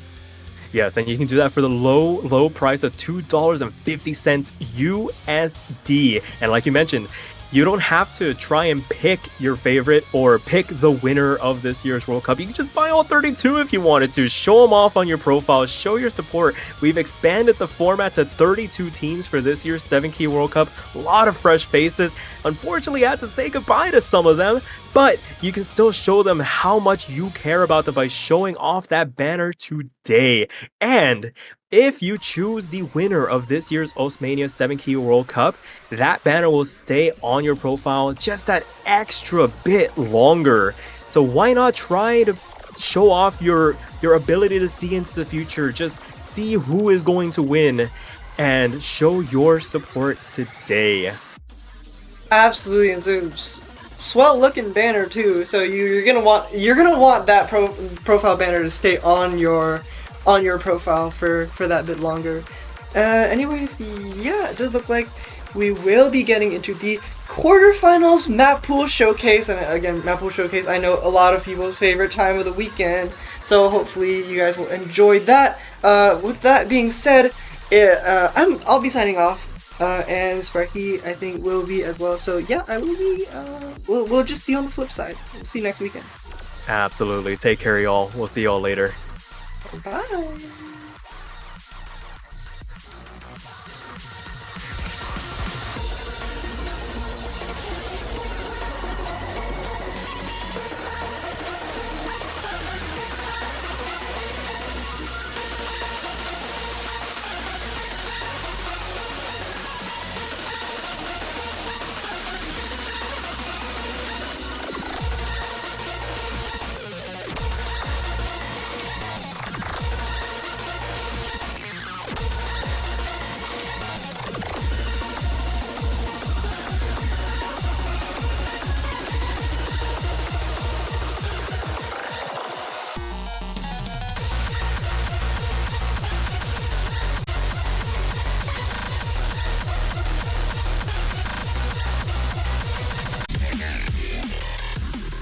Alright, hello everyone once again.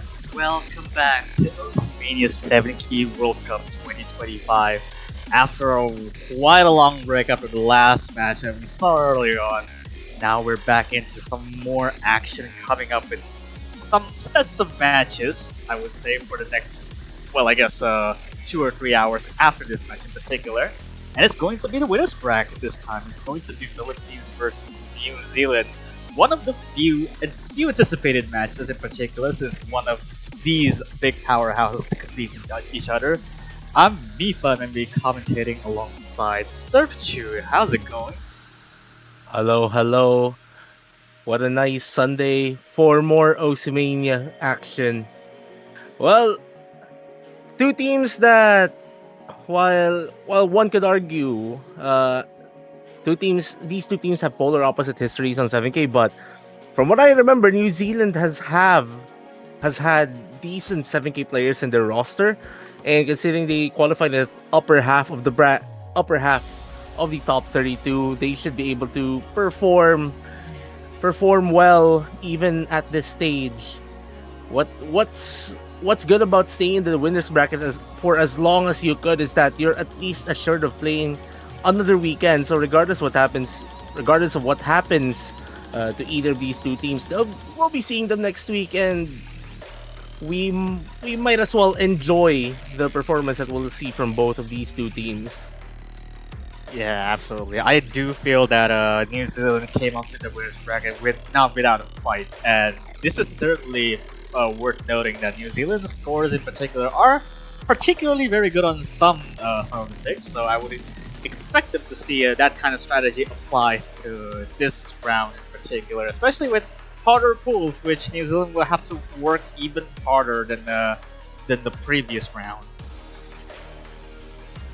Indeed. Meanwhile, for Team Philippines here, I know that of the top 3 teams from the round of 32, the Team PH it was the one that conceded 1 point against Lithuania last weekend. But as for those who were watching last weekend, we did notice that that one of their players, Oji-san, did have problems on the 1 point that they did lose. But now I'm pretty sure they're gonna be trying to put their best foot forward. Yeah, seeing the roles being won by the Philippines, 42 versus 25 from New Zealand, and looking at it, Philippines now protecting just inverse chart. There is no question about it. This is what their strength lies in the actual team. They can play walls, they can play inverse, and this is no question. And now New Zealand protecting Rice 5, going to be relying more towards their Rice accuracy, which they do have. And I think for Team PH here, they need to be careful with the Rice picks, especially if they don't have the proper Rice team together going into this match. I do feel that New Zealand will have to ban Kagutsuchi or the longer 3, which in between it's just in between whatever the inverse chart and a little bit on the denser side still. In which there you go, Kagutsuchi being banned here by New Zealand. This is a definitive ban that is it's particularly well conceived there. I don't think New Zealand will have that much of a chance fighting against Longos against Philippines in particular. Yeah, Kagutsuchi is a really good ban from them. It's the hardest of the 3 LN picks in my opinion. No Night, No More Soul is way more straightforward to deal with, really. Even if you're not that strong LN wise, at least it's still familiar territory. Meanwhile, here for Team PH, this will be interesting to see what Rice Philippines ban here. I do think it could also Fading Star like Warjack. I'm not too sure if they want to go with that, but there is also a possibility Jungle Assassin will also be banned here. If they do not feel comfortable with more of the technical stuff, or I guess a little bit more patterning trickery, they could go ban that. Yeah, there you go. Jungle Assassin will be banned there by the Philippines. They do not like wacky technical patterns. this is literally mirroring not really mirroring, more like replicating their strategy from last weekend. Protect the inverse, get the technical pick out of the way, and get this match started. Yeah, I can see this straight away just picking the inverse chart. I do think that they can just flex whenever they can too. Yeah, it would be a really good opening pick for them. LN2 as well as a good possibility. I mean, good possible first pick, but no, they are going for Friendship, which well, I think it's still a good opener for them. I guess this is maybe TPH just gauging New Zealand here, if how they will be performing on the more rice-based patterns throughout the entire match. testing the waters on now a variety of patterns on how New Zealand would fare.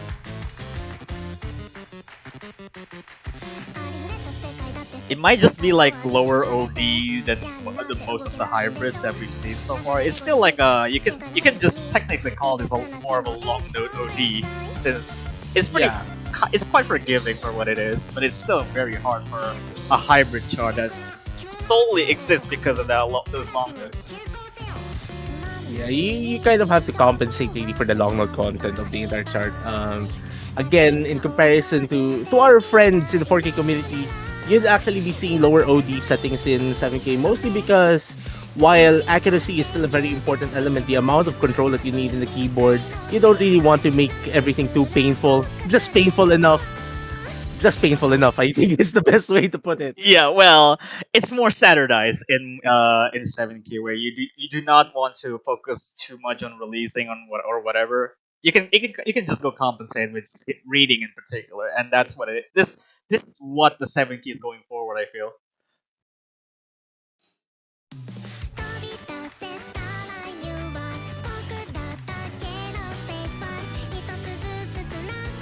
Starting off the wrong foot there by Robies actually with a drop, yeah.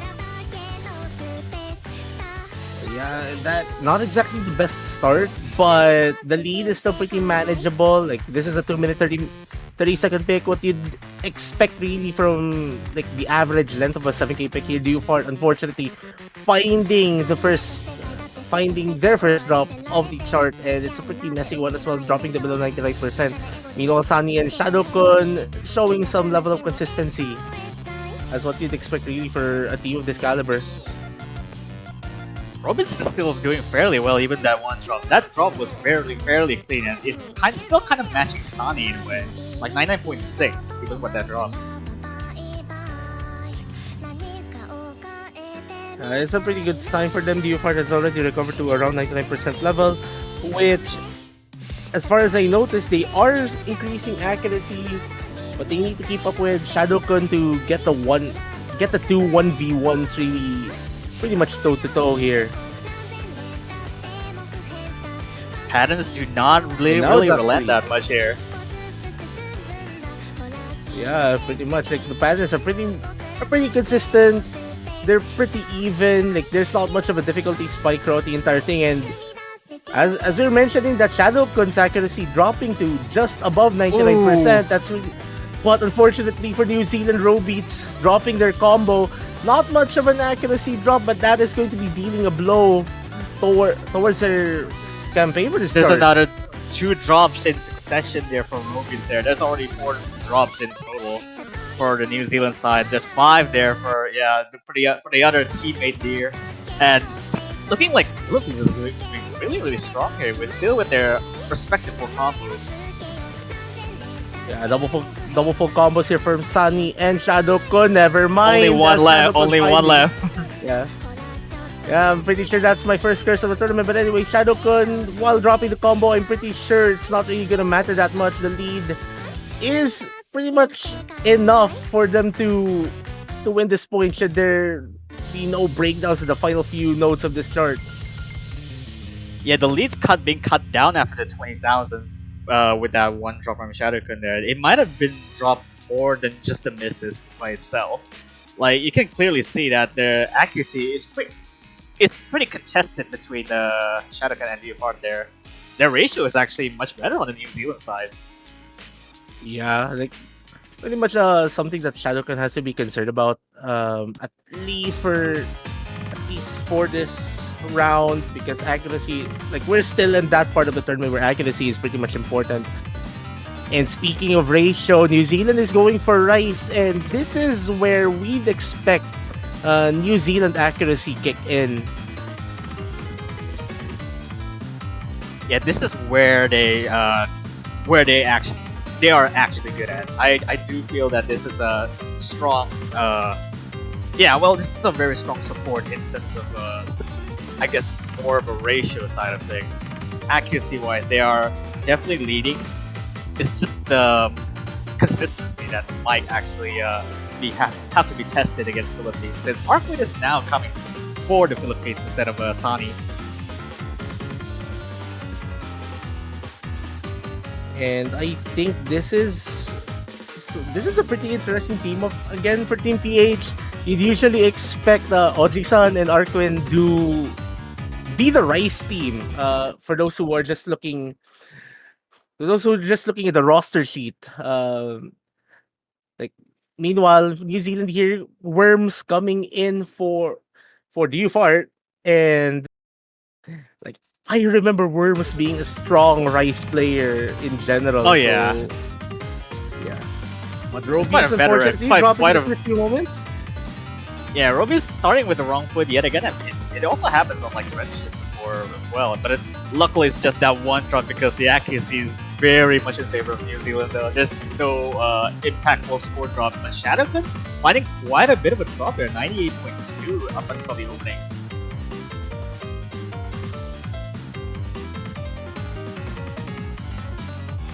Worms finding a drop a few moments earlier, but their accuracy is pretty much better than Shadowgun's. Actually, New Zealand with a Yeah. better accuracy overall lately, as you mentioned.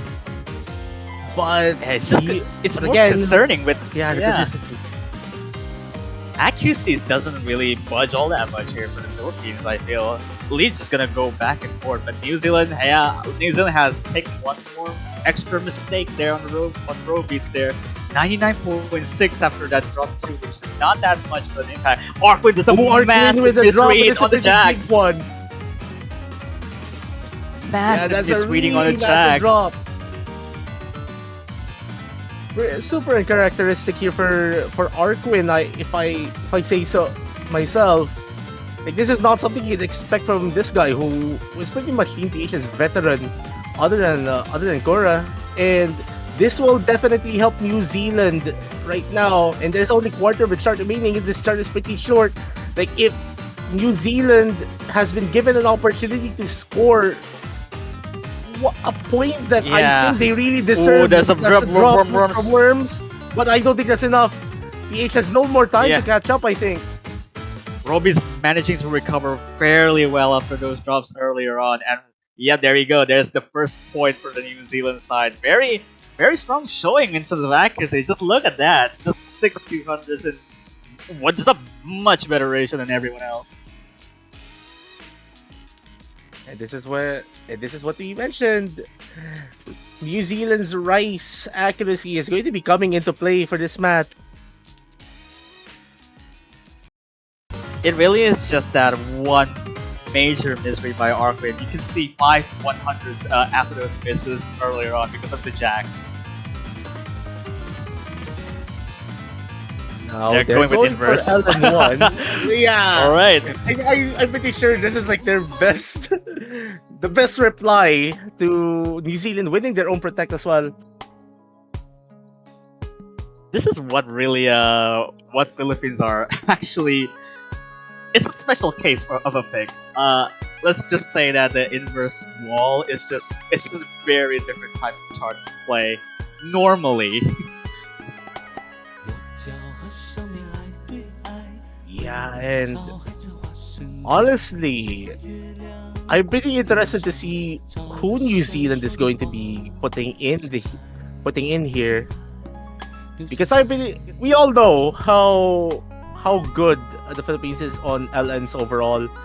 Sunny, well, got the one of the two only 990k scores last week's LN1. Shadowgun, on the other hand, is capable of maintaining combo, like not really accuracy, but more on combo. It could help. It could help since it's like the difficulty jump between the round of 32 inverse, almost kind of inverse at the very end there, and then this is just straight up. It just puts you back. It just puts you into action with the walls. There's no stop in between. Yeah, it's a pretty big jump, but like big jumps in difficulty in inverse usually favors the team that could actually do inverse in the very first place. Like we've been talking about the phrase "you can" or "you cannot" over the past few weeks. Even before the World Cup really started, when like some rumors about Alan Inverse kicking in. And then it was like Inverse is like one of those, hey, you can play this or you cannot, nothing in between.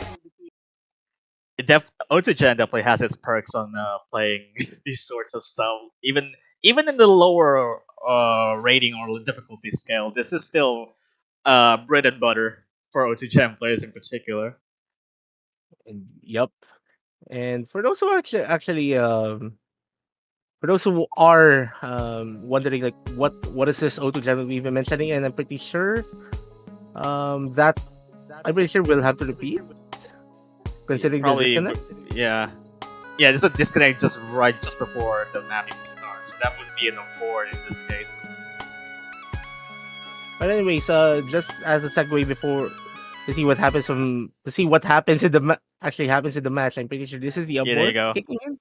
Anyways, Yep, it- we've been mentioning this thing called O2 Jam. There were I'm pretty sure there are people who are wondering what's this mentioning other game whenever we're talking about long notes. In 7K, there's like two circles of thoughts here. Like those who are more on the rise, those who are more familiar with just playing regular notes pretty much. And then here comes the LN people who either have learned long notes here on Osimania, natively here in Osimania, and for those who are, let's just say, around my age or a decade older than me, they would know this thing called O2 Jam from like around 2005, 2006, or even sometime around that. They would know that game has a ton of long notes, and yeah, there's like Has this it really picture been- where Has it really been 2 decades after the Otogen? yeah, when you I can't believe I'm actually 28 this year, and I just remember playing O2 Jam like 19 years ago.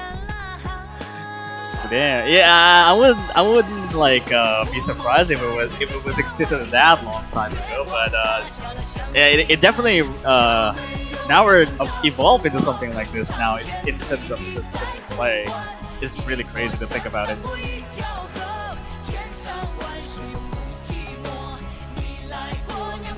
Anyway, so while we're waiting for everything here to settle down, I'm pretty sure we could. This does give us enough time to promote the fact that the Osimania 7K World Cup 2025 team support banners are up on the OC store. If you want to support any of your teams or the teams of your favorite players, you can do so. It'll be profile decoration. Like if you happen to get the banner of the winner of this tournament, you'll have it until the rest of the year, until the next 7K World Cup. The money that goes into those banners will go to the prize pool, as far as I know. And yes, you can stack banners. You can buy a few hundred of them if you want. Not that we exactly promote draining your bank account for it, but if you can, sure. Yeah, alright. Though this time the swap is not with Koyu from New Zealand. It's actually Roby's joining in. Might be having some little bit of technical issue on the back. Hopefully the restart with the newer I guess the new well, not necessarily new. Roby's they play on the hybrid and the Rise earlier on. Hopefully no issues this time. Yeah, hopefully those get fixed in time. But anyways, Roby, it's Yeah. starting with better accuracy and Shadowcore finding the first drop. But again, this is still pretty early in the chart. We're really going to see the difference Yeah. once most of the walls start arriving. It really starts to implode when more of the inverse release chart does start to do, and it is just really what it is for inverse type like this. You really can't play, or you just really have to sacrifice everything. Anyways, for those who are unfamiliar with inverse, it's literally the word inverse does pretty much explain the patterning here. You're going to be reading the holes in the wall. Yeah, I've been negative waiting to say that spaces. for so long. Negative spaces in between the nodes that where they are not they do not exist. Yeah. Anyway, some characteristic miss here coming from Sunny while maintaining still the best accuracy throughout the entire room here. Shadowkun, the only Yeah. full combo, if I am not mistaken. Team New Zealand are keeping up very well. Like, yeah, sure, we see a few misses coming from their players, but like, as we've seen from the previous round, the score gaps between teams that could do LN inverse or not are usually bigger than this at around this point of the chart already. Yeah, I mean, this is at this point in time, like even we're reaching the halfway of the score, it's not that much of a difference. I mean, for the winners bracket anyway, since lower brackets tend to have much higher score difference. But now we finally see their Shadow Clan finally finding the first drop after quite so long with the inverse going, and Sunny even with one drop only, still climbing back up. It's just because of reading proficiency. There's a few more drops really from what is practically like everyone. Like it's pretty much Shadowkun now with the not anymore, but still though, those are pretty substantial combos that they've been building up. Yeah, that was the second drop on Shadowkun there. They have missed earlier on since it's still just this is a massive stranglehold for the Philippines. Just by looking at these scores for most of the inverse calls, this is very scary to see how they will perform on the similar charts going forward. Yes, I mean there is an element of some people might find like upper level inverses easier because like you're getting at that point where you're playing a regular chart pretty much. Yeah, like Sani's 512, 300. That's the inverse. This is an inverse, and Robit's too. Even still, like it still was better ratio. It was like the reading aspect of it makes it a lot harder for him. It's like 6650s, which is very understandable going keeping with long no balls here. Yeah, that is still a pretty strong score. Again, like I think of all the skill sets featured in this map pool, it is going to be LN Inverse that's going to be really low scoring. Like even for the LN teams, like it's going to be relatively low scoring compared to what you'd see in LN2 and LN3. And speaking of a low scoring skill set, you have Rice's equivalent of a low scoring skill set with their speed pick. Yeah. Yep, not quite delay since it's still running at 255 BPM. It is true to the BPM, not exactly I guess it's just speed, like prominently speed. And speed is definitely when you go to the higher speedier stuff, it can go so long with just timing the patterns or whatever.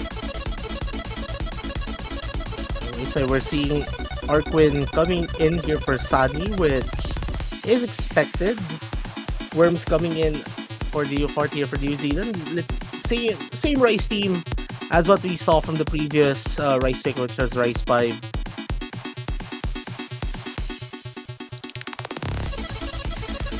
It does feel like we're seeing Koyu maybe for New Zealand since having trouble coming back into the tournament server.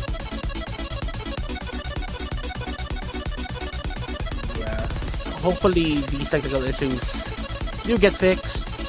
Would be nice to see Koyu also play here. Oh, okay. We're still staying with the same two players on the New Zealand side, or at least for Rice. So no meaningful swaps than the last Rice pick. So we should be seeing the same four players for this particular skill set, in which speed picks in particular has been kind of low scoring for most, but it's just mainly just timing them properly.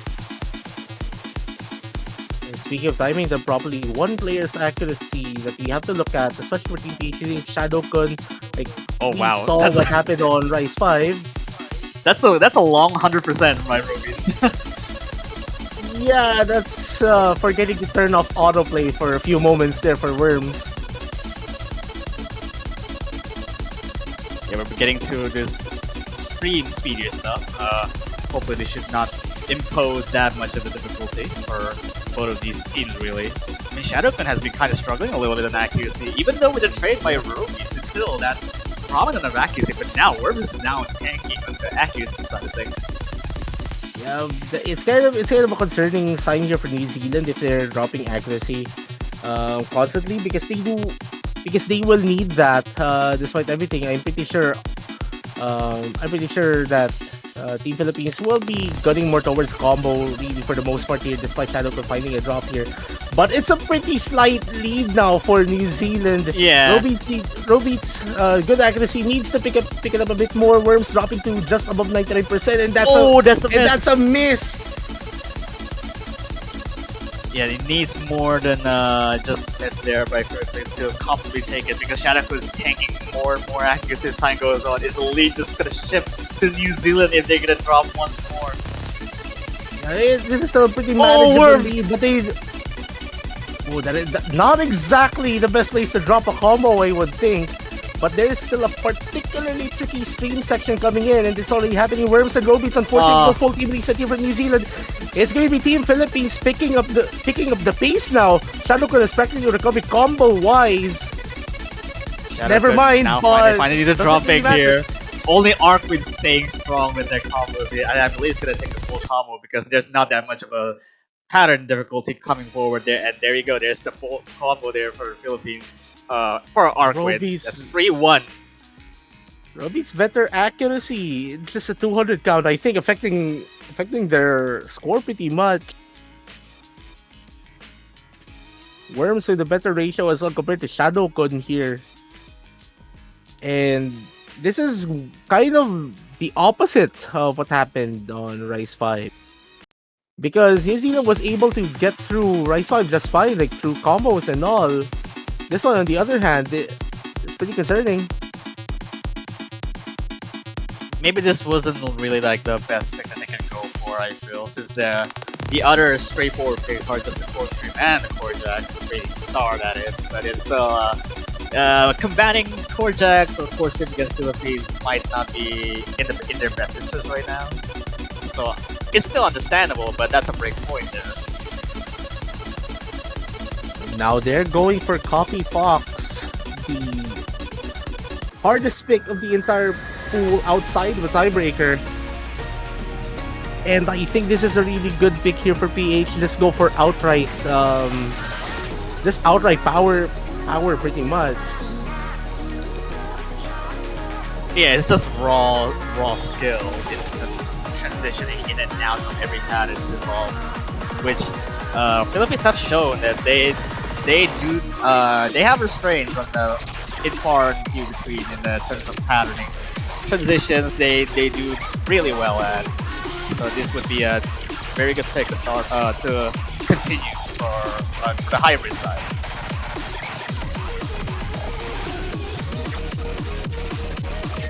Now we're going to see Oji-san come in for Arkwin. Yeah, Oji-san, or formerly known as Kura for most of the 70 circles. Yeah, we know this guy for Kura indeed.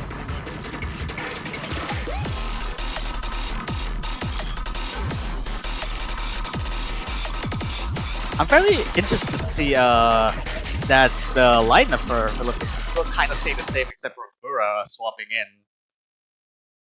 I think the theory is just to give Shadowcon really enough experience for this World Cup, I would think. Especially in the early rounds, because later rounds are going to be pretty rough. Should they go the distance? I mean, the pools will start ramping up in difficulty starting next week. And that's also something for New Zealand to take note of, because regardless of what happens, they are going to be playing next weekend as well. Robeats finding the first drop. Still pretty early. Just that one drop, and the accuracy is still staying far ahead. Not that far ahead, because Kura is actually having higher accuracy in particular.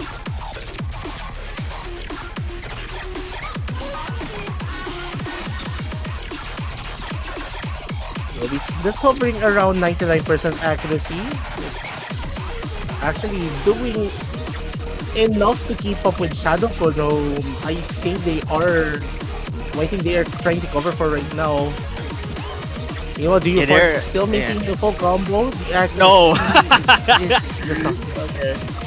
This is not it, especially with But from what I'm seeing, that Yeah. Roby's releasing their lock fairly early, not much earlier than you would expect. The Shadow could finally finding the first draw on the Philippine side. But and it's going to reduce the lead here for Team PH. And New Zealand, as it stands, like they Oh, there's can another combo. drop. This lead is still pretty manageable for them.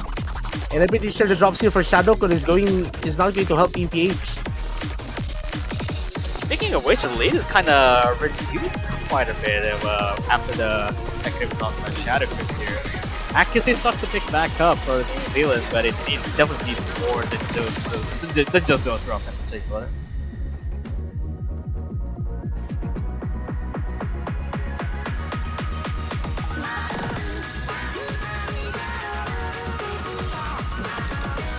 A little bit of breather room to pick back up at the last third of it, though. Might need to start picking up their pace for both of these teams to manage the onslaught of the last third. But Neopar finally finding the drop after so long, and Roby's falling off. Yeah, those cover drops are not going to be helping New Zealand at all, especially that Shadowkun has surpassed Neofar's accuracy as well. And Oji-san is just being Oji-san right now. You don't call Kura a former MWC 7K champion for nothing. Yeah, more of these long note sections that will definitely be much more painful to manage. And there's the first drop by Kura after so long in the long section there. Pretty characteristic drop from Oji-san in my opinion, but regardless of what happens, like the lead is just stretching towards their end all because that New Zealand has been trading the drops that Kura has been making over the past few moments. It's just that accuracy doesn't really that much different. It's just consecutive distance, or I guess more of a combo breaks that is, which is really what helping Philippines to keep their momentum going.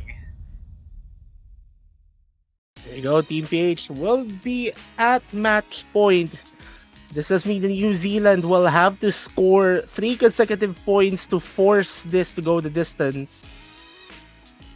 This will have to go with Core Stream or Core Jacks here for New Zealand. I do not see anything pick outside of those two rice picks, but that will be an answer for the Philippines as well, since Philippines will still have long note and the last hybrid remaining in the pool.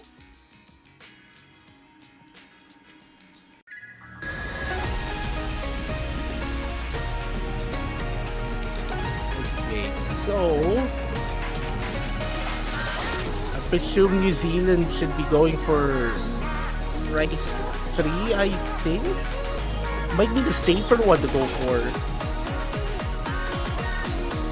Unless they're confident about the end.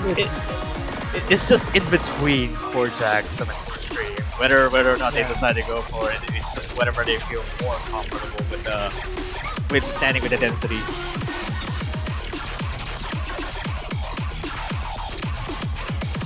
Core Jack it is. They're going for Core Jacks, it is. So I'm pretty sure Worms and Robies are going to be coming in here for New Zealand as what the Rice team has always been the entire way through. And yeah, as another note for Core Jacks, be prepared to get absolutely blasted with funny scores on Core Jacks. But either you get that, or just you get like ungodly amounts of ratio in the score judgment there. It's just no in between. Okay, it's like in terms of you cannot. I think this is the equivalent to what we saw from Inverse. You can or you cannot. Thankfully, for a lot of the people in this roster, it's sort of a you can. You can, but it's just either you stick with the metronome or you just stick with the reading aspect. You do not maybe care a little bit in terms of accuracy, but at least combo matters in a lot of contexts.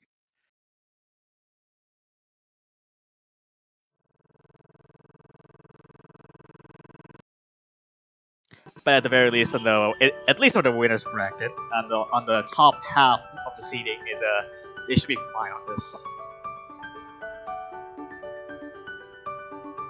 Oh, there's a 200s actually by Shadowcon on the intro. Kind of weirdly enough, even without getting to the core jack stuff.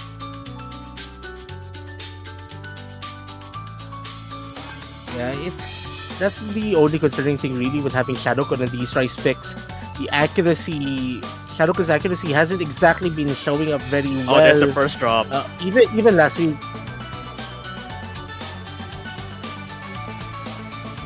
Yeah, you can clearly see. Oh wow, that's a lot of drops on the Shadowcon side there. That's already 3,000 points. That's even after the opening. Okay, we're finding a combo break. 1 against 2 drops in particular. But the accuracy difference between Shadowcon and Worms is still pretty big. Like it's almost a full percent. Like you'd need a major breakdown for New Zealand for them to concede this lead. Yeah, at this point, if you can look every single error bars in here, New Zealand's have much tighter error bars, and that is clearly what helping them to set the metronome here. While on the Philippines side, yeah, they do have Arkwin that has like competing accuracy. It's just Shadowcon is hitting all over the place, but there's the one drop from Roby segment. It might help, but the accuracy is still much farther ahead. And this is the final quarter of the chart. The Jacks get a bit more abrasive. Once the density really kicks in, Shadowcon finding a drop, and I'm pretty sure that's pretty much it. Unless if for some reason New Zealand finds a big rush, but their metronome has been pretty impeccable. Yeah, there's still one drop, but that's only that one drop. That's just what really literally core jack is. You miss a lot, and you might have 50s in some between, but the accuracy is still staying intact. There's not that much of the map left to be salvaged here for the Philippines side to take back the lead. So that's a very convincing win from New Zealand on this particular pick. So they still have at least another chance to play on maybe one of the last Philippines pick. You know, Arkwin just 200 away from a V1 double S. I'm pretty sure if Arkwin did have like a good supporting score, this could have gone a different way. But props here for New Zealand taking advantage of their accuracy really for this one. It really is a core jack score just by looking at those judgment flows. There are more 50s than actual 200s, and there are more misses than actual 200s. That's just what it is. It's just you can clearly see that even in the next rounds, the core jack are getting denser or even faster in some ways, and that's gonna be the thing. Okay, now Team PH is going for No Night More Soul, which honestly is their best pick.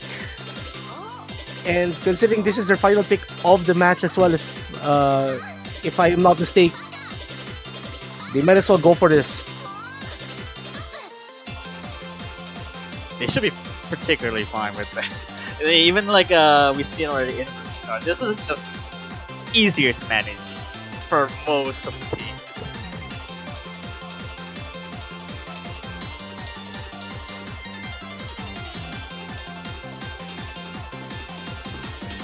So now we're going to be seeing Koyu, which I'm pretty sure was supposed to be the one who played LN1 earlier.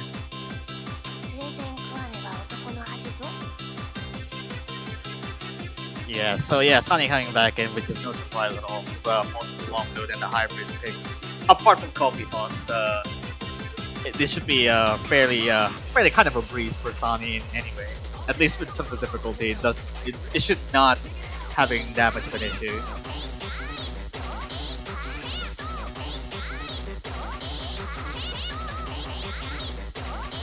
Anyways, 2-minute pick. It's a relatively short one. Any misses might prove fatal here.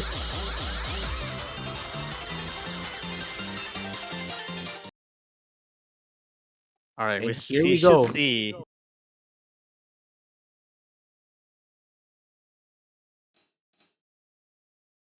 Yeah, I guess the first time show, not exactly the first time showing in the for Koyu there for long as since they did not play the inverse chart early, and there another Oh, disconnect. not I think again. that should be the board again, but I'm not sure.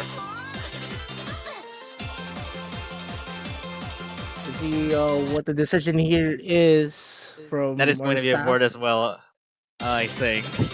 I'm not sure Yeah, what that's pretty happened. unfortunate. That's actually unfortunate.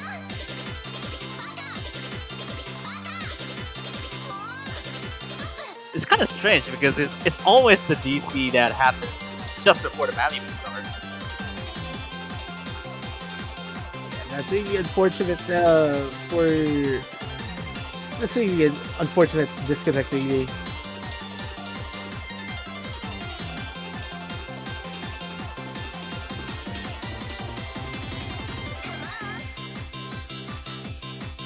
Yeah, I do not know what happened in the grand scheme of things, but this is the second time this has happened, which it is what it is, but it's still very unfortunate.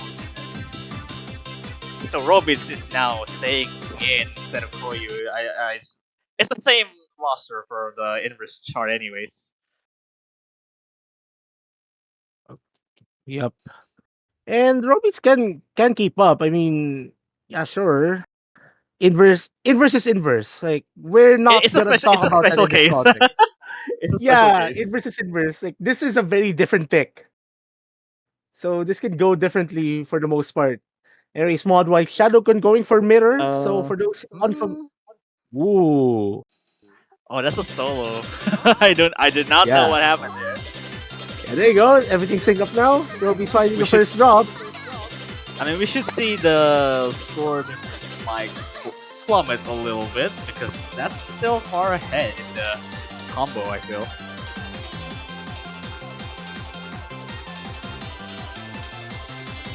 And that's a full team reset. Do you start following it up as well? And I'm pretty sure Team PH is just going really for combo for the most part because both of these players are very capable LN players for the most part. But accuracy wise, they do need to step it up a little bit because this lead is still pretty manageable if you're New Zealand. Yeah, the UFAR score has been recovered, so the score lead is now showing what it is. It was 20,000 and that's now 12,000 because of the intro earlier. Yeah, if for those who are paying attention, Shadowcon is hitting and releasing a tad bit earlier than they should. Roby's finding a drop, but it's a pretty clean one. It's a pretty clean drop for the most part. Lead still not going, actually going to the Philippines since UFAR has multiple Oh, misses. these brackets. Those Ellen brackets giving a bit of a trouble here for the Fart, and that does spike the lead towards the Philippines a bit more. Yeah, this is quite a big boost to the Philippines lead here. And Sonny is managing, actually both of them are managing the full combo at the very least, so it should be not anymore. I guess Well, one not anymore. MC. Only one MC remaining. That should be still within Sonny's distance in terms of comboing everything. Yeah, Sadi has always been a pretty capable LM player throughout the years that we've seen Sani perform here in the 7K World Cup. And this is going to be another hallmark performance coming from them. As Team Philippines will be picking up their 5th point and advance to the winners bracket quarterfinals. And New Zealand, unfortunately, will have to be relegated to the losers bracket next week and will have to play at most 2 matches to stay alive. Yeah, impressive But showing there for New Zealand. Yeah, very impressive. Getting 2 points off Team PH. They have the right accuracy. I'm pretty sure whoever faces New Zealand next weekend will have to take note of a few things here.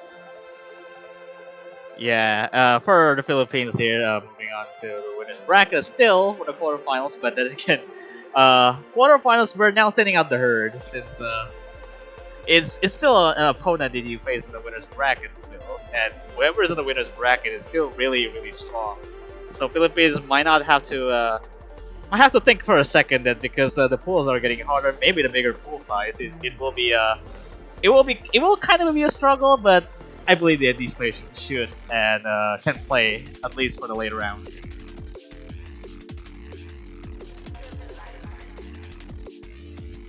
All right, so it's, I guess that was like the 5-2, and this is at least not a sweep, and New Zealand put up a great fight on their side. So, and again, like you said, we'll be relegated to the lower bracket here. We have to play 2 matches in order to survive until even on the lower bracket stage, and we have another match here coming up. At least for the next 2 hours, it's going to be Japan versus Germany here. I do believe that Japan, in particular, is a team that is, I guess more of a fan favorite to say the least, since Japan's performance it has its up and downs, but mostly up, since they're coming with a very high seeding as well on their own, since have their returning players playing back into for this tournament in particular.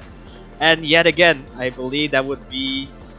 In this particular block, that will be the only match up until the next 2 hours here, and I do think that this will be a hyped up match, since this would be the only day that has a lot of busy match going forward here.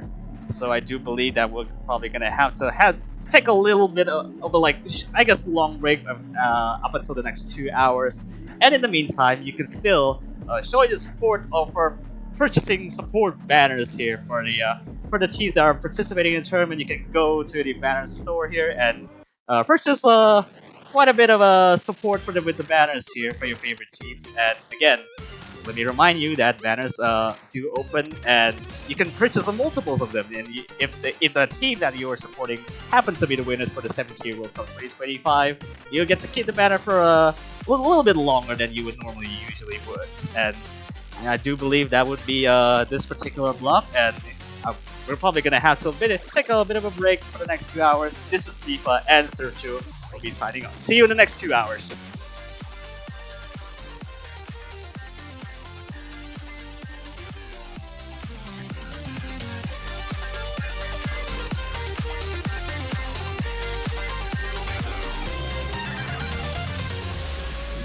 Ships of an alien source are approaching from the sky. Radio contact has been attempted but cannot be established. Instructions are to prepare for an attack by an unknown enemy.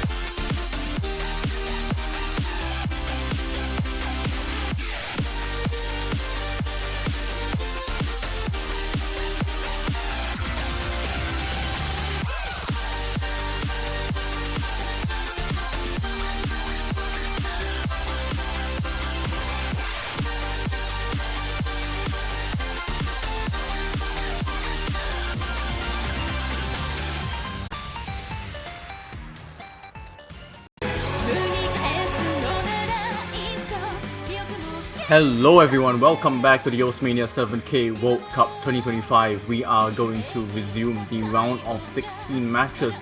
We have Singapore versus Poland on the B stream, but if you're here on the main stream, that means you're watching South Korea, the first seed against Spain, the 16th seed. I'm Raviel, and I'm joined by Soul285. Hello.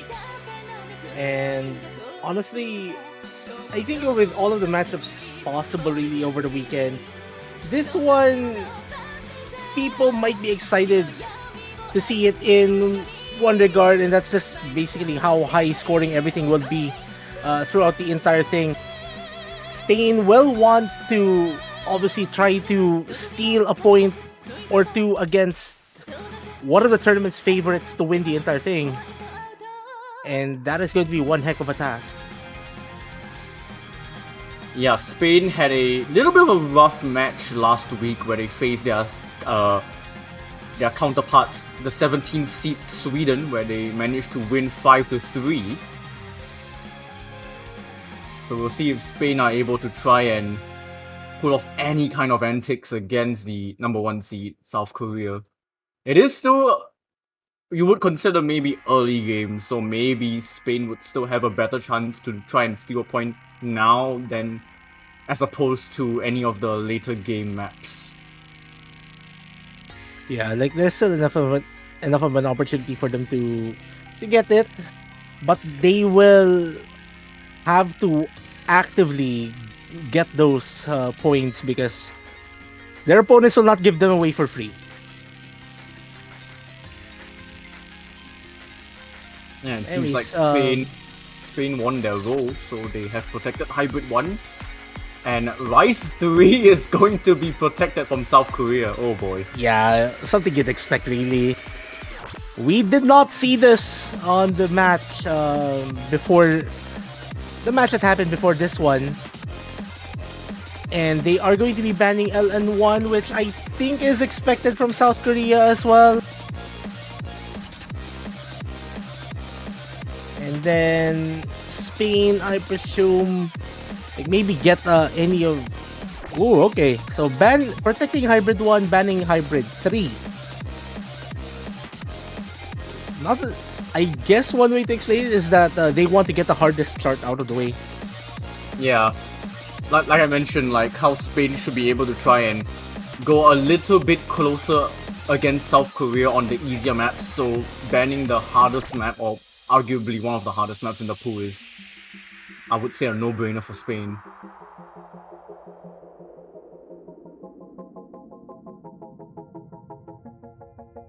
Alright, so it will be Spain's first pick, and I'm... Ooh, okay, Rice too. I'm actually surprised that they're opening with this one. I would have at least expected to see them pick any of the hybrids or maybe even go with the LNs. Because while... Well, yeah, sure. Spain does have the accuracy. I'm not sure if it's just a good decision to go for one of Korea's strongest skill sets.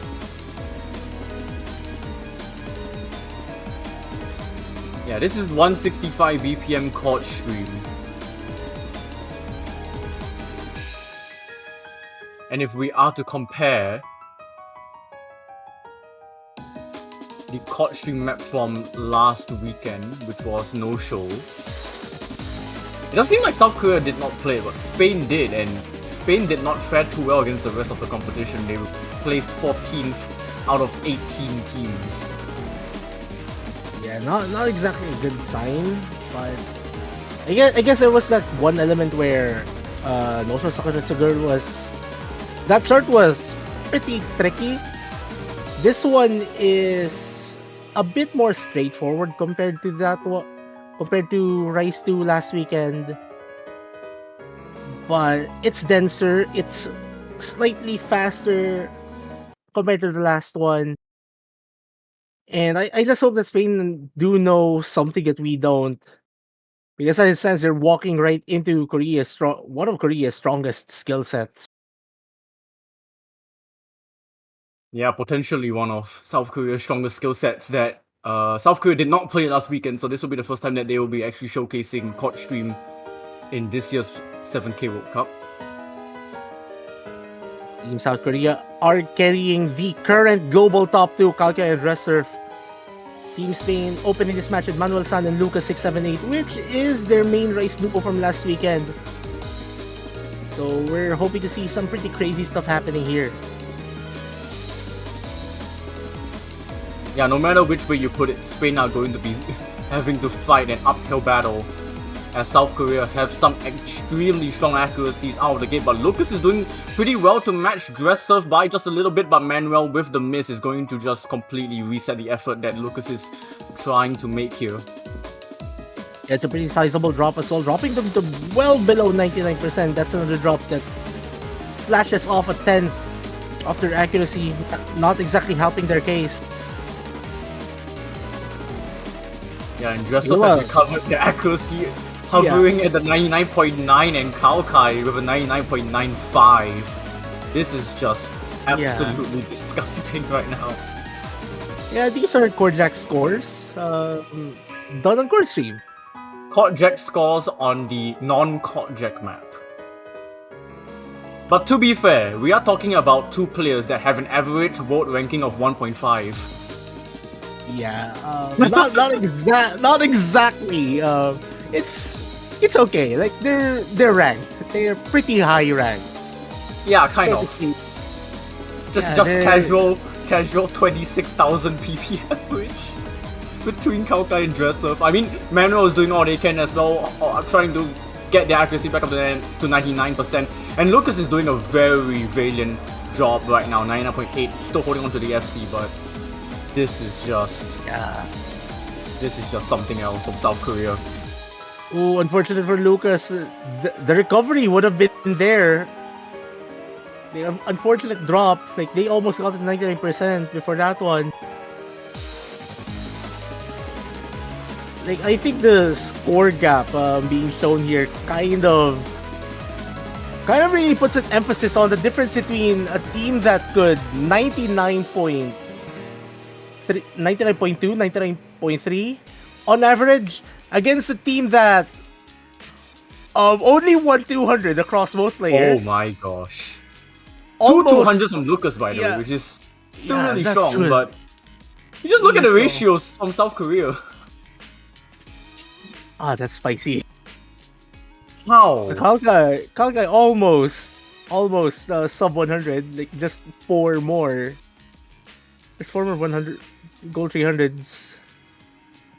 Yeah, but as I was saying, this is a difference between a team that could 990, 99.9% accuracy on average, against a team that's what, a 99.2, 99.3 average. That's a difference.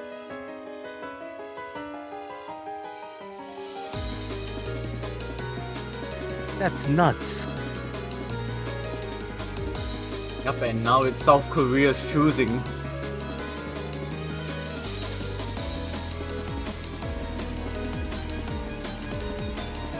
And they should be bringing out Rice 3, I presume? Maybe even Rice 1 is on the table here, I would think.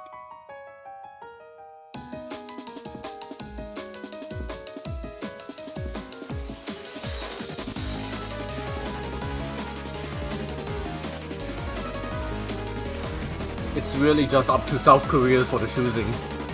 They can just kind of go for anything in this pool. Yeah. I mean, they could even go for the hybrids, I think, and I think they're pretty safe. They also have the luxury of having... Okay. Okay, they're going for Rice 3. There's no mercy. Yeah. But back to my previous point though. South Korea has 2 reserve players that are bang on average for this team standard.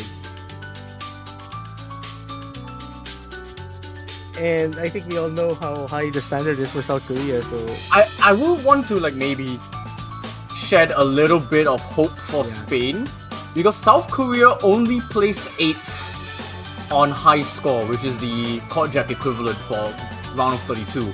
So South Korea actually has a worse Rice 3 than United States, China, Hong Kong, Peru, New Zealand, Chile, and Japan. So something to think about for Spain. Yeah. Spain just needs to get that accuracy really super high. This is a relatively high scoring skill set. You don't want to miss at all. Oh, missing is fatal. Yeah. But again, they're capable players. They just need to believe in it.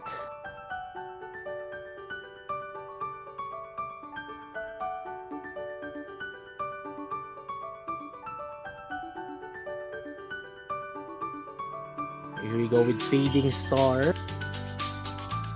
It starts out as pretty light, but the core jacks will continue to increase in density throughout the entire thing.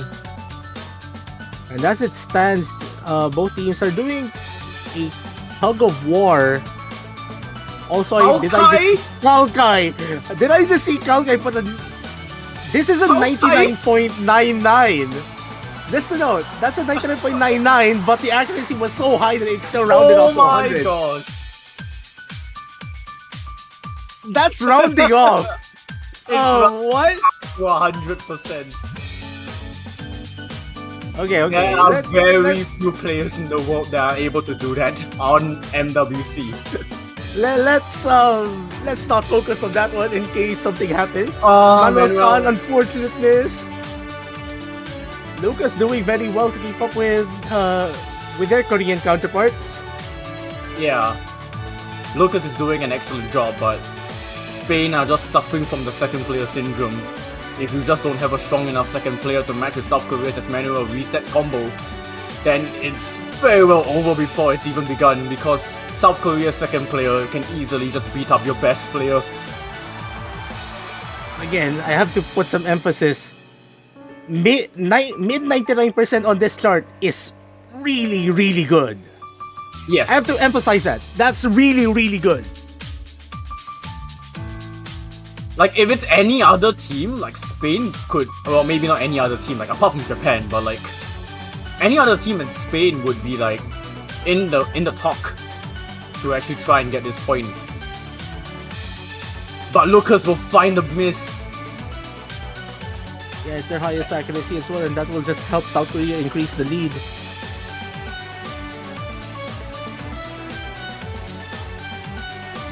Oh my gosh, don't say they have the same ratio. 99.97 for both of them. We need to see how close these two players' scores are from Kaukai and Dressers. Right here. Yeah. Oh gosh. What's the difference? 7,300. And a 999 from Kaukai. Yeah. We have decent players in this room. I mean, they are first seed for a reason.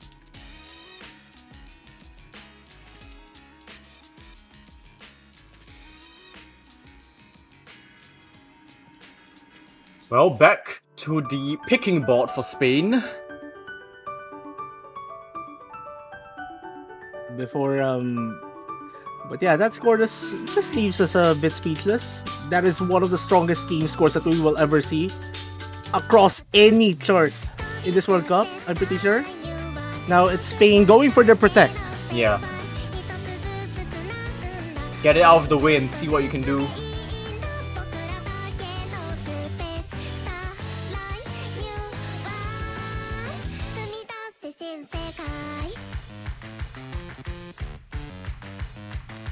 Now Crusher will be coming in for Dresser. Yeah, one of the South Korean rookies. I think rookie is one heck of an understatement though. I mean, rookie to the 7th World Cup. Let's put it that way. Yeah. I mean, technically that is true, but I think the word rookie is quite an understatement considering their skill level. But yeah, I'm pretty sure like if you have a decently high skill level coming as a rookie, I think we call those prodigies. I mean, you surely have to be a prodigy to be selected in a very stagnant nation that is South Korea.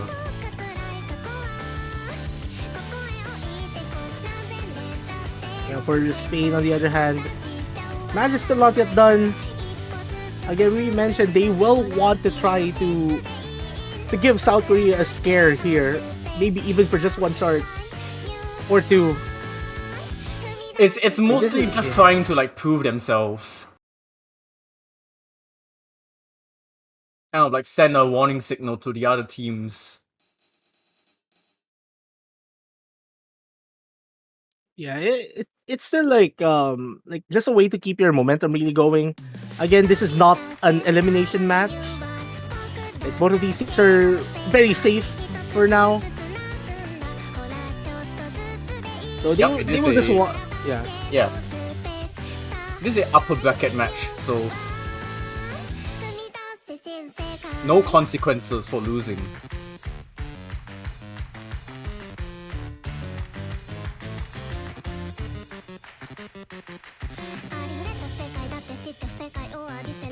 Manuel-san finding the first drop here with, I mean, it's unfortunate, but we've seen some inconsistency in form for Manuel-san throughout the past two charts.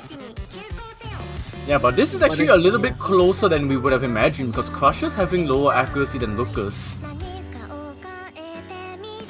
Yeah, and this is pretty manageable here for Spain. Maybe if South Korea finds a drop or two somewhere, this would be a very different story. Yeah, Spain definitely keeping this a lot closer than the previous maps. As Crusher's actually recovering some accuracy back up, but both Spain players still holding pretty strongly. Manuel-san just needs to increase his accuracy. Oh no, that's unfortunate. Yeah, another combo break gonna reset that, and another one to boot, which is just going to give that lead to South Korea even more convincingly. But actually, Kaukai dropped a bit of accuracy, so now they're almost matching Lucas's accuracy. But it's not going to do any favors for Spain if South Korea just don't drop combos straight up. Yeah, like in general though, Spain is doing well to keep up. It's just the misses that really make the difference. And I guess in a way, maybe if like the next time Spain does pick, I think they at least have the. I think they might have a clue. Like they might want to go for LN for the next pick. I think because we do see that South Korea isn't carrying as high of an accuracy compared to their Rice. I think it's something for them to note. But again, they need to maintain that consistency.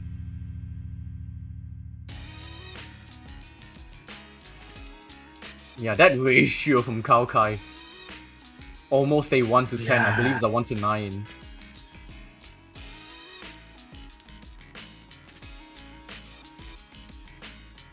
But yeah, that's a third point South Korea onto their pick to try and make it match point. Again, they have the pick of the litter.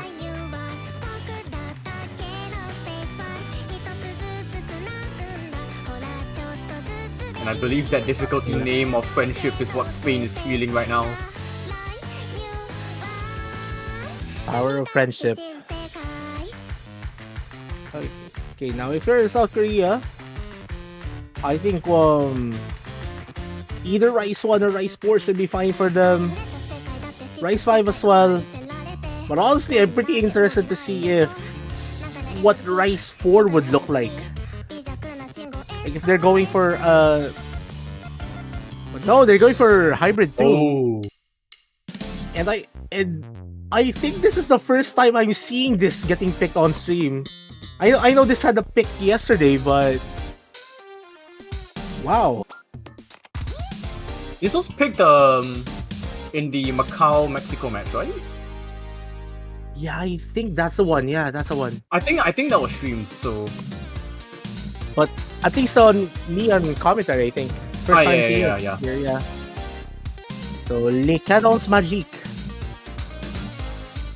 is picked for the first time on day 2 of the round of 16. Crusher coming in for Kalkai, YZ coming in for Dresser. No, I think it's white. Is it? No, I believe Crusher just stayed in. I think YZ was the one that just subbed in. Oh, yeah. Crusher, yeah. Oh yeah, there we go. Right, that also means that there is all 4 players from South Korea having an appearance. No substitutions for Spain here, I presume.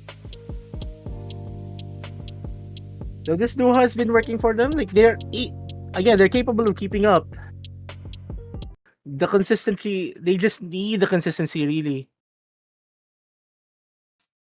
And speaking of consistency, this map is just... It really tests your consistency. Yeah, like memories of the 4K World Cup last year. Yep, which was the reason why this song was created for. And already a very early drop from Manuel, already going to give that lead to South Korea on a platter. So it is Spain on catch up again.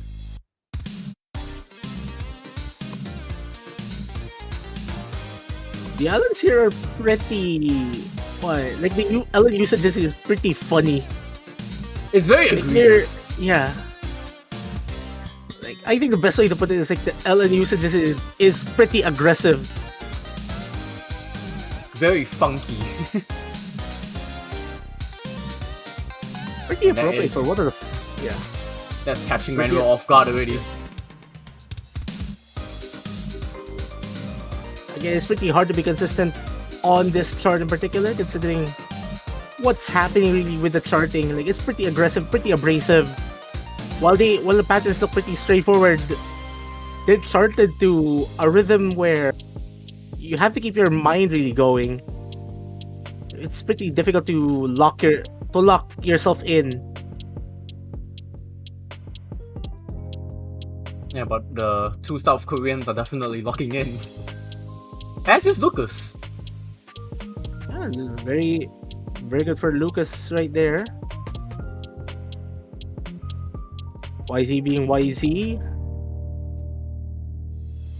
But yeah, the story of like every map so far has just been Spain just lacking that crucial second player.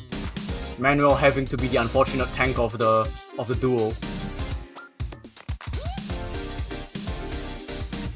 Yeah, and these patterns are just not doing them any favors.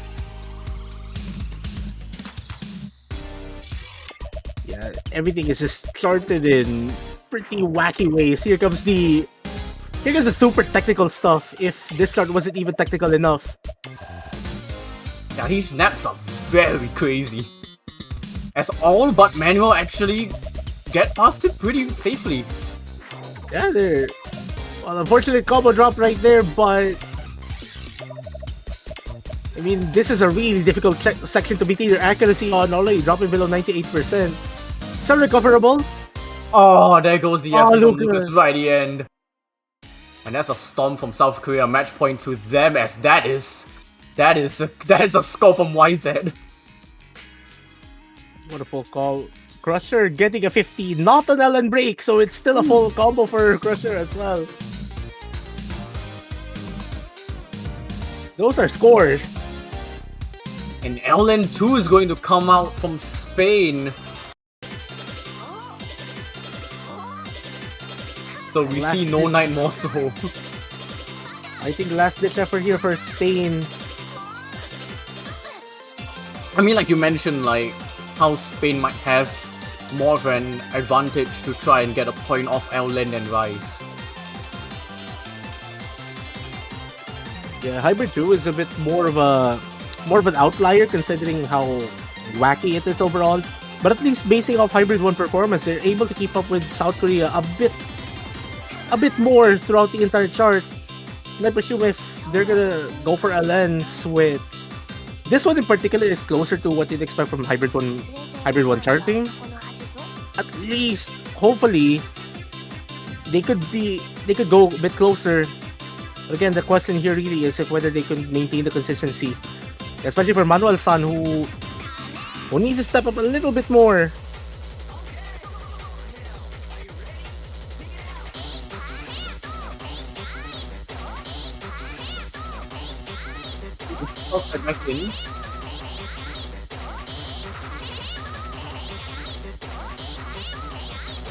Yeah, Kalkai going in for YZ.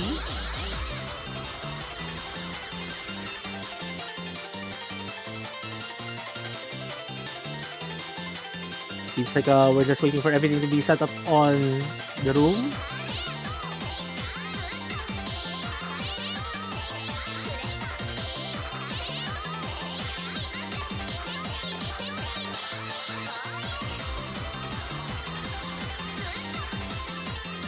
Anyways, while we're here on this intermission, just a reminder, Oceania 7K World Cup 2025 Team support banners are up on the OC store if you want to support your favorite teams or your players' team. You may do so. You may stack banners and all. More details will be mentioned at the end of this match as we enter No Night More Soul.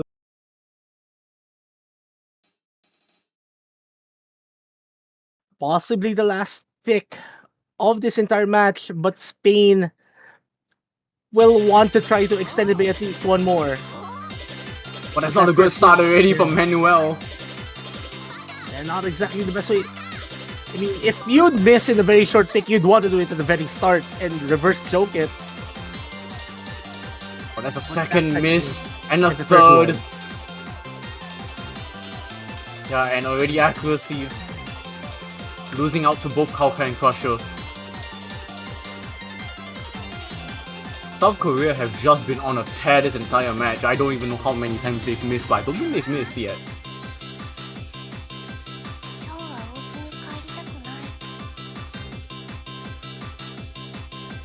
Actually, Manuel-san will want to try to at least recover because the section that follows this one is, let's just say, pretty tricky. Like, you have, like, what, LN brackets and lots of middle finger, ring finger thrilling coming in. And it's about to arrive. Here we go. Yeah, very uncomfortable patterns here.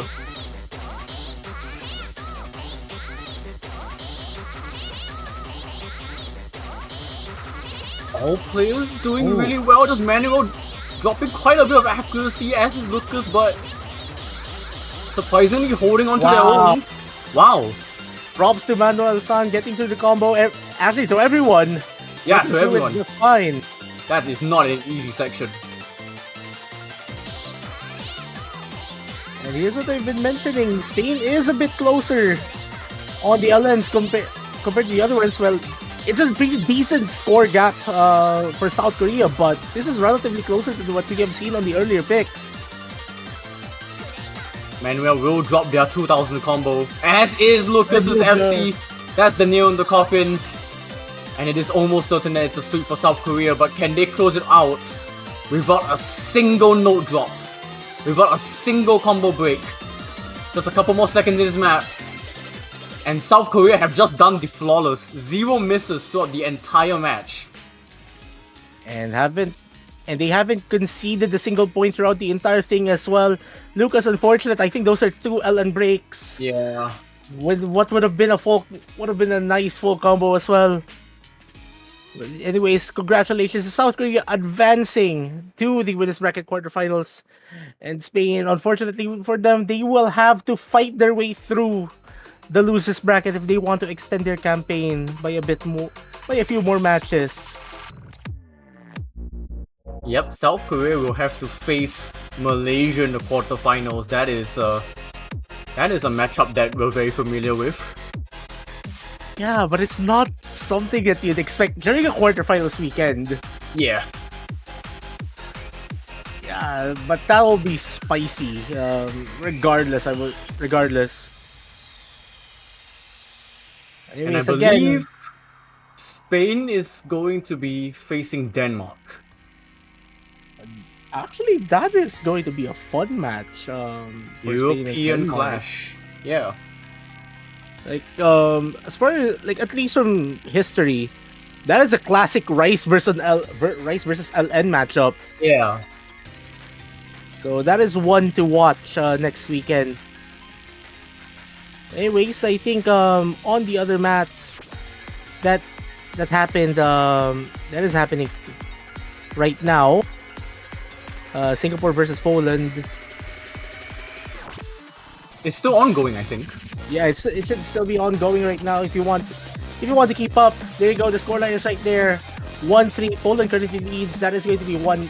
That is still a pretty exciting match to watch. So feel free to go to the B stream for that. But here on the main stream, We'll be back in around 30 minutes for Hong Kong. there you go, Hong Kong. Croatia. Yep. Yeah, Hong Kong against Russia. Another exciting matchup. So until then, this is RQ85 and Rayvile. We'll be back in about half an hour.